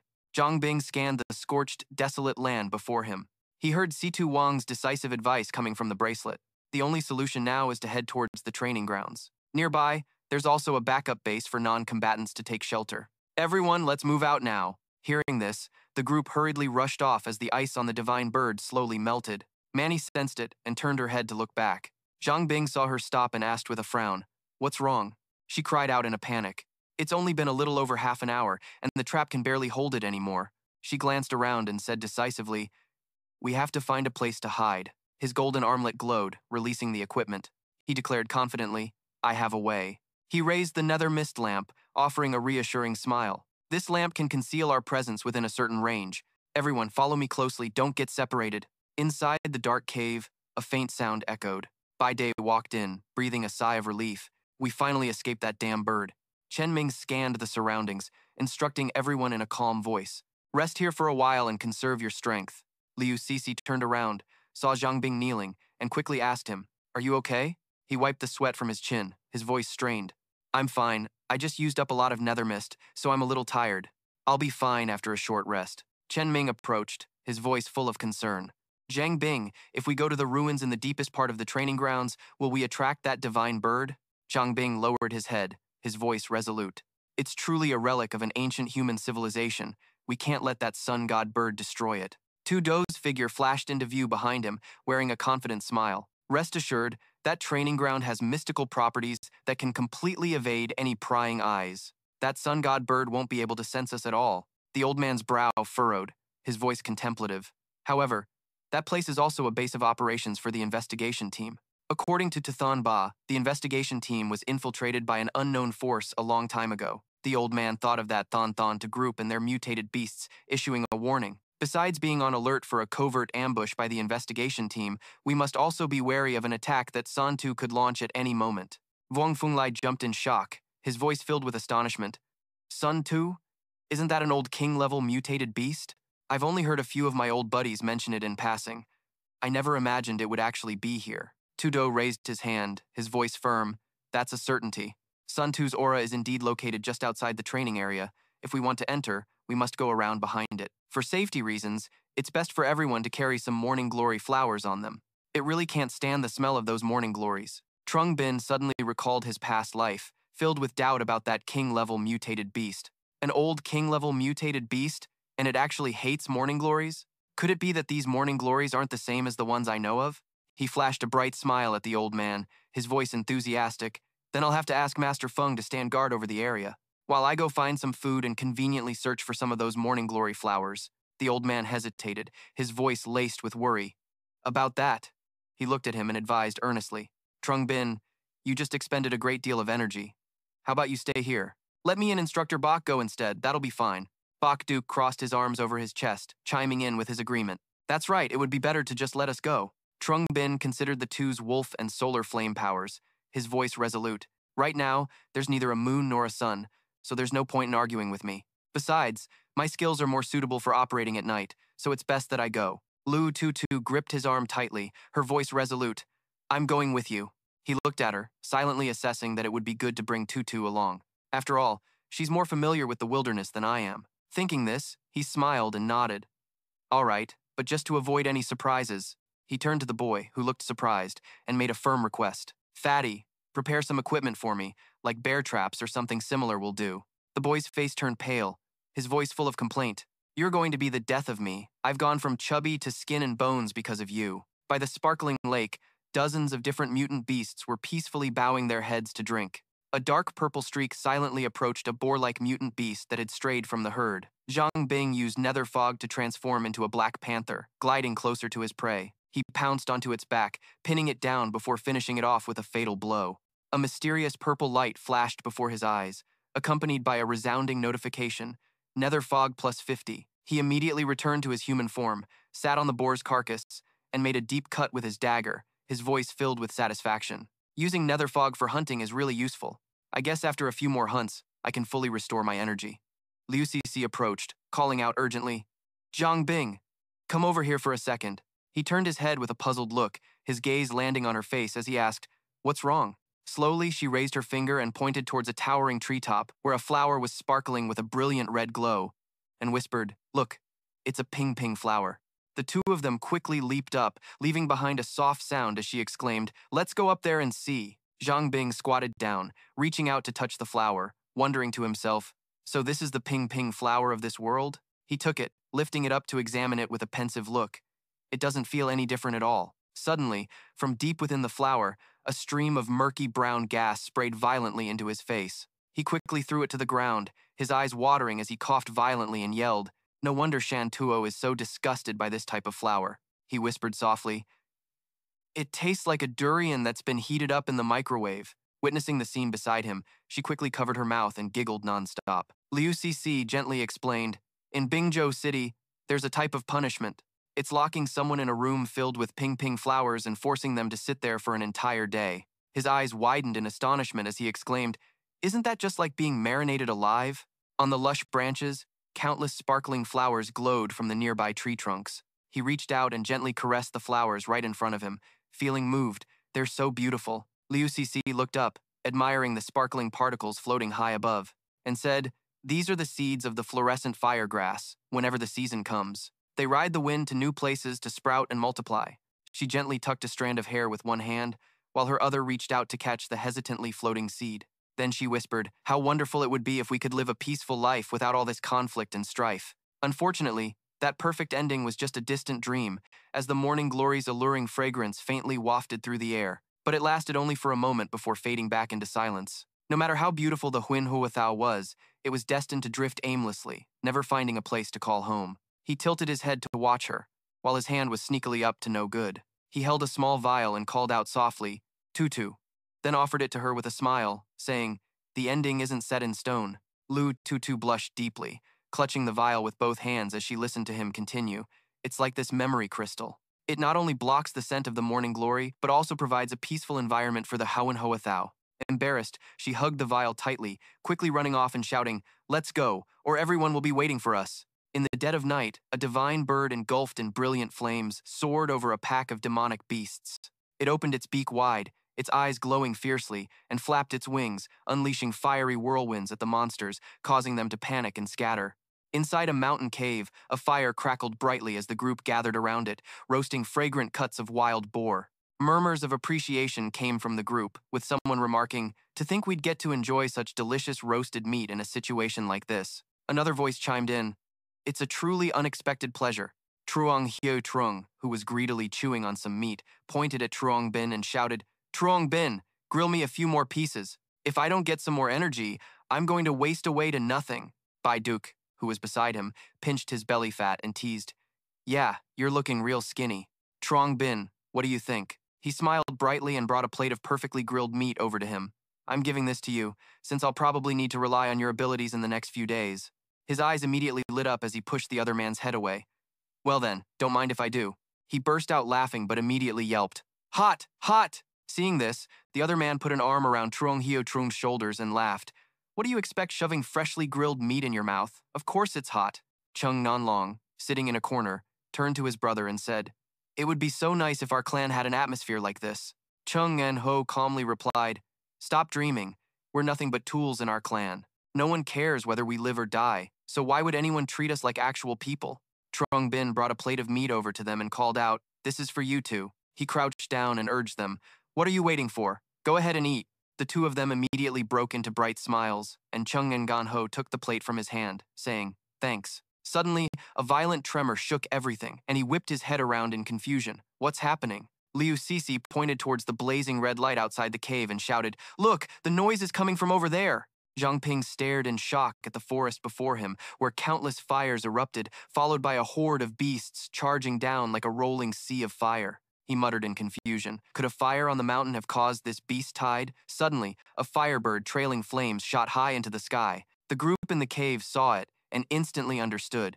No wonder there was such a sudden fire and beast tide. So it turns out that creature planned to use this method to force us out. The whole group turned back inside, and Zhang Ping calmly analyzed, considering the fire's intensity and the wind direction, the forest fire shouldn't spread here. We'll stay here for now, wait for the beast tide to pass, and then figure out our next move. as the forest gradually returned to peace. Not far from there, in the vast forest, the investigation team was gathering. A black-haired man asked curiously, "Captain, it's been almost 2 days. Who exactly are we ambushing?" Ma Ben, sitting nearby, replied, "A guy named Zhang Ping. I heard he's also an infinite-level ability user."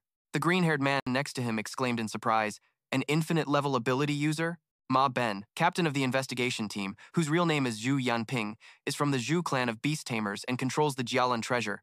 His recorded ability is Gem Contract, which was once considered a useless ability by the outside world. However, he used just one shadow technique to easily kill Huang San's group. Another team member in a tree asked with a bewildered look, "What's even stranger is that his body can turn into blood and water. It's bizarre and unpredictable. And it seems he also has a secret escape technique that's almost impossible to track. Including the gem contract, doesn't that mean he has 5 types of abilities?" He replied with an unreadable expression, "Perhaps this is just the tip of the iceberg of what he has shown." His face darkened as he continued to warn, "As an infinite-level awakener, who the hell knows what other hidden tricks he has up his sleeve? Therefore, if he really appears outside the training area, you absolutely must not take him lightly. Be careful and don't underestimate the enemy, otherwise you might not make it out alive." Elsewhere, a notification sound echoed. "The false defense effect has ended." Zhang Ping exclaimed, "Wait a minute."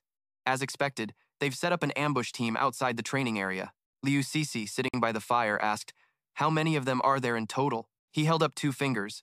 "My perception isn't clear, so I can't determine the exact number, but there are at least 2 peak-level awakeners." Hearing this, Wang Fengxian thought for a moment and then said, "On a good day, I could take down those 2 peak-level awakeners by myself." He sat cross-legged and raised a hand. "I can probably handle one of them." Baida crossed his arms and asked in return, "Zhang Ping, are you confident you can deal with a peak-level awakener?" He looked straight at the old man and answered decisively, "Although I'm only a mid-level awakener, my appraisal skill can help me grasp the enemy's situation. Unless I encounter a powerful expert like Master Feng, I won't have any major problems with anyone else." He calmly explained, "Once the beast tide passes, I'll investigate how many peak-level awakeners are on the other side. So for now, we should take turns on night watch, get some good rest, and conserve our stamina." A chorus of voices replied, "Got it." The next day, creeping sunlight woke up Zhang Ping and Liu Sisi, who were still sleeping slumped over. Zhang Xiaozhong rushed in from outside, shouting, "The situation is bad. I'm afraid we're in trouble." Hearing this, everyone hurriedly ran outside. When they witnessed the scene before them, the group froze in place. A shocked voice cried out, "That firebird from last night destroyed the entire surrounding forest. Now, if we want to get to the training area, our only option is to cross this scorched land." He gently stroked his chin, his tone mixed with surprise. "This beast is actually quite clever."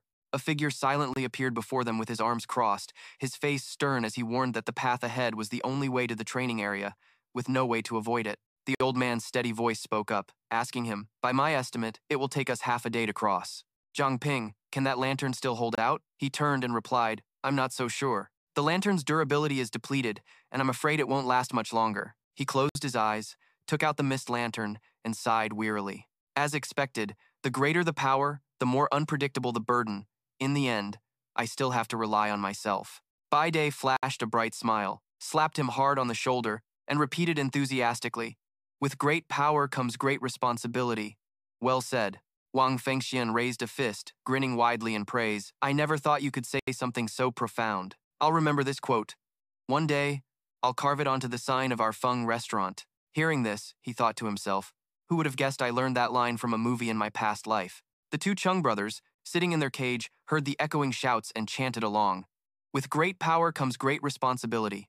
The 2 looked at each other and repeated in unison, "With great power comes great responsibility." Chung Engan-ho recalled the scene of their rescue, his voice soft as he recounted, "Before, the guild never treated us like people, only as tools. But Zhang Ping, facing a desperate situation, still did everything he could to save us. Even though we were enemies, he still respected us." Chung Ngan Long, beside him, crossed his arms and said slowly, "At first, I thought he was just too weird, but now it seems he's not an idiot, just different." In their minds, an image of Zhang Ping appeared with a radiant halo above his head.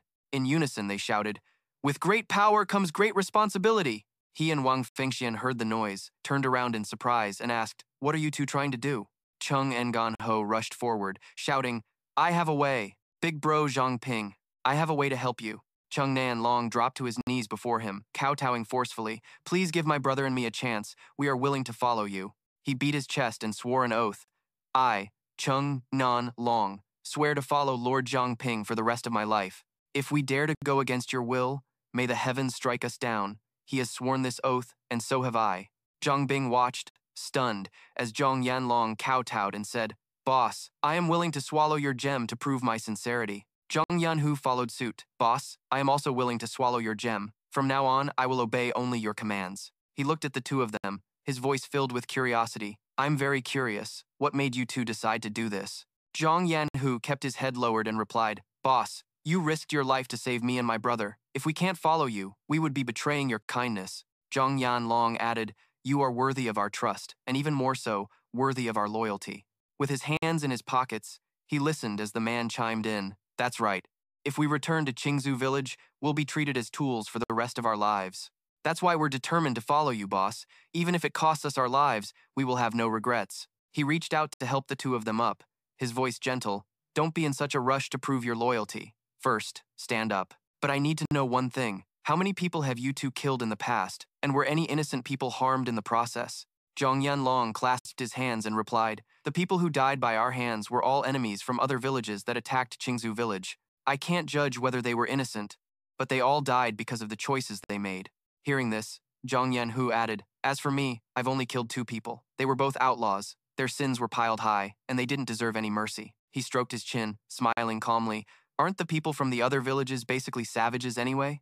In the conflict between Qingzhou village and them, it's impossible to tell who is more innocent than the other. Like the wind and mist, you can't grasp its essence, nor can you distinguish right from wrong. Zhang Ping took out 2 emerald green stones and explained in a serious tone, You two must think this through carefully. The effect of the contract gem is absolute. Once you make the pact, the bond is forged, and there's no turning back, even if you have regrets. Have you two thought it through? They answered in unison. We have. He handed the 2 gems to them, thinking to himself, I've already swallowed 2 of these grade 9 out of 10 gems before anyway, but they had no effect on me. So this is the perfect opportunity to use them to form a contract. The 2 men put the gems in their mouths at the same time. A brilliant light flashed, enveloping all 3 of them as system notifications echoed one after another. A contract has been formed with the summoned beast, Zhang Yanlong. A contract has been formed with the summoned beast, Zhang Yanhu. The 2 men were overjoyed. They clasped their hands and declared, From this day forward, we brothers will go through hell and high water for you, boss. We swear our loyalty until death. Zhang Ping broke out in a cold sweat, saying awkwardly, You don't have to go that far. Just think of us as friends. We're all on the same team, so there's no need for all this formality. The 2 men clasped their hands and said in unison, We understand, boss. He looked at the 2 of them and asked, You mentioned earlier that you had a way to help us. What is it? The 2 of them bowed with their hands clasped. Please wait a moment. We 2 brothers will be right back. The 2 of them zipped away, their disappearing figures causing the group to whisper hesitantly, Is there something wrong with them? They're pretty bizarre. Can they really be trusted? Wang Fengxian crossed his arms, watching as their figures vanished. His voice was full of doubt. Some savages or mutated beasts act the same way because of their beliefs, and their demeanor is identical to those 2 brothers. Could it be that they really see Chuang Bin as a god? Chan Tuyet Tiet voiced her confusion. But why did it turn out like this? Truong Hu Trung stared at him curiously. Chuang Bin, did you use some kind of mind control ability? Judging from their behavior right now, it seems like they're expressing their absolute devotion to you. He silently glared at him, his face darkening with annoyance. How is that even possible? If I really had that kind of mind control ability, I would have chosen Sister Tuyet. Tuyet Tiet is a much better choice than 2 men, after all. Chan Tuyet Tiet covered her face and groaned. Chuang Bin, so you were targeting me this whole time. Truong Hio Trung stroked his chin, musing aloud. Don't say that. Even though Tru Nan Long and Nan Ho are men, the great thing is that they're twins. The group backed away, lining up to stare at him with judgmental eyes. His jaw dropped and he yelled, Wait!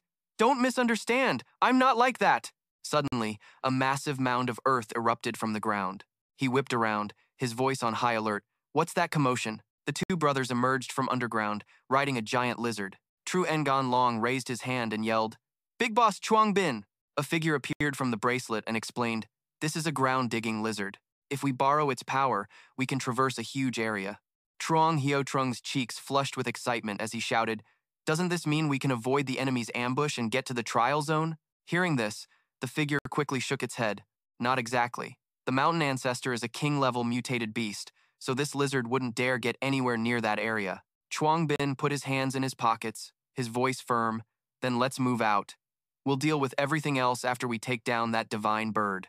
The ground-digging lizard began to move, and the group quickly went underground, advancing forward. Chuang Bin and his group were dizzy and disoriented, staggering around on its back. The lizard came to a jarring halt, sending Chuang Bin's group tumbling to the ground while clutching their heads. Tru Ngan Long calmly said, "This is as far as we can go." The ground-digging lizard refuses to move forward, no matter what. He clutched his dizzy head and said, "All right, then have it make a few more trips to bring the rest of our people." The figure looked at the canyon ahead and shouted, "Past this canyon is the trial zone, but that canyon is also the enemy's best ambush point." The old man looked at him and reminded him, "We're not far from the trial zone now. Go ahead and distribute the peace flowers to everyone." Liu Sisi reached into her bag, making a sound in response. The group held out their hands to receive the peace flowers. He followed behind her, calling out, "Sisi, give me 2. I need to get some for Senior Ye and Senior Su as well." She turned her head and asked, "Are you worried that the Zhu family might have stronger masters ambushing us?" He looked at the group around them, his voice filled with speculation. "Not only that, but I'm also worried that the divine condor might suddenly appear. If that happens, I'm afraid it will take both seniors working together to help us deal with it." Baida asked in confusion, "Didn't we already throw that damn bird away?" Zhang Ping gently patted Zhang Xiaozhong's shoulder, advising in a calm, low voice, "Although the Zhu family can't completely control that divine condor right now, we still can't ignore the potential threats. Who knows what other hidden tricks they might have? It's never a bad idea to be careful." Wang Fengxian crossed her arms, agreeing, "Zhang Bing's words make a lot of sense. But if the sun god condor attacks, even if the 2 seniors were at their peak, they would struggle to resist it. Besides, they're still recovering from their injuries right now." His eyes flashed with a mystical blue light, his hand tightening around the fiercely glowing gemstone, and he reassured everyone, "Don't worry, I already have a way to deal with it. Just because we can't handle it out here doesn't mean there won't be a way once we enter the trial zone." From high above, a bird silently watched the group below, as if listening to his words, signaling that the journey ahead was full of unpredictable dangers. "Sister Li Wei, Sister Shuqi, you 2 take the injured and those who aren't skilled in combat to the nearby safe house." His figure was clearly reflected in the bird's sharp eyes. On the other side, a young woman covered one eye, observing Zhang Bing's group gathering and preparing through the bird's vision. Then she hurriedly reported, "Captain, Zhang Bing and his group are getting ready up ahead, not far from us." Ma Bin clenched a cigarette in his mouth, the corner of his lips curling into a scheming smirk. Then he said loudly, "Their luck isn't half bad, huh? To think they managed to escape the pursuit of that sun god condor. But that kind of luck is about to run out." He stood imposingly before his subordinates, his voice booming as he gave the order. "Everyone get ready, the slaughter is about to begin." An eerie silence reigned outside the trial zone as Zhang Bing's group cautiously stepped deeper inside. As he passed by a dense thicket of trees, a squirrel with blood-red eyes, clearly under someone's control, stealthily watched him. He kept his voice calm, reminding everyone, "They're very likely ambushing us nearby, so everyone needs to be on high alert." Suddenly, from above, 2 demonic beasts with bloodshot eyes shot down like phantoms, and he immediately yelled, "Watch out!" Bai Day was startled and spun around, taking a hasty step back to dodge its ferocious blow. Then, he transformed into a werewolf with lightning speed, spinning to land a heavy punch that made it panic and turn into a tiny mouse, vanishing in the blink of an eye. Zhang Ping's eyes widened in amazement as he exclaimed, "What in the world is this thing? A mouse or a bear? This kind of ability is just too bizarre." Shaking his slightly numb wrist, Baidi explained, "It's probably some kind of bizarre hamster bear, and its strength surpasses that of a typical enhancement-type awakened being. If your physical stats aren't high enough, it's best not to confront it directly, or you're guaranteed a painful defeat." Suddenly, a team member pointed to the sky, stammering with a trembling voice, "That thing." Following his finger, the whole group looked up to see a colossal toad towering over them as gasps of astonishment echoed all around. "Is that the mountain ancestor? It's enormous," another member of the group shouted. "I thought the mountain ancestor was some kind of giant beast, but it's actually a giant toad." Zhang Ping's gaze darted towards a man perched casually on a nearby tree branch.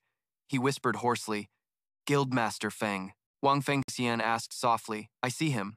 Shall we give him a little welcoming gift?" He replied instantly, "That was my thought exactly." With a decisive wave of his hand, he launched an attack straight at the tree where the man was hiding, making him leap up as if stung, muttering, "Damn it, I've been spotted." Meanwhile, Zhang Ping's face darkened like a gathering storm, his eyes flashing with killing intent as he raised his scythe and roared, "Trying to alert someone? I'm afraid you won't get that chance today." He executed a light yet sharp slash, and at that exact moment, a notification echoed, "Nether fog plus 30. His eyebrows furrowed in thought. So dealing damage with the Terror Scythe can replenish my nether fog too? It seems I really need to research the true way to wield this weapon. Zhang Ping focused all his energy, staring intently at the notification panel that appeared before his eyes. Total nether fog replenished has reached 1,000 points. Intermediate body of nether fog has leveled up to advanced body of nether fog. Nether fog replenishment efficiency has doubled. Nether fog capacity increased from 300 to 1,000. Current nether fog is 300 out of 1,000. Where there are saints, there are thieves. Where there are high mountains, there are deep abysses. A nether fog thief from the terrifying abyss. He let out a wild, excited laugh, shouting, 1,000 nether fog means a 10,000% power boost. My combat power will be 10,000 times stronger. Whether for offense, defense, or my transformation ability, this is an incredible qualitative leap. Over on Ma Bin's side, a young woman with long purple hair hurriedly reported, Aliu is dead. Hearing this, he remarked in a calm yet thoughtful tone, it seems they were already on guard for an ambush. This is a direct challenge to us. Crimson Heart, no need to hold back. Return the favor. Crimson Heart's eyes blazed a fiery red. Baring his teeth in a savage grin, he shot down from above. He roared, if you're all so eager to die, then I will gladly oblige. The man raised his hand, materializing a dazzling golden spear, and hurled it toward Zhang Ping's group, yelling, take a spear from your master. He turned to watch the incoming attack, the corner of his mouth curling into a smirk. Still got some tricks, huh? His hand shot up, forming a sturdy nether fog shield as he thought to himself, perfect, a chance to test this nether fog skill. An instant later, a sharp clang rang out, and the nether fog's durability dropped by 5 points. A spear condensed from immense power slammed into the mysterious purple shield, and the resulting shockwave exploded outwards, tearing through the surrounding space. The attacker landed amidst the swirling dust. He slowly retracted the nether fog, his voice challenging, is that all you've got? The man gritted his teeth, veins popping on his forehead, thinking, he's just a mid-level awakened, yet he blocked my full power attack? He's definitely got some tricks up his sleeve. The man stared at him and roared, so this is the guy with the infinite grade ability? What a freak. Ma Bin suddenly appeared behind the man, his voice cold. That's why we have to kill him before he fully matures. He glanced at the newcomer and silently used his appraisal skill. The moment Su Jingjiao saw him, he exploded with rage, shouting, Ma Bin, the one holding the black dagger is Ma Bin. Do you want me to make a move? A notification sound echoed, Zhang Ping, level 36. He calmly reassured him in a gentle voice, Senior Su, don't reveal yourself just yet. I have a plan. Zhang Ping turned to Liu Cixi, his voice firm. There are 3 peak-level awakened among the enemies. I'll handle one of them. The Phoenix Guild Master will take care of 2, and the remaining 6 high-level ones are up to the rest of you. Cixi, what do you all think? Is that okay? She, along with Zhen Ming and Jin Ba, flared their surging power. She maintained a calm expression and replied, if 7 of us can't win against 6, then that just means our cleanup squad has a serious problem. Everyone will have to undergo intensive training when we get back. Ma Bin's face was ashen. He clenched his cigarette and muttered, just one person from the Bai era has already caused our Zhu clan so much suffering. If we let that guy with the infinite ability rise up too, the situation will become even harder to control. He closed his eyes and gave a decisive order, no holding back. Summon the divine sunbird directly. The long, purple-haired girl beside him answered clearly. Ma Bin drew his dagger, darted forward like a shadow, and roared, all units, listen up. This mission has only one objective. Kill Zhang Ping, no matter the cost. His subordinates followed closely behind, shouting in unison, understood. Zhang Ping swung his scythe and charged forward, yelling, engage. He skillfully leaned back, dodging a sharp slash from Ma Bin. Behind them, the purple-haired girl raised one hand towards the sky, solemnly chanting a mysterious incantation. Spirit of blazing flames, heed the call of fate and appear from the distant horizon. She raised her hand, summoning a crimson power that tore open the void. She whispered, tear apart the firmament, burn everything in the designated path. As her human form leaped into the air, continuing the chant. From the boundless darkness, a piercing light is born. Divine Sunbird, appear. Her voice soared as she shouted, all hail the divine Sunbird. Instantly, its figure materialized before their eyes. Ma Bin, who was in a fierce clash with Zhang Ping, suddenly let out a sinister laugh. He used the force of the blow to retreat, giving a sharp command. Everyone, fall back. Liu Cixi's eyes widened in horror as she asked urgently. This is the divine bird, Zhang Ping cried out in disbelief. Isn't that the divine bird that went out of control? How did they summon it? Seeing it gathering a massive energy sphere in the sky, Zhang Ping shouted a warning. Everyone, be careful! The divine bird unleashed dozens of scorching flames from a dizzying height, aiming straight for the group. Zhang Ping nimbly dodged, horrified deep down. These lunatics actually managed to summon the divine bird. He dodged the fireballs whizzing from all directions and suddenly realized the divine bird wasn't out of control at this moment. He turned his head to look at Ma Ban's group in the distance, filled with doubt as to why it wasn't attacking them. Without hesitation, he dashed straight towards them, under the man's suspicious gaze. The man swung his sword to block, growling, "You're looking to die!" A system notification echoed, "Activate pure water body." Zhang Ping transformed into a flowing water dragon, gracefully slipping past the sword's blade. Ma Ban looked up blankly at the swirling flames rushing towards them, and he shouted, "Get out of the way!" The fireballs crashed into the ground, and he hastily took a few steps back, dodging just in the nick of time. He gripped his sword's hilt tightly, panting heavily. "You think you're so clever, huh?" Not to be outdone, he turned in his water form and retorted with a laugh, "Right back at you. You recklessly summoned the divine bird. Aren't you afraid it'll die here?" Ma Ban spread his arms wide, his voice echoing, "The divine bird is the divine beast of my Zhu family. If it's going to die, you'll all die first." Zhang Ping ducked to avoid the lashing flames and shouted, "Everyone, get over here! Initiate Plan B!" He gripped the king's gem tightly and yelled, "Two seniors, proceed with the plan!" Di Chang Shan and Tuo Ching Ba appeared in their treant and golem forms, saying in unison, "Understood."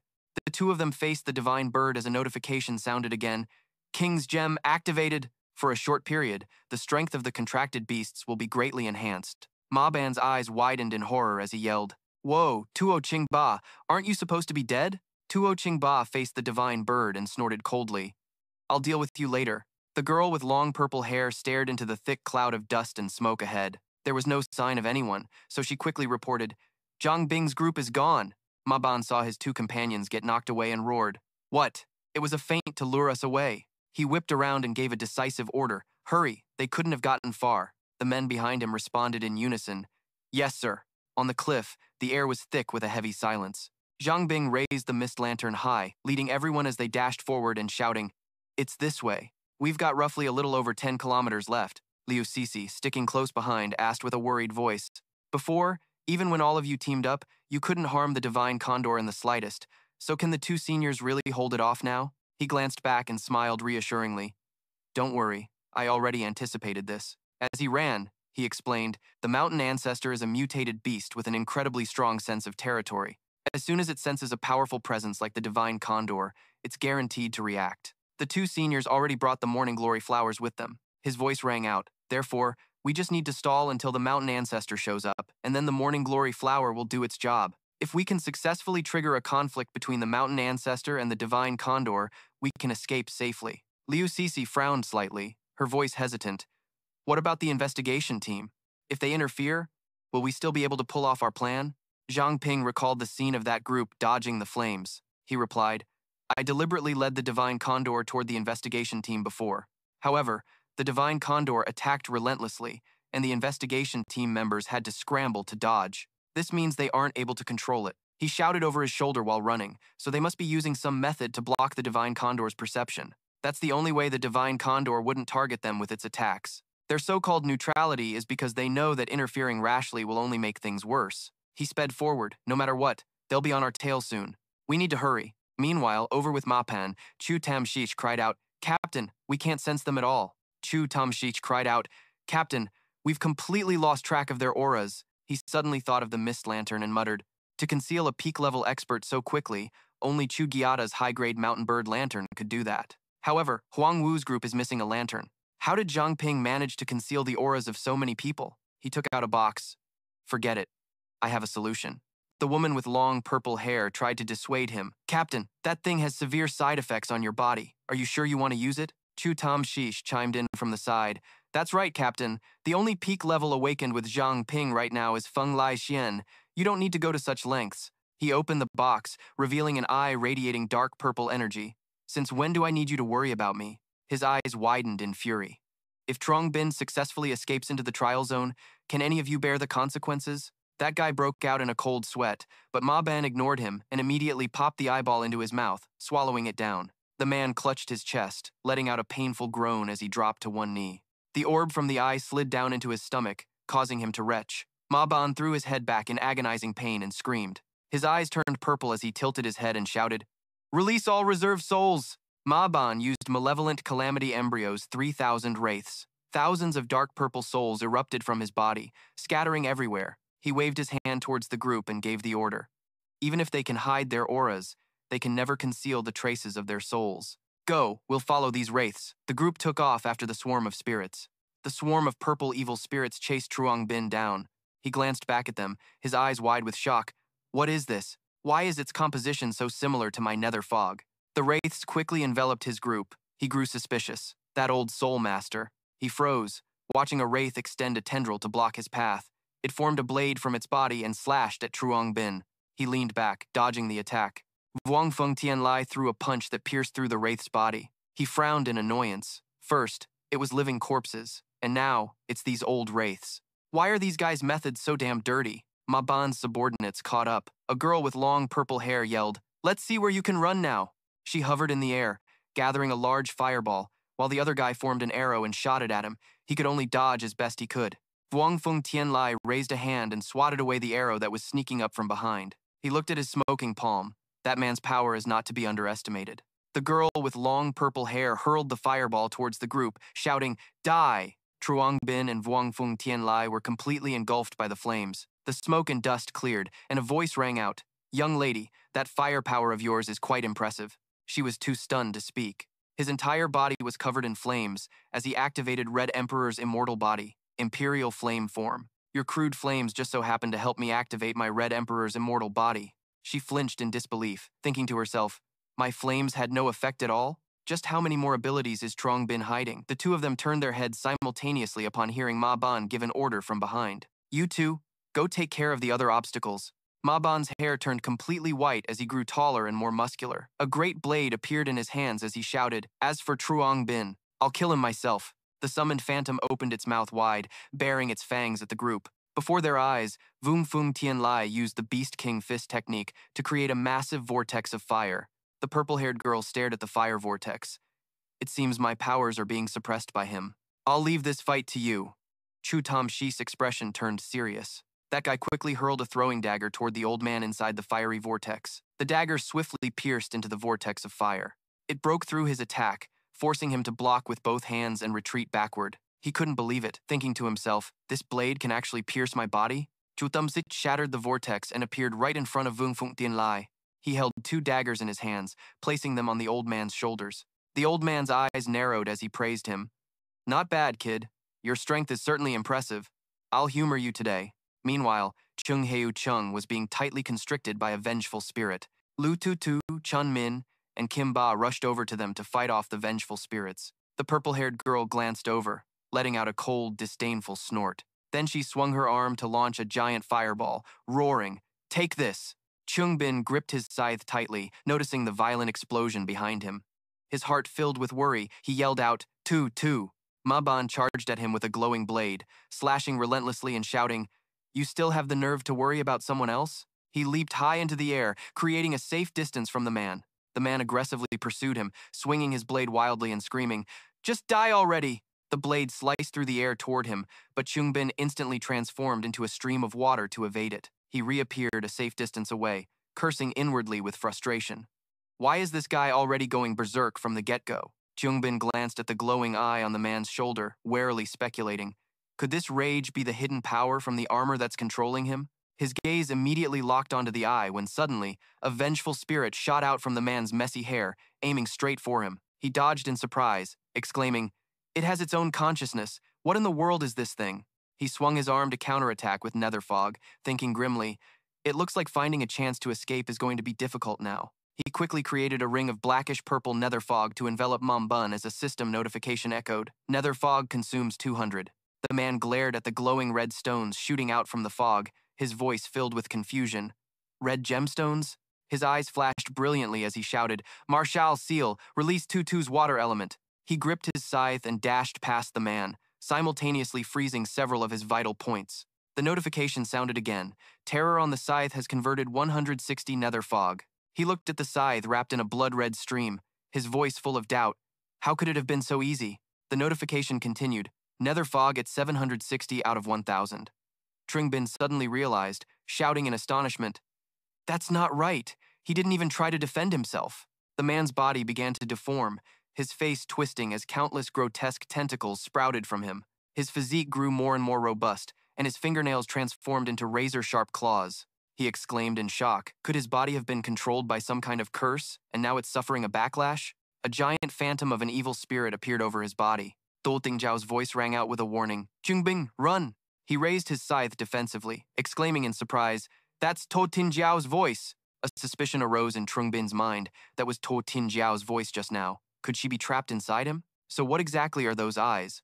Why do they continuously generate such a terrifying aura? Facing the monster with a mouth like octopus tentacles, Trung Bin knew the only thing to do now was to appraise it. After a few fleeting seconds, the appraisal was successful, replaying a vision. The people on the street were all frozen like statues, their faces showing extreme confusion, making them look completely lifeless. A little girl sobbed, hugging her mother tightly. Mommy, I'm so scared! Don't be scared, honey. Mommy will protect you. Everything is going to be all right. A young man turned and spoke to everyone in a blunt and rushed voice. Duong Nuiet. The 3 major squads in Minshao City will absolutely not spare you people. He had only said a few words before a person in a white robe, with their face half covered, kicked him hard. His entire body flew straight into the pit below, followed by a sharp curse. Enough with the chatter. Then he turned to report to his superior standing right beside him. It was a middle-aged man with shoulder-length hair and a stern face. Sir, everything is ready. He calmly gave the order. It is time. Begin. The young man who was kicked down earlier seemed to recognize the man's identity. He muttered grimly, Captain Ma Ben, you're the investigation team. Ma Ben said nothing, allowing his subordinate to activate some kind of formation that looked incredibly dangerous. In an instant, the group in white robes formed a circle, placing their hands on the ground. Immediately, the formation activated, and the entire space was filled with a strange and grotesque red light. Everyone who had been pushed into the pit was in a panic, constantly asking each other, what's happening? Suddenly, beads of sweat broke out on one person's face as their eyes caught sight of something horrifying. A slimy mud suddenly began to emerge from the ground, threatening to swallow these poor, innocent souls. Not only that, but monstrous arms also reached out from the mud, trying to drag down those who were struggling to fight back. Desperate cries echoed endlessly.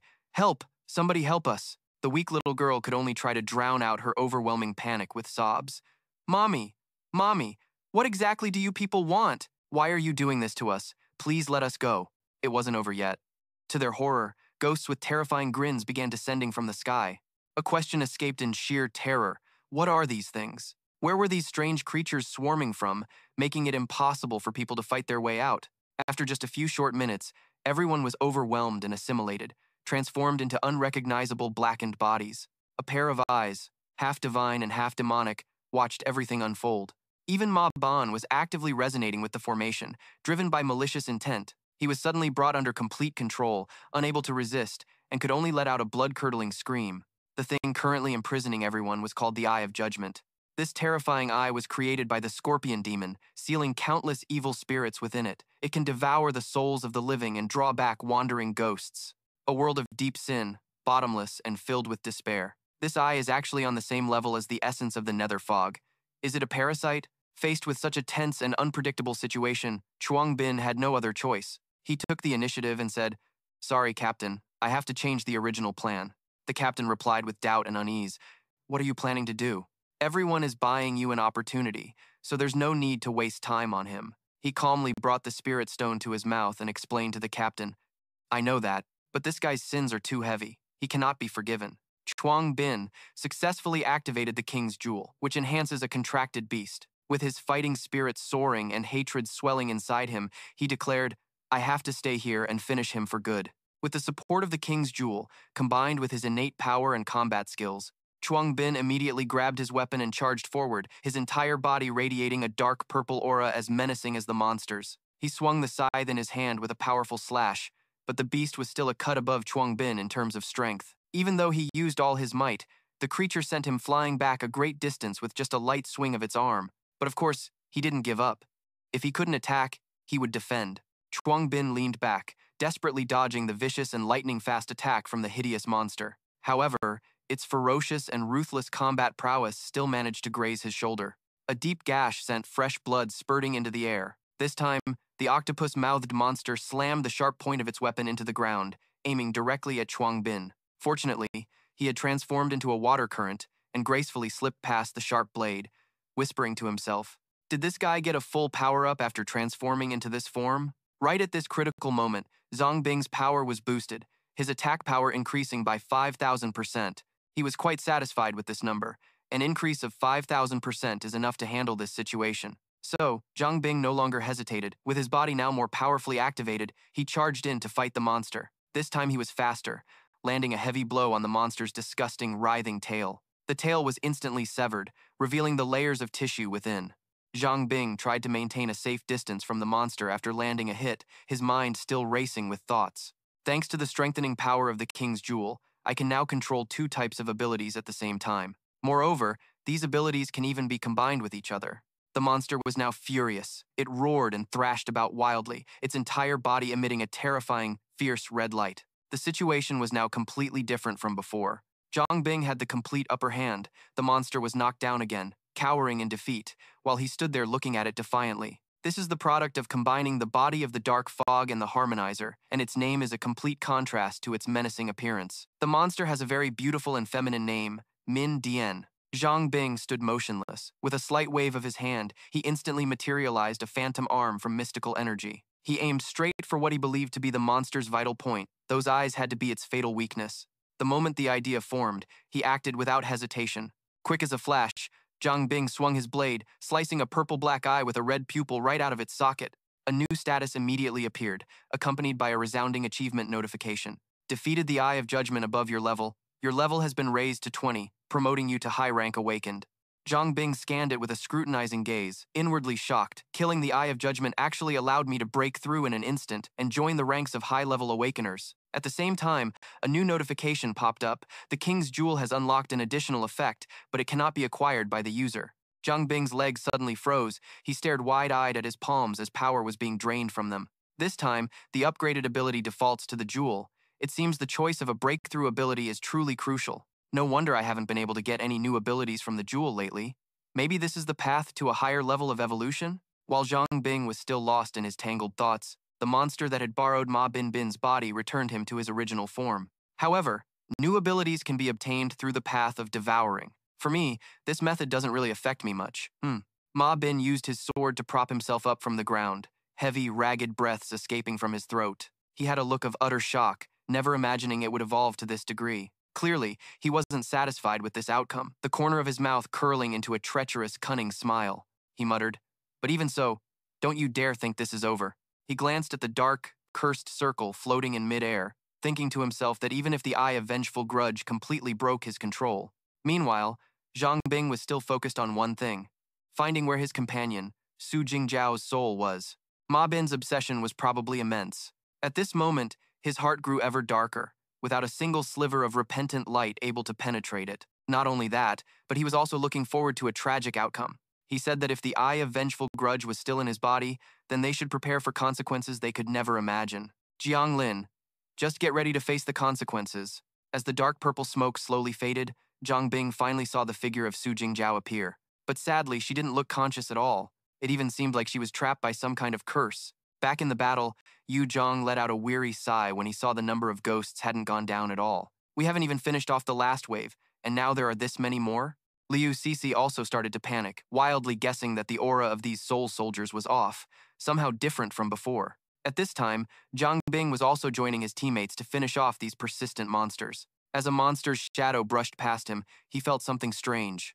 No, it was a lack of sensation. He suddenly looked to one side, his eyes wide with shock. Just like that, Zhang Ping was in a different space, with no green forest or sky above. This place was completely, deeply, and utterly black. He panicked, wondering to himself, "Where is this place?" From the darkness, a figure came rushing out with desperate screams. "Help, save me!" It was an unfamiliar young man, running with a terrified look on his face. He screamed continuously, clinging to a slim hope of survival while being chased by a pack of vicious wolves. "Is anyone there? Help me." The strangest part was that the young man couldn't see Zhang Bing's presence at all. He even ran right through Zhang Bing's body, all while screaming, "Save me." The ferocious pack of wolves did the same, running straight through him without a pause. It was at that moment Zhang Ping realized these were souls. After running for a moment, the young man was unfortunately pounced on and caught by a wolf. Now, the cries for help were nothing but sounds of despair. These bizarre and mysterious events hadn't stopped when suddenly, Zhang Bing's heart also felt a sharp pang. It happened right at the moment that young man died. He wondered in confusion as the intense chest pain forced him to his knees, clutching his chest. What is happening? Why am I empathizing with that soul? Every time the young man fell, Zhang Bing's chest tightened, each pang agonizing and unbearable. Lying on the cold ground, he considered a possibility. He had been pulled here by a spiritual power, so could this place be the memories of the dead, carrying their unresolved anguish?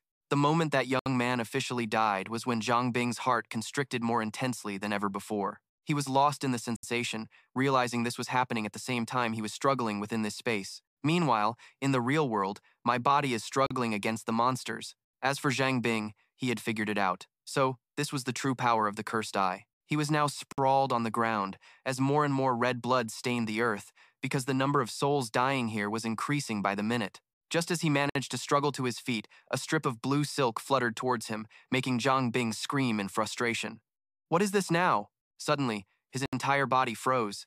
His lips trembled, unable to form a word. No. A giant demon was standing right in front of him. He begged repeatedly. Don't, please don't. The small soul it was targeting was none other than Su Jingjiao, the very person Zhang Bing had been searching for all this time. Seeing her teetering on the fragile edge of life, Zhang Bing could only plead with all his might. Stop! The demon lunged onto Jingjiao's weak and motionless body.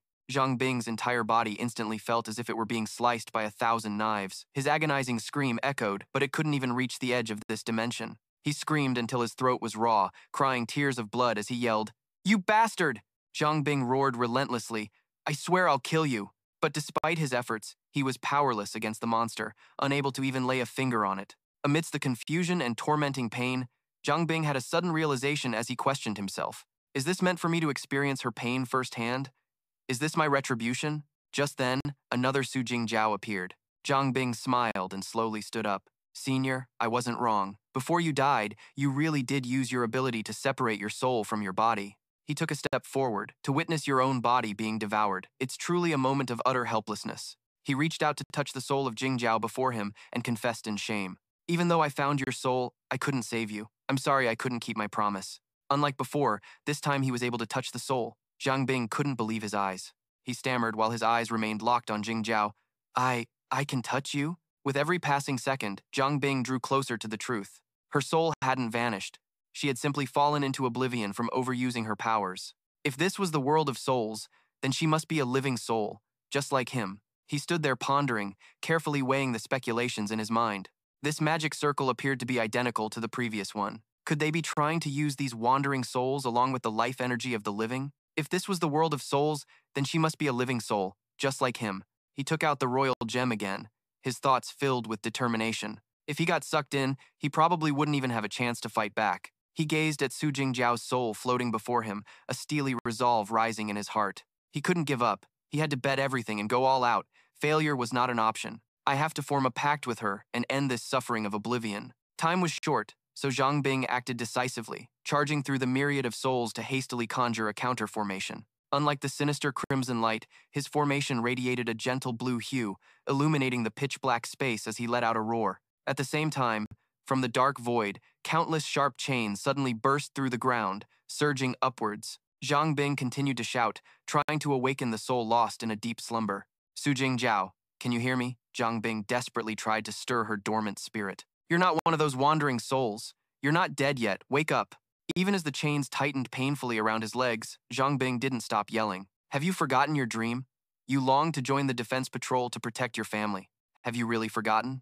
Fortunately, his efforts finally bore fruit. Su Jingjiao's eyes suddenly shot open, and she began to stammer about that dream. Zhang Bing's vigorous and resolute voice caused the chains wrapped around his legs to begin cracking apart. He tirelessly stoked the flames of hope, using all his strength to pull Su Jingjiao back. You once hoped that our future selves could fight for the same belief. As soon as the chains shattered, new ones immediately grew to replace them. Zhang Bing gripped Su Jingjiao's wrist tightly, refusing to let her soul wander off again. His voice was filled with urgency, conveying his sincere concern. All those times I turned the tide in desperate situations, wasn't it because you were always protecting me? Even as two opposing forces pulled them apart, Zhang Bing gritted his teeth and endured, refusing to let go as he stared intently into Su Jingjiao's eyes. He struggled to lean closer to her and handed her the royal jewel, speaking warmly with a gentle smile. Su Jingjiao, take this and snap out of it. Memories of their peaceful days together suddenly flooded back. Every image, every sound so vivid, it was as if they were right before her eyes, echoing in her ears. Su Jingjiao, want some candy? Get lost. Who wants to be controlled by you? Those beautiful memories seemed to awaken Su Jingjiao's soul. Her eyes were no longer vacant like before. She took the royal jewel that Zhang Ping had given her, then obediently swallowed it as he had instructed. And just like that, the summoned beast Su Jingjiao had successfully formed a contract. Zhang Ping immediately looked at her with a serious, urgent expression. "I command you to stop absorbing now." Su Jingjiao squeezed her eyes shut, and the command took effect immediately. Her entire body gradually returned to normal. When she came to, Su Jingjiao was nestled in Zhang Bing's arms. She shyly asked him, "Zhang Bing, is that you?" Seeing half of his body submerged in the magic circle, Su Jingjiao was startled and horrified. What's happening? But he was overjoyed, laughing nonstop. "This is great, you're finally awake!" The other souls were still struggling violently inside that magic circle. Zhang Bing quickly gave her a brief explanation. "It seems this formation can refine souls. Once you're swallowed by it, there's no escape." At this point, his voice suddenly grew heavy and his eyes darkened. He lowered his head and whispered, "I'm just glad I managed to wake you up. At least this way we can say goodbye with no regrets." Annoyed, Su Jingjiao pinched him and then snapped, "You idiot, don't give up so easily." Zhang Bing smiled in relief, thinking to himself, to stay optimistic in a situation like this, it's really all thanks to her. But suddenly, he was shocked to realize that Su Jingjiao was still casually standing outside. "Wait a minute, why are you still outside the formation?" In that instant, he too was freed from the magic circle. His body went into a free fall, causing Zhang Bing to let out a huge yell. The two of them landed in completely different ways, one pathetically and the other gracefully. Zhang Bing clutched his head, wincing, and then grumbled at Su Jingjiao. "Seriously, I'm this badly injured. Couldn't you have been a little more gentle?" Then he patted the sore spots a few times and chuckled. Why do my injuries feel like they've completely healed? No matter how strong a conscious person is, if they don't have any soul-related abilities. Su Jingjiao calmly analyzed from the side. This is definitely their area of expertise. The constitution of the soul and mind is limited, but I'm different. I've trained my soul since I was young, and now I can even influence the souls of others. She slowly explained the situation to the bewildered Zhang Ping, putting it another way. As long as your consciousness hasn't faded, no matter how shattered your soul is, I can save you, Jingjiao said while looking up at the ceiling circle that was still intact. The formation's influence on the soul is probably something an ordinary person couldn't resist, but for me, it's not difficult at all. That formation imprisons many souls, simultaneously absorbing their malevolent energy to sustain itself. And she also mentioned the only viable method at the moment. If we can just save these souls, the formation might even be breakable. But if you want me to bring these souls out one by one, I'm afraid it would take a very long time. Jingjiao eagerly offered a suggestion, her face bright with a fresh smile. Just now, while restoring your soul, I tightly bound our souls together. Right now, you can borrow my soul power, agitate the other souls, and use nether fog to see if you can pull them out. Zhang Ping replied briefly and casually. All right. He stood up straight, his face full of confidence, summoning his power into his hand as he spoke to Jingjiao. This way, I can break their chains. Zhang Ping slammed his hand onto the ground, and at his command, hundreds of chains erupted, shooting straight towards the seal above. In the blink of an eye, he returned to reality, back in the familiar forest from before. Am I back? But where is everyone else? Just then, someone approached, letting out a sigh of relief as they said to Zhang Ping, Phew, you really don't hold back, do you? Jingjiao sat slumped on the ground, letting out a long sigh at him. That little bit just now drained so much of my soul energy. Just how strong are you now? Zhang Ping sheepishly scratched his head and gave an embarrassed laugh. But you were the one who told me to pull them all out in one go. After saying that, he paused for a moment, then his eyes lit up with joy, his mood completely relaxed. You're finally back. I, Jingjiao, really kept everyone waiting for a while. Jingjiao also smiled gently and replied with sincerity, I always believed you could do it. Zhang Ping suddenly remembered something and spoke up. That's right. He enthusiastically introduced to Jingjiao the human form he had painstakingly prepared. This is the body I remade for you. It's finally time to use it. Jingjiao looked at it, embarrassed, and asked Zhang Ping a bit nervously. You've been carrying this physical body around with you this whole time? Although I'm glad you never forgot, it still feels a little weird, she added with emphasis. Actually, I've always been by your side, it's just that you couldn't perceive my soul state. Back when you first molded my body, I tried to merge with it. But, Jingjiao said as she reached out to touch the lifeless mannequin, this was the result.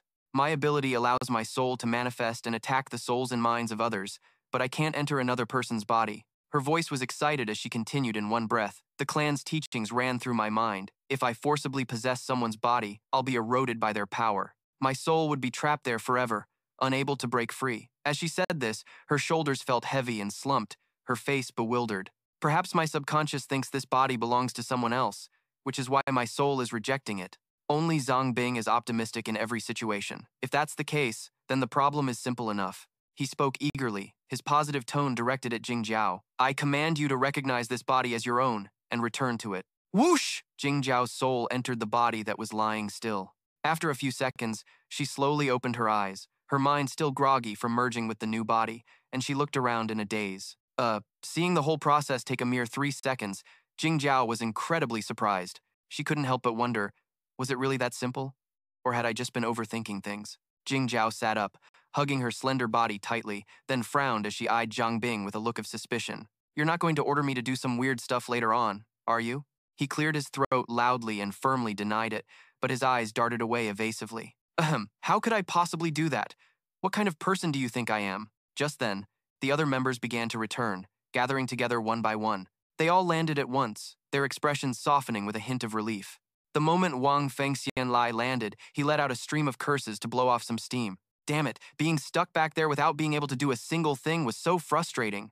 Zhang Ping glanced over everyone, and seeing that they were all safe and sound, he felt a great sense of relief. It was thanks to her soul power that we could break the formation, and everyone managed to escape. Jingjiao replied confidently, Of course.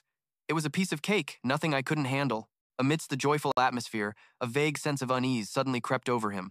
If everyone returned from the soul realm unharmed, then does that mean Ma Bin's group also? Jingjiao realized what he was worried about and quickly offered a gentle reassurance. You don't need to worry. She slowly explained that in front of them lay Ma Bin's corpse, its soul shattered, lying exposed under the open sky. A formation like this normally requires several awakeners working together to cast, but he sacrificed himself to forcibly activate it in order to trap everyone. Unfortunately for him, he never expected that I could break the formation, much less that you could awaken me from the state of samsara. Zhang Ping looked at the man's body and blurted out a thoughtful remark. These guys had a deep-seated blood feud with your grandfather, and now they've died by your hand. You could say it was fated to be. Wang Fengxianlai approached and gave a brief report, stomping his foot hard on the enemy's corpse to make sure. The others have been taken care of too, so there should be no one left to stand in our way now. Liu Sisi chimed in, eyeing the petite figure standing next to Zhang Ping, and asked curiously, Is this girl Su Jingjiao? Why did she suddenly wake up? He stammered in embarrassment, because their intimate moment from just a few minutes ago was suddenly interrupted by a tremor that came out of nowhere. Su Jingjiao quickly pulled away in a panic, yelling, There's an earthquake! Liu Sisi also felt something was strange, her heart racing with unease. This kind of tremor isn't right, it feels like something is under the ground. Zhang Ping vaguely guessed what was happening. He looked up at the firebird soaring across the sky. With its body ablaze like a giant torch, he could only think of one possibility, the mountain ancestor. The firebird's silhouette swept through the air with majesty and dominance, its entire body exuding a powerful aura that instilled fear. Its blazing body was ready to unleash countless fire arrows. But the firebird wasn't the current concern. The thing threatening them was the mountain ancestor in the guise of that earthquake. The mountain ancestor had only revealed its nose, yet it caused tremors that shook the entire forest. A single light breath from it was enough to uproot a 1,000-year-old ancient tree. The firebird flapped its wings and soared high, facing the mountain ancestor eye to eye without a hint of fear. To fight back, it channeled all the life force in its body, turning itself into a blazing torch to burn through everything. Su Qingbo and Ye Changchun, watching from a hidden corner, said to each other, This morning glory flower really works. Seeing the situation grow more intense, they both hurried back. Zhang Ping and the others must be waiting for us. Let's stop dawdling and go. Chen Ming appeared and asked probingly, Is this the entrance to the trial land? Is this the entrance? While Zhang Ping and Su Jingjiao observed in silence, Chen Ming was buzzing with excitement. But where's the entrance? Chen Ming wondered aloud seriously. What you're seeing is just the exterior. Only Zhang Ping can open the entrance. But we still need a little more time to prepare. Hearing this, Zhang Ping felt the weight of his responsibility. So he proactively took a step forward and turned back to smile at everyone. It's a good time for everyone to rest here. The mountain ancestor has already started to make its move. Senior Ye Changchun and Senior Su Qingbo will be able to join us soon. Hearing that name, Su Jingjiao stammered, Su Qingbo? Zhang Ping let out a hearty laugh. That's right, he's your grandfather. He was the one who told me about your abilities. He stood facing Su Jingjiao, his voice gentle and relaxed. That's also why I was able to make a quick judgment back then, helping you escape from the abyss. The whole group was busy celebrating their victory, so they didn't realize that their every step was being closely followed by a group of people in black cloaks. A scar-faced man, who seemed to be a captain under Ma Bin's command, gave the order to watch them closely. We can't let the captain's death be in vain. As night fell in the forest, Zhang Ping was starting a fire to prepare a meal. He placed a huge slab of meat on a rock to grill it. Billowing smoke carried a tempting aroma that wafted through the air. While Zhang Ping relaxed and grilled the meat, Wang Fengxian Lai, Bai Dai, and Kimba were training intensely. Wang Fengxian Lai declared passionately, "Even when we're not in a fight, we can't slack off on our training." Kimba enthusiastically agreed. That's right. The only one not feeling comfortable was Zhen Ming, who was being used as a dumbbell for Kimba to lift up and down, unable to protest against his seniors. He lamented to himself, "Why do I always get dragged into this?" Zhang Ping was still so focused on the meat that he didn't notice someone approaching from behind. A weak and trembling voice came from a skinny, emaciated person who looked like he was starving. The person groaned, "I'm so hungry. Is there anything to eat?" Zhang Ping jumped and yelled in surprise, "What the hell? Where did this living corpse come from? Did the sacred ancestor village already attack?" The others standing nearby chuckled. "This living corpse's aura isn't even strong. It's pathetically weak. I wouldn't take it even if you gave it to me. What kind of incompetent fool would create a corpse like this?" The guy sprawled on the ground, clutching a book, his soul practically leaving his body. "A living corpse can at least move, but I'm just an actual corpse." The kind-hearted Zhang Ping walked over to encourage him, even handing him a massive piece of meat. There, you've had it rough. Eat up. Anyway, even with my pure insect body, I couldn't make up for all the fat you've lost." Not far away was the women's tent. The girls were gathered inside, and Manani started the conversation. "Oh, right. I heard Jiao Jiao and Zhang Ping are old classmates. Does that mean you know CC too?" Su Jingjiao looked at CC and recounted with a bright smile. "Back when we were in school, I always heard Zhang Ping mention Sister CC. I'm so happy I finally get to meet you." CC also replied warmly. I had already left the orphanage before Zhang Ping started school, so we lost touch then." He leaned in close to CC and teased her mischievously. So that means CC came first." Su Jingjiao said excitedly, her voice clear and high-pitched. "Regardless, from now on we'll be fighting side by side, so I hope you'll all have my back." He jumped in surprise and asked about what she just heard. "Sisters? Everyone else always treats me like a little kid, but today was different."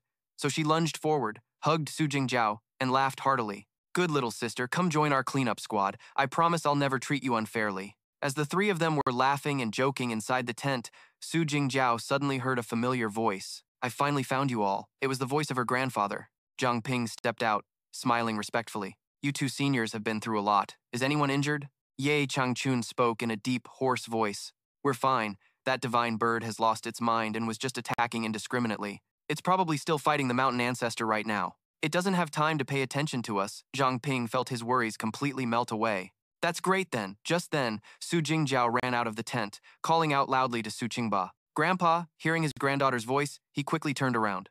Su Jingjiao ran straight into her grandfather's arms. She wrapped her arms tightly around him and burst into tears without realizing it. Su Qingba was still stunned by the scene unfolding right before his eyes. "Jiao Jiao, you're awake?" His voice trembled with overwhelming joy. "Is it really you?" "Jiao Jiao." Zhang Ping was momentarily taken aback by the emotional reunion between the grandfather and granddaughter. Then, he eagerly and sincerely recounted the entire series of events. It was Ma Bin, or rather, Zhu Yanping. The formation he refined attracted the wandering souls in the area, so Su Jingjiao's soul was accidentally pulled into it. "Senior, you once said that Su Jingjiao wasn't dead, but her soul had sunk into a deep slumber. So, I took this opportunity to rescue her from that slumber. Furthermore, using the body I created for her, the person standing before you right now is the real Su Jingjiao." Su Qingba also shed tears of joy. He continuously stroked his little granddaughter's head. "This is wonderful. This is truly wonderful." "Oh, Jiao Jiao." With tears streaming down her face, Jingjiao said to Qingba, "Grandpa, we thought you were dead. Mom and Dad did too." He understood his little granddaughter and immediately took the blame upon himself. "It was my mistake. I wasn't able to protect all of you. I'm sorry. If it weren't for that traitor, I wouldn't have abandoned everyone and made you all suffer through this disaster." The more pity he felt for Tin Jiao, the more he loathed the ruthless, bloodthirsty captain. "Where is Ma Ban? Where is that damn bastard?" Tin Jiao wiped her tears away, forcing a smile as she looked at her grandfather. "Don't worry, Grandpa. Chuangbin already explained everything to me," she announced in a loud, clear voice. "He's dead. I saw you get your revenge, Grandpa." Thanba looked at her in disbelief, then repeatedly praised her. "Good girl." He smiled fondly at Tin Jiao and continuously patted his granddaughter. "Jiao Jiao, you've grown up so much." Just then, Thanba seemed to be hit by a long-range attack. His body suddenly swayed and collapsed.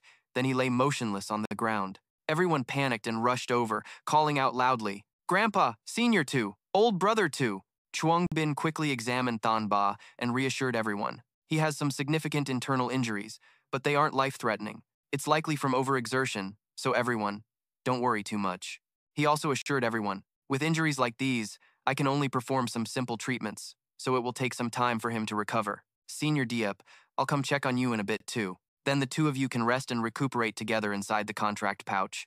Truong Xuan confidently entrusted his old friend to Chuang Bin. All right, then we'll be in your care, young friend. After finishing Thon Ba's treatment, Chuang Bin continued to take on more tasks for himself. He willingly shouldered the burden today without any hesitation. His face still looked fresh after a long day. Everyone get some rest tonight. I'll take the night watch. Seeing that only Chuang Bin was on guard, the two captains from the group in robes spoke to each other. Lao Bak. They're all asleep now. Maybe we should take this chance. But the man called Lao Bak immediately shot the idea down.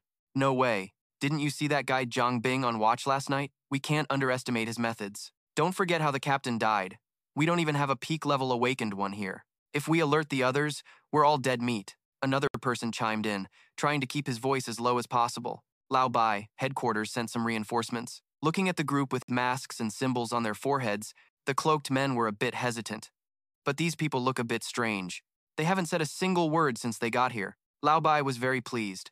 He placed great faith in them, figuring that if the clan sent them, they definitely wouldn't be weak. However, the most logical approach right now is to use the eightfold trial to weaken them. Then we can attack from behind. Remember, no one makes a move without my order. The next morning, everyone was well rested after a good night's sleep. C2 calmly shared the valuable information he knew. There are 8 trial levels in the training grounds. Each level has its own unique challenges, which are the rainforest of snakes and insects, the swamp of poisonous creatures, and the desert of fire scorpions, the snowfield of wolf packs, the island of monsters, the plains of illusion, the plateau of death, and the heaven-piercing mountain. C2 emphasized this while giving everyone a confident smile. Only after clearing the first 7 levels in order can you unlock the 8th level. These are the rules I figured out back then, he added patiently. Since Zhang Ping is level 20, the trial's difficulty won't be too high.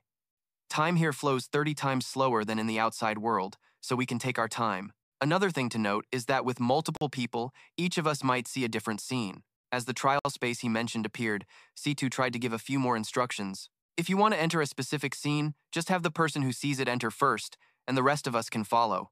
I stood up to look and shouted, I see the rainforest! Yu Zhang was just as excited. I see the rainforest scene too, but I'm not sure if it's the right one, Yu Zhang yelled as he saw everyone holding hands tightly. Hey, why are you all so eager to hold hands without thinking about what I said? Chen Ming turned back to tease him. Looks like someone doesn't want to go. You can just stay here and be our guard. Besides, the captain said it won't take long anyway. At that, Yu Zhang yelled angrily. Wait for me! I'm not even in yet! He quickly stepped forward, grabbed Chen Ming's hand, and complained.